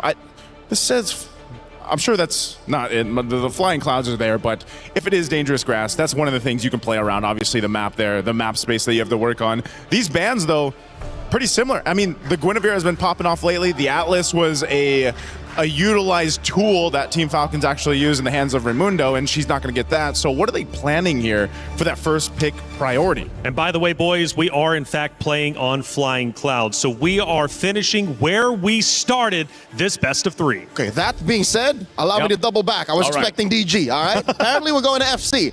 Flying Clouds, it's all about fighting. It's not flying, it's fighting. It's fighting. So I'm okay with a fighter. I'm okay with like a Boxia still open. Yep. Belleric, Esmeralda. I take it back. Honesty might actually be the best policy. So maybe there is a room. Honesty is the best policy for this one. First pick is what we're going to find out. The carry being banned out too kind of gives some insight on what Team Vitality might be looking to pick up here. But this is the thing, man. We saw so much variation with first picks over on the teams that competed on Stream B. And over on Stream A, I mean, that's basically what it showed us of the meta. It's very versatile right now, a lot of unique picks, but in this time, again, with 2 opponents who know each other so well, what is the plan? A Moskov early pick. We didn't see this at all in Stream B. It's been months since we've seen a first pick Moskov, and if ever, even in blue. It rarely ever happens, but what this sends over across the red side is, yeah, we're gonna play for that mid-game power spike. We want some macro control. We want to split the map if necessary. And we're going to take whatever wins we got from game 1, how we won in game 2, and Vitality, it's up to you to adjust. For Falcons, though, they say, hey, this is our opportunity to strike. If it's been months since we've seen the Moskov, well, it's been years since we've seen Vitality bleed like they are. They're going, they're digging deep, and they want to win this. Goddesses do bleed. I think there's room for a Belleric Claude or Esmeralda Claude. Ooh. No, Vitality are still sticking to their guns. Literally, this is the game 2 draft happening right before our eyes over again. I'm surprised they didn't want to go ahead and take the Belleric, at least for now. Best roamer in the game right now. Best roamer in the game. Esmeralda, best XP laner in the game. Yeah, and they're kind of sitting on those, holding it, because essentially maybe they just want to wait to see what these next 2 picks are from Team Falcons, because again, they could pick up one of the Bellerics if they want to, pick up the XP lane early on. There's so many choices right now. But here's what we don't know: where that Akai is going. Yeah, flexible. It might have been an overcooked or shot over the moon type of situation wherein they forced the Balmond over into the Akai lineup, but now they can repair that. Team Falcons Vega ID pick up the Zushin and the Sora. A lot of good ways to start fights, to disengage, to, again, one of the main strengths of Team Falcons Vega from game 2. You gotta admit, Joseph, they were able to pop that Purify. They popped that Purify. A lot of crowd control, and I think that's what bothered Vitality so much. They did. And in this case, even with the Jushin and the Sora alone, you know you're going to have to be making that decision. Do I bring that Purify? When am I going to go ahead and get that timing correctly? You have to. You have to. The first 3 picks alone are crowd control juggernauts. Yeah, even with a bit of a nerf on Jushin, like, it's still valuable. Yes, she's fallen in terms of pick stocks, but she's still there, right? She's still utilized with the beacon, the lantern, and everything else. The response right now is some crowd control of their own, an Arlott pick. I think Vitality just want to disrupt whatever momentum Team Falcons Vega ID has. So in their attempt to regain footing, to rebuild the path that they're walking to towards the back-to-back, yeah, they're saying, hey, let me just They're kicking Falcons ID on the way there. Kicking the door. And they're going to kick the door with this long spear from Fumieko. Is it a spear that Arlott has? It's one of those weapons. Yeah, it's a spear. But this is a hero that Fumieko also has just made how many highlights on? You know, it's one of those mainstays. Making XP laner. Exactly. That I think she struggled to do with an Esmeralda, because if you're the Esmeralda, you're used to already be winning. Yeah. When you make it to the 15, 16 minute mark, you should be dominating. Earlier, she just struggled. She struggled because, and I heard Rachel mention it, it's the once the atomization comes into play, the halberd. Esmeralda, the halberd, that sea halberd, it's deterred at that point. It's negated, as she mentioned, and that's one of the things you have to look out for. You dominate the early game in the Esmeralda, now you don't have to, at least for now, because both XP laners on both sides are locked in. Rest of the bands, because the jungle. What's the jungle going to be for Falcons? Falcons can still play an assassin. It might be weird, but the roamer hasn't been revealed just yet. So with just one solid frontliner, and again, just investing in crowd control, you could still pick an assassin. Coach Lucky Boy has Coach Casius on the back foot in more ways than one, literally and in the draft, but who knows what's going on in this Indonesian mastermind's, well, mind. The one mind here. Now for this last ban coming out from Falcons, this really has to pinpoint potentially the mid lane, or they decide to take another roam option out, just because again you don't know. Keep that Akai where it is honest. going. Exactly. You know what? Oh, it's a Belric. Weirdly enough, I would prefer for that Akai to stay where it is in Vival's hands. Yeah. Just keep it there. This pick, the red 4, is going to tell us a lot on where Team Vitality is going, and then Falcons will kind of respond to this. So if Vitality wants to, they pick up their mid lane right now. No Eve. Yeah, Eve. Gord is still up. Gord. But the draft that they've started with doesn't spell Gord. How would you feel as a Gord with these three? You wouldn't want it, man. No smokes, because there's too much to be the aggressor on Gordon. Once your Mystic Gush is gone or the Sora ended early, alone. Joseph, the Sora alone. The Sora alone. This is great. Lilia, you got some black shoes. You got that built-in Purify. You can pop off enough damage. We've seen how much damage Lilia can do in the early game. This is already a great start for Vitality's last 2 picks. And by holding out for the jungle pick, the quote-unquote jungle pick till red 5, they're committing to the bit. They're not letting Team Falcons ID know and decide what happens. Now, the girls from Vega have to say, that's it. We're showing you our jungle. We're showing you our roam. This doesn't happen, by the way. Not very often. This mid-trio gets fulfilled in the last picks. That second half. That's why the first 3 picks were so interesting. You know, in the pattern. Whoa, with the Hilda. So if this was Dangerous Grass, if this was the DG, I would have expected the Hilda. But in Flying Clouds, I still get it. It still works. Yeah.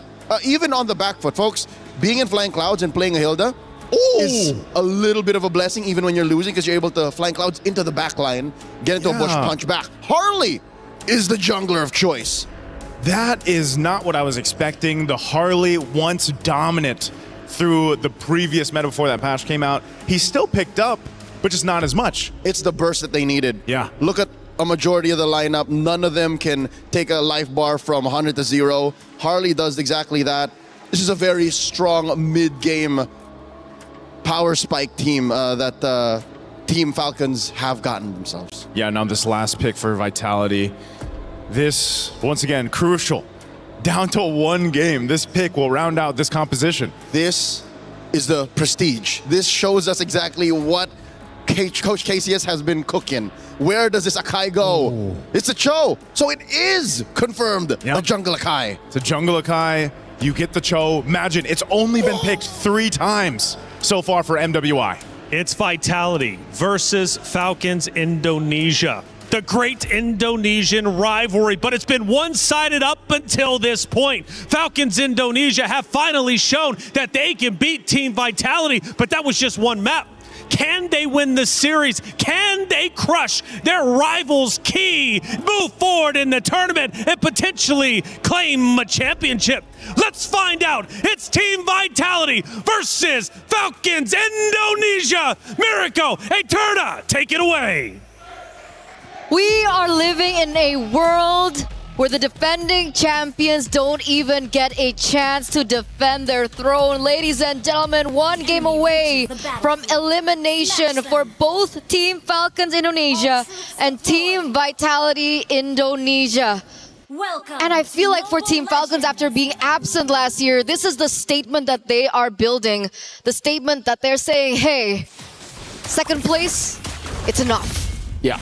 I really like the responses, by the way, from both these teams coming into it in the drafts. Falcons ID those last two picks. Fantastic. The Harley pick and then the insta-deny from the counter of the Harley, the Hilda, takes it away. Leaving Vitality with either the Khalid or the Cho to try to deal with this Harley. And you can already see Vivian here start to screen out where this Harley is. And that's all Vivian can do later on as well. It's all about Vivian trying to delay Shev. So far, doing a good job with the Jikundo and the concussive blast.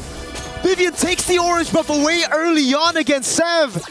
Oh no, Raimundo couldn't see where Vivian was.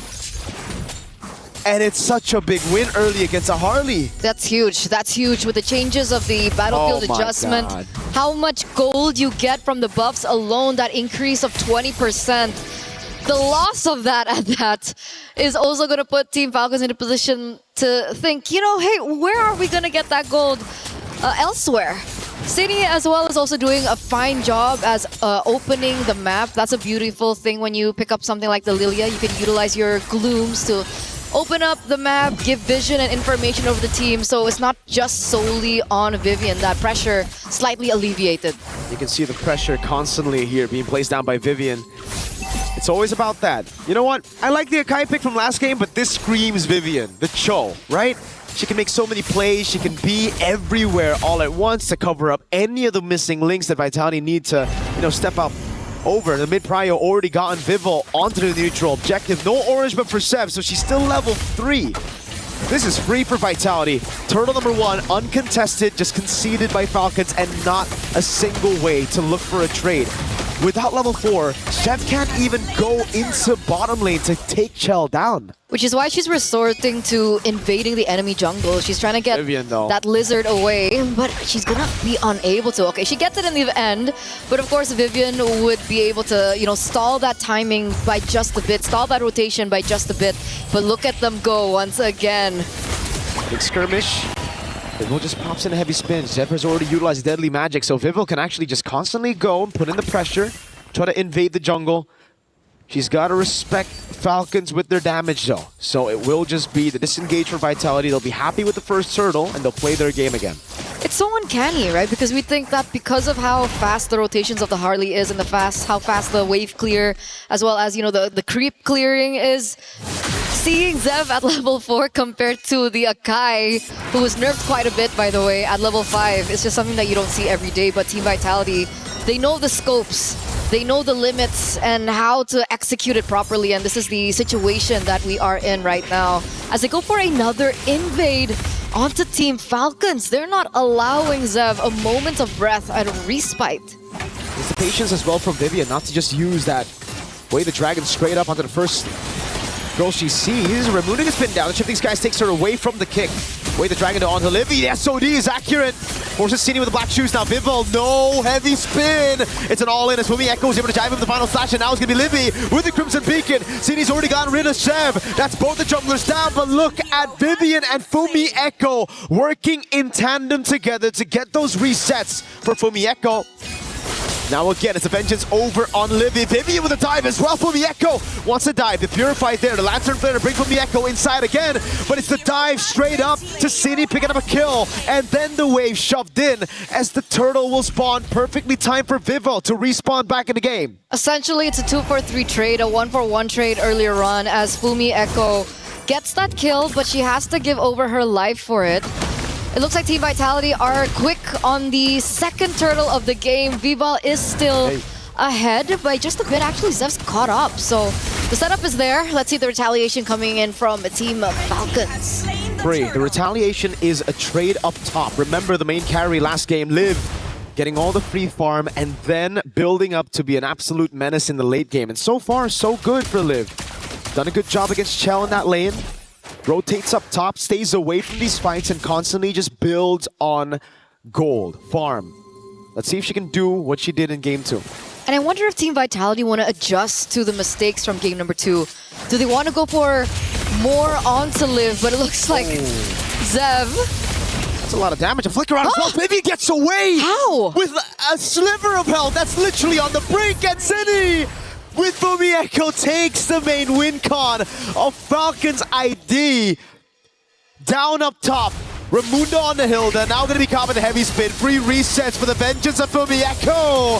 Raimundo very low. Taken out by Fumieko. I never want to see Vivian on the Panda ever again. I just want to see her on Cho. And we haven't seen her on the Cho so far here at MWI, so it's a breath of fresh air for sure, giving her a hero that's a lot more active around the map, allowing her to make a lot more plays, and that's how she was able to secure the title in the first place. Mother of Tanks, being one of the backbones of Team Vitality in these team fights and these skirmishes, and there she goes again! Almost a solo kill against a tank. It's a solo kill for Vivian on the Cho against the Harley. Now she'll die, but she already did what she needed to. How is she doing this on a Cho? So worth. What a worth trade. A roamer for Zev. And I bet you Zev is going to be caught quite behind of the Akai again. Wow. What? Aggressive Team Vitality here. A different change of pace for them. Absolutely not the safe Team Vitality that we saw from game number 1 and game number 2. Here, active from the get-go. They get a structure down bot and they completely and straight away collapse onto the final turtle of the game. This is perfect turtle for the defending champions here in game number 3. There was an attempt from Zev on the Harley, who's been sokoliled by Vivian on Cho. Oh my god. The Harley should have an advantage by now at this point of the game, but now without the advantage, and then you take a glance over Vitality's composition, you look at their composition here, and there's no one to target for Zev. The Arlet's too tanky. The Kai for sure. Yep. That's another kick on Zev. Vivian's reading her like a book. Zev gets out. The trick was already used. Vivil's just gonna walk her down, and look who's coming. Fumieko with the cut in the final slash. He's forced back to the Panda. Vival will happily collect that kill. Chell in the mid lane with the Blazing Wind and also the BMI back. Baits them all into the rest of the team. And all this time used by Cine up top to zone live from the farm. Fumieko with constant pressure, not letting them back away for free. They're shutting everything down this time around. A 4,000 gold lead. Counting for Team Vitality up until this point in time, and they are collapsing once again. You can see the dive coming in from Vivian, but Team Falcons are quick to read it. Heavy spin utilized already. They are going to get a structure. They don't get a pick, they get a structure. And I think Shell is going to get another one up top. It looks like it's going to be 2. No heavy spin, but it's worth it, man. No retaliation from Falcons at all. Tier 2 up top, Tier 1 in mid falling. And look at Vival trying to take it away. The purple buff gets taken out by Cine. Violet has to use the Shifting Skies, and again, oh, Vivian! Wait, the dragon kicks her away! Sev cannot move. The final slash finds Sue, and now Vival is going to collapse under turret. Violet's going to be chain CC'd. It's Fumieko with the dive. Vivian wants a bit more, but cannot find it. They're going to go for the Tier 2 in mid, and I hope they call it a day. It's only been 9 minutes. It's only been 9 minutes, and they're this deep into enemy territory. They've taken structures left and right like it's been nothing. Vivian constantly being able to look for these opportunities from a counter engage off of Violet's initiation.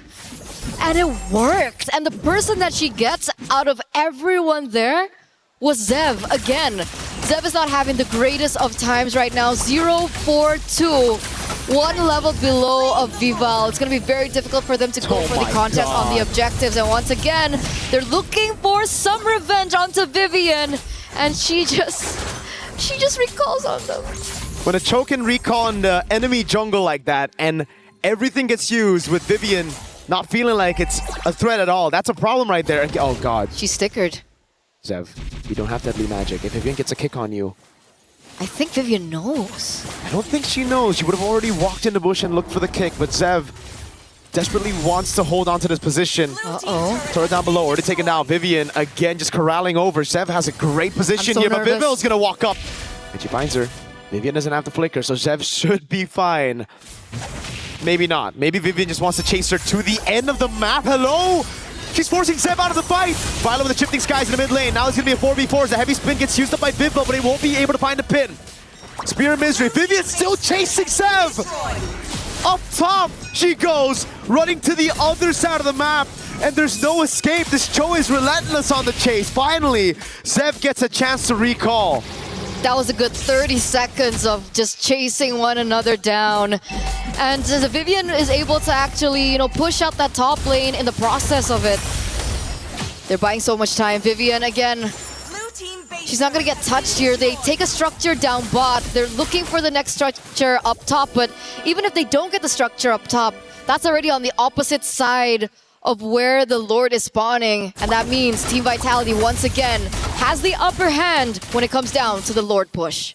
We've seen Falcons ID come back from this kind of situation. Actually, very much the same situation. Zev with the reaction already.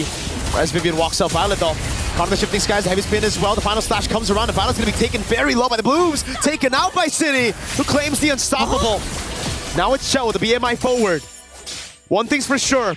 When Zev sleeps tonight, she's going to see Vivian on Cho in her nightmares. Again, it's Fumi with the stun. Vivian with the kick and the final slash. Just a cherry on top. Vivian gets another kill. The Lantern Flare doesn't deal anything on Vivian. And they're going to strip Falcons ID down to just the crystal. They took everything. They came in and they took everything. A 10,000 gold lead by the defending champions. It's looking bleak here for Team Falcons. And, going back to what you were talking about earlier on, they were in a similar position as they were there in game number 2. But the difference is, Levy was on the Gourd. This time around, Levy's on the Jushin. She doesn't have as much burst damage that she can utilize to the later stage of the game. Perhaps maybe if Levy had the Sky Piercer and she had stacks on it, I do see a world where Team Falcons can go for a comeback. But in this particular scenario, they're only relying on Liv. Vitality only needs to take Liv down. And for Falcons, they have to get everybody. They have a crazy read here. Oh no, Vivian hunting Zev that way. The dragon lands and it connects Vivian. Trying to get the kill. It's gonna be Cini with the glooms. Oh, Vivian wants it for herself. A flicker and a Jeet Kundo to take Zev down for the 5th time this game. And that's the beauty of the Lilia pick. That's why it was so brilliant. Unable to be targeted, but Harley walked in on that herself. And now Zev once again caught out for the 5th time this game. Imagine that, leaving absolutely no trace of respite here for Team Falcons. And the Lord, it's going to be marching here in the mid lane. Ladies and gentlemen, is this the end of Team Falcons Indonesia? After such a crazy run, losing their first match of the tournament, but then climbing up and improving as they get into knockout stage with a crazy game 1 and 2 performance. Now it's Vivian with the walk-up. Lantern Flare and the Spear of Misery trying to pin him down, but Raimundo on the other side of the map will get bursted. Shifting skies by Violet, but heavy spin for the Echo with the final slash. Now Chell guns them down with the Blazing Duet. Back again, it's going to be Vivian trying to go on Zev. That's the hat trick already, but Mieko still able to survive with the resets on the Vengeance. The base is wide open, and Vitality will crush Falcon ID's key as they move to the semifinals. After a moment of vulnerability, after a moment of doubt, Team Vitality move forward once again, a step closer to defending what was rightfully theirs to begin with. It looks like we will have an interview with the victors up on stage. We're gonna throw it to that, and we'll see you later.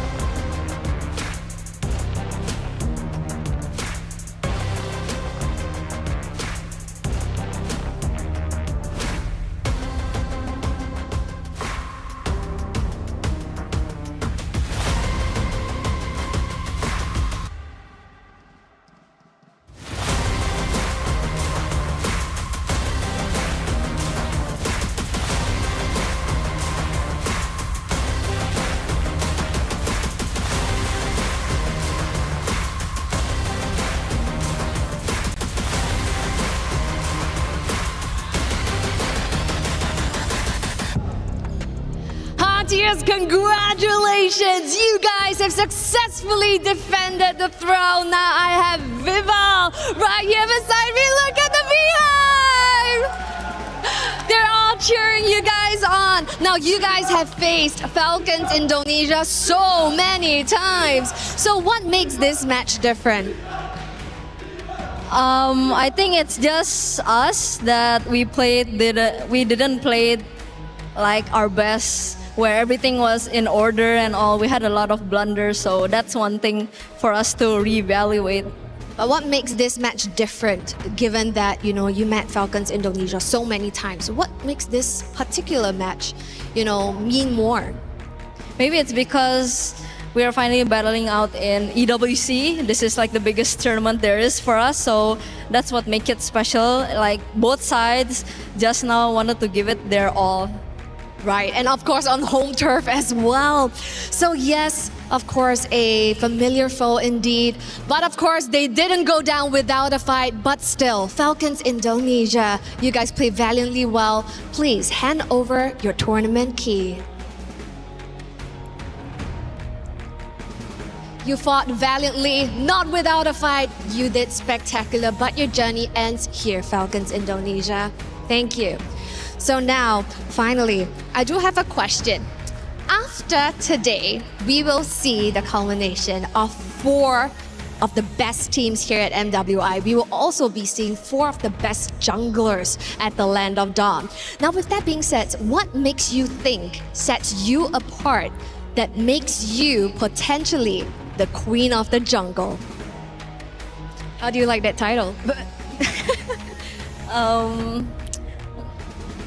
Maybe what makes me different, I guess, is maybe experience, and I can say my hero pool. That's right. You know, what I know is you play assassins as well, but right now, someone has been picking meta picks and utility jungles, and then you whipped out a pocket pick, the Balmond earlier. Really, really sexy. Now, congratulations once more, Vival. Potentially, if you secure the throne, Queen of the Jungle. Excited for that? And with that, congratulations! Team Vitality, take your walk of victory!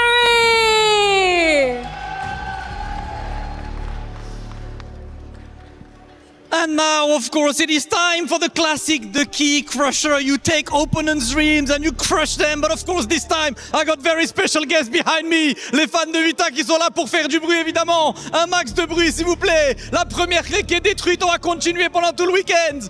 Oh, let's wait for this to be set up. Let's wait for this to be done. Of course, it is time for the security. It is time to take a look. And it is time to hear the noise.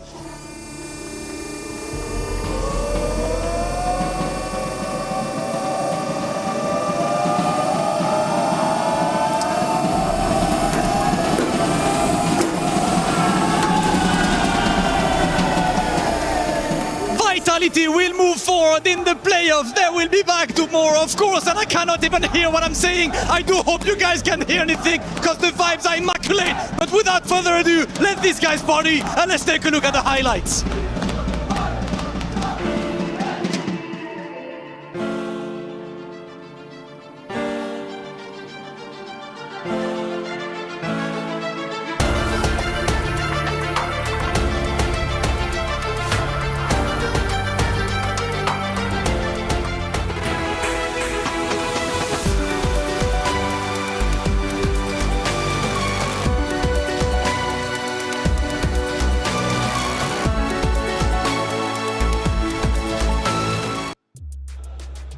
Excitement all around the venue as the home crowd supports the home team of Vitality as they get a tremendous win over their Indonesian rival, Falcons Indonesia. What a matchup it was. It went to a Game 3, but that Game 3 wasn't like the first 2.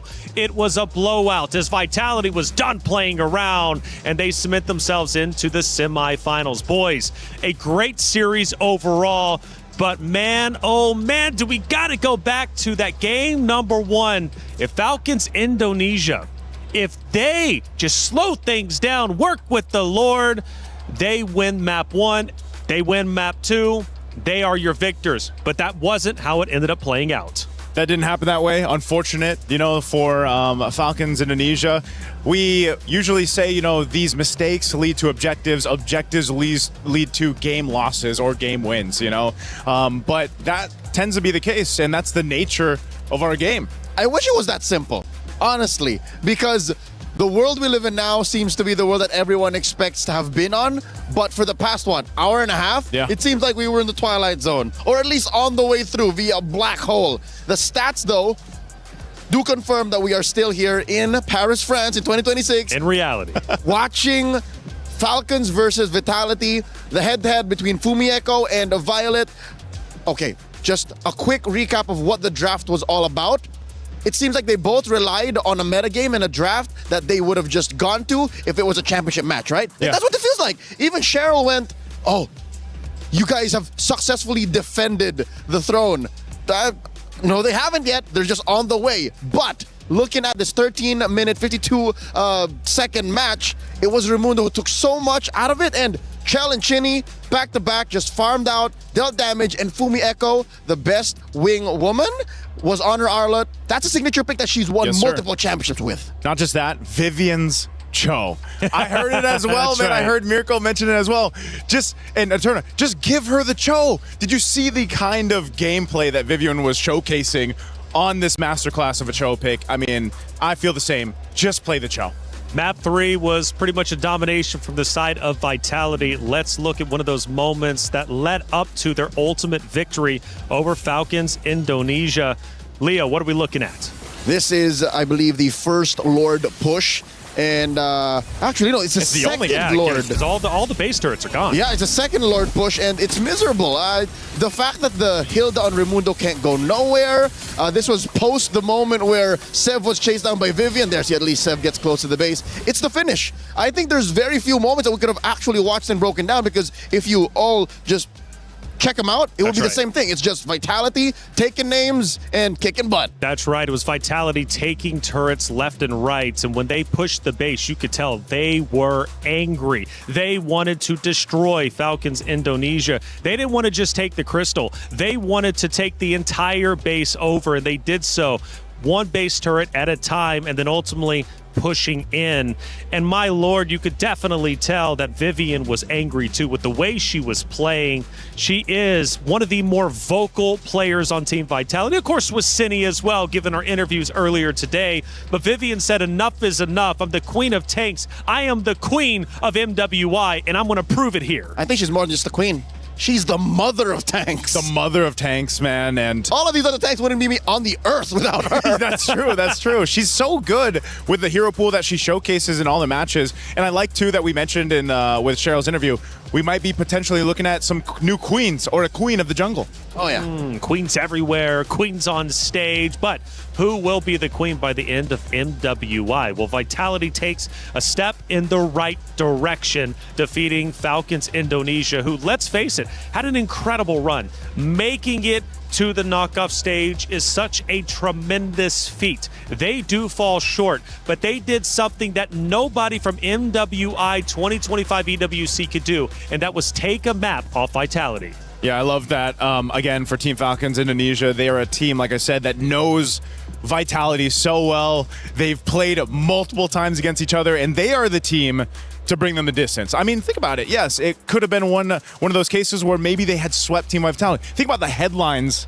that would have ended up being. Well, unfortunately, that doesn't happen for Team Falcons. You know, and Leo, you made up a great point before we headed into that match, and it was the fact is that the teams have truly caught up. Other regions are catching up to what Vitality is up to. They dominated an era, and let's face it, they're still dominating now, right?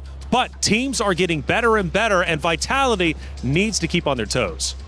And I think this close call, the almost sweeping loss, was enough of a wake-up call, a reality check to think that, hey, we are a shoo-in for the grand finals, but we have to still earn it.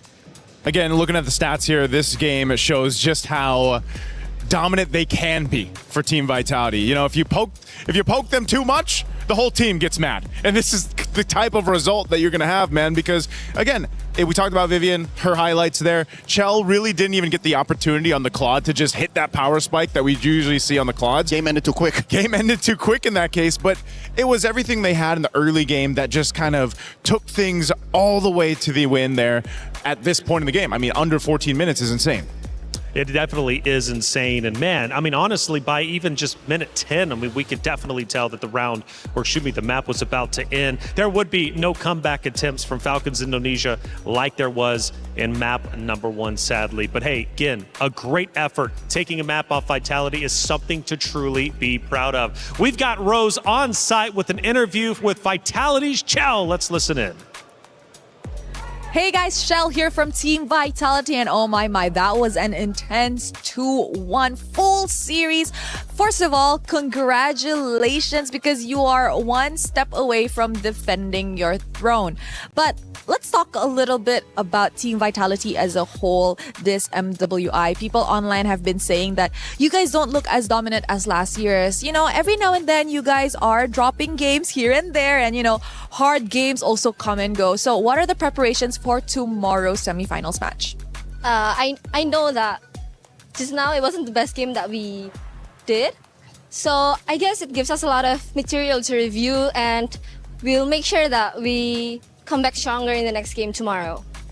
Okay, now Shell, let's talk about game 2. What happened there? There was a lot of mistakes from my part, like my bad. But I knew what I did wrong, and I'll make sure not to do it again tomorrow. I think it's nice that you guys are already self-aware on the problems at hand. Easier for you guys to revise it overnight. Now, I know it's a tough ID match, the first one, you know, as you enter the knockout. So perhaps a message for your fellow Indonesians in the room to Team Falcons ID? I think Falcons ID, they were solid as a team. Their teamwork is great, and they are the best opponent so far. Aw, thank you very much, Shell. Congratulations. We'll see you tomorrow. That's it from us.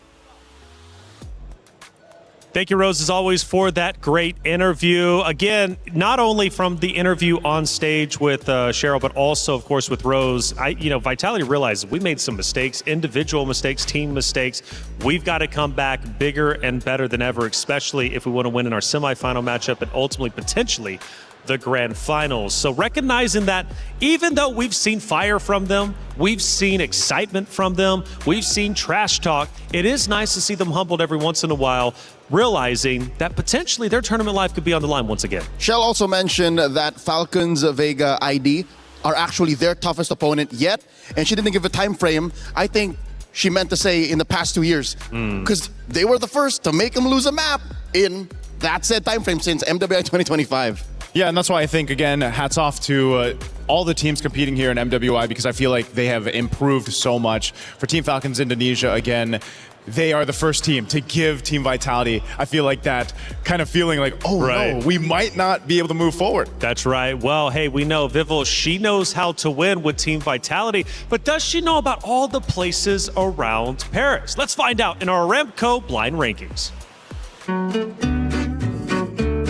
Yo, what's up, everybody? We're back at MWI EWC26. It's Mirko, joined here by the defending MWI champion, Vival. How you doing, Vival? I'm great. We are going to be playing a bit of a game, blind rankings of locations here in Paris. There'll be 5 locations. You're going to have to rank it from 1 to 5, and there are no changes, no swaps. Got it. So you have to lock in for this one, all right? Our first location is Disneyland Paris. I gotta rank that at first place because I really like theme parks. Yeah, have you been there?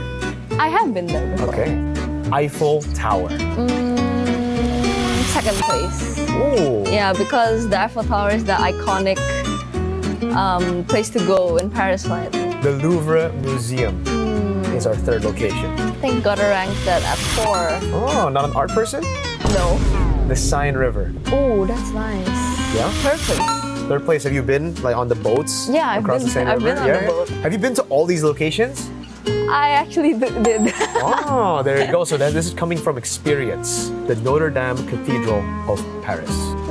Technically, it's locked in at 5th. Yeah, it's at 5th place, and I feel great about the ranking. Actually, Yeah.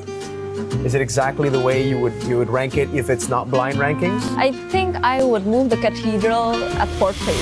If I had So the Louvre would be at 5th if you were able to swap. Catch MWI EWC26, see if she can defend her title with the rest of the team. That's it for us. Viv, I believe in you as a player, but I don't know about those rankings. Granted, they were personal. She's been to all of them, but I think us boys up here, we kind of disagree with some of them.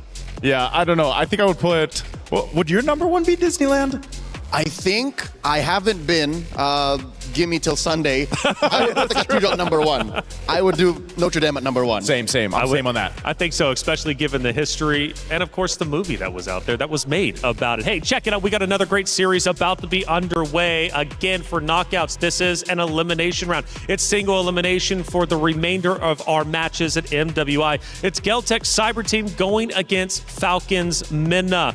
These two teams have fought hard to get where they currently at. For Geltec Cyber Team, well, they went undefeated. For Falcons Minna, they had to work a little bit harder, losing one matchup, but they fought back, and now they are here for a reason. Now, when it comes to Geltec Cyber Team, this is a roster representing the EECA region. And that's a big region, but they're trying to catch up to Indonesia, Malaysia, the Philippines.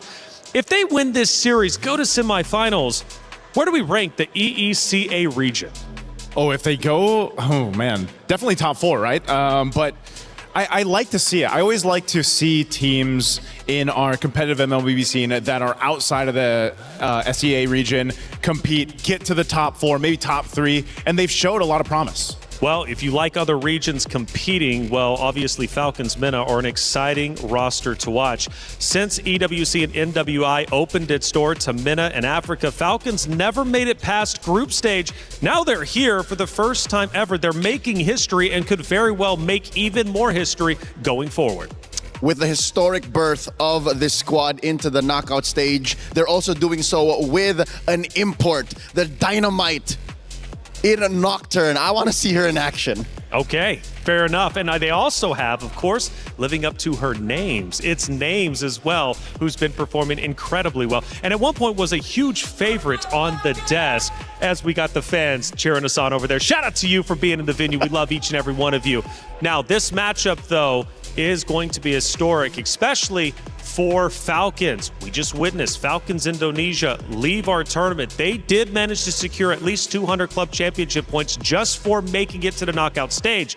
But Falcons, they need more to catch up to the Titans, who are all the way at the top. And right now, Vitality is looking like they might run away with the most. So for Falcons Minna, for the club championship, Naisu, this is a big match for them. Definitely a big match. They showcased a lot of their skills on our Stream B, and we know these ladies really well. We've seen them compete on international stages. They have a lot of experience. They're a team that has a lot of this synergy where they come together and play. Names being one of them, a big playmaker for the team. Overall, though, I think it's a great matchup equally against Geltec, because that's the same thing that you see from them. Geltec has beat Twisted Minds, Geek Esports. They have done a phenomenal job, but it's time to get this match started and bring out the competitors. Damascus, Cheryl, Hollywood, Rob, TV, let's get it started. Ladies and gentlemen, it is showtime. Let's go ahead and keep things rolling in our knockout stages. First, let's welcome our first team to the stage. Put your hands together for Geltec Cyber Team. The representative of the EECA region, led by Kaiowei, the Ice Queen last year. Early exit for the region. Today we're trying to do better. 2 over GK, 2 over Twisted Minds. They have not dropped the game yet, and they hope they will continue this way. Geltec on the stage. All right. Now, anything you would like to say to your opponents, Falcons Minna? I want to say we will win. No translations needed. That's right. You will win. That's a great mentality to have. And of course, you may take your seats at your battle stations. Thank you. We will win. I love the confidence. And you know what? They did pick that opponent, so they better be confident about this. Because coming up next to the stage to face Geltec Cyber Team, make some noise for Falcons MENA!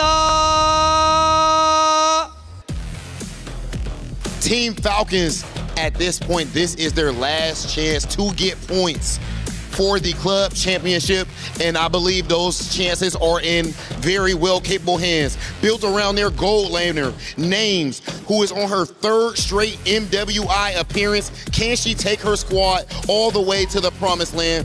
They did sweep the entire Africa qualifiers, and now we will see if they can take it all the way right here with MWI. There's a whole lot of pressure on this one.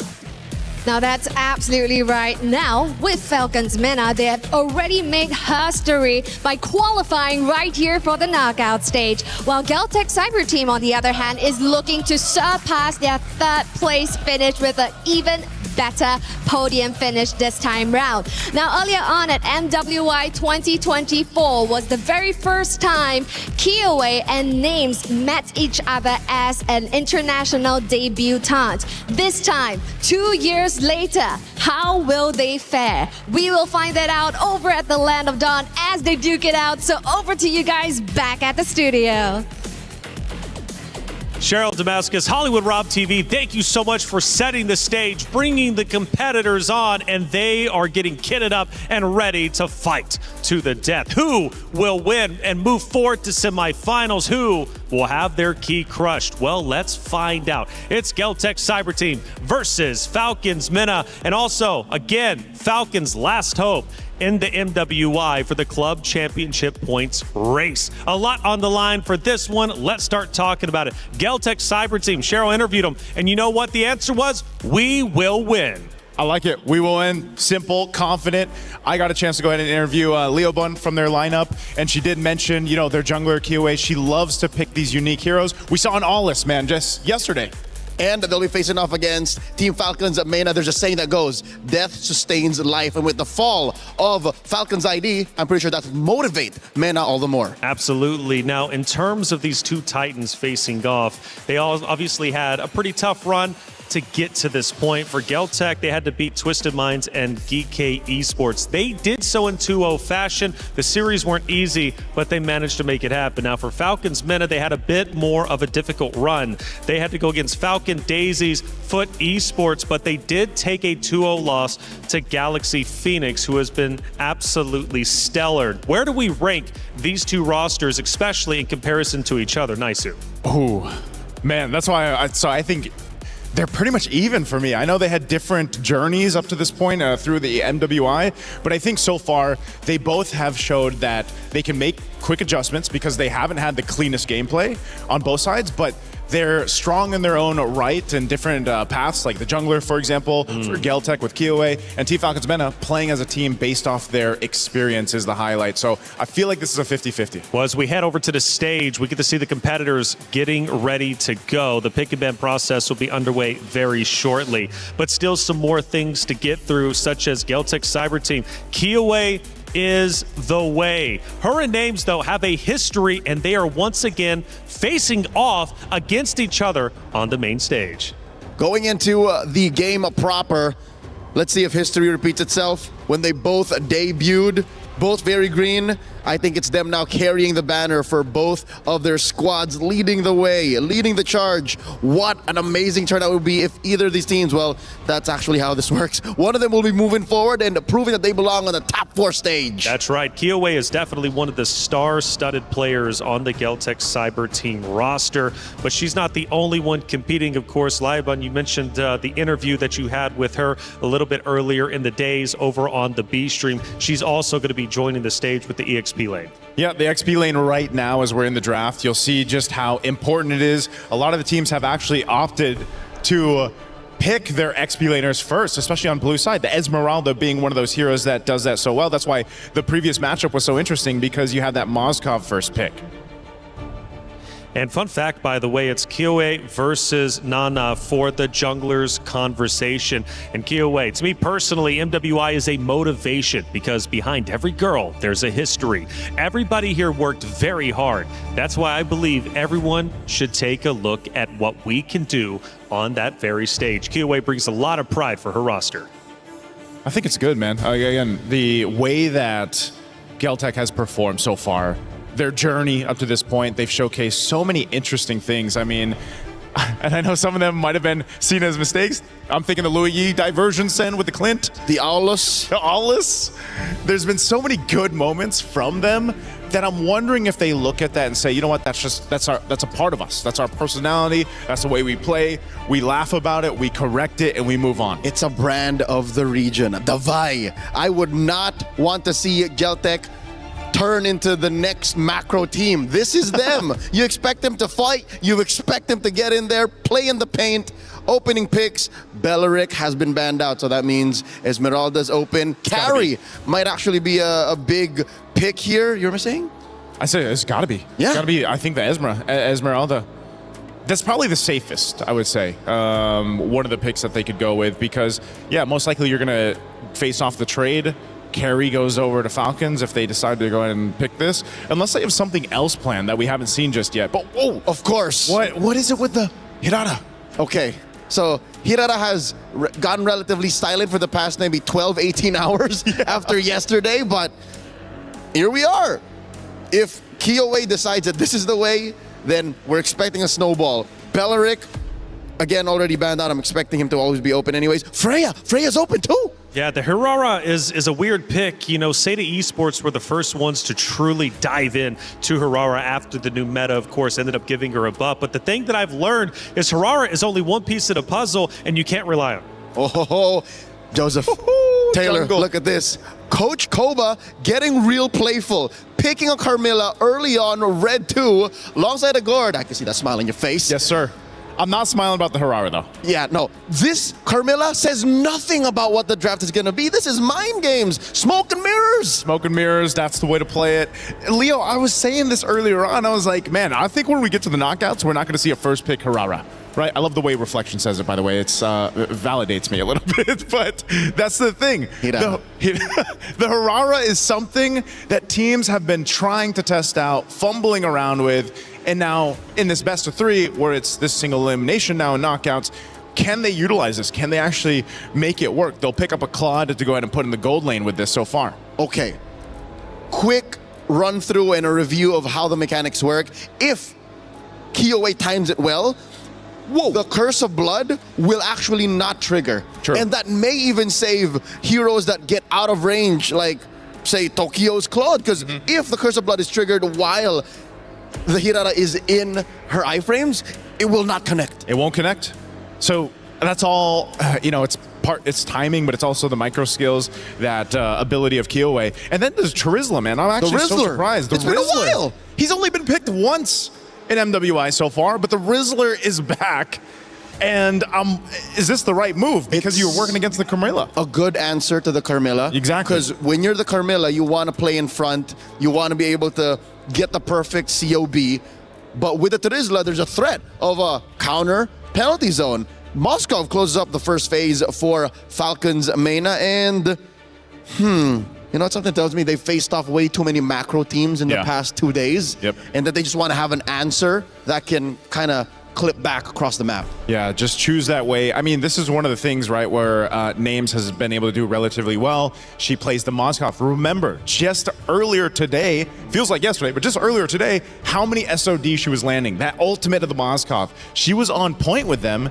And so hopefully she's got that accuracy here too, because that's going to be really important on the way they play the map. If she's going to be split pushing, joining the team fights at the right moment to win those team fights, when that Curse of Blood or even the Mystic Gush are expended. Going into the second phase, Coach Koba first bans the Valentina, while Coach Osprey here taking out the Hylo, so they're not quite sure just yet. I don't know where that Carmilla's going. I'm not so sure if that's a jungler or a roamer, so we'll start taking out solid frontliners so that eventually our backline, if we do invest in one through the blue 4 and 5 picks, can kind of survive. Still no mid laner for Geltec Cyber team. What is left? Got to be an Eve, man. I don't know. There's. Oh. I'm thinking the Eve. You already got the Terizla. You can fight in literally a penalty box at that point. That's true, and you kind of want something to answer back to the straight line, the true damage that's coming out of the passive of the Gourd. Yeah, I was actually thinking the last ban from Falcons Mena should have been the Eve. Yeah. Not the Lilia, but they go that way anyway. So let's just say it's the Eve for Geltec. What else do they need? They still need that roam option over here, which is integral to making the Harara work. Like we mentioned, for that most successful that we've seen with the Harara performances has been because of that roam option. They can still Gatot. Yep. Gatot Kacha is still on the board. Red 4 here, though. Do you go with your XP now? Yes, in hopes of not revealing that jungle pick. Coach Koba, you have to commit to the bid. Hold out for it. Because that could still be a roam Carmilla. Even though naturally we've seen her in the jungle. Mainly for this. Yuzhong got banned. I was gonna say, you need more ways to pop that Purify. You gotta pop that Purify. There's Sora! Sora, all right. That one of the best to do it. One of the best to do it. Picks that up, got your crowd control, set up potential so that the Carmilla doesn't have to be the only one to do that. You can follow through from the projectiles. And deny the natural predator to Gourd. Fun fact about Sora. Sora has only lost once today, okay? Only once, and that was during our last matchup, map number 1. Until then, Sora had a 100% win rate. Sora's a menace. He's always been. And it tells you so much by that red 4 ban. Exactly. The Valentina. Yeah, but they don't want, and that was why we were so surprised earlier today too when we saw the Sora and the Valentina actually face off. Joseph, what if? Yeah. Atlas red 5. Atlas red 5. He's open. It would make it even more deadly. Imagine all of the linking. Too much layering. Okay, Geltec's gonna take one out of the book that we saw from Vitality. They'll take a Cho. They've got the Jushin. That's a lot of crowd control. Everyone but the Claude can actually either slow, stun, or knock you up. Yep. Hirara to a smaller extent. But are we gonna get it? Could this be the Atlas for the all-in? The Wombo combo, link y'all up and call it a day. This would be the most Wombo combo we've seen in a while if it is the Atlas. They can afford to do it. It's game 1. It's game 1. You might as well. What other roam would you want to take here? Unless it is a swing on the Carmilla, but I'm not sure if it's actually going to be. And I think that's the major decision that Team Falcons men are trying to decide right now, just because, again, the mere fact if they get the upper hand in game 1, they're off to already a momentous start in this best of 3 I series. would trust Nana to get there with it. Oh, so it is. Okay. Yep, it's the usual. It's a roam. Hold up. Wait, it's a roam Carmilla. Is it a jungle Alice? Huh? It has been a while since we've seen that. And it's been a while since we've seen these two teams face off against each other, but it's also a classic. Kiowa versus Names. Geltec Cyber Team versus Falcons Mena. For Falcons Mena, not only trying to make history, but also trying to stay alive for the club championship race and represent Falcons on the biggest totem we have at EWC. Geltec Cyber Team faces off against Falcons Mena. Let's get it started. Mirako Eterna, take it away.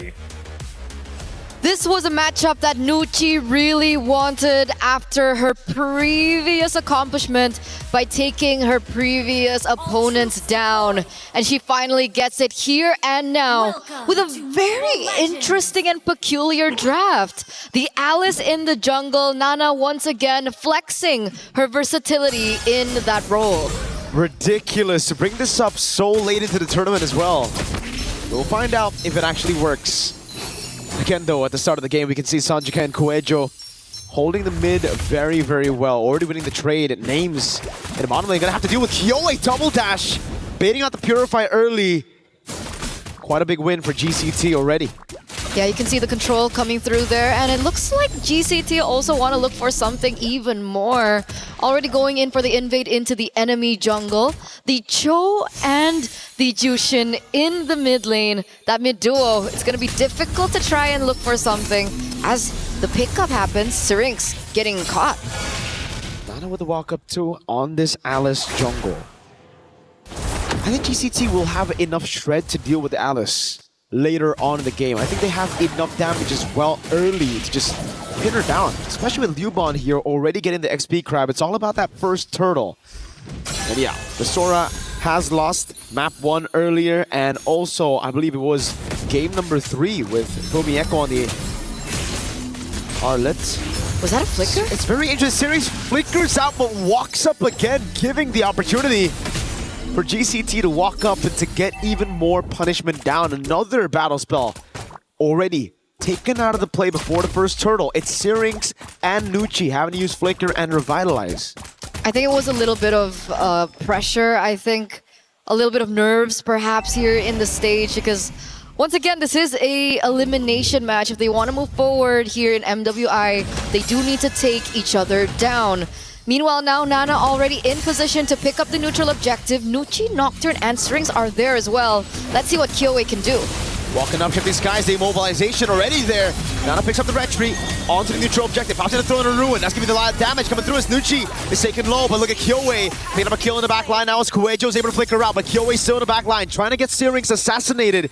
Kyoei caught against 2. Mystic Projectile lands as Sanjika pops in Crimson Beacon, and Kuejo jumps in with the Jikundo. Just one more hit onto Syrinx with no flicker. Great Mystic Projectile with the region, and now it's Kuejo stuck against Nucci with a stun. She gets away. Oh! Nana with a fadeaway pick. Eventually, it all gathers into a 1-for-2 trade, and it looks like Falcons Vega also pick up the neutral objective. So far, still, it looks like Falcon Vega pick up the control here, despite that early control from Geltec. And right at this point, Kyoei, we don't really feel the impact just yet. What are we waiting on from Kyoei? Wait a second, could be a solo kill up top. Right now for Kyoei, it's the cooldowns. It's all about the cooldowns when you're playing Hirara. It's all about how you can get those sliding skills up as fast as possible. Kuejo gets away with the Jikundo there. Oh, the SOD from downtown Names! Playing it safe the entire laning phase, but striking when necessary. What the heck? And now the Spear of Misery to pin Tokyo down. BMI, but Syrinx is right there. Frozen Blazing Red to throw the ruin. Gives Nana the killing spree, and it's Falcons Mena who are just running away with this game. The panel literally just talked about it. In their previous match, Names was able to pick up the Moskov, and the SODs landed perfectly. And then we see one right at the get-go here, 3 minutes in, and she gets a snipe of her own. An imbalance for the lane, despite Tokyo being able to survive for just a bit until, well, Nana came in and said, no, Kyoei! Gets away with the untargetable Curse of Blood though. Double untargetable, now it's Kuejo walking up, getting stunned, and now a turret for Falcons Vega. Turtles up, but GCT cannot contest. It just seems like Falcons Vega are gonna go for another fight. Nocturne is the one who forces out the Crimson Beacon. Yet another big resource burnt out as Nana will just book it straight onto Turtle 2. That, and they also take a creep away from Geltec. So they're really denying the resources from Geltec. They don't want Kyoei to farm. They know that one of the saving graces for Geltec is Kyoei, and she seems to have not as much space as she'd like here in this particular game. Falcons Vega really pumping up the gas, a 2,500 gold lead, 2 objectives under their belt, and they were able to pick up the turret down bot as well. So Falcons Vega, they're playing it clean, and they're really just collapsing over and over. And yet again, they do it. Liubon flickers out, gets the penalty zone. Defensively, the SOD. Close, but not close enough. Kuejo now with the Jikundo, able to get the Jikundo down, but no way the Dragon just yet. Shifting Skies brings Kyoei right into the midst of it all right now. No untargetable. It's still on cooldown. Names takes her out. And Sanjika has to use the Crimson Beacon defensively. Now, can they get a trade in the bottom lane is the question. Nana rotates over. Tokyo's going to have to respect this. And up top, it's all Falcons Vega. Picking up a turret for free yet again. Down below and now up top. They don't get the trade. They don't get the trade. They deny it away from Tokyo. And Tokyo is forced back here. You can see Nana just chasing her down. And it looks like the composition from Falcons Vega is working really, really well. They're using brute force between Nana, Nucci, and Nocturne. And they're facilitating Names and Syrinx. Quite similar to, I would say, Game 2 of the other Falcons that we saw earlier on. Unfortunately, yes, Falcons IP sent home earlier today. Falcons Vega have no intention to suffer the same fate as their sisters. So far, so good. They've done a good job at balancing that safety with the right amount of aggression. Speaking of aggression, man, forcing it out. Oh, it's still in range of the Mystic Gush and the SOD. Again, at this point, that SOD is an execute. Who needs Flame Shot? Who needs Flame Shot when you have an SOD that lands like that? 2 out of 3 so far for Names. And she is really working with this Moskov. I think this is one of her new power picks from the, you know, old Clint, Brunos of the world. She's finally picked up another hero that really suits her. And it's working really, really well for them as well. 4,400 gold lead. You can see the turtle already spawning back into the game. But Nocturne is already in position to deny Kyoei from entering into that vicinity. And I think she knows that. Kyoei only focusing on the buffs and looking for something elsewhere. There's nothing for them to trade it with. This is getting very scary for GCT. It's only a best of 3. Getting that game 1. Huge momentum, huge morale boost. They're always doing a good job here, just farming up a storm, but question is, will it be enough? Tokyo on the cloud as well, under farm compared to Names. Uh-oh, Kyoei spotted, unable to get these waves. Falcons, Vega, such a good way to suffocate their opponents, not to conceal. Cancel for the Mystic Projectile, straight into the Mystic Gush. Now Kyoei jumps onto the Moskov, but Names has a Spear of Misery. Now Kyoei's on cooldown. The Curse of Blood, not even necessary. Lantern Flare knocks Nocturne up, and Nucci gets the stun on Kuejo. Now Names with the SOD and the Misery. A double for Names. What a follow-up there by Falcons Mena. You'd think that they were, you know, just chilling for quite a bit, but it looks like they still have their eyes on the prize. The insta follow-up coming in from Names and the initial stun there from Nucci. You can really feel the chemistry just beating into their gameplay, and they pick up yet another structure in the bottom lane. It's looking bleak for Geltec as even the buff gets taken away, and it's in the hands of Names, of all people. 5-0-1. She better get the orange buff at this point, man. She's the hyper carry right now, dealing so much damage, and at 8 minutes, almost completing that DHS to make it the Swift Trinity. A whole 1,500 gold ahead of her laner as well. This is just fantastic stuff from Names. So she afforded all that without her Swift Trinity. And without the Bargain Hunter as well. Usually you'd expect a Bargain Hunter for a Moskov that does, I mean, to get this Swift Trinity early on. Kuejo, way to drag it out to Nucci. Nucci's gonna find a Curse of Blood very soon now. She's gonna wait for the moment as well. They can see on the SOD lands again. The Spear of Misery locks her down. Names with a monster kill. 6-0-1. She's tearing it up. She is for sure. And what I wanted to say was, before Kuejo could afford these things, right? Of course, Kuejo is expected to open up the map, look into bushes, look for opportunities to create a turnaround for Falcons Mena, but at this state in time, the damage it's really amounting to something. Names is already with her Swift Trinity. You do see that Geltec are looking for something else on the map. They do take a structure there down bot with the help of Kyoei and her fast rotations. But that's all they've been able to get so far. I guess slowly but surely they can come back, but it's a 7,000 gold lead in 10 minutes. Against a composition that should be the good one in late game. This is a scaling comp. It's a Gord, a Moskov, and even Alice in the jungle. GCT were the ones that should have had the early game here with their composition, but we'll see if they can defend this. Nana's already looking for the entrance here to go for the skirmish. You're going to track and get the Holy Shield down before the Lord even gets into the siege of Falcons Vega. I feel like everything banks on Kuejo right now. I mean, Syrinx doesn't have Purify, so there is an opportunity. Wait a second! Mystic Gush, defensive penalty zone with the flicker from Liuban. But they've already dealt with the Holy Shield. Now they go for the charge with a Trident on the Lord. Good stun on Sonjika, who has to use the Crimson Beacon. Now they track back, holding the Lord into the mid, getting the Holy Shield. But again, it's such a massive victory for Falcons Vega. Far lane control already. Kyoei walks up. Mystic Projectile not in range. Falcons want more. The Ice Queen. Throwing a ruin.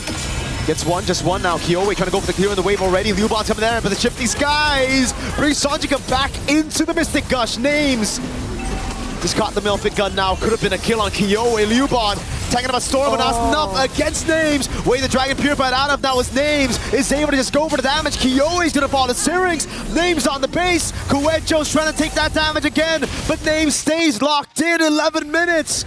And it's game 1 for Falcons Vega. Such a decisive victory here by Team Falcons Mana. It looks like after their victory against Foot Esports earlier on, it was enough energy, motivation, and momentum for them to carry it through here for game number 1. But remember, ladies and gentlemen, this is a best of 3. This is just the beginning. Geltec Cyber team still have a chance to come back and force a game number 3. It all depends on the reset here. But my oh my, did not expect Falcons Vega Mena to come guns blazing like this in game number 1. And I think you even had some thoughts about the draft. When you snowball like this with a late game composition, when you beat GCT's win con and take it away from them that early on, it's chopped either way. So we are going to throw it over to a break, give the girls some cool down. But we'll see you after for game number 2. Take it over.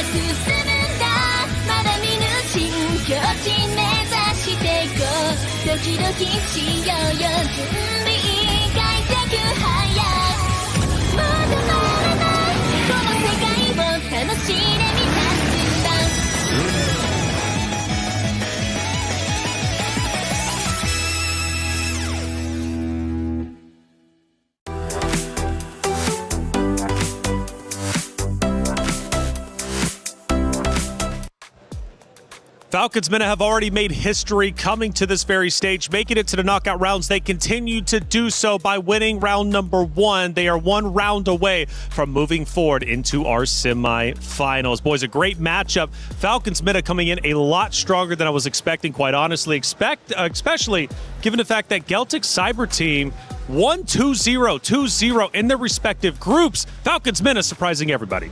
I think those spears surprised me, man. They surprised me. They surprised everybody watching.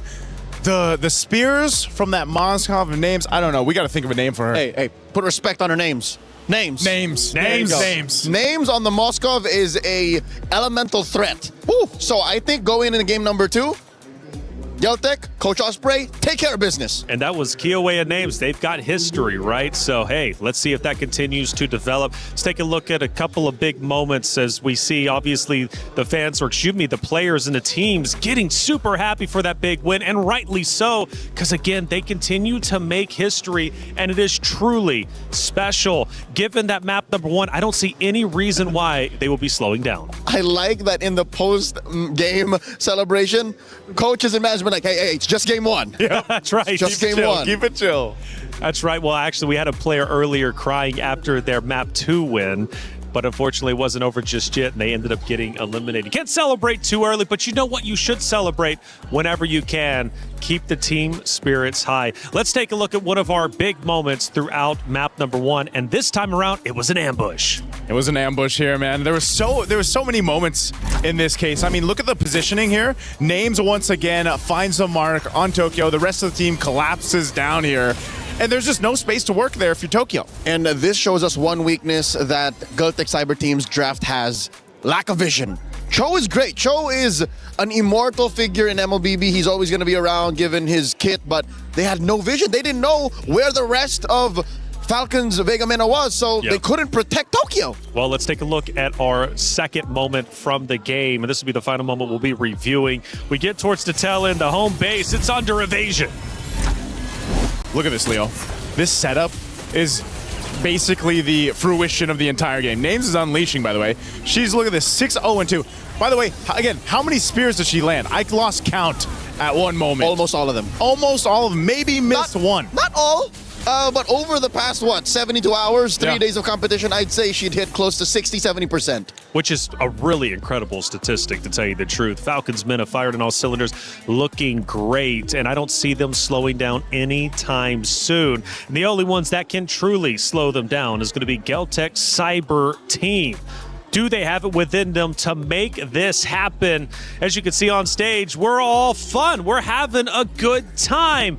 But you know what? Things start to get real when you move into map 2 and you are down a map. Your key is at risk of being crushed. I'm dying to know what kind of joke was being told amongst the members of Falcons Mena. Yeah. Because Names and Nucci were losing it. Yeah, Nucci's really always in high spirits. I mean, even in their interview earlier on when they finished up on B Stream, you can just see the excitement that they all have. And this is, again, a showcase of just how well they know each other as a team, as friends, and it showed in the land dawn even. And I'm afraid to say it might be the opposite for Geltec right now. They are on the cusp of getting eliminated. And I'm just reading body language, nobody's laughing. You can't at this point, man. You got to be all serious. Now, talking adjustments going into map 2, I'm curious what you guys are thinking. Until then, though, Esports World Cup has been truly phenomenal, and there's so much going on. And if you want to keep up to date with everything, you got to get yourself the EWC app. Thinks he can come in here and play my game. Go. He knows nothing but go! Tyler 1, you're done. This is my ladder. You can't climb it. That's an L airline. Somebody better hold me. Okay, yeah. Do something then. Raw energy. Blow the house down.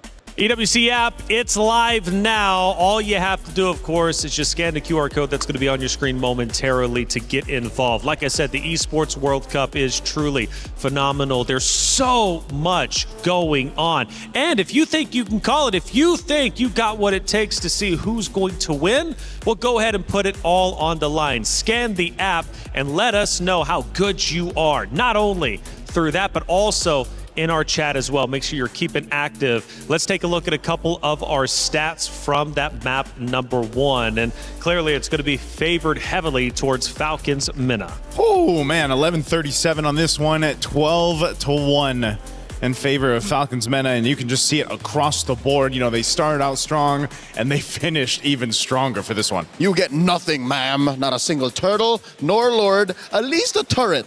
So Geltec have to revisit that.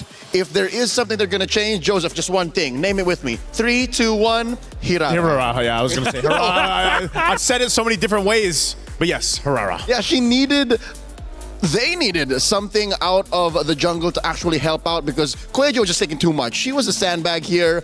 Names was just taking names, farming heroes instead of minions. Syrinx to carry, of course, the gourd. Big smile on big Papa happy, Knight's face. And Syrinx also the best wing woman. So again, the draft was just almost perfect for Falcons.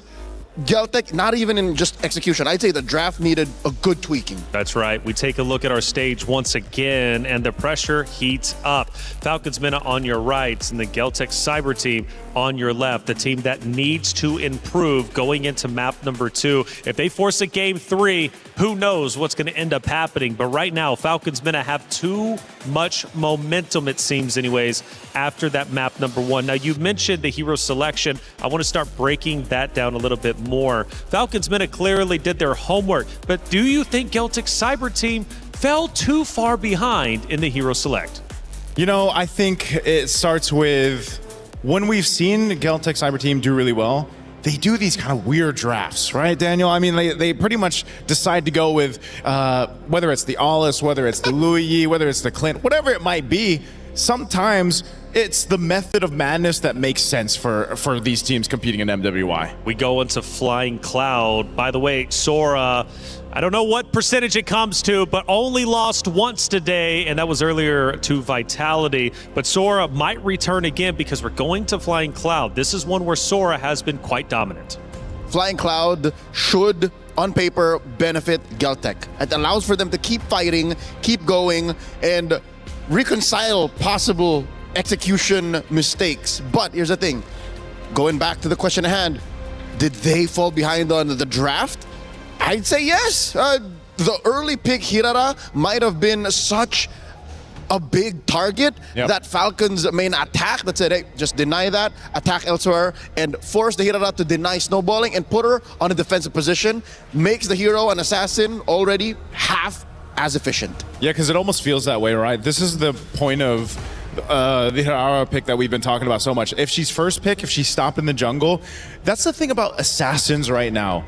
The jungle assassins, if you pressure them early on, if you stop them from even getting a hint of momentum, they seem to struggle extremely terribly right now. I don't know what it is about the current meta. That's why, despite Moonton's efforts in the recent Scarlet Embers update, when we all thought, hey, they killed the big three, Fredrin, Akai, Baksha, they didn't. We still live in a utility world. Praise be, opening with a Baksha. Yeah, I was going to say, speaking of the Baksha, there's one of the big three. Lock it in. You know, this is good. Yeah. He appears.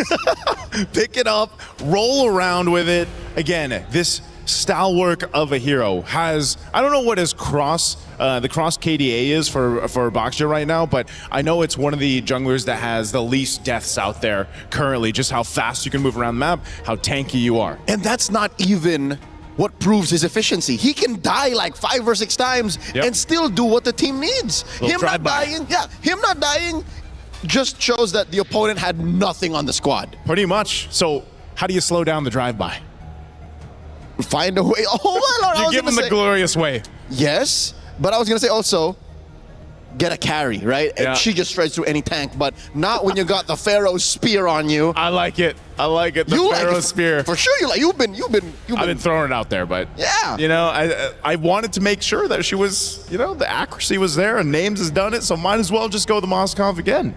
And the high loss allows for a front line to exist, which is something that we didn't get to talk about much about Game 1. What impressed me the most about Falcon Vega's playoffs form is, in Game 1, despite them not having a traditional box, they were able to make one along the way.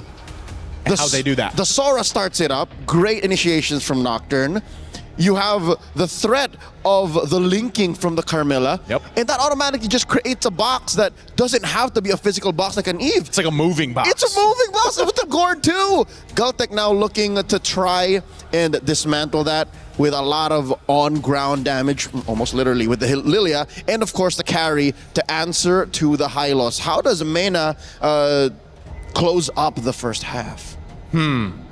Do they lock in the mid lane option now, or do they also pick up a jungler just to make sure that more aren't banned out? I mean, there's a couple things, and one thing that Falcons Meta has really showcased is that versatility in the draft, you know, and they've showed us here, they're going to go ahead and pick up the Fanny. Speaking of versatility, it's only been picked twice so far for MWI, and now we get to see it showcased here. There's Fanana. She's phenomenal with it. Phenomenal. I mean, there's got to be a reason why Coach Koba agreed to picking it here in Red 3. Good news is they're going to be able to protect it through the Red 4 and 5 bans, and then still Red 4 power pick. Which is, come to think of it, maybe the reason why assassins are still scarce in the current metagame.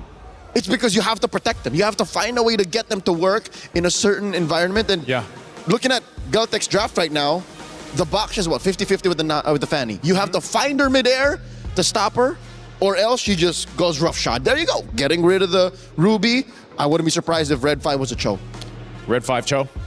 Something to support that Fanny pick. These are basically the picks being banned out that just counter the Fanny directly. Yeah. The Hilda, the Ruby, deny her the purple. Yep, get rid of those. What's the last ban going to be from Galtech here?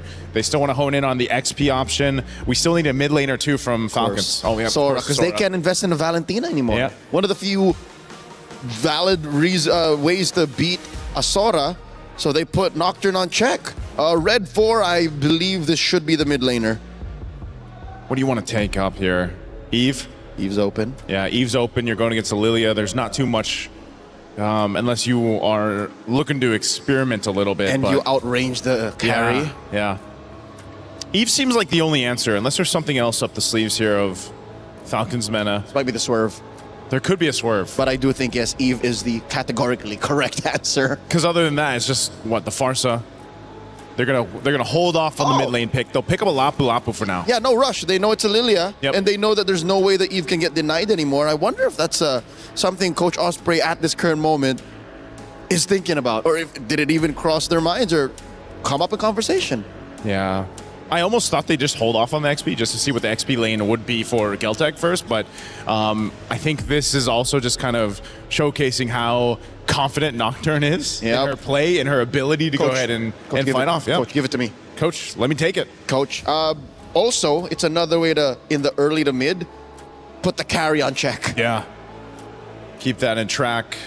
Enough pressure towards the Lilia if you need to. You're kind of that front line. Yeah, which is just how they won a majority of game one. So just by being in your face. What's this answer here? Phovius. Phovius goes in the XP lane, and then a Kaja. Debut Kaja.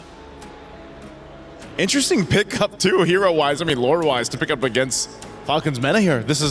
Could this be the answer? Because I was saying that uniqueness of the draft from Geltec is what has helped them get to this point in the knockouts. And then it comes out again. This is unique. Right when they needed it the most. At match point against Falcons Vega Mena. One more pick, the mid laner. As we mentioned, is the Eve still solid? Would you still, even with the Phovius and the Kaja? Yeah, I think you still go Eve. Gives you control, gives you utility, fight around the objective. You know, you're not going to be too worried. I mean, even so, whoa. The swerve is here. Another debut of Vexana? Double debut in game 2 of this best of 3. I haven't seen enough Vexana in recent history. Correct. She's such a stationary hero. Where's this coming from? Where is it coming from? Well, we all want to know, and we want to know for sure if Geltec's Cyber team can in fact come back, or will Falcons Mena close the series out with a 2-0 victory, once again continuing the history they've already made so far. Geltec Cyber team, do they have it within them to come back? Let's find out. Miracle Eterna, sending it to you. We're at match point, ladies and gentlemen, here with DD. Whoa. The double debut. All right, we have the Vexana on one side and we have the Kaja on the other.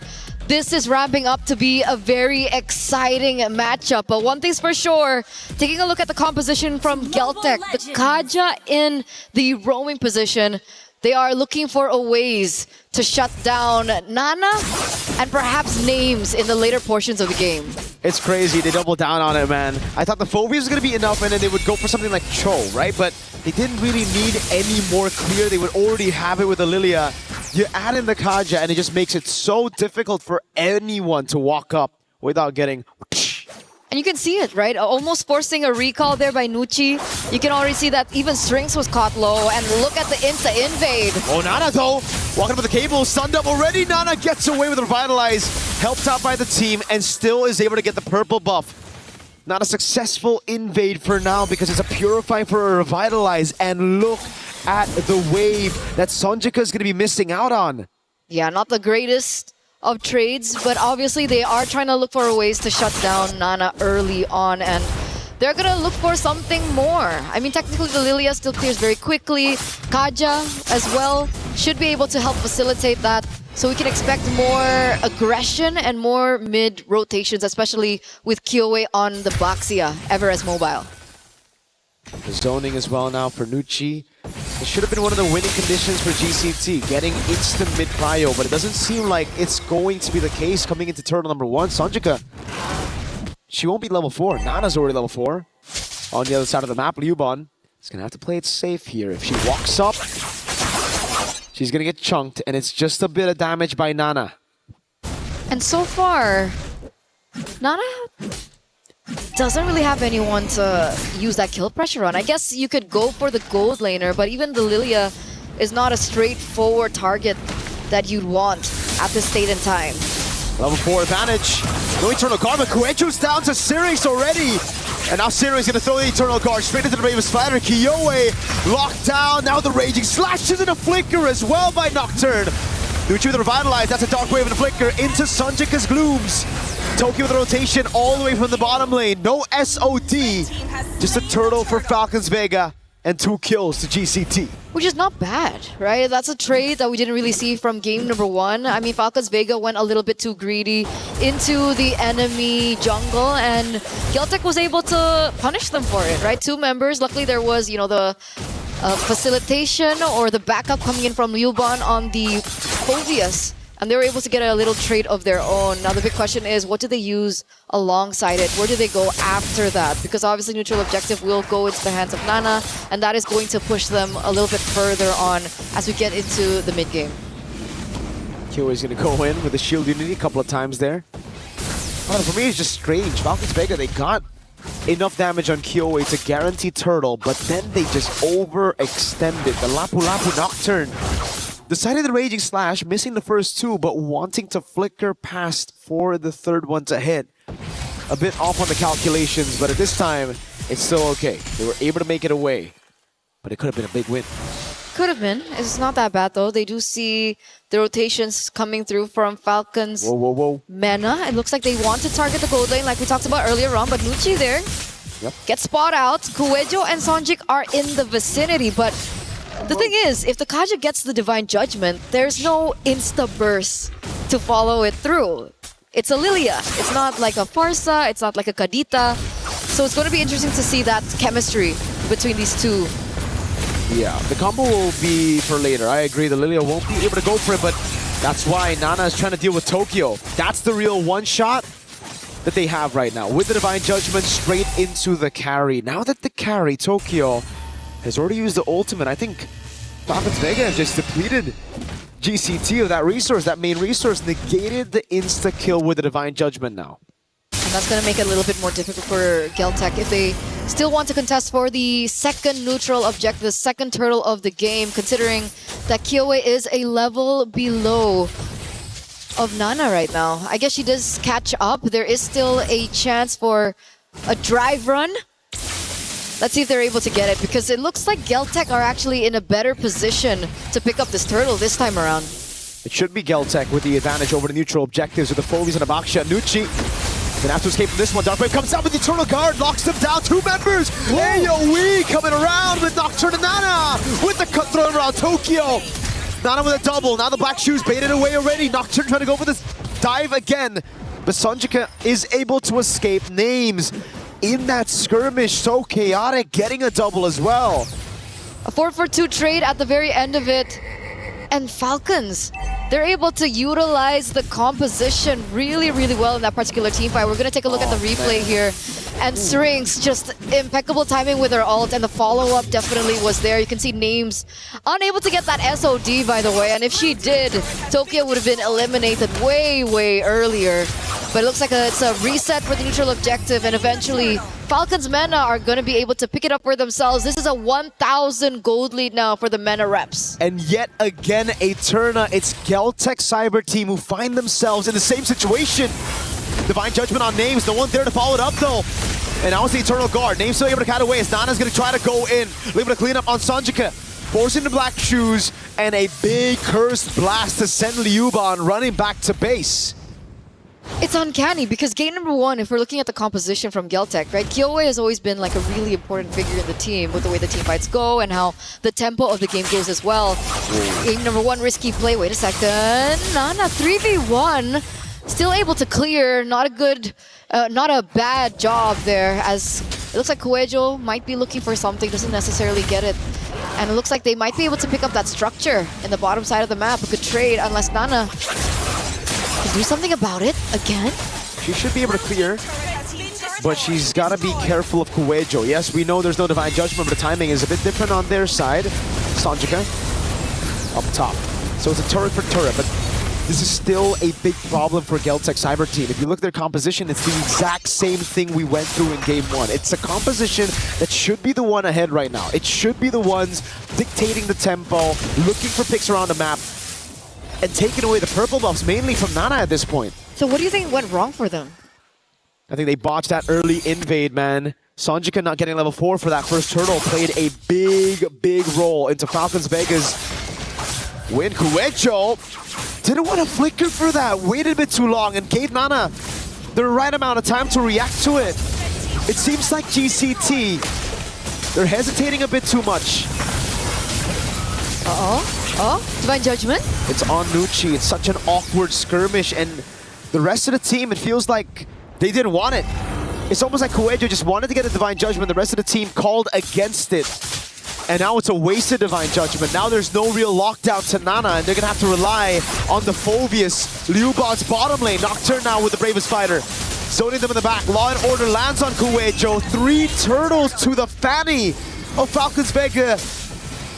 And it's so big. Nana 2-1 and 3. The Moskov is scaling again. What do they do at this point? Geltec Cyber Team, this is very uncharacteristic of them. I mean, the last time we saw them, they looked sharp, they looked precise, even in the drafts. So they lost that window in the early game. And now there is still a ways in the late game because they do have Tokyo. They still have the carry that scales into the late game. And I feel like that earlier Divine Judgment just really didn't work out. Wait a second, name's Flicker. Gets away, pins them down with the Spear of Misery. Now the rest of the team coming over. She gets out? She does. Oh! Donovan's getting punished. Now the Flicker, but it's onto Nucci. They get a kill in the end. The SOD goes wide. Nana now on Liubot. The Dark Wave doesn't land, and it's going to be the trade. XP for Rome in the end. They take what they can. They take what they can at this point. And to continue on the earlier sentiment about the Divine Judgment is that even if they were able to get that Divine Judgment down, there is no burst yet. Tokyo is still very far. Black Shoes already utilized, burnt out. The cooldown isn't as bad, and it should be up for the next neutral objective to spawn, which is the Lord, in under 40 seconds. But there you go, the items aren't there yet. Corrosive Scythe, and we also have the Golden Staff. But she's away from, you know, DHS and so forth. You can see that she's falling behind of Names, who already has that Swift Trinity down. We're still losing out on so much farming space, so you can see Names and Nana constantly in the side lanes working up. Doctor knows the Black Shoes was used earlier, so now the Purify gets sped away. Nana's going crazy with the cables, but it's on to just the frontliners. A few of those shots. Nocturne getting caught by Divine Judgment straight up into Tokyo. Dark Wave lands on 2 Syrinx. Trying to cut away, but Kyoi's going to be able to cut her down as Tokyo gets a double. It might be the way for them to come back in the game. That gold lead now erased completely. Falcons Mena need to be very careful when they choose to pick their team fights. Yep. Right? Because in situations when they take the team fights in the enemy jungle, you know, the nooks and the crannies, those are prime positions for Sonjik to deal out the damage, for Ryuwon to go for an engage. So that's why they lost 1 by 1 there. And Geltec, they finally find their rhythm, they finally find their footing here in the 10th minute of the game, and it feels like that gold lead that Falcons was able to get earlier on easily taken back. Well the comeback play. It really is. It's a punish. Geltec were just waiting for that punish, and like you mentioned, Falcons Vega Mena, they have to be very careful where to pick these fights. If they go around those choke points against this AoE of the Dark Wave and those blooms, to be fair, it's going to be really tough. So GCT, they do better while they're moving backwards through Falcons Vega's crazy aggression. But a lot of times, Coelho again doesn't want to use that flicker, is going to stay very conservative. Sees 2 members' names. Oh. Whoa, these are crazy moves to be making on Kaja with the flicker up. Nucci just face checks that push and gets obliterated. Not sure what the plan is. She really can't underestimate the damage from Geltec at this point. She felt the damage earlier on in the top side. I think it was the first 7 minutes or 6 minutes of the game, and she did get obliterated after that. There was still a Lord marching, by the way, so it looks like now Falcons Vega, they're gonna have to be on defense. They lose all the outer turrets. The inhibitors still stand, but even the shield gets popped there in the middle and at top. Full defense mode for Falcons Vega. They have pretty good clear with the Moskov still. GCT, on the other hand, it's going to be very tough for them to siege past these base turrets. Tier 2s, all right. But then into the base turret, that's where their lack of range will start to hurt them. Tokyo's going to have to get a Melpick gun before she can actually threaten these base turrets. But finally, this is what we were talking about in the early game with this composition. It's all about tempo and then taking the purple buff away. Nana wanted to get a bit more compensation of that purple buff take. Melpick gun, there you go for Tokyo. So far so good now for GCT. They can just play to peel for Tokyo. And that's a winning condition. After they lost that window in the early game, like we were talking about earlier on, they just needed to buy a little bit more time to wait for Tokyo to come online, and she is coming online. They are gonna really feel that damage sooner rather than later. Even though the damage dealt ranking, it looks like Sonjik is still up top. Lilia, again, the burst damage, sometimes you just really don't feel it coming. It's uncanny. It's like you don't feel it and then suddenly you're dead. Especially when the items start rolling in. And the penetration. It's tough. Wait, what? Sonjika walking up way too aggressively. Kuwejo with Divine Judgment, but it's only onto Nucci. This is actually the angle for them to go in. Dark Wave lands. But that's about it. Nana, no purple buff's gonna have to play it safe now, but they have split the fight open. The Terror fight comes around and they bait it out. Oh, Tokyo! Taking them very low already. Insta shred, like you mentioned, Eterna onto Nucci. A big blast of damage, and now it's Geltech Cyber Team that's looking for a shield unity. Lands onto Nana, but she's able to get the cable in time. Now 5 seconds on the purple buff. GCT looking at the Lord. Uh-oh. The Lord is gonna be blitzed. It's gonna be shredded down. The SOD hits, but I don't think she wants to take that one. A little too risky, especially with the Divine Judgment still up. Names will not be able to do anything if she gets caught in it. And because of that burst damage coming through already for Tokyo, now Falcons Vega are playing on the back foot. 4,000 gold lead for Geltech here in the 14th minute of the game. Is there a way for Falcons Vega to come back? I think the only way right now is for a mistake to happen for GCT around the siege. If they push a bit too far, if they overextend and they overstay their welcome in the siege, Falcons Vega could very easily still come back in the game because it's all about keeping Tokyo safe right now. If she's able to free hit in the back, I think it's GG. But if Falcons Vega can somehow break that box, get past the frontliners, there's a chance. It's very small, but there's always a chance right now. No Kyowe. Shield unity into mid. Your Curse Blast able to clear out the wave. And it's all up to Names to clear it out. The Moskov. How do they do that? Nocturne, can she look for a crazy play of her own? Get a pick onto Tokyo. You can see the clear really going through. It's happening. But the Invade and the Engage is happening as well. Kyowe is looking for a pick onto Names.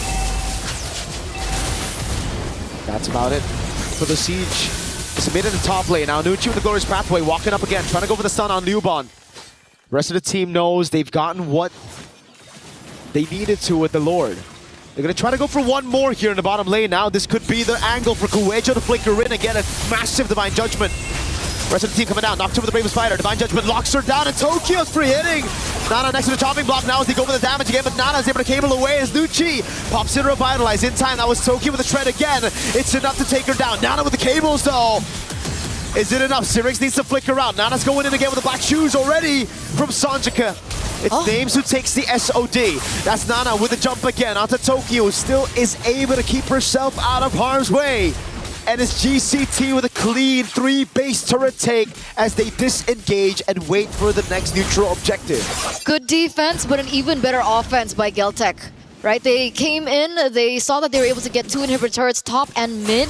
They took a gamble for the bottom side, and they get it. And it's great that they were able to get it as well, right? The bottom side of the map, the inhibitor turret being gone will allow them to utilize this to their advantage as they go for the next Lord of the game, and it does give them a lot more to work with compared to Falcons Vega, who have to constantly think about that far side of the map. They do still have the Moskov to work with, but with how fast Kyowe roams around the map, with how things have been really just unfolding in front of our very eyes here in game number 2, it feels a bit too risky if they send Names down there alone. Everyone's so squishy too, so there's no way for them to just enter in. Wait a second, conceal! Kuwejo there, good Terrify in. Divine Judgment not used just yet. Eternal Guard, a kite away. Nucci gets away with the Glorious Pathway, and they've already baited big resources. Tortoise's Puissance, Tokyo's ult, together with the Divine Judgment. If there's an angle to go for a fight, it's now. But Falcons Vega, do they know? They should.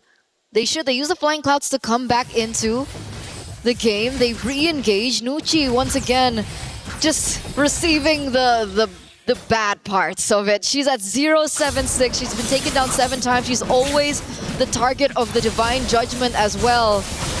But you're right. The wave is pushing on the bottom side of the map. Falcons need to make a decision now. Nana's finding an angle here. Off angle. Wave going to be reset again. GCT. One of their strong suits, playing the macro game, waiting for the wave in the bottom lane, waiting for Nana to show up. And they start it again before Nana can show up. She shows in mid. Kuejo's taking a beating from that Lord though. They have to be careful of their health bars here. Curse Blast coming down. Kuejo! Flicker in Divine Judgment as well, but it's good peel from Series as he's able to land the Eternal Guard. Liubot's all on the back line as Nocturne is able to deal with Kuejo. And now it's a shred coming down as Nana will lose her immortality. But the rest of the team has dealt with the front line. And now it's 3v3. Syrinx, Nucci, and Names up against Sonjika, Kyowe, and Tokyo. It's still a huge advantage for Geltec, right? Nana gets taken out. They have no source of retribution. Names was so low as well. The SOD lands, but she's not going to take it. This is a free Lord over to Geltec. A really good way of making things messy and chaotic in that particular team fight, and still able to come out on top. Tokyo is hitting like a truck. She certainly is. She's shredding anything in her way, and that's why she sold boots. It's Windtalker and Immortality just in case. But the thing is, for Geltec, they don't have 5 members up already just now. Only now do they have them. The Flying Clouds will get them back into this Lord quicker, but Falcons Vega, they have the advantage of having their members spawn right next to the Lord here. It's into the base they go. They couldn't manage the waves properly, so we're going to see another delayed end. Falcons Vega have another shot at coming back in the game. But they can do it all over again, right? They can try to go for the exact same thing. Because again, despite the Lord spawning on the opposite side of the map, it's still an advantage for Geltec that they can utilize. But look at this weird rotation from Kuejo as well as Kyowe. They're anticipating for a buff take and they're waiting in the bush there to open up a trap. They see no one picking up the bait, and Tokyo picks that orange buff for herself. They're just abusing this map control, utilizing to get everything out of Falcons Vega. No purple buff, no orange buff. Not even a single green camp given over to Falcons Vega. They're literally suffocating Falcons Vega inside of their own base, waiting for the neutral objective to spawn and not giving any chance for them to build a lead in goal to try to swap those items later. But it looks like there's a gamble. Wait a second, Nucci again? Does she want to go for 8? Divine Judgment and a Dark Wave. Nucci's going to pop the Revitalize, but she's going to go down. Kyowe zoning them in the back line right now, as that's going to be the bravest fighter by Nocturne, and the Flicker out as well. Now a stun onto Sonjika, who still has the black shoes. Nana tries to walk up. Waves good for GCT. Nucci is down. It's a one-man advantage. It was a gamble. It was a gamble made by Nucci once again, opening up the map, but they're not going to get anything out of it. It's just another death. The black shoes gets picked up there, and it looks like they want to still look for the end. The Curse Blast is doing a lot of damage. They're able to clear out the wave. 19 seconds on the Lord. Tokyo, very dangerous, very risky move, but she gets out of the way. Nucci's up in 16, Lord's up in 8. Can they buy enough time? I don't think so. Geltec, yeah, they have a carry. They can shred this Lord instantly. With a Windtalker as well. So additional attack speed, but it looks like that's not the first thing that she goes for. She actually goes for the orange buff instead. That's going to give Falcons a little bit more time to, you know, come back into the game. What I really wanted to highlight was the fact that the Holy Crystal was built in by Syrinx. So you can obviously think that the damage will be felt. She has the Divine Glaive as well, so they have to be careful. Falcons, they just go to the other side of the map. They go for the far lane. They don't go for the contest. They let it completely go. And Geltec pick up this Lord uncontested. Falcons pick up a structure on the top side of the map. It's the only thing they can get. Yeah. They can't walk up to the Lord. If they do, it's an easy insta-kill for any one of their frontliners. And at this point, they need all their members to be alive if they want to defend this Lord. Geltec Cyber Team this time around, not losing a single member to... Well, what? Yeah, 300,000. No, Jesus. That mistaken, rather. Sorry. Not the best game. I mean, feels bad for her. Depending on what kind of roamer you are, this is the best game, right? You want to be taking damage. It's just... That's crazy, dude. 300,000? That's like more than the rest of the team combined. It's definitely a lot. But Mirko, this might be it. This might be game 3. Oh, Divine Judgment lands. Names. Immortality already. The Rose Gold. It goes through her. Monster kill for Sanjika. Now it's Nana in the back with the cables. Immortality going to be popped as well. Lord Evolve still in the mid lane as Nana buys the Rose Gold Meteor in time. And it's Kyowe to take Nocturne down. Nana again with the cables. Still has the Rose Gold Meteor. Series is right there. But the rest of the team will target it down to bring us to game number 3. A back-to-back game 3 here in the knockouts, ladies and gentlemen. The reset came in clutch for Geltec Cyber Team after their loss from game number 1. They completely turn it around to game number 2, bring it back to the tank junglers and bring it back to a surprise Kaja pick, a debut Kaja pick that eventually works out for them in the end.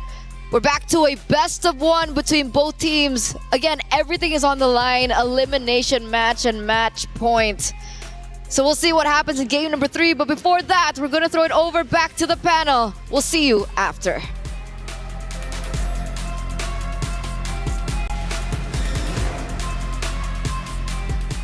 We're there. For every click, every clutch, every respawn. We were there for the years of grind. And we're here. Now. The proud founding partner of EWC. Powering the biggest event in gaming. Shoulder to shoulder with the world's best. Making history. Greatness deserves a stage. Lenovo Legion. Reach your impossible.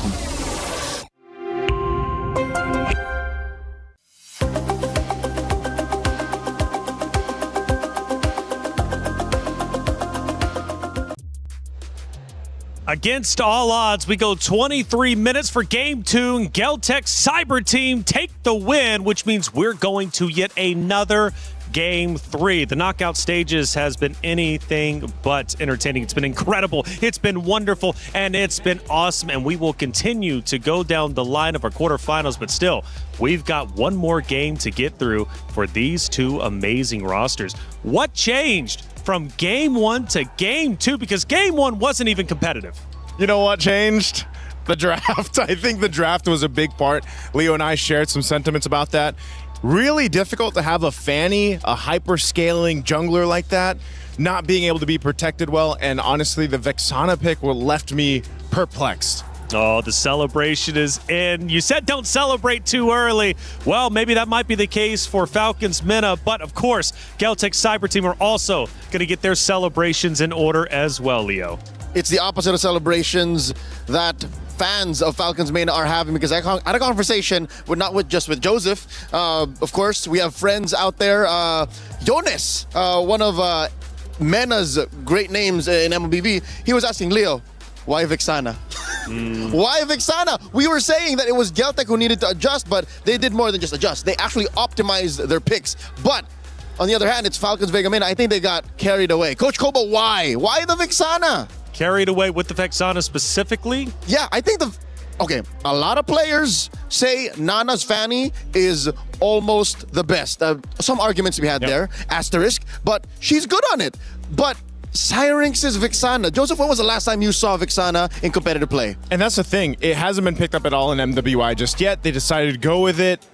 Again, not sure why, because the Vexana works in a really specific way, right? The main thing is you have an Eternal Guard, it's your ultimate, you drop down, you have this extra kind of body on the field. She does have good damage within her first and second skills too, but other than that, it's just not the protection value that you would have got, for example, with an Eve that we were thinking would come up from the draft. Vexana almost has 0 combat resilience. You need so much more than that in the current metagame. Looking at this 23-minute bout once again, names still, the rich guy, she was given everything she needs. It was too much to ask for that lineup to win.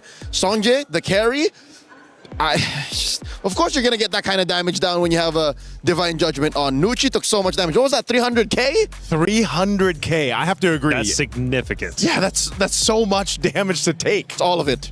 That's all of the damage. All of the damage indeed. We'll get to look at some of that damage heading into our first clip from game number 2, which went the distance. A far cry from what game 1 was. We're now at the 15-minute mark. We're now approaching the home base. Yeah, a lot of these base defenses that they tried again, you'll see that whole choreography. The Eternal Guard goes down while they deal with the Lord. But it just, again, when you're trapped in this kind of space to work with, once those tools are used up, where do you go from there? You know, and Leo, we were talking about this, especially on some of the later base defenses.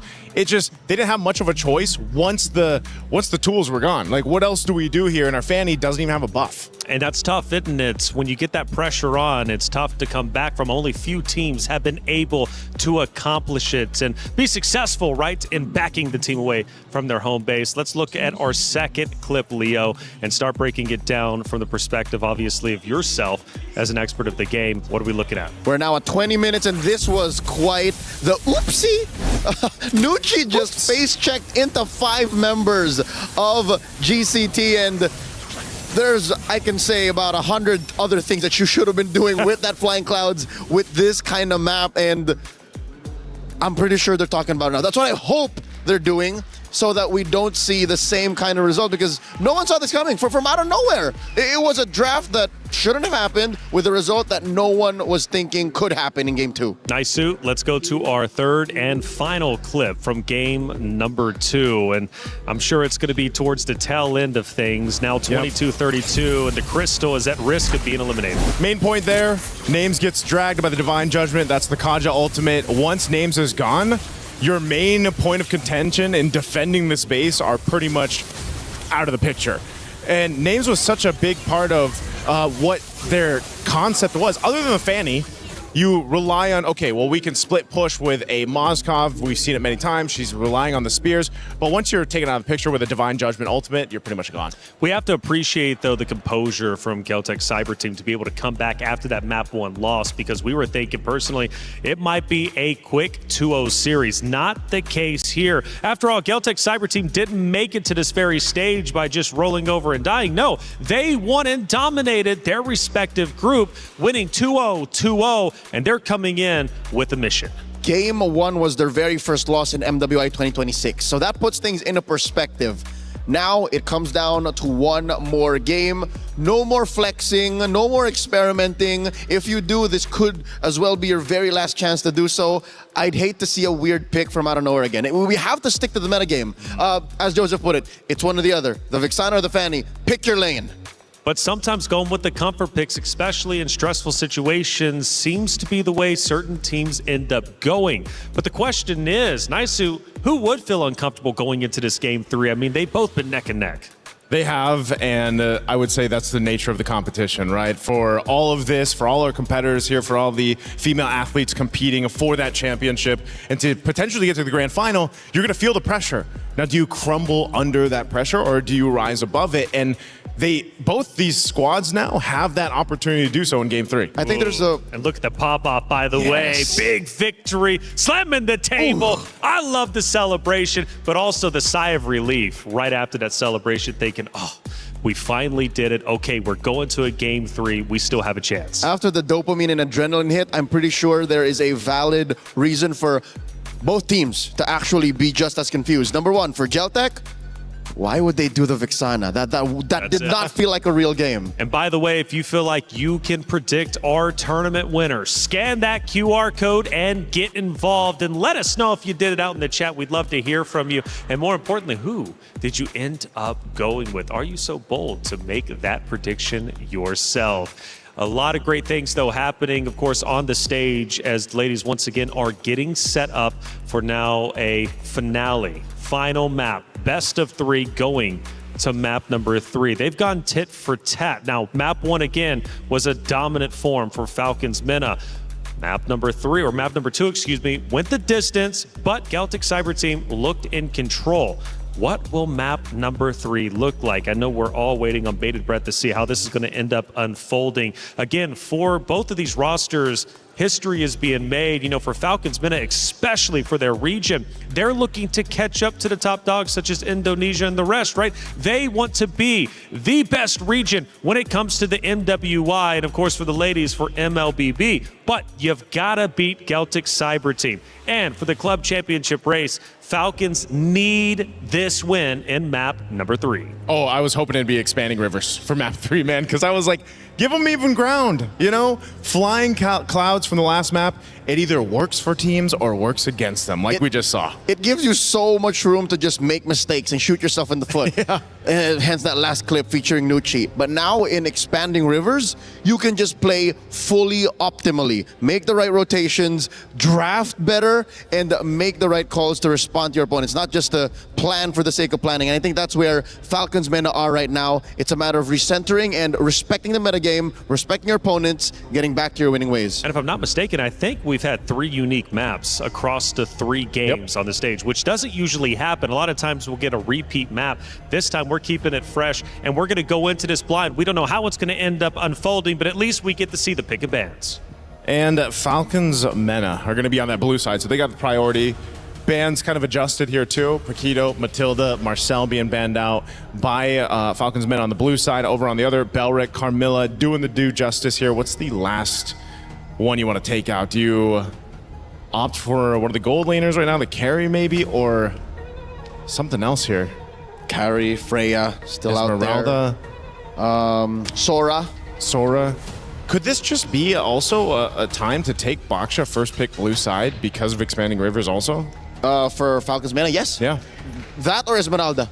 But I think Celtic could ban that too. Instead, it's the Gourd.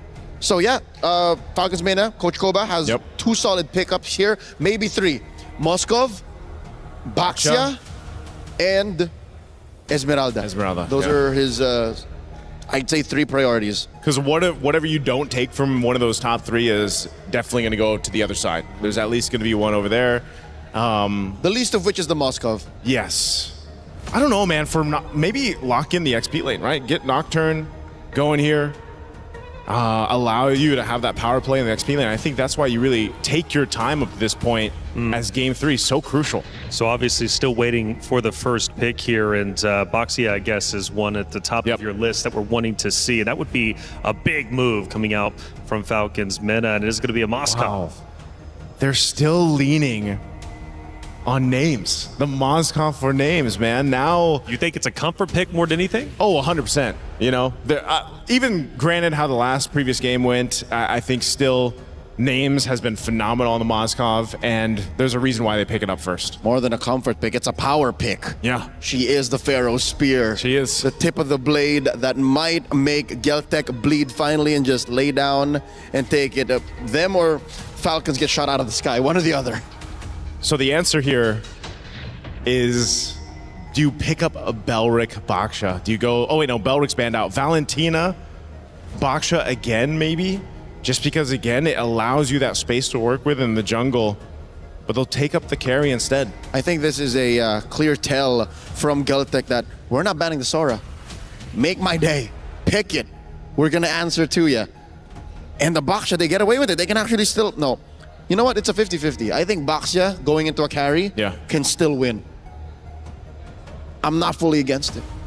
Yeah, neither am I if it ends up being that case. And I think Falcons MENA, they're the decision here after they already picked up the Moskov is they could do Baksha, then they're mid, or Baksha and then go with a roam. Esmeralda still being open, but they'll take the Hylos again. Okay, there's nothing. Even the last game, I know it didn't look too great for the Hylos in the hands of Nucci, but yes, she took a lot of damage. She kind of had to do that for the team. And they go the Sora. No, mind you, the Valentina's on the other side. So I think we're seeing 2 sides of the same coin here. They're both power picks and comfort picks. Has to be. And then this is, I'm sure, a conversation that Nocturne has had with Coach Koba saying, I know there's a Valentina, but Coach, trust, we can do this. Hoping for no Vixana. I was going to say, so you're at that point where it's down to the one game, give us our comfort, our tournament lives are on the line, let's just do that. Why not? I think comfort picks at this point might actually be a smart play because, like it was brought up earlier on the desk, if you don't have to really worry about playing around the hero, you just know how it works inherently. I mean, that's a comfort in its own right, especially going into a game 3. Definitely so. Atlas going to be one of the main picks that we've seen in the Roam work so far throughout the current meta. Yep, he is a rising tide. The buffs over the past couple of patches have done well to make this bombastic setter really make an impact in the current meta game. Going into the bans, attack the mid lane. I'd say, given the, bold decisions Falcons made, you still have to watch out for that mid pick. Take out the... I don't think you want to take out the Eve. You want to give more to the Valentina. Take out the Lilia? Take out the Lilia? Yeah, no, take out the Lilia. Yeah. Since they already took out one of the main pickups, that Gord, they'll take out the Alice. Lilia next. This is so weird. Why the Alice? There's no... Wait, Alice jungle. I was going to say Alice jungle. Ah. That's the only other caveat there since the Sora is in play. Alice jungle. Because, I mean, it's not often that we see it. We actually thought we might see it in the previous one, but... It already won. Yeah, already won. What else do you want to go here? At least for Falcons meta to take off the XP lane. I think they're still going to hone in it. They go with the Guinevere. Also a solid jungle pick. Jungle. So it's both. 2 birds with 1 stone. Galtech, this has to be a mid. I'd say. Mid lane? Yeah. Go with the mid lane ban. At least to, I don't know, like you said, you can just leave the Eve open. You can let the Eve go through. Yep. I think it'd be to Galtech's benefit because they'll have so many more options. Okay. Take out the Fanny. You mentioned about Nana's Fanny in the previous one. I think it would have gone a lot different if, again, the composition was a little bit different because Falcons meta need that support if you're going to pick up an assassin jungler. So now that the Fanny's gone, I wonder if they're still going to opt for that. Knowing that both junglers haven't been picked up and how this has changed the course of the meta in its way, at least here for MWI, has changed where sometimes it goes this way where it's down to the last 2 picks for both sides. You don't have the jungler yet, and you kind of leave that swerve opportunity. So here for Galtech, do they just go with an XP laner now and then hold off on that jungle? Or just jump to the best jungler that they can think of now because they want to see what the XP laner has to deal with in terms of early rotations after Mena's blue 4 and 5. You're not thinking it could potentially be an Allis again, right? And Esmeralda first, so we're going to have exactly. suspense. That's what I'm saying. Yep. They want to have the element of surprise. So that could possibly be totally nothing, and they just go back to a normal meta pick, or everything that just shocks Falcons meta into submission. Now, 4 and 5, Coach Koba back in the driver's seat. I'd say,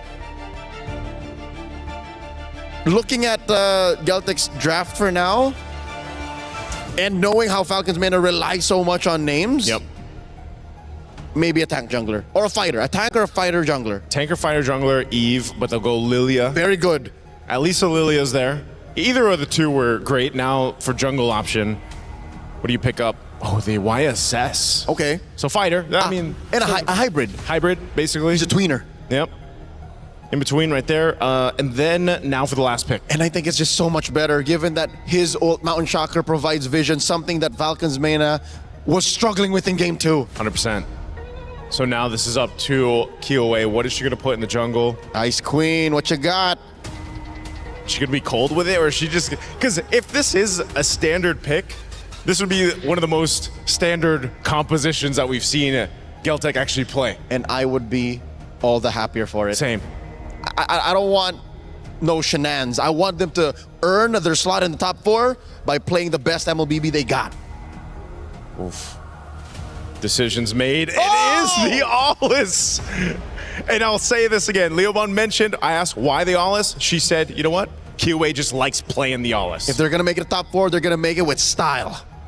Celtic Cyber Team, their key was at risk of being crushed. It still very much is. However, their chances are a lot better as they force a game number 3, putting the pressure back onto Falcons Minna, who is once again trying to achieve history. They've already done so, but do they want to end in quarterfinals or progress forward to semis and therefore closer to the trophy? It's up to them to decide. Miracle, Eterna, let's finish this story. And finish the story we shall. Ladies and gentlemen, welcome to game number 3, the final game of this best of 3 series between Team Falcons Minna and Celtic Cyber Team.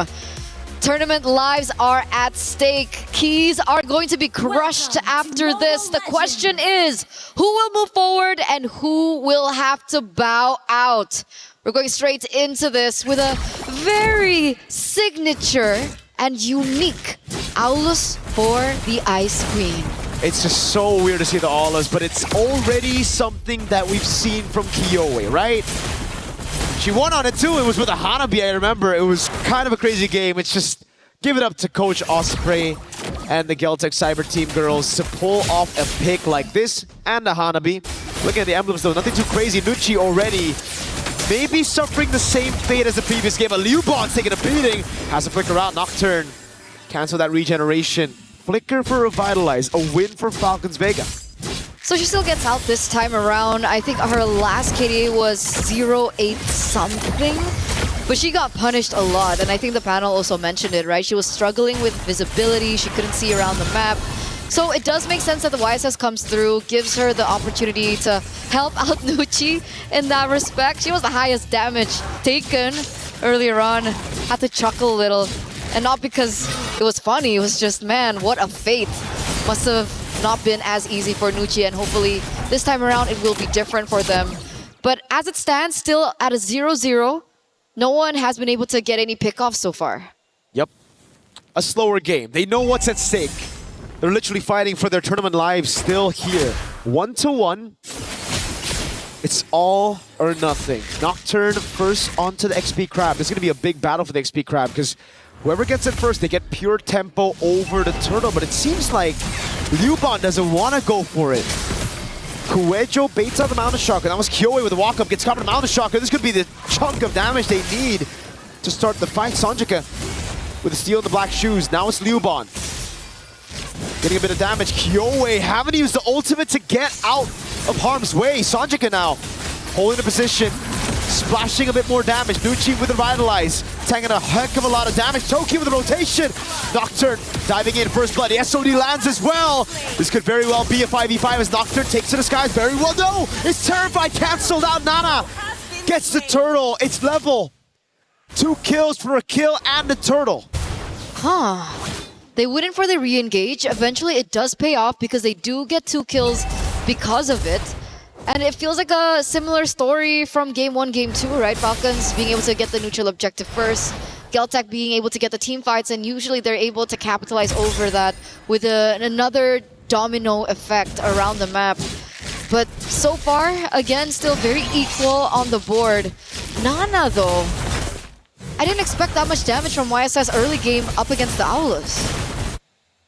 It's so tough when you get chunked like that, right?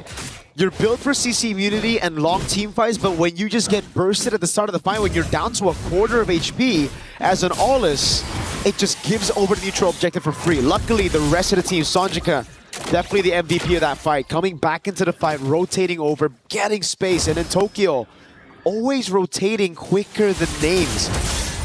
Certainly going to be a big problem as we get into the later stage of the game if Tokyo is this active. There's no one on the side of Falcons Vega that can really zone Tokyo. That was why, you know, the Yeve could have been an answer. The Mountain Shocker now opened up. Nana caught the perfect match, thrown back again, and the rotation instantly from Kyoe on the Aulus. The SOD this time doesn't land. Nocturne with the shifting skies lands it on Sanjika, but she has the black shoes. Stunned up constantly. Oh, a few recalls. Sanjika's feeling it. Spear of Misery into the CC immune. It's still so close. 50-50 in the mid lane. Flicker out. Syrinx with the black shoes. A win in the mid.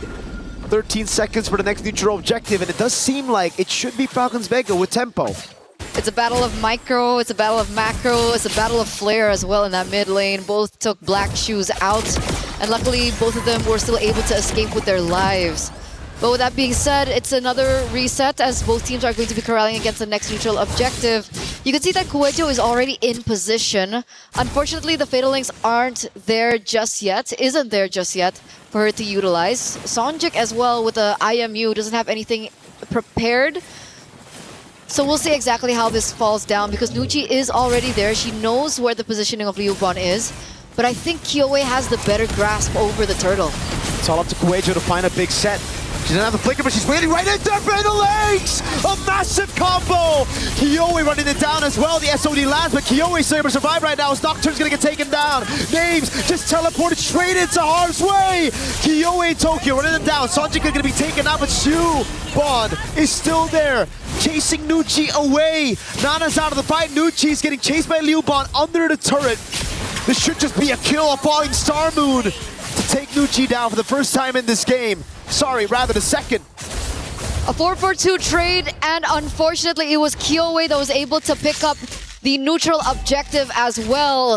It was a big Fatal Links, a really good initiation play coming in from Kuejo, and everyone collapsed over that really, really well. Falcons are now on the back foot here in the first 6 minutes of the game. You can see the gold gap instantly take its place. 1,000 gold lead and counting. And they were able to pick up a structure in the top side as well. Things are not looking good for Falcons men. Sonjika and Kuejo, redemption from the previous games, especially for Kuejo. On the Kaja Gunshai here, on the Atlas, she's just running with it. Perfect match lands. Fatal Links. Whoa. What the heck? That was Nana with a traceless forward. Luckily, the rest of the team was there to help her out. But this could be a tragic day for Falcons. Hey, Turner, just earlier, Falcons ID sent home by Vitality. Falcons Vegas started off really strong with game 1, but game 2 slipped out of their hands.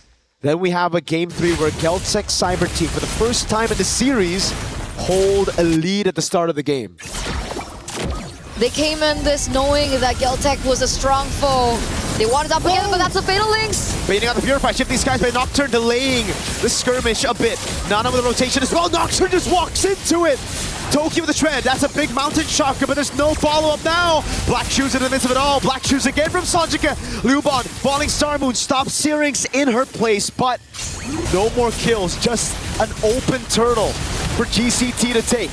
Another advantage that they are able to put in their belt, or under their belt rather, a neutral objective, a kill over, and they have as much map control as ever. You see the SOD being placed but doesn't get its mark. Nucci tries her best to try and prevent this structure take. They go ahead and open up that ult. I think it's fine if they lose Kuejo. That's a sacrifice that they should be willing to take. Kyoe, CC Immune gets out of the mountain shocker. Tokyo picked up the turret while all that was happening.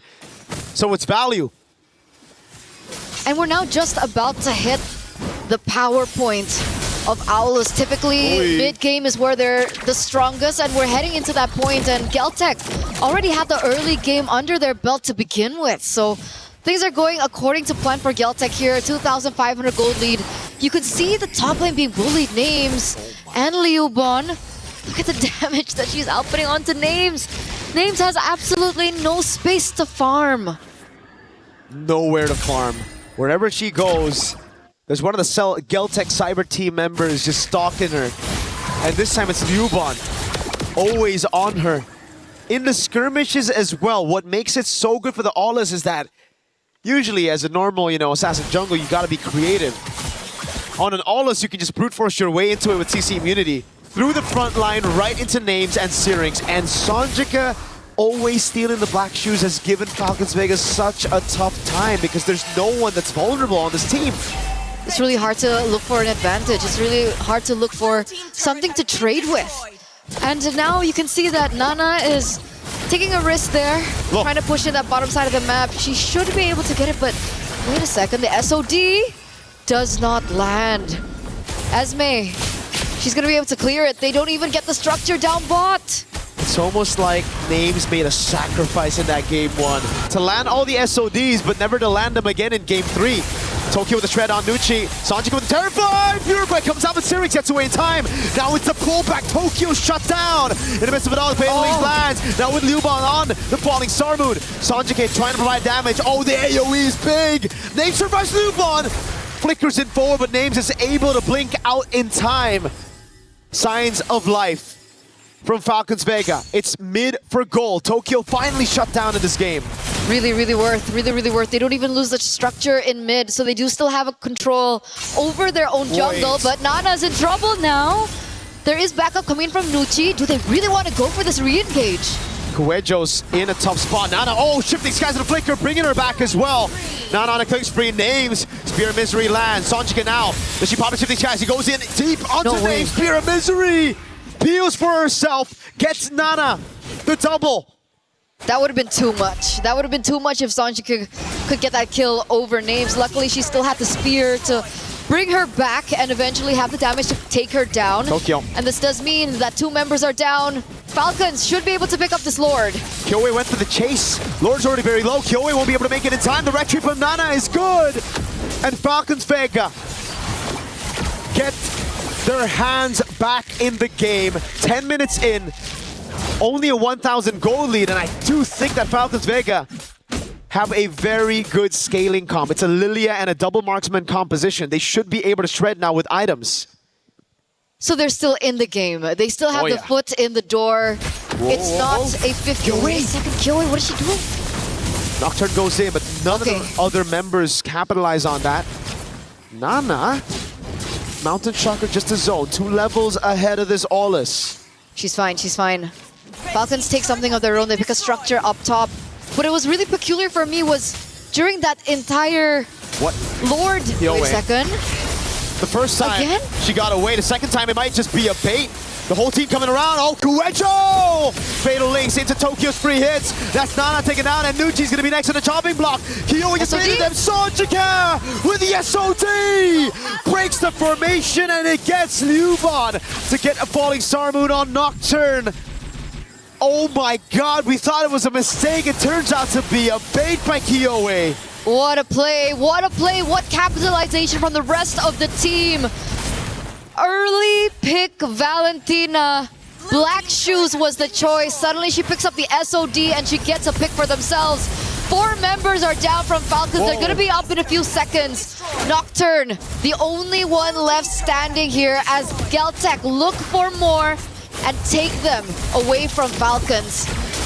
How did they go from a 50-50 to what we're seeing right now? It's these very thin margins. They literally just out-mechanic their way into that win. Logically, it shouldn't have been a win. Kyoe is out of the fight. It was a 4v5 they were taking, but they split Falcons Vega just right for them to capitalize.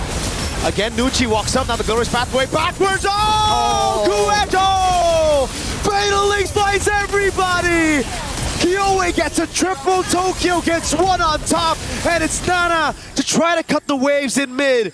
Wave bot is good. Nana's gonna have to pull a miraculous defense, but she's still handling the wave mid. She won't be able to recall in time. This is it. This could be the very end. And it truly is. And Nana will not be able to deny it away from them. Geltec Cyber Team pull a reverse sweep to make it the top 4. And they move forward, ladies and gentlemen, up against an experienced roster in Team Falcons MENA. Kyoe has brought her experience from her last run at MWI and have brought Sanjika, Kuejo, Tokyo, and Liuban forward here in MWI 2026. It was a symphony of skills together, baiting out those Purifies in the prior fight, and then a massive Kuejo set into a follow-up from Sanjika. It was immaculate. It truly, truly was. We want to hear from them. We want to know what they have to say about that victory. And with that, we're going to throw it over to the stage.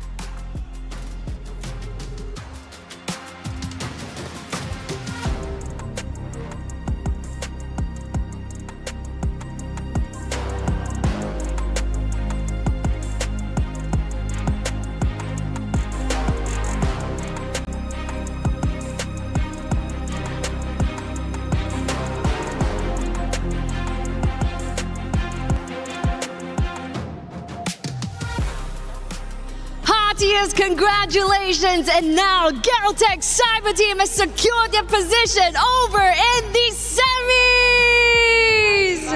Wow, we, the team are so excited. You can hear cheers coming from across the floor right here. Now, we would like to ask, what happened in the first game? You guys had a real smooth game so far without dropping a single game, but that one game happened. What happened? Tell us more. У нас не было урона на миду, тренера налажали.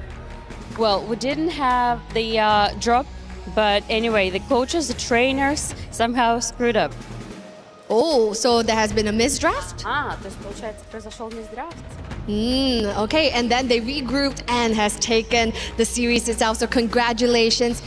And now, we would like to have Falcons MENA hand on over the keys to Galtech Cyber Team.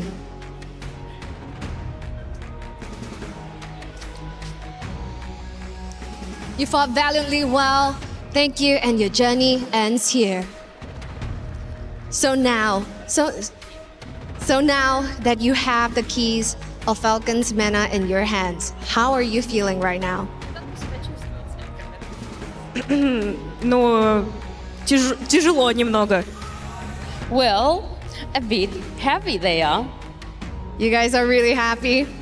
You know what will be even happier? When you hear that pop. Congratulations one more to Galtech Cyber Team. Take your walk of victory!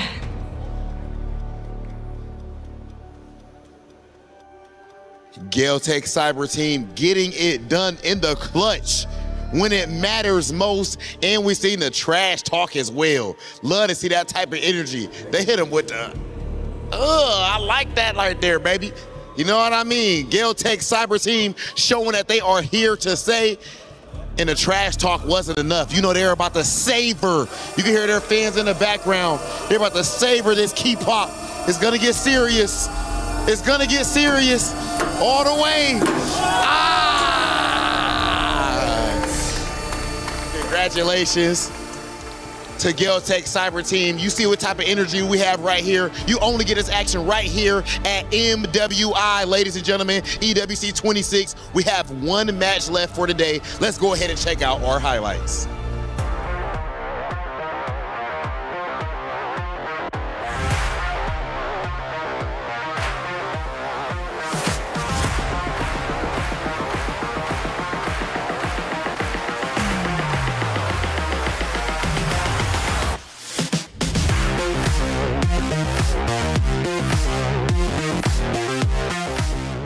Is in our DNA. Whenever we let it out, it becomes our superpower. Now imagine an entire city being built to supercharge it. Kadir City, powered by play.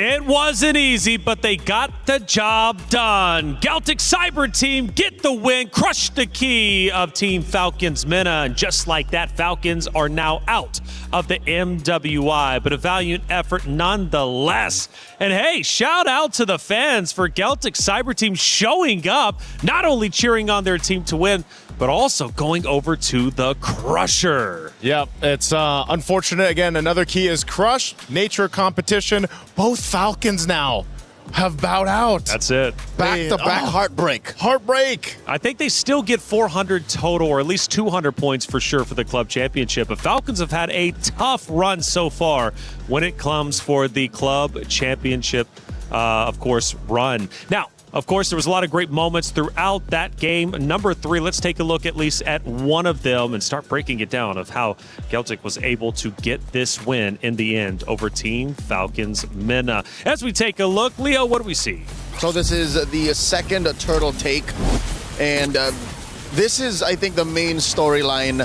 Galtech Cyber Team are just all the more locked in. There may be a factor of, I'd say, fatigue, because Falcons MENA Vega have been playing since the morning today.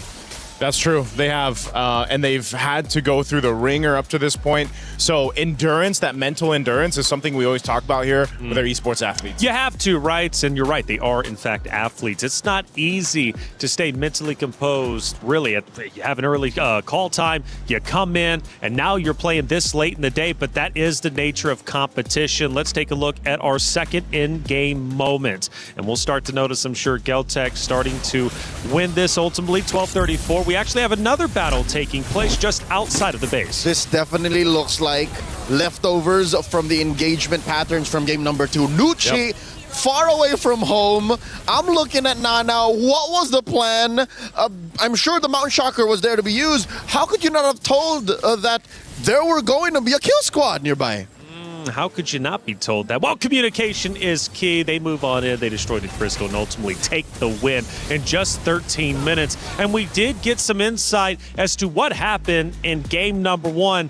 Well, nice. It seems like it was a bit of a hero mismatch, maybe a misplay on their part. Yeah, it comes down a lot of the times we hear from the interviews and even our own kind of sentiments. The draft is so important in the nature of MLBB, the competition here. But also, too, again, I was wondering, would we see that Ollis in the hands of Kiowe go through? They leaned on it, and this time, again, it works out. She's the only player now to bring out this Ollis twice. Oh, wow. And by the way, casters were getting into it, and they were getting loud. Let's take a look at how they looked during those casting moments. Fire. What? Lord. Wait a second. The first time Again? she got away. The second time it might just be a bait. The whole team coming around. Oh, Kuecho! Fatal links into Tokyo's free hits. That's Nana taken out, and Nucci's going to be next on the chopping block. Kyowe just baited them. Sonjika with the SOT! Breaks the formation, and it gets Liuban to get a falling Star Moon on Nocturne. Oh my god, we thought it was a mistake. It turns out to be a bait by Kyowe. Mirko and Eterna have been bringing the energy throughout all of our best of threes that we've watched for the past 2 series, and they've got one more to go. But make no mistake about it, they are giving their all. And Eterna was giving some dance moves, I think it was at the beginning of that clip. It's like, was it like this? Something like that. Something like that. You know, hey, us as casters, when we're in the heat of the game, that's right. We can't help it. We do what we do, and don't ask any more questions. This was a great series. Falcons Mena to celebrate them. Again, making history for their region. It was a tremendous deal that they made it to the knockout stage. Yes, they fall short from what they wanted. Everybody wants that championship, but only one team can get it. And now, Geltech Cyber Team are in true dark horse territory. Much like their counterparts in the men's division, they are the pride of ECA, and they can legit just upset almost anyone, especially in best of 5. Ooh, that is a big talking point. We brought it up at the beginning, right? EECA, maybe an underrepresented region now looking to make headway and join the likes of Indonesia and the rest of them out there. And they very well could do so, because now they are officially top 4. Top 4 secured right now. And yes, a big representation for the ECA region is something that they can hold high. Because top 4 against some of the best teams right now currently in MWI, let's see how they compete in the days to come. That's right. We'll have to see. Oh no, the disrespect after winning, the crying faces. And you know what? Well deserved. We love when personality is shown out there on that stage. No hate, of course, towards the other roster. It's all love at the end of the day. But in the heat of the moment, sometimes you just gotta emote on your opponents after getting a big win. And speaking of emoting, maybe we'll have that coming up. From what I'm hearing, Damascus and Trev were roaming around, and they got into some crazy business. All right, we're on the EWC venue. There's plenty of stuff to do for the competitive minds like us. We played basketball yesterday. We're going to play some more, Trav. Yeah, we're cooking. We're going to do this the reactions game here. It's going to be Hollywood, Rob TV up first. Hollywood Miles Morales, he said. Listen, give it a try. Let's take a look. How much does he catch? I don't think he's going to do too well, and he's been dealt in it as well. No. He's obviously got a little bit of a lower sense. Bro, he's a fighting game player. Oh, he didn't even see the first one. All right, no, it's not bad. Yeah, I mean, he touched it at least, but no. Oh, no. He's adapting. Close enough. Brother. Bro, he's not even seeing him drop. Peripheral vision is cheeks. No. No, this is... Come on, this is easy now. There aren't many. There aren't... I don't even want to laugh because I know I'm going to do bad as well.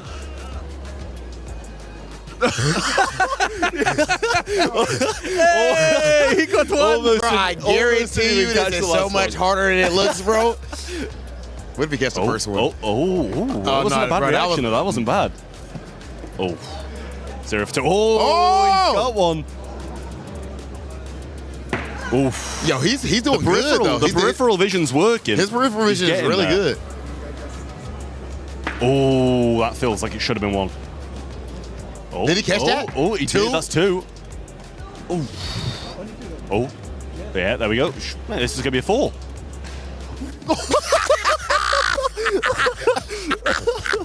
Damascus, no. Trav did when we did basketball. Yeah. Trav did win. Yeah, so he can't win 2 in a row. So I'm definitely rooting against you, brother. I'm sorry. I got to root against you this one time. Hey, look, he's in position. He ready. Okay. That was a good reaction, though. Okay. You got it? Yes, let's go.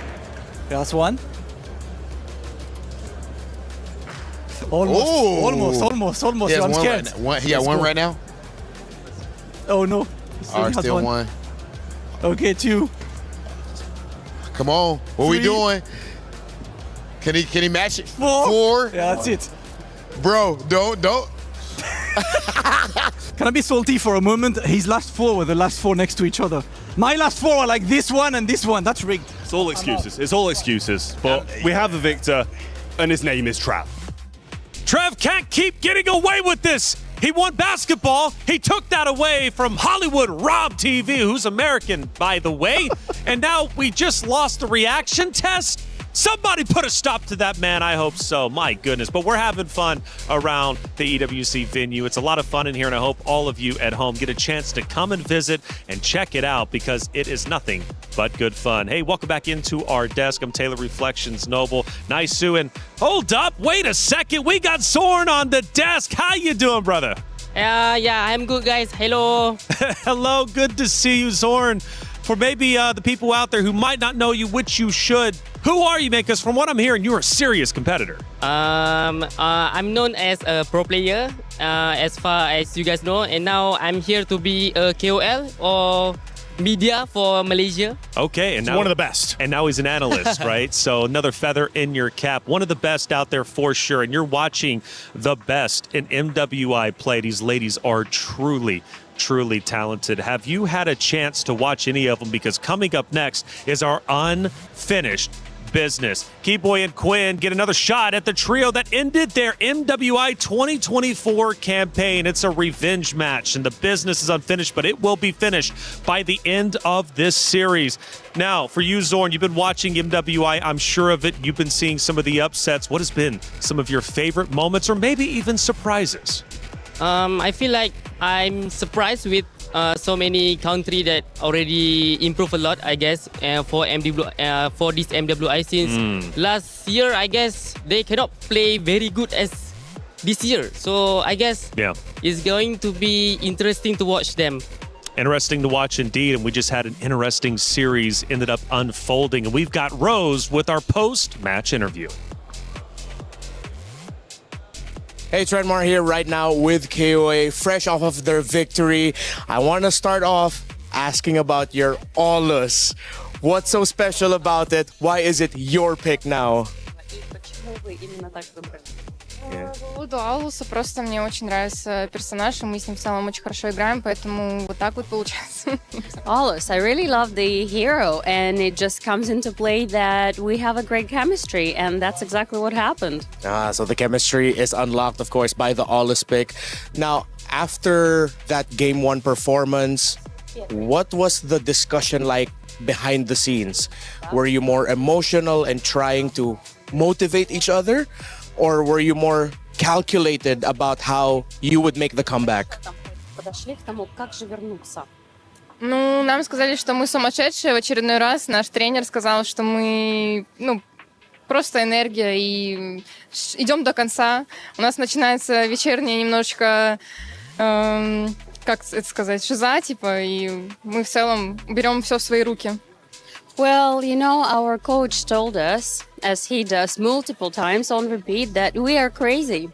And we thought, well, we have no way back. We just gotta move forward, that we gotta do something. And you know, it's late in the evening, we get into our vibes, and we just decided to refocus and move on. Well, you got it. You got that win, and you're moving forward. Real quick, a message for your fans. Посыл для ваших фанатов. Спасибо большое за то, что вы нас поддерживаете. Я очень надеюсь, что мы покажем завтра очень хорошую игру. Наслаждайтесь, смотрите, болейте за нас. Thank you very much for your support. Thank you. Tomorrow we'll try to bring out our best game. And yes, watch, enjoy, and continue supporting us. Thank you so much. Thank you. Congratulations. Geltec continues to fight. И Geltec идет дальше.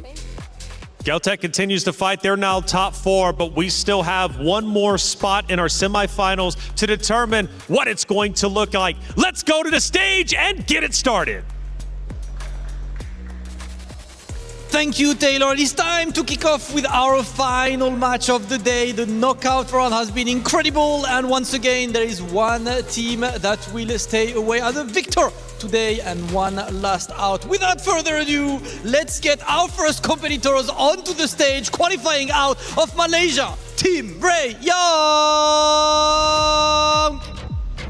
Team Ray Young has pulled up this year with an absolute vengeance. They are representing Malaysia, the phenomenal region, a phenomenal country, and they're led, of course, by Quinn and Chiboy, who missed last year's event and have come back here to right all wrongs. This is a newly assembled team, but make no mistake, they play with the chemistry of 10-year vets. Chiboy, remember 2 years ago, exact same team. Anything you would like to say to Navi? Good luck, have fun. So friendly, but I'm sure she will not be over at the Land of Dawn. Take your positions at your battle station. Okay, ladies and gentlemen, and their opponents, the 2024 champions, put your hands together for Navi! We talk about regional rivalries. Navi qualifying out of the Philippines, and that team has been going through the trenches, losing early to Galaxy Phoenix, but then a big comeback against Falcon Thesis and eliminating last year's runner-up Gen G to make it all the way to the knockout stage. And now the mission is simple: keep winning, come back tomorrow. All right. 2 years ago, you have met the exact same team. Any comments to your competitors? Just say good luck and have fun. So friendly, but I'm pretty sure there will be absolute bloodshed at the Land of Dawn. Please take your positions. And here's a story for you. 2 years ago in the path to victory, Navi PH took down and crushed Quinn and Chiboy's dreams, sending them home in 2024. Now, 2 years later, a revenge arc in the making. This time, they stand before Navi PH without dropping a single game. On one hand, it seems they look ready. Question is Navi ready? Let's settle that score over in the Land of Dawn. Over to you guys at the studio. Thank you, as always, to our stage hosts, of course, Damascus, Hollywood Rob TV, and Cheryl. Thank you for the story as well, setting the very stage, the history between these two great teams. This is our last quarterfinal matchup to determine what the semifinals will look like. Nice, Leo. Let's talk about it. It's Team Ray Young versus Navi. This means a lot for both regions. Just to add a chapter to the story that Cheryl told 2 years ago, yes, Navi PH, then known as Smart Omega Empress, dropped Quinn and Chiboy, and they lived happily ever after. In case you missed out, they became champions. They eventually did, and they rode their way all the way in a sweep, I believe, in that championship in 2024. So this is a great story of redemption, revenge, however you want to put it, for Team Ray Young. Team Ray Young has shocked us all, making it this far, not because it wasn't expected, but just because of how well they continue to play. Such a very talented roster. And they are officially known as the momentum stoppers, stopping those rosters who have the momentum, who try to push forward, but simply cannot take down this talented roster. If you had to pick one lady from Team Ray Young to be the decisive factor for victory, who would it be? I personally say, not biased because I'm a jungler too, but I'm looking at Tan. I think, Tan. As the Indonesian import, I think she does so much to make this momentum breaker character come through for Team Ray Young. And now I'm looking back at history. This is not the first time they're facing off against a Na'Vi. They took down Na'Vi MY in the qualifier. Yep, and I think either way at this point, I know Zorn mentioned this too. He mentioned that last year, it was so different watching MWI because the quality of teams, the quality of gameplay we've seen from these ladies so far for 2026 has been a huge leap in just performance and improvement. And so who's to say that maybe new history is about to be made with Team Ray Young defeating potentially Na'Vi here. That's right. And Na'Vi, by the way, has made great headway in our tournament. Also, not only winning the 2024 MWI with 3 out of the 5 members currently playing on that very stage, but also beating Jin Ji, a powerhouse, the runner-up from last year. But from what I'm hearing, not Ayanami, she's her, right? Bottom line, period. And she's been playing incredibly well since their comeback win against Falcon Daisies yesterday. Not Ayanami has shown a true mastery in her role. Gwen, Na Ayanami Diagon, a national athlete at that, has awoken. I think that's the key to Navi's rise throughout the brackets in MWI. The first couple of matches we saw her play, she wasn't her. She was not Ayanami. And by the way, she is going to be picking first. And just so you all know at home, she's got a deep hero selection. 7 unique heroes in just 7 games. And she needed to be that for Na'Vi Philippines to get back in form, because at the opening matches of MWI, we were in kind of in the agreement that they were struggling. Yep, in disbelief of what we're seeing. But now we're back to reality, snapping into the game after Coach Salman, King Salman, bans out the Atlas glue and carry to pick up the Baksha, which is, again, an effort to put Keishi in a good position, a comfortable way to roam through in mid. That mid trio should be solid. Team Ray Young, Coach Frost picks up a Lily and a Belleric. I missed you, Big Tree. Big Tree, man. You know who else, surprisingly, is banned out is the Chips. I mean, because Chip was picked up by Na'Vi yesterday. I don't know if it's still the only team to actually bring the Chip to play, but a good smart ban from Coach Frost and the rest of Team Ray Young here. This Lilia plus the Belric pick already pose a huge amount of threat, and that's why you have to pick up the Eve if you're Na'Vi. Again, Claude being the most picked gold laner aside from the Moskov right now is going to be the choice. These first 3 picks for Na'Vi are already solid across the board. Team Ray Young to match this. What do they pick up? Their jungler now? Maybe Esmeralda. She's still open. That's true. Does well against the Eve. Yep. Stops Zach holding its tracks. Might struggle against the Baxia, but again, a powerhouse pick is such, given the metagame, overtuned, this one. Esmeralda? Still, I believe so. She's a little OP. Yep. And look at that. In your first 3 picks, you get 2 out of 3 best in lane. Yep. Eve is on the other side. I'm going to die on this hill. Eve is the best mid laner right now. Yeah, that's unfortunate. So I would say Gord is like, it's weird how much he's climbed in the meta. 50-50 maybe? Do they share the podium? I don't think they share the podium. He's like almost there. You know, maybe I put him at like number 3, maybe 2. Who's the other choice? Other than Eve? Valentina? Lately, Valentina, yeah. Lilia's working her way up. Lilia is starting to get there too. Maybe 5. A solid start for Team Ray Young. Going into the bans, Gatot Kacha, get out of here. Moskov.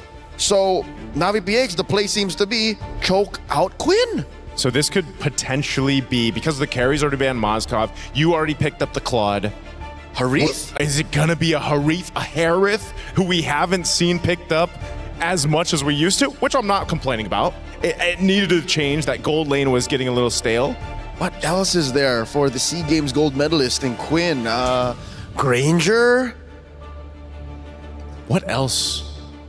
Other than the Granger, maybe, I don't know if there's room for... A Bruno. A Bruno. We've seen that in the hands of the likes of Lunar. These are the choices left. Alice taken out of the equation by Coach Frost. King Salman. Oh, the there you Obsidian, go. another one. There is an absolute that you have to get out of your opponent's hands. Now Quinn has to have a conversation with Coach Frost. They took it all away. What do I pick? Maybe just the Granger, Harith. Who else do we have? Bruno. Granger, Harith, Bruno. Those are your choices. That's about it. Unless they have something else planned. I know we did see a Clint also come to play. That could be something they lean on. But that's outranged by the Eve. Exactly. Guinevere for now. So this is the that's the your jungler. combo. The combo we saw in Stream B.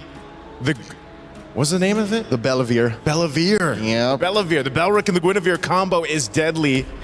And it's worked a lot of times, just those two heroes alone. Yep, they set each other up. Exactly. Belric can taunt them, and then the Requiem or Lancelot's sister can come in and then extend the crowd control, and then, you know, have the rest of the damage dealers come in. Deep in thought is Rain. She'll be playing the Eve here. Yet to see not Ayanami's pick, and of course, a roamer. Yeah, a roam option. Atlas being banned out. Glue's not potentially there. CC for now for the XP lane. Good solid answer to the Esmeralda. Exactly. And the roam option, it's going to be an Akai. Okay, so we've seen Mirai. Is there a world, Leo, where it's a roam Baksha and a jungle Akai? I don't know. I was about to say, Keishi and Yakai, at least here in France, at least in MWI 2026, did not look good. Yeah. So I'd say stick to this. Stick to this. Heavy spin people into the RWM. Yeah, that's true. Last pick, Team Ray Young. They still need that gold lane option. What are they going to throw in here? There was so many bans towards Quinn. What is Quinn picking? Yeah, 3 in the last half of the draft. I'd say Bruno. Bruno's the safest. Yeah, Bruno's probably your safest. You can move around the Wrath of the Dryad. You have that setup potential already, but they don't. They go the Hanabi. How do we forget about the Hanabi? Of course. Now, in a lot of people's heads, she's still more a meme than a dream pick. On Stream B, it was a pick. Hey, but already in the opener, Quinn won via split push with a Hanabi. That was the first win, I believe, of Hanabi, of MWI. I hate that we forgot, Joseph. It's Team Ray Young versus Na'Vi. Unfinished business. Chi-Boy and Quinn get another shot at the trio that ended their MWI 2024 campaign. But just because you get a shot doesn't mean you will be victorious. Team Ray Young takes on Na'Vi now. Miracle Eterna, let's get it started. Another team on the brink of elimination, ladies and gentlemen, as we get to the final round of the best of threes of the day here at MWI 2026 at EWC. It's a time to be alive. Another Hanabi pick, a signature pick at that, and we'll see exactly how this all pans out. If it's pure front to back, the Hanabi can work. And I think Team Ray Young, yeah, they've made it work a couple of times. They mentioned it on the panel earlier. Young man from the Philippines, Leo, in the building, Naisu. That's not very nice. What? Oh, he's a building, dude. He's massive. He's like, he goes to the gym and stuff, right? Team Ray Young, though, this is a problem, Nora. Nora in XP against a CC. I think a lot of players now, they figured out the winning matchup. We were talking about this as well, right? Who wins against Esme? Not a lot of picks. CC's one of them. Does well. The other pick that I would like to see is a Dyroth. Ooh, the Dyroth. I think a lot of people have been mentioning it, you know, Stream A, Stream B, the Dyroth pick. Technically, it does really great in lane, and we have yet to see whether or not the Dyroth really pays off later on. Wait a second, Miko gets caught really low here. Yep. Does she get it off quick here? Okay, she still gets out. Yeah, it's just revitalize out, boom, there you go. The Dyroth, I think, especially if these teams want to start playing more of those assassins, physical assassins in the jungle, can work really well. Imagine Dyroth Paquito. Paquito jungle? Yeah. Or Dyroth jungle and Paquito XP? Yeah. Oh, you know what? You might be cooking there. Could also work with the Balman. I think the Balman is technically the better version, right? Because you have that shred. Leo loves Balman, by the way, just saying. We saw Bauman earlier on. We're not going to see it right now, though. We're going to focus on the Gwyn and the Boxias of the world. So far, everything has been quite passive. No crazy plays just yet. But we do see a rotation coming in from Tan on the Guinevere here to the top side of the map. But little do they know, there's 4 members from Na'Vi up top too. Yep, Keishi with the shield unity. I mean, to be fair, it's expected. Team Ray Young and Na'Vi, they're both very calculated. They don't just go in randomly and go for skirmishes. They wait for neutral objectives and they play it slow.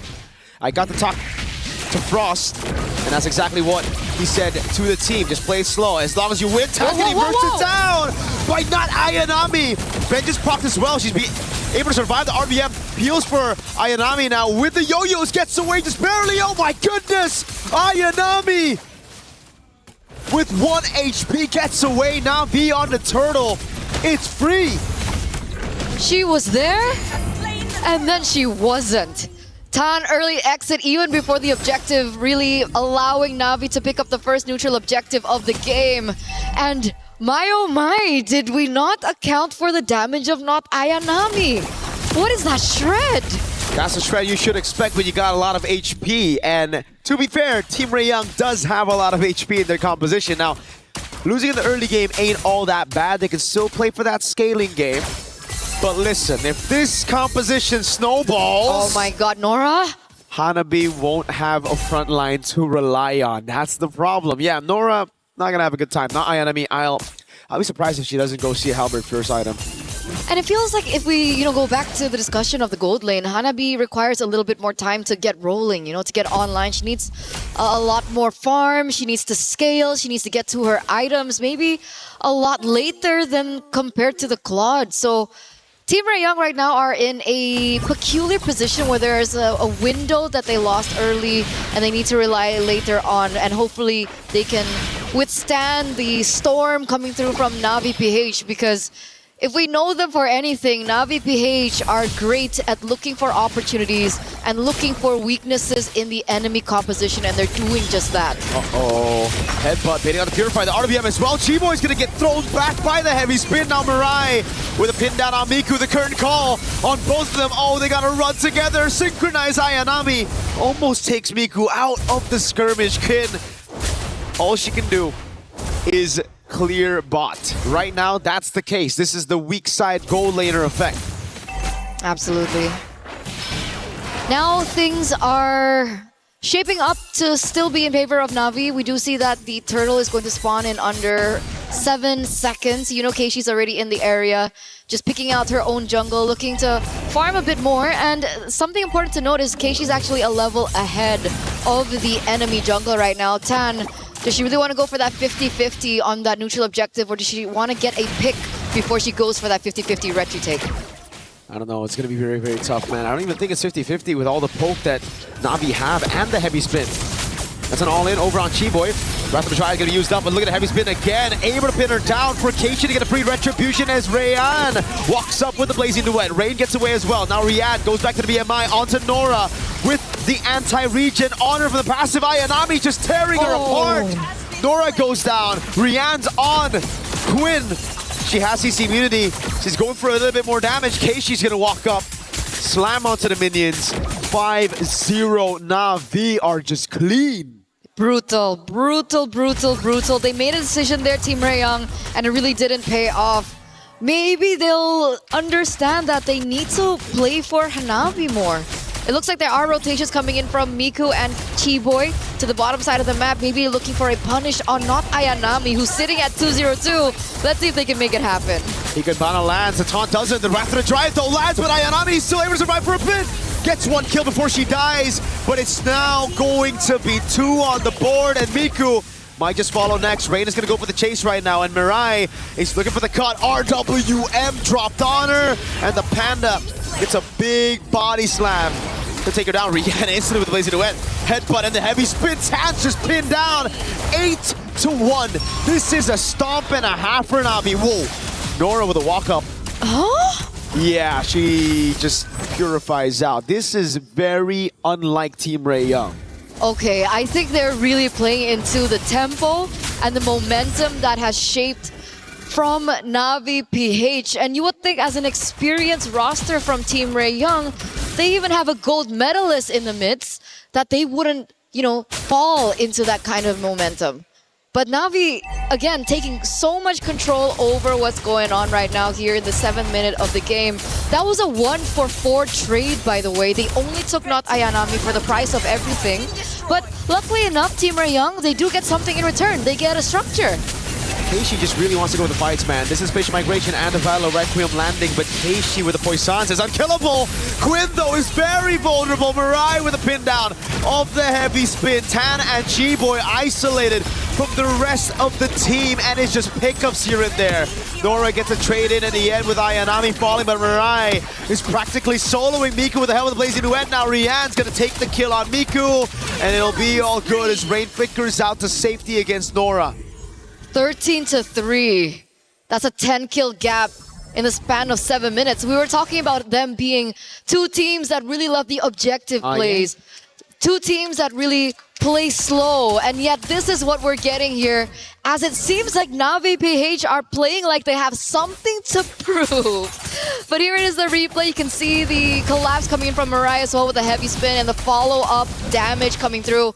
Not Ayanami still is just wreaking havoc, and it was somewhat of a staple before, and it has come back again. Not Ayanami again being one of the pivotal roles here in Navi PH from then and now back here again.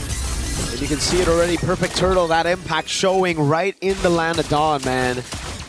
Dominance Ice picked up by Mirai. She's got to be careful. She has a bounty on her. 3-0-6 on the roaming panda. That's kind of crazy. Huh? That's your what?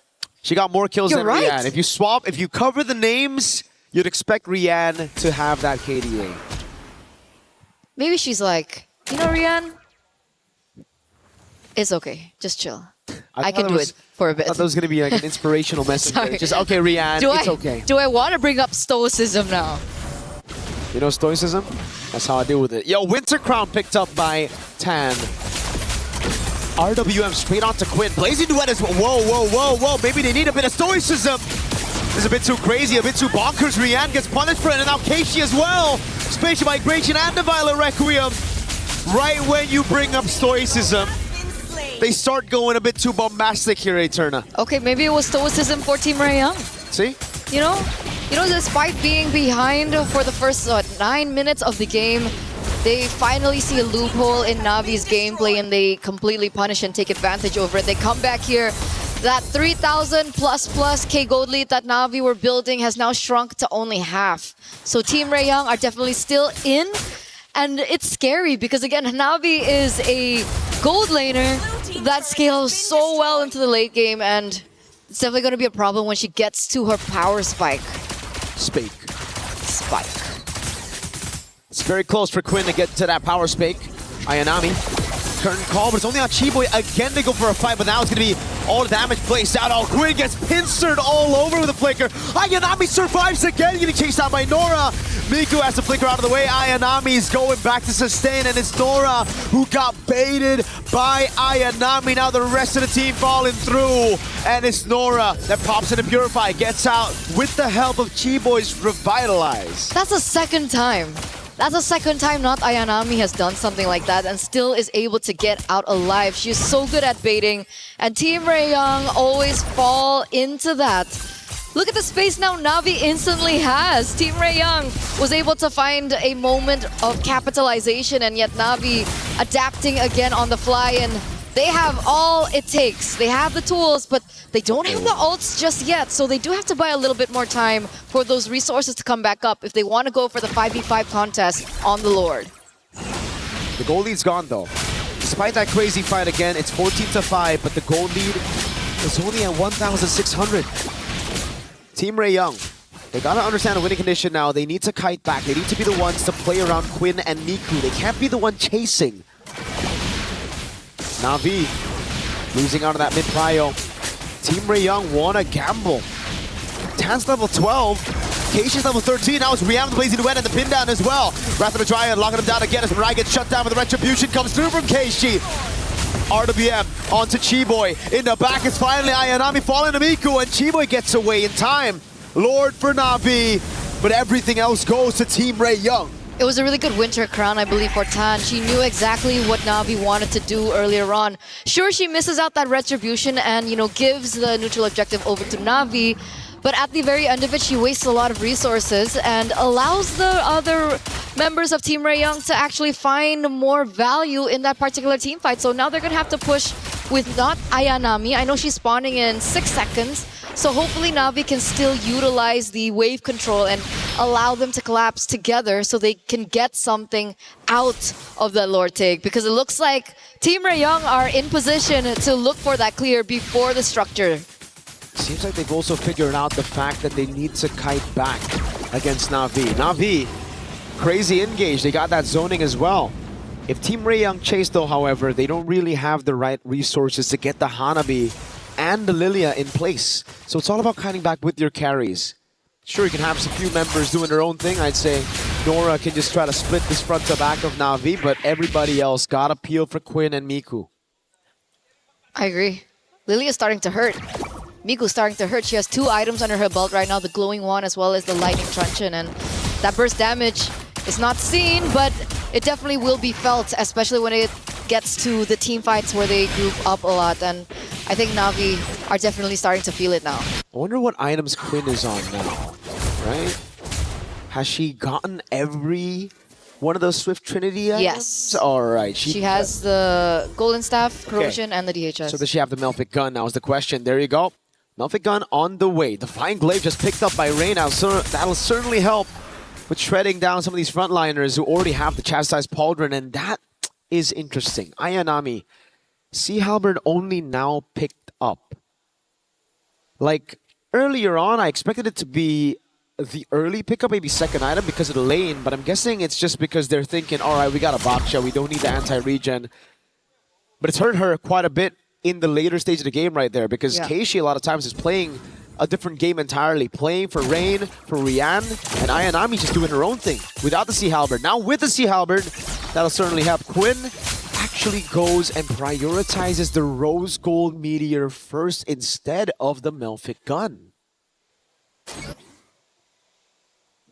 More defense, playing it a bit safer. I think she knows that she's going to be like the main winning condition for Team Rayoung, right?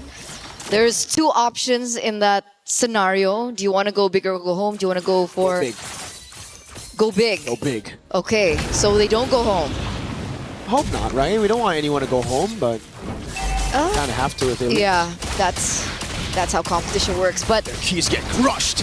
14 minutes in, 14th level here for Keishi. It looks like Tan is actually caught up. They go for the pincer maneuver again on Tam, but the winner crown buys a little bit more time as Mirai gets bursted down entirely. Quinn to the back line though, pops into Aegis, is able to kite for just a bit longer. Miku's right there, but it's Rian with a triple kill, tearing through the back line, and now it's Nora next. The Sea Halberd doing work. Ayanami trying to go for the dive. Tan and Nora surviving, but it's just a big win for Na'Vi. It's crazy how one item can alter the course of the game, can alter the course of the team fight, and alter the fate of Team Rayoung earlier on. I mean, you guys saw that, right? The shred coming through once again. Nora unable to have the impact that she initially had, and we were talking so much about, the itemization coming in from Quinn, and little did we realize Rian hit her power spike as well. The Swift Trinity is already taken by her, and she was able to get 3-1-7, that triple kill in, and things are just turning around. 3,000 gold lead now for Na'Vi, and it turns out that's a 1k gold difference between both gold laners. No wonder. You can see the damage definitely, and the go big factor. That's a Melfic Gun instead of the Rose Gold, and the winner crown is going to give her so much more ways to actually just dive in, honk her down, and then freeze while gunning people out. Winter crown for Keishi as well. I love the response here. Team Rayoung, they were the ones first onto the winner crowns for the Guinevere. It's just kind of like a common item though for the Guinevere. It's like the usual build for her. Now for Keishi, she realizes that. She realizes that Team Rayoung can actually start shredding down a lot of the frontliners, so she wants to delay the fights as well. Rain, just for a bit more safety, picks up another winner crown. So we got 3 winner crowns for Na'Vi. That's crazy. That's a lot of winter crowns. Gotta say it right. That's crazy. That's crazy. But wait, Here goes the siege. That's a real world manipulation. Crazy zoning with the Winter Crown already used by Tam, but she's gonna get changed CC now with the Wrath of the Dryad locking him down as well. Mirai loses the immortality, but the rest of the team's right there. Mirai is able to flicker out, so they just crack open the far lane base turret and they back away. Signature Filipino discipline. And that's all they need. That's all they need. They don't even have to risk anything more. They know, once again, the opposite side of the Lord Inhibitor was taken down, and that's something that they can play to their advantage. And if Team Ray Young forget housekeeping, remember, there is a Claude on the other side of the map. We already saw a Claude backdoor in MWI earlier on. I think it was the first day of the MWI groups. I don't think we want to see it again. Not with everything on the line here. 150,000 damage taken by G-Boy. Retry from Keishi to take the purple buff away. It really is a battle of front to back. You see those numbers on the frontliners. It's purely who has the better front, who has the better peel for their backline. Thing is, for Na'Vi, only Ray needs peel, really. Rian's diving with the rest of the team, and that's really what's caused such a problem for Team Ray Young's backline. Miku and Quinn, they don't have enough sustainability to deal with a Claude and Ayanami walking up on the CC with all the CC of the Akai. And that's not even taking into consideration of the magic damage coming in from Rain. And Keishi. It would be interesting to see what items Eve has right now, like how far she's in. Fishing Lantern, Glowing Wand, Divine Glaive, Winter Crown. At this point, I wouldn't be surprised if that's a Holy Crystal. That but hurts. it's probably Blood Wings. That hurts for the frontliners, man. Oh, yeah. That's the reason Chiboy's been taking a lot. Number one in the damage taken, and look at the waves in the bottom lane. This is why Na'Vi just back away after getting that base turret. They have a slow push built up bot, and they know for a fact no one on Team Ray Young can be sent down below. So right now for Team Ray Young, it's either you gamble on a 5v5 or a Lord take, or you lose out completely on the bottom lane. They need to make a decision now. They need to make a decision quick, because the waves are still crashing there in the bottom side of the map. Tan, Macroed. You want to go 50-50? You're both at level 15 now. Oh, what? no. Huh? They sent Quinn to mid? Just for a bit. No vision, though. So that's why Na'Vi are going to play with it. And the bottom wave's going to crash into the base. This is big. Who are you going to send? Oh, they're hesitating. They don't know who to send, and it's already going to be crashing in. And again, they're just going back and forth with the waves still there. Na'Vi love it here. They thrive in this position. It's Team Ray Young that need to make a move. Nora's going to be the one sent down below, and this might be the time for Na'Vi to look for a 4v5 or to look to burst it down. Keishi taking position, forcing Nora away from that wave again, and that's going to be another wave crashing down as Chiboy looks for an opening. Wrath of the Dryad, and the heavy spin comes around from Mirai. That's an RBM as the Lord gets taken, and now Chiboy is going to lose her immortality. Isolated in front of everybody. Headbutt knocks her up for Ayanami to take her down. It is the perfect Lord dance for Na'Vi. So smart, so intelligent, and the experience is definitely showing here for Na'Vi PH. The winners of MWI 2024 once crowned champions, and it's definitely showing here. Not Ayanami, very smart build with the Winter Crown earlier on.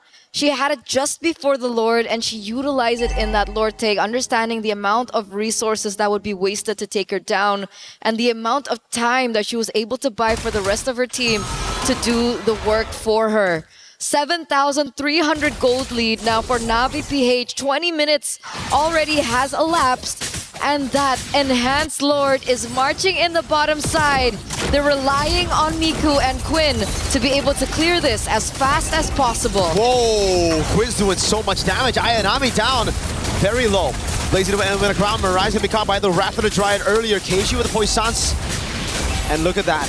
The struggle for Na'Vi to take the crystal down, but they've taken all the base turrets. Team Ray Young, they have amazing clear with the Hanabi and the Lilia.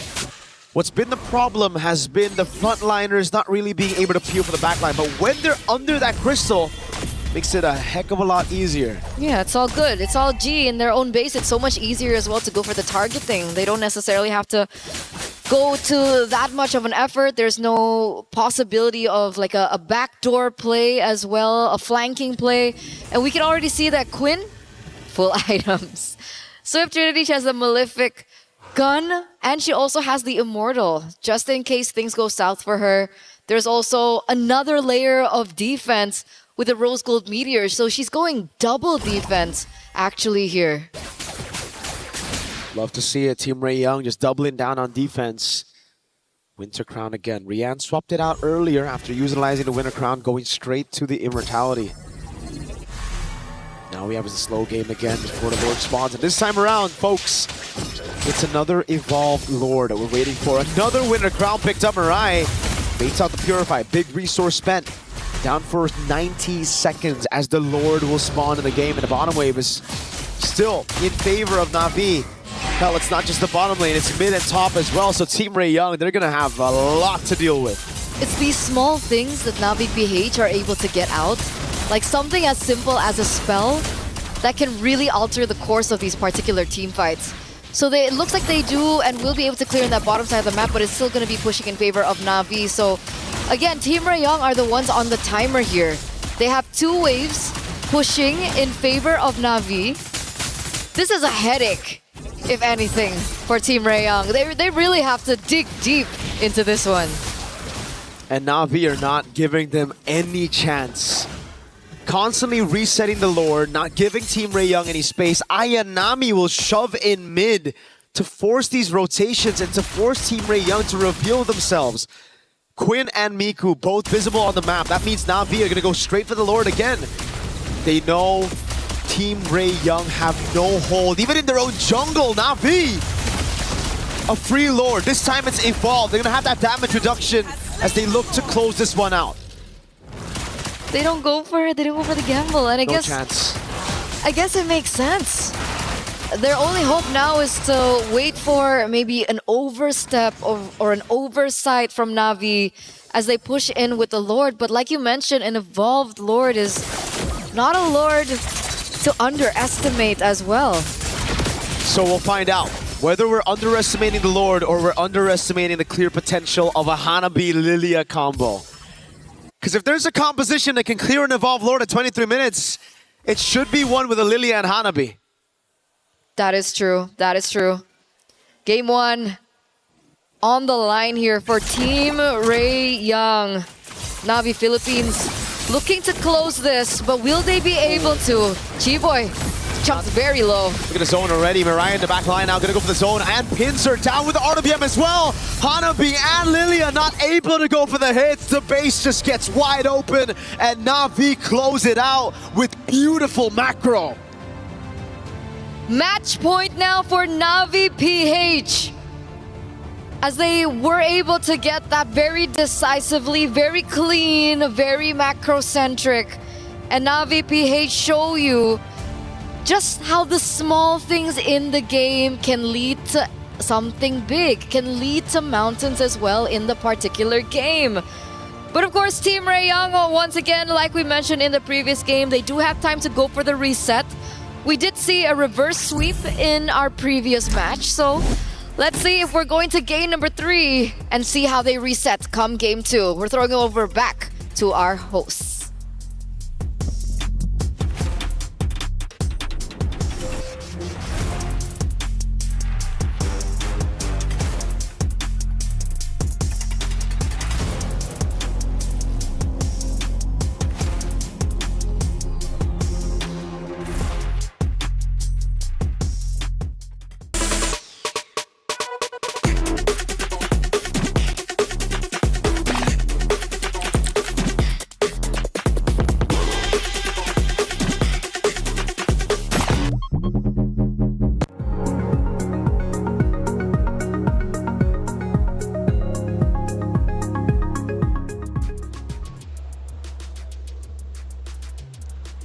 Well, that's it for our first quarterfinal matchup, or last one, I should say, anyways, for map number 1. Potentially 2 more to go. That's how we've been going, anyways, for our quarterfinals. They've all gone game 3, but now it's up to Team Ray Young to force a third map. It's not going to be easy. Na'Vi played that very, very well. They did. They started off strong. I mean, I thought it was going to be a much quicker game than it was, but there were some good adjustments throughout the game from Team Ray Young.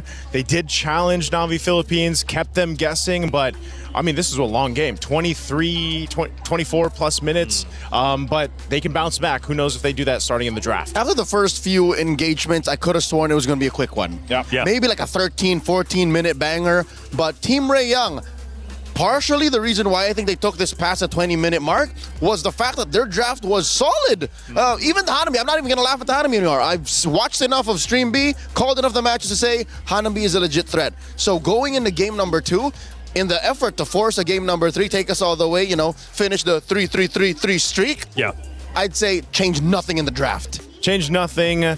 Let it be known what you want to bring to the table. It started to work out for Team Ray Young. It just took them some time to basically get this to cook. But yeah, I heard Mirko say it.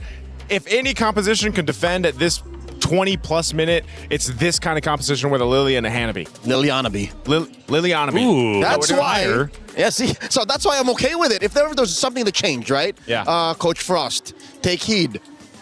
I beseech thee, change the order. That's it. That's true. The heroes are solid. It's just, it was tough for Nora to run into not Ayanami, especially now that she's awakened. She's definitely Ayanami now. She's not Ayanami. She wasn't not Ayanami. She's not a one, yeah. Now she is. You guys are ridiculous at this point, but I'm loving it. Not Ayanami was phenomenal. We'll be seeing her in just a second, but let's take a look at our first clip from game number 1. And obviously from this point, we start at the 9-minute mark, and I do believe the Lord's going to be spawning up relatively soon, but we have this massive mid battle. Yeah, this is what I was talking about. They started off strong. Navi Philippines had a lot of control, but then this is the combo. Why the Guinevere and the Balric are so deadly. There's so many options because the Wrath of the Dread was used before that. There's so many options for them to re-engage into a fight and win with that kind of composition. And not Ayanami, you just talked about her, not Ayanami. She actually had plenty of great moments, and this is going to be 2 of them because sometimes staying alive is almost more impactful than getting the eliminations. And there it is. Look, as early as the first turtle, she goes ahead and takes one down, serves up a kill, stays alive via the vengeance, and then gets on out. I muttered underneath my breath. I think, Joseph, you heard me say, oh, she's so dead. She's so... Oh, and then how often is that Rian, the gold laner, comes to the EXP laner's rescue, and then she keeps doing that. She continues to, again, not die. This is how hard it is to find a CC sometimes with a Brave Smite emblem, plus the vengeance, and in the hands of a player like not Ayanami. It's a little finicky to try to even catch the CC, but then again, with the way the team played in the early portion of the game is what made it so deadly. Again, staying alive like that is, it really does take talent, it takes timing, and just overall experience. A phenomenal job as a whole in general. I believe that's all of our actions, but hey, I do want to say though, we have, I believe, our competitors about to get set up. It's going to be a lot of fun, and I'm ready for that to take place in just a second. But of course, plenty of storylines still to come, obviously, between even just these 2 varied teams like Team Ray Young and Navi. What are you expecting from round number 2? Round number 2, I don't know, Leo, you're probably in the same camp that I am. They need to go ahead and adjust the draft from there. I am. Not too much. Maybe the order, like you mentioned. Maybe just the order. But Team Ray Young has the tools that they need. They showcased it in the latter half of that game 1. They just need to get a head start, get momentum building up, and then follow through because that's what's worked for them up to this point in MWI. Emotions here, obviously on stage. Sometimes it's hard to watch. In this case, though, I think the players are just so locked in. It's been a long day for both of the teams, but they're here on that main stage. And what's up for grabs is super serious, right? Going to semifinals, a top 4 in MWI is a huge accomplishment. And what's interesting is this is the other side of that coin of fatigue and emotions and adrenaline fueling you. We've seen teams now just clock out because it's been a long day. The ladies of Navi take it the other way. We played and earned our slot here in the knockouts by taking down a tournament favorite in Gen G. Yeah. We can't let anyone down now. That's a fact. And Na'Vi also knows what it is to play long tournaments. After all, they did win in 2024. So they've been there before, and they want to return to the main stage, final day, to play whoever is opposite of them in the grand finals. But let's not forget, Team Ray Young also wants the same, but they're going to have to dig deep if they want to try and take down Na'Vi, especially in map number 2, to force a game 3. They played well. They really did, but they're going to have to do a little bit more going in to the next matchup. Truth be told, in competitive scenarios like this, a close match, 25 minutes, is harder to digest than a 13-minute stomp. Yep. It's part of... I think it's just part of the way that works, you know? At this point, you have to... Whether you have these long games, 20-plus minutes, or the stomps we've seen, you take what you will and you just go next to the next one. It's easier because you're like, oh, this is where it went wrong. Pop, pop, pop. But in 25, with a perfect draft almost, such as Team Ray Young's in Game 1, you go like, where do we go wrong? Can we watch the tape again? Can we... Don't have the time. Yeah. You don't have the time. 20 minutes, it's not enough time. You only get a 10-minute break after all. We head back to the stage, and the players are getting set up once again. It's not that long of a break, and I love that you guys brought that up. Look, a long 23-minute game. You can't really digest all of it. You just got to go in with the cliff notes, with the key points, and then come back stronger if you possibly can. Now, speaking of coming back stronger, for Team Ray Young, a real chance to tie this series up, but again, they're going to have to dig deep. What's the gameplay? Because the hero selection honestly wasn't bad on either side. Yeah, it wasn't. You know, the teams that gave those defeats to Na'Vi Philippines in the first days of MWI, they did one thing. They really honed in on one member of Na'Vi Philippines. Leo, we remember this. You remember this. We were casting it. They really honed in on the roam, Mirai. They just continued what we quoted as they just honed in on her, bullied her, took her out many times. The main stalwart, the bulwark of that lineup of Na'Vi PH fell apart, and so did the team. Unironically, I have merch for those who might want to see Na'Vi PH fall. Yeah. Put it on a t-shirt. Deny Mirai. Deny Mirai. TM. And one of the interesting things you guys said for Na'Vi during the hero selection is they were planning potentially to choke out Quinn specifically. But not only is it Quinn, but on the opposite side, right, you have, or at least for Team Ray Young, I mean, how do they deal with not Ayanami? She has been insane this entire tournament. I think it's less about denying Ayanami from playing, taking her out of her comfort. It's isolating her from the rest of Na'Vi. If you're able to make her play selfish, then you're already off to a great start. That's one way. Maybe you can do that in the draft. Focusing on not Ayanami, it can be like a two-way thing. It's like if you put too much focus there, maybe that's a distraction that Na'Vi Philippines is going to be happy with. But if you let her to her whims, again, depending on what hero she picks, that could also be devastating. Are we watching the same game? This It looks like it. Same a mirror bands. of Game 1. Okay, the Claude is different, right? At Feel it away. Yeah. Lilia, Claude. It is, yeah, Claude's different. Claude was on the opposite side last time. So that means they're missing out on the Esmeralda. Belleric is still out there too. Do they take the Belleric now? I see what Coach Frost is doing. What's he doing? He's saying, you go Esmeralda, we go CC. That could work.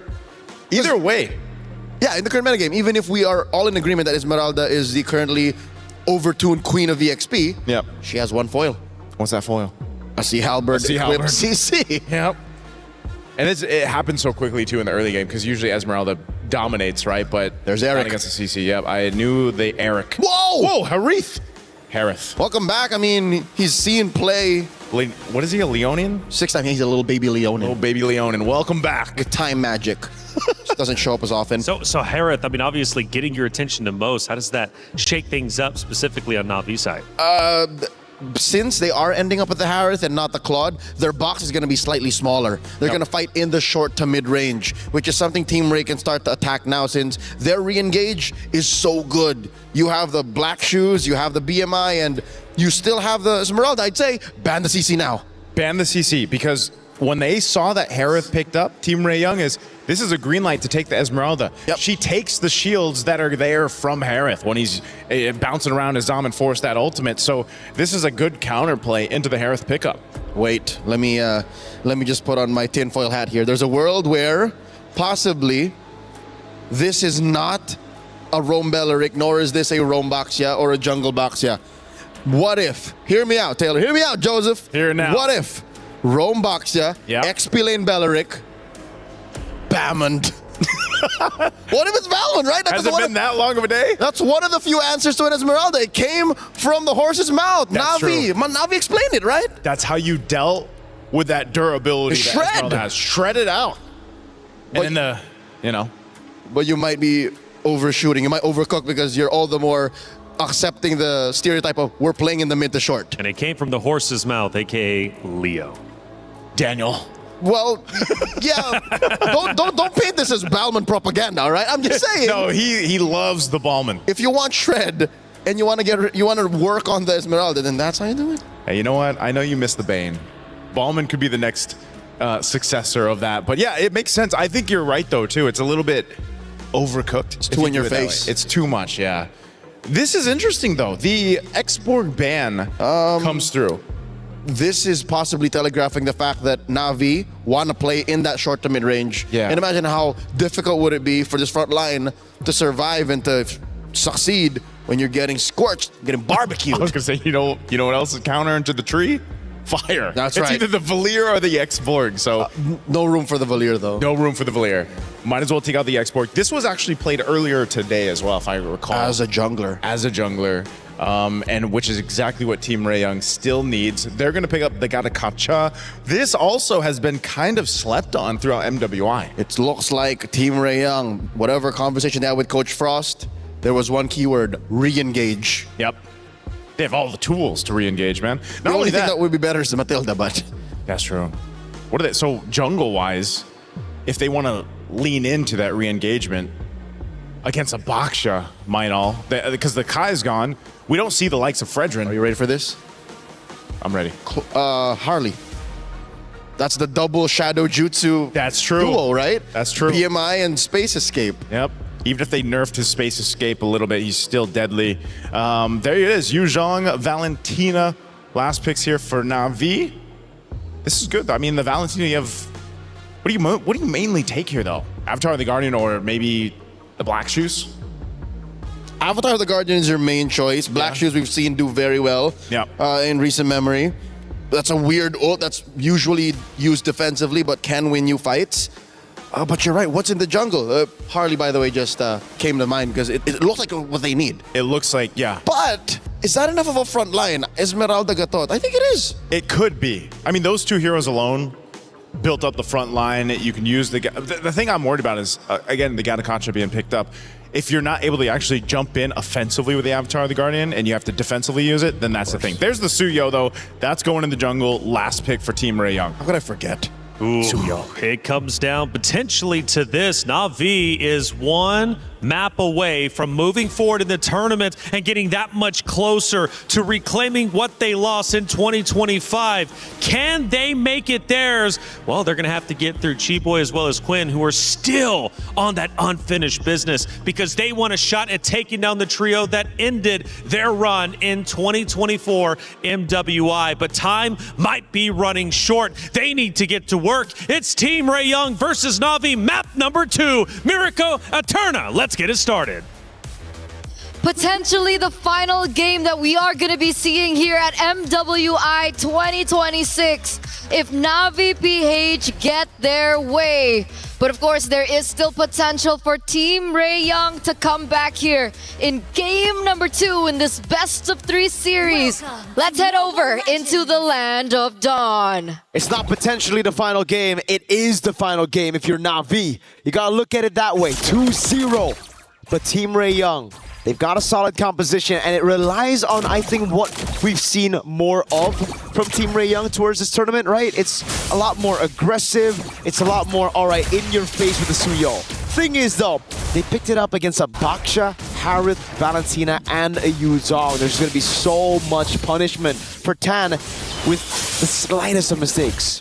So if you want to be the best, you got to literally be the best.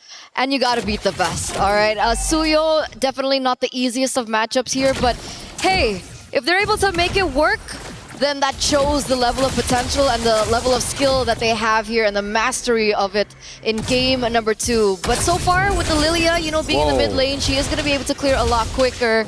It looks like Rain can't be as aggressive as she was in the previous game. No, not as aggressive, but it's still kind of like the passive early game we expect. If there's no neutral objective, no real crazy fights. Tando picks up the XP crab, takes it away from Ayanami. But do they call her not Ayanami, right? That's why. Is she Ayanami or not No, Ayanami? I confirmed it. It's Ayanami, but you can say not Ayanami when you want to, you know? It's like So not Ayanami or Ayanami? Nora's doing a pretty good job in lane right now with the Esmeralda. Despite going up against Yuzong, you'd expect Yuzong to do really well. Keishi getting a quick wheel on Tan. The battle for Prio. Who gets level 4 first, Nora or not Ayanami? We'll see. We'll see. It looks like both of them are actually at level 4. But it looks like the mid laners are the ones that are falling quite behind. Rain is still level 3. Meanwhile, Miko already has that black shoes down. And that's a black dragon form for not Ayanami. Boom, bang, bada bing. Instant neutral objective take. Every single time you have a Yuzong, as long as she doesn't get ganked early on, you don't lose out on that level, you get level 4 quick, it's almost guaranteed. Unless, you know, you're like the goat of MLBB or something, like that Carl or Nepomuceno guy. And we learn, you know, black dragon form is required when we want to get the neutral objective or just fights in general. Okay, we learned that from someone very wise once, but... He's not with us anymore. He isn't. He's alive, but like, you know, he's just... Yes. Yeah. Yes, that is true. That is true. 3 minutes in, neutral objective take for Na'Vi PH, and it looks like Team Rayong are still struggling to look for something on the board. Obviously, they do still have Quinn to fall onto in the later stage of the game, but of course, they do need to be able to work with the lane because the Claude and the Harith matchup is a definitely interesting one. I think it was something that was way more popular back in the day. We don't see the Harith too often anymore, and there's a reason for it. But, oh, look at this interesting lane, Quinn and Rian. Yeah, Rian's doing a good job right now, just freezing a wave. And Quinn, I think early on, lost out on a couple of trades because Rian is a level ahead of Quinn. Interesting stuff. You'd expect the Claw to actually do quite well early on of 1 to 3. But it's Rian really pushing the pace. Look at that, more and more damage piling onto Quinn. Now 2 levels ahead, she's going to have control over the gold crab as well. Kiboy and Tan have come to help though. G-Boy is in the building, obviously still has the AOG if they want to go for an engage, but it was just pure backup here, making sure that Quinn has the time and the space to farm, but Nora, will she have the time and space? She's still able to get out, but G-Boy? Walks up, gets a passive AOG onto Mirai, but it's going to be caught by the Wrath of the Dryad. 2 members. Zaman force back up. Miko's going to be taken very low. Splash of damage from Rain. Just a little bit more on a basic attack to take her out for first blood. Rain has Black Shoes. Quinn in the midst of it all now. The Black Shoes going to be procced by Rain as Quinn might be caught as a flicker in, and Keishi's on the other. Miku falls. A double kill for Rain. And Na'Vi go up 3-0. Now the Black Dragon comes around. And it's the Zone Tan away from her orange buff. When Na'Vi is silent, they're just building up to that one moment when they know, yes, it's now, it's time to strike, and that they did.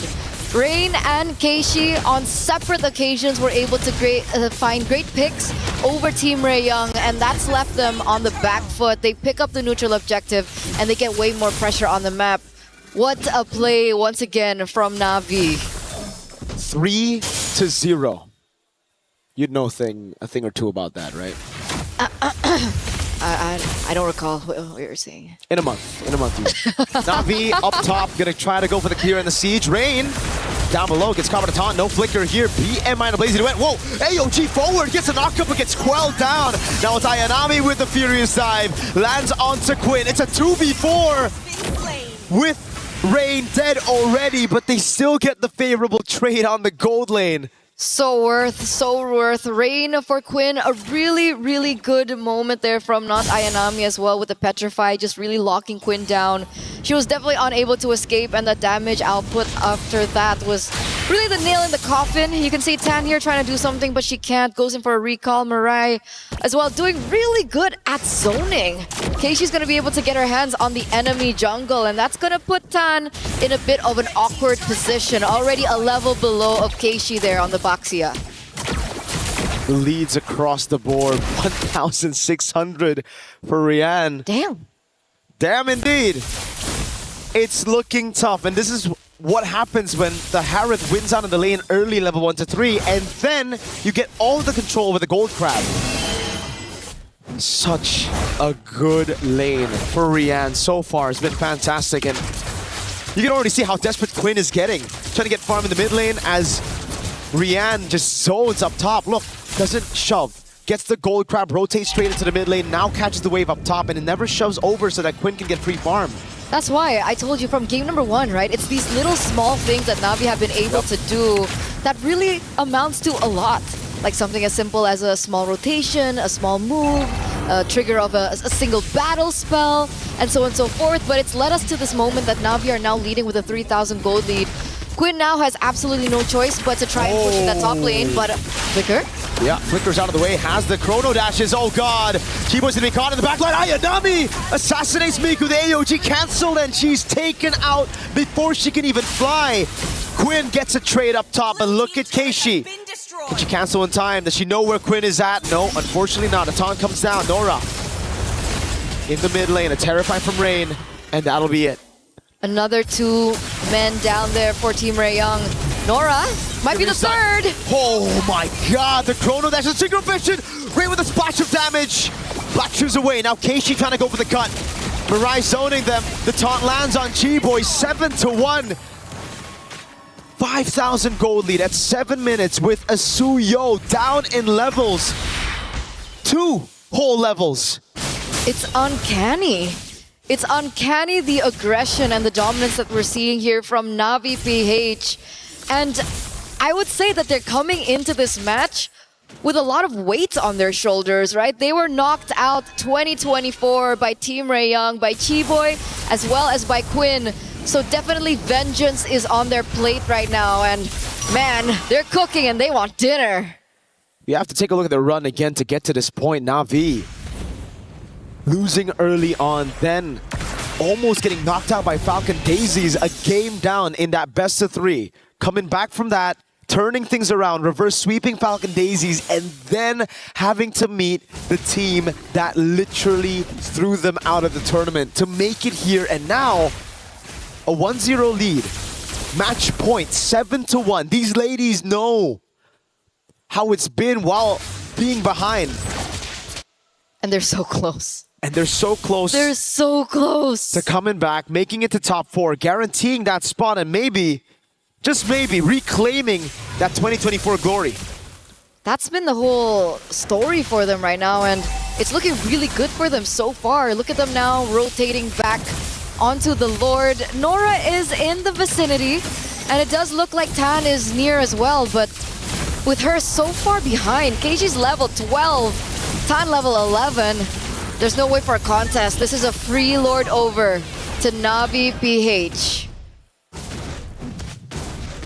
And it's still the same clean macro from Na'Vi that we saw in Game 1. We saw a few bombastic moves from Na'Vi in Game 1, and it almost seems like instantly they fixed it. Playing it clean for all the Lord fights in Game 1, and then transitioning into this game, not letting that match point get into their heads. They're playing it even cleaner than that Game 1 endgame. Especially when they get the tools to do so, right? Rihanna on the Harith, not Ayanami on a hero like this. Very aggressive. Is that a misstep? Could be, could be. Now she gets a purple buff, so I guess, you know, more cooldown, it don't matter. Gonna be up as well. Mid lane's gonna go down for sure. Chiboy's the only one sent there. The rest of the team knows it's better to just play in the back. But the thing is, for Team Raeyang, they don't have a Hanabi to clear these waves out. It's not as good as a Hanabi. Yes, you have a Lilia. Yes, they have the Holy Shields. But Na'Vi also in this game have a better way to siege with the Black Dragon form zoning everybody away. Despite them not having like the siege potential per se, right? They have the Valentina, but Mirai is walking in very deep actually.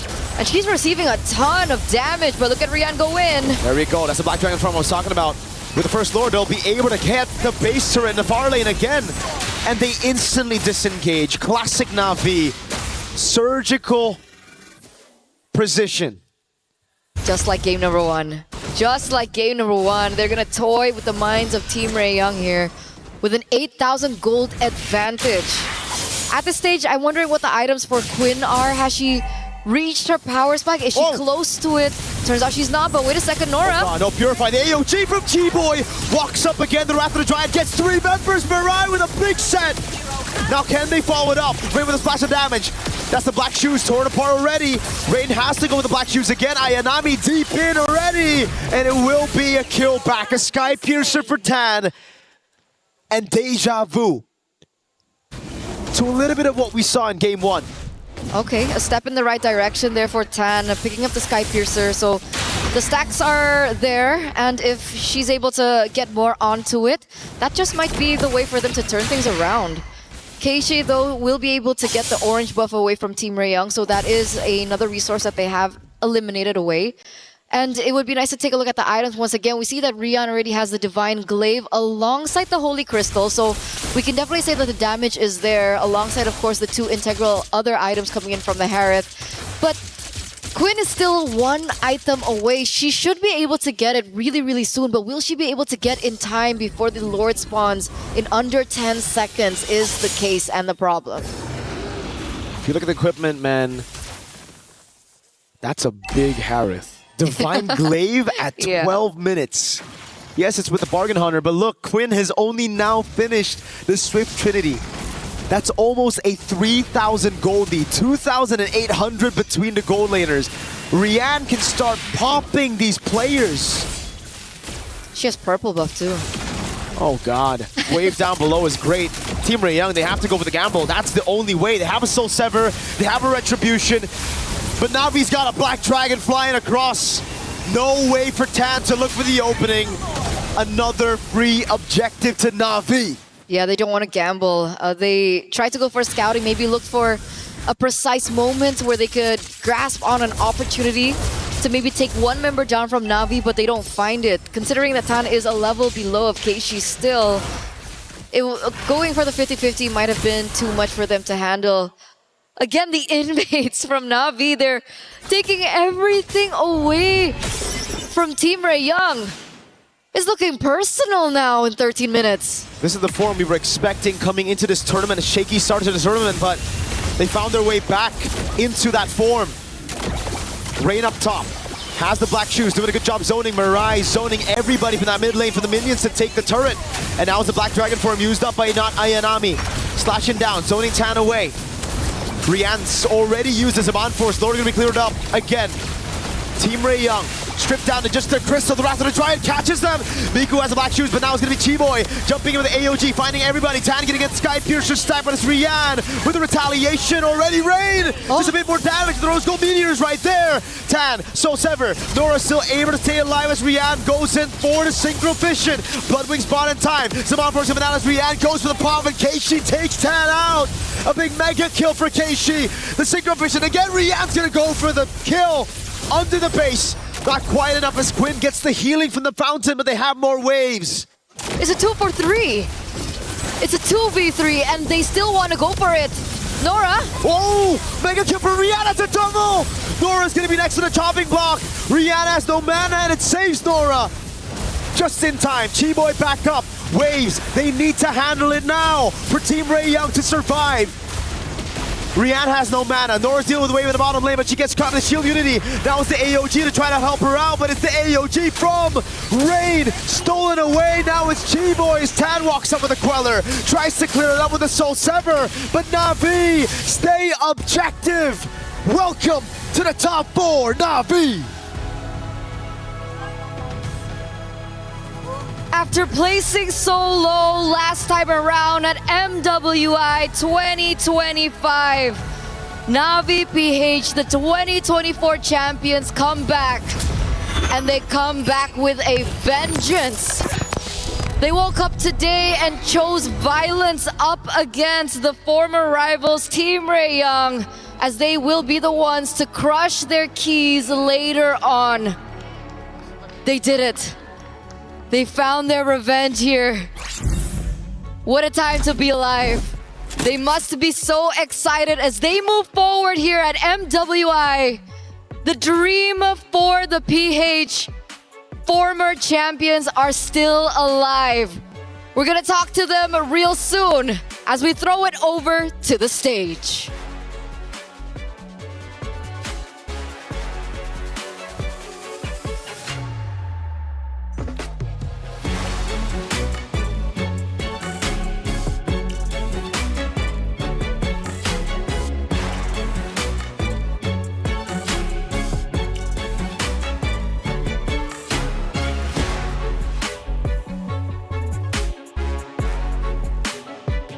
Heartiest congratulations to Navi Philippines!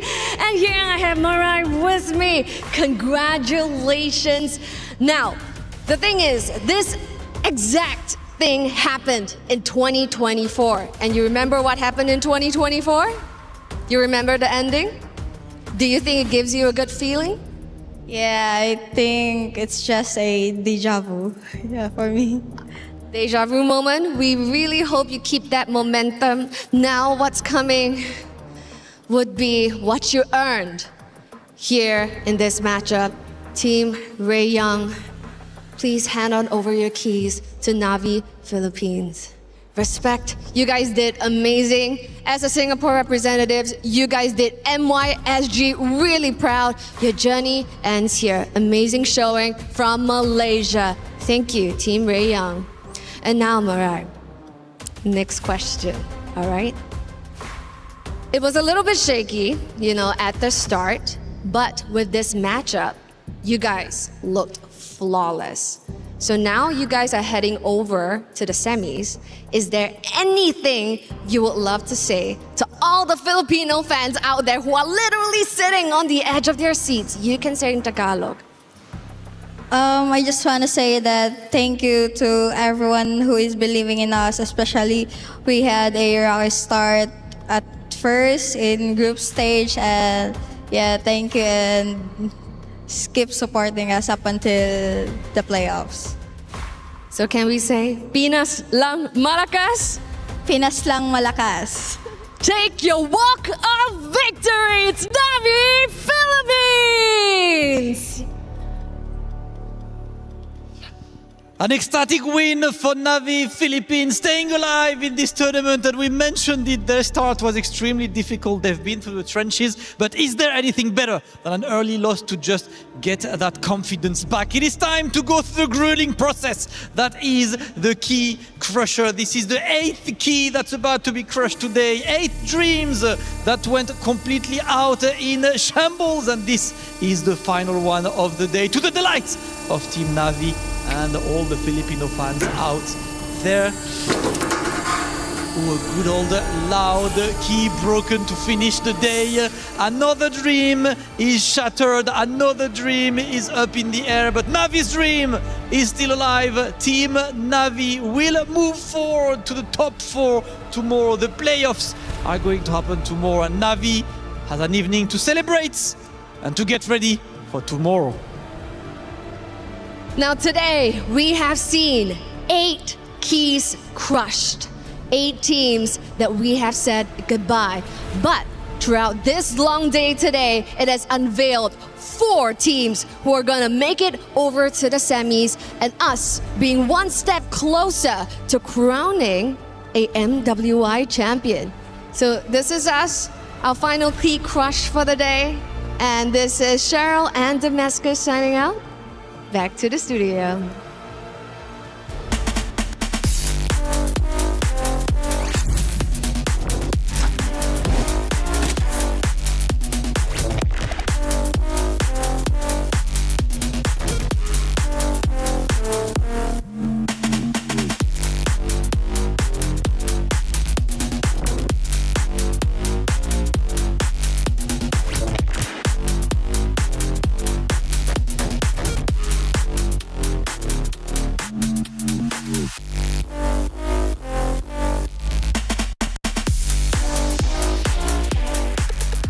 And that that is the final series of the quarterfinals. The semifinals are set up, and Na'Vi will be one of those teams aiming for the grand finals. But shout out to the hardworking team of Team Ray Young, who battled very hard to get to this point and making it to the knockout bracket, man. Knockout bracket was just absolutely phenomenal and a huge accomplishment they should be proud of. Despite this not going the distance of what we expected in the quarterfinals of the knockout stage, I think Team Ray Young still put on quite a show. Tirimakasi for representing MY and SG, but tonight, how could you defeat Na'Vi, who is what Cheryl was referring to as back to their winning ways? This is the championship run, possibly. Absolutely, and they are, in fact, making a championship run, and they've taken down Titans, not only Genji, but also in this case, right, Team Ray Young, who had a phenomenal running throughout their groups, and ultimately here coming in to the knockout stages. But Na'Vi is on fire, and it looks as if they are poised to go into the grand finals. We take a look at the statistics, and honestly, pretty reminiscent of game number one outside of the game time, which this time was shorter. Yep, and you can see it. They controlled the macro, the objective that they had to, and that seems to be the key issue here for a lot of teams when they do eventually face up against Na'Vi, who has again found that form. When they find that form and they are in this position, they're nearly unstoppable when it comes to taking objectives, fighting against that. Yeah, I mean, definitely so. Their stats don't lie. Na'Vi is on fire, and they're looking great. Now, of course, as some of the teams do move forward into semifinals, that unfortunately means keys were crushed. As we go through the day, some talented rosters unfortunately had their heart of the competition, their key crushed, their route towards the grand finals officially coming to an end. However, again, I celebrate the fact any of these teams made it to the MWI stage. Regardless, we must celebrate them even though they had an earlier exit than they wanted. You know, this is one of those things as we take a look at all the keys that were crushed today. Again, 8 keys were crushed, again, as the nature of the competition, but with that is the dreams, right? The dreams being crushed to get to this point, but this is, again, brutal. I love the opening video that explains the whole format for MWI because it is essentially, it's a really brutal format to go through. Absolutely. And that's what it is. Oh, 100%, and I think it just elevates the competition and comes to show how seriously you need to play in order to protect your key. Hearing get snapped must be absolutely heartbreaking, but that's the way it goes. The fact that your hopes and dreams are tangible and are now suddenly broken in half, that's got to be emotionally taxing, mentally fatiguing, and you know what?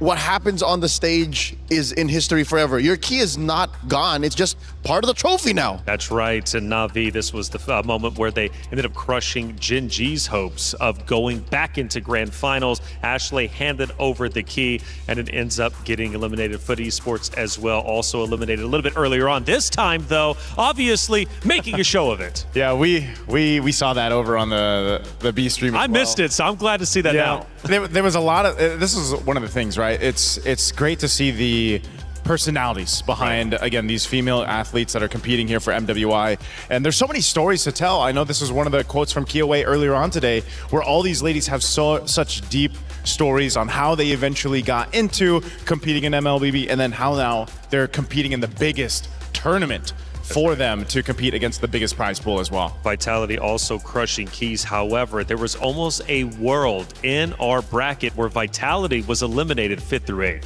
Not to mention the world where possibly Falcons as a club could have gone back-to-back and scored so many points. Absolutely. To have locked in 2 teams in the top 4, but that's not the world we live in. Not at all, right? We are in reality, and that is Na'Vi crushing the final key of the day, Team Ray Young. It snaps in half. Now, one also brutal aspect of EWC to add on top of the key crushing is that the competitor who wins the grand finals, who wins MWI, can choose up to 3 different crushed keys to use for their very own trophy.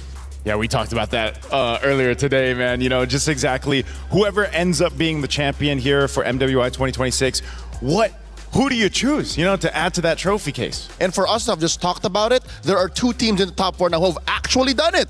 Team Vitality and Na'Vi. And looking at some of these emotions, again, you'll see elation, happiness as the teams win not only maps, but ultimately series, but heartbreak as well, as you see tears flowing from the competitors' faces. And this one, man, well, actually, maybe not this one, but a little bit later on, just the tears flowing down the face truly breaks my heart. It never gets easy seeing the keys get crushed, and ultimately never gets easier seeing some of these competitors on stage crying. Here's our knockout bracket as it stands. We went through all the quarterfinals today, and now the semifinals is set up, and it is looking epic. Oh, I love that, man. Galaxy Phoenix versus Navi Philippines. That's a rematch. That's a rematch that needs to be made. And then, of course, Team Vitality versus Geltec Cyber Team. Oh, that is the tournament favorite versus the penultimate dark horse. I like the way that sounds. It's not going to be easy for any of the competitors, but obviously it never is to be a champion. But one thing is for certain, for the 4 teams in semifinals, they are just one series away from being guaranteed up to second place. Hey, let's start recapping the day and see how everything ended up unfolding.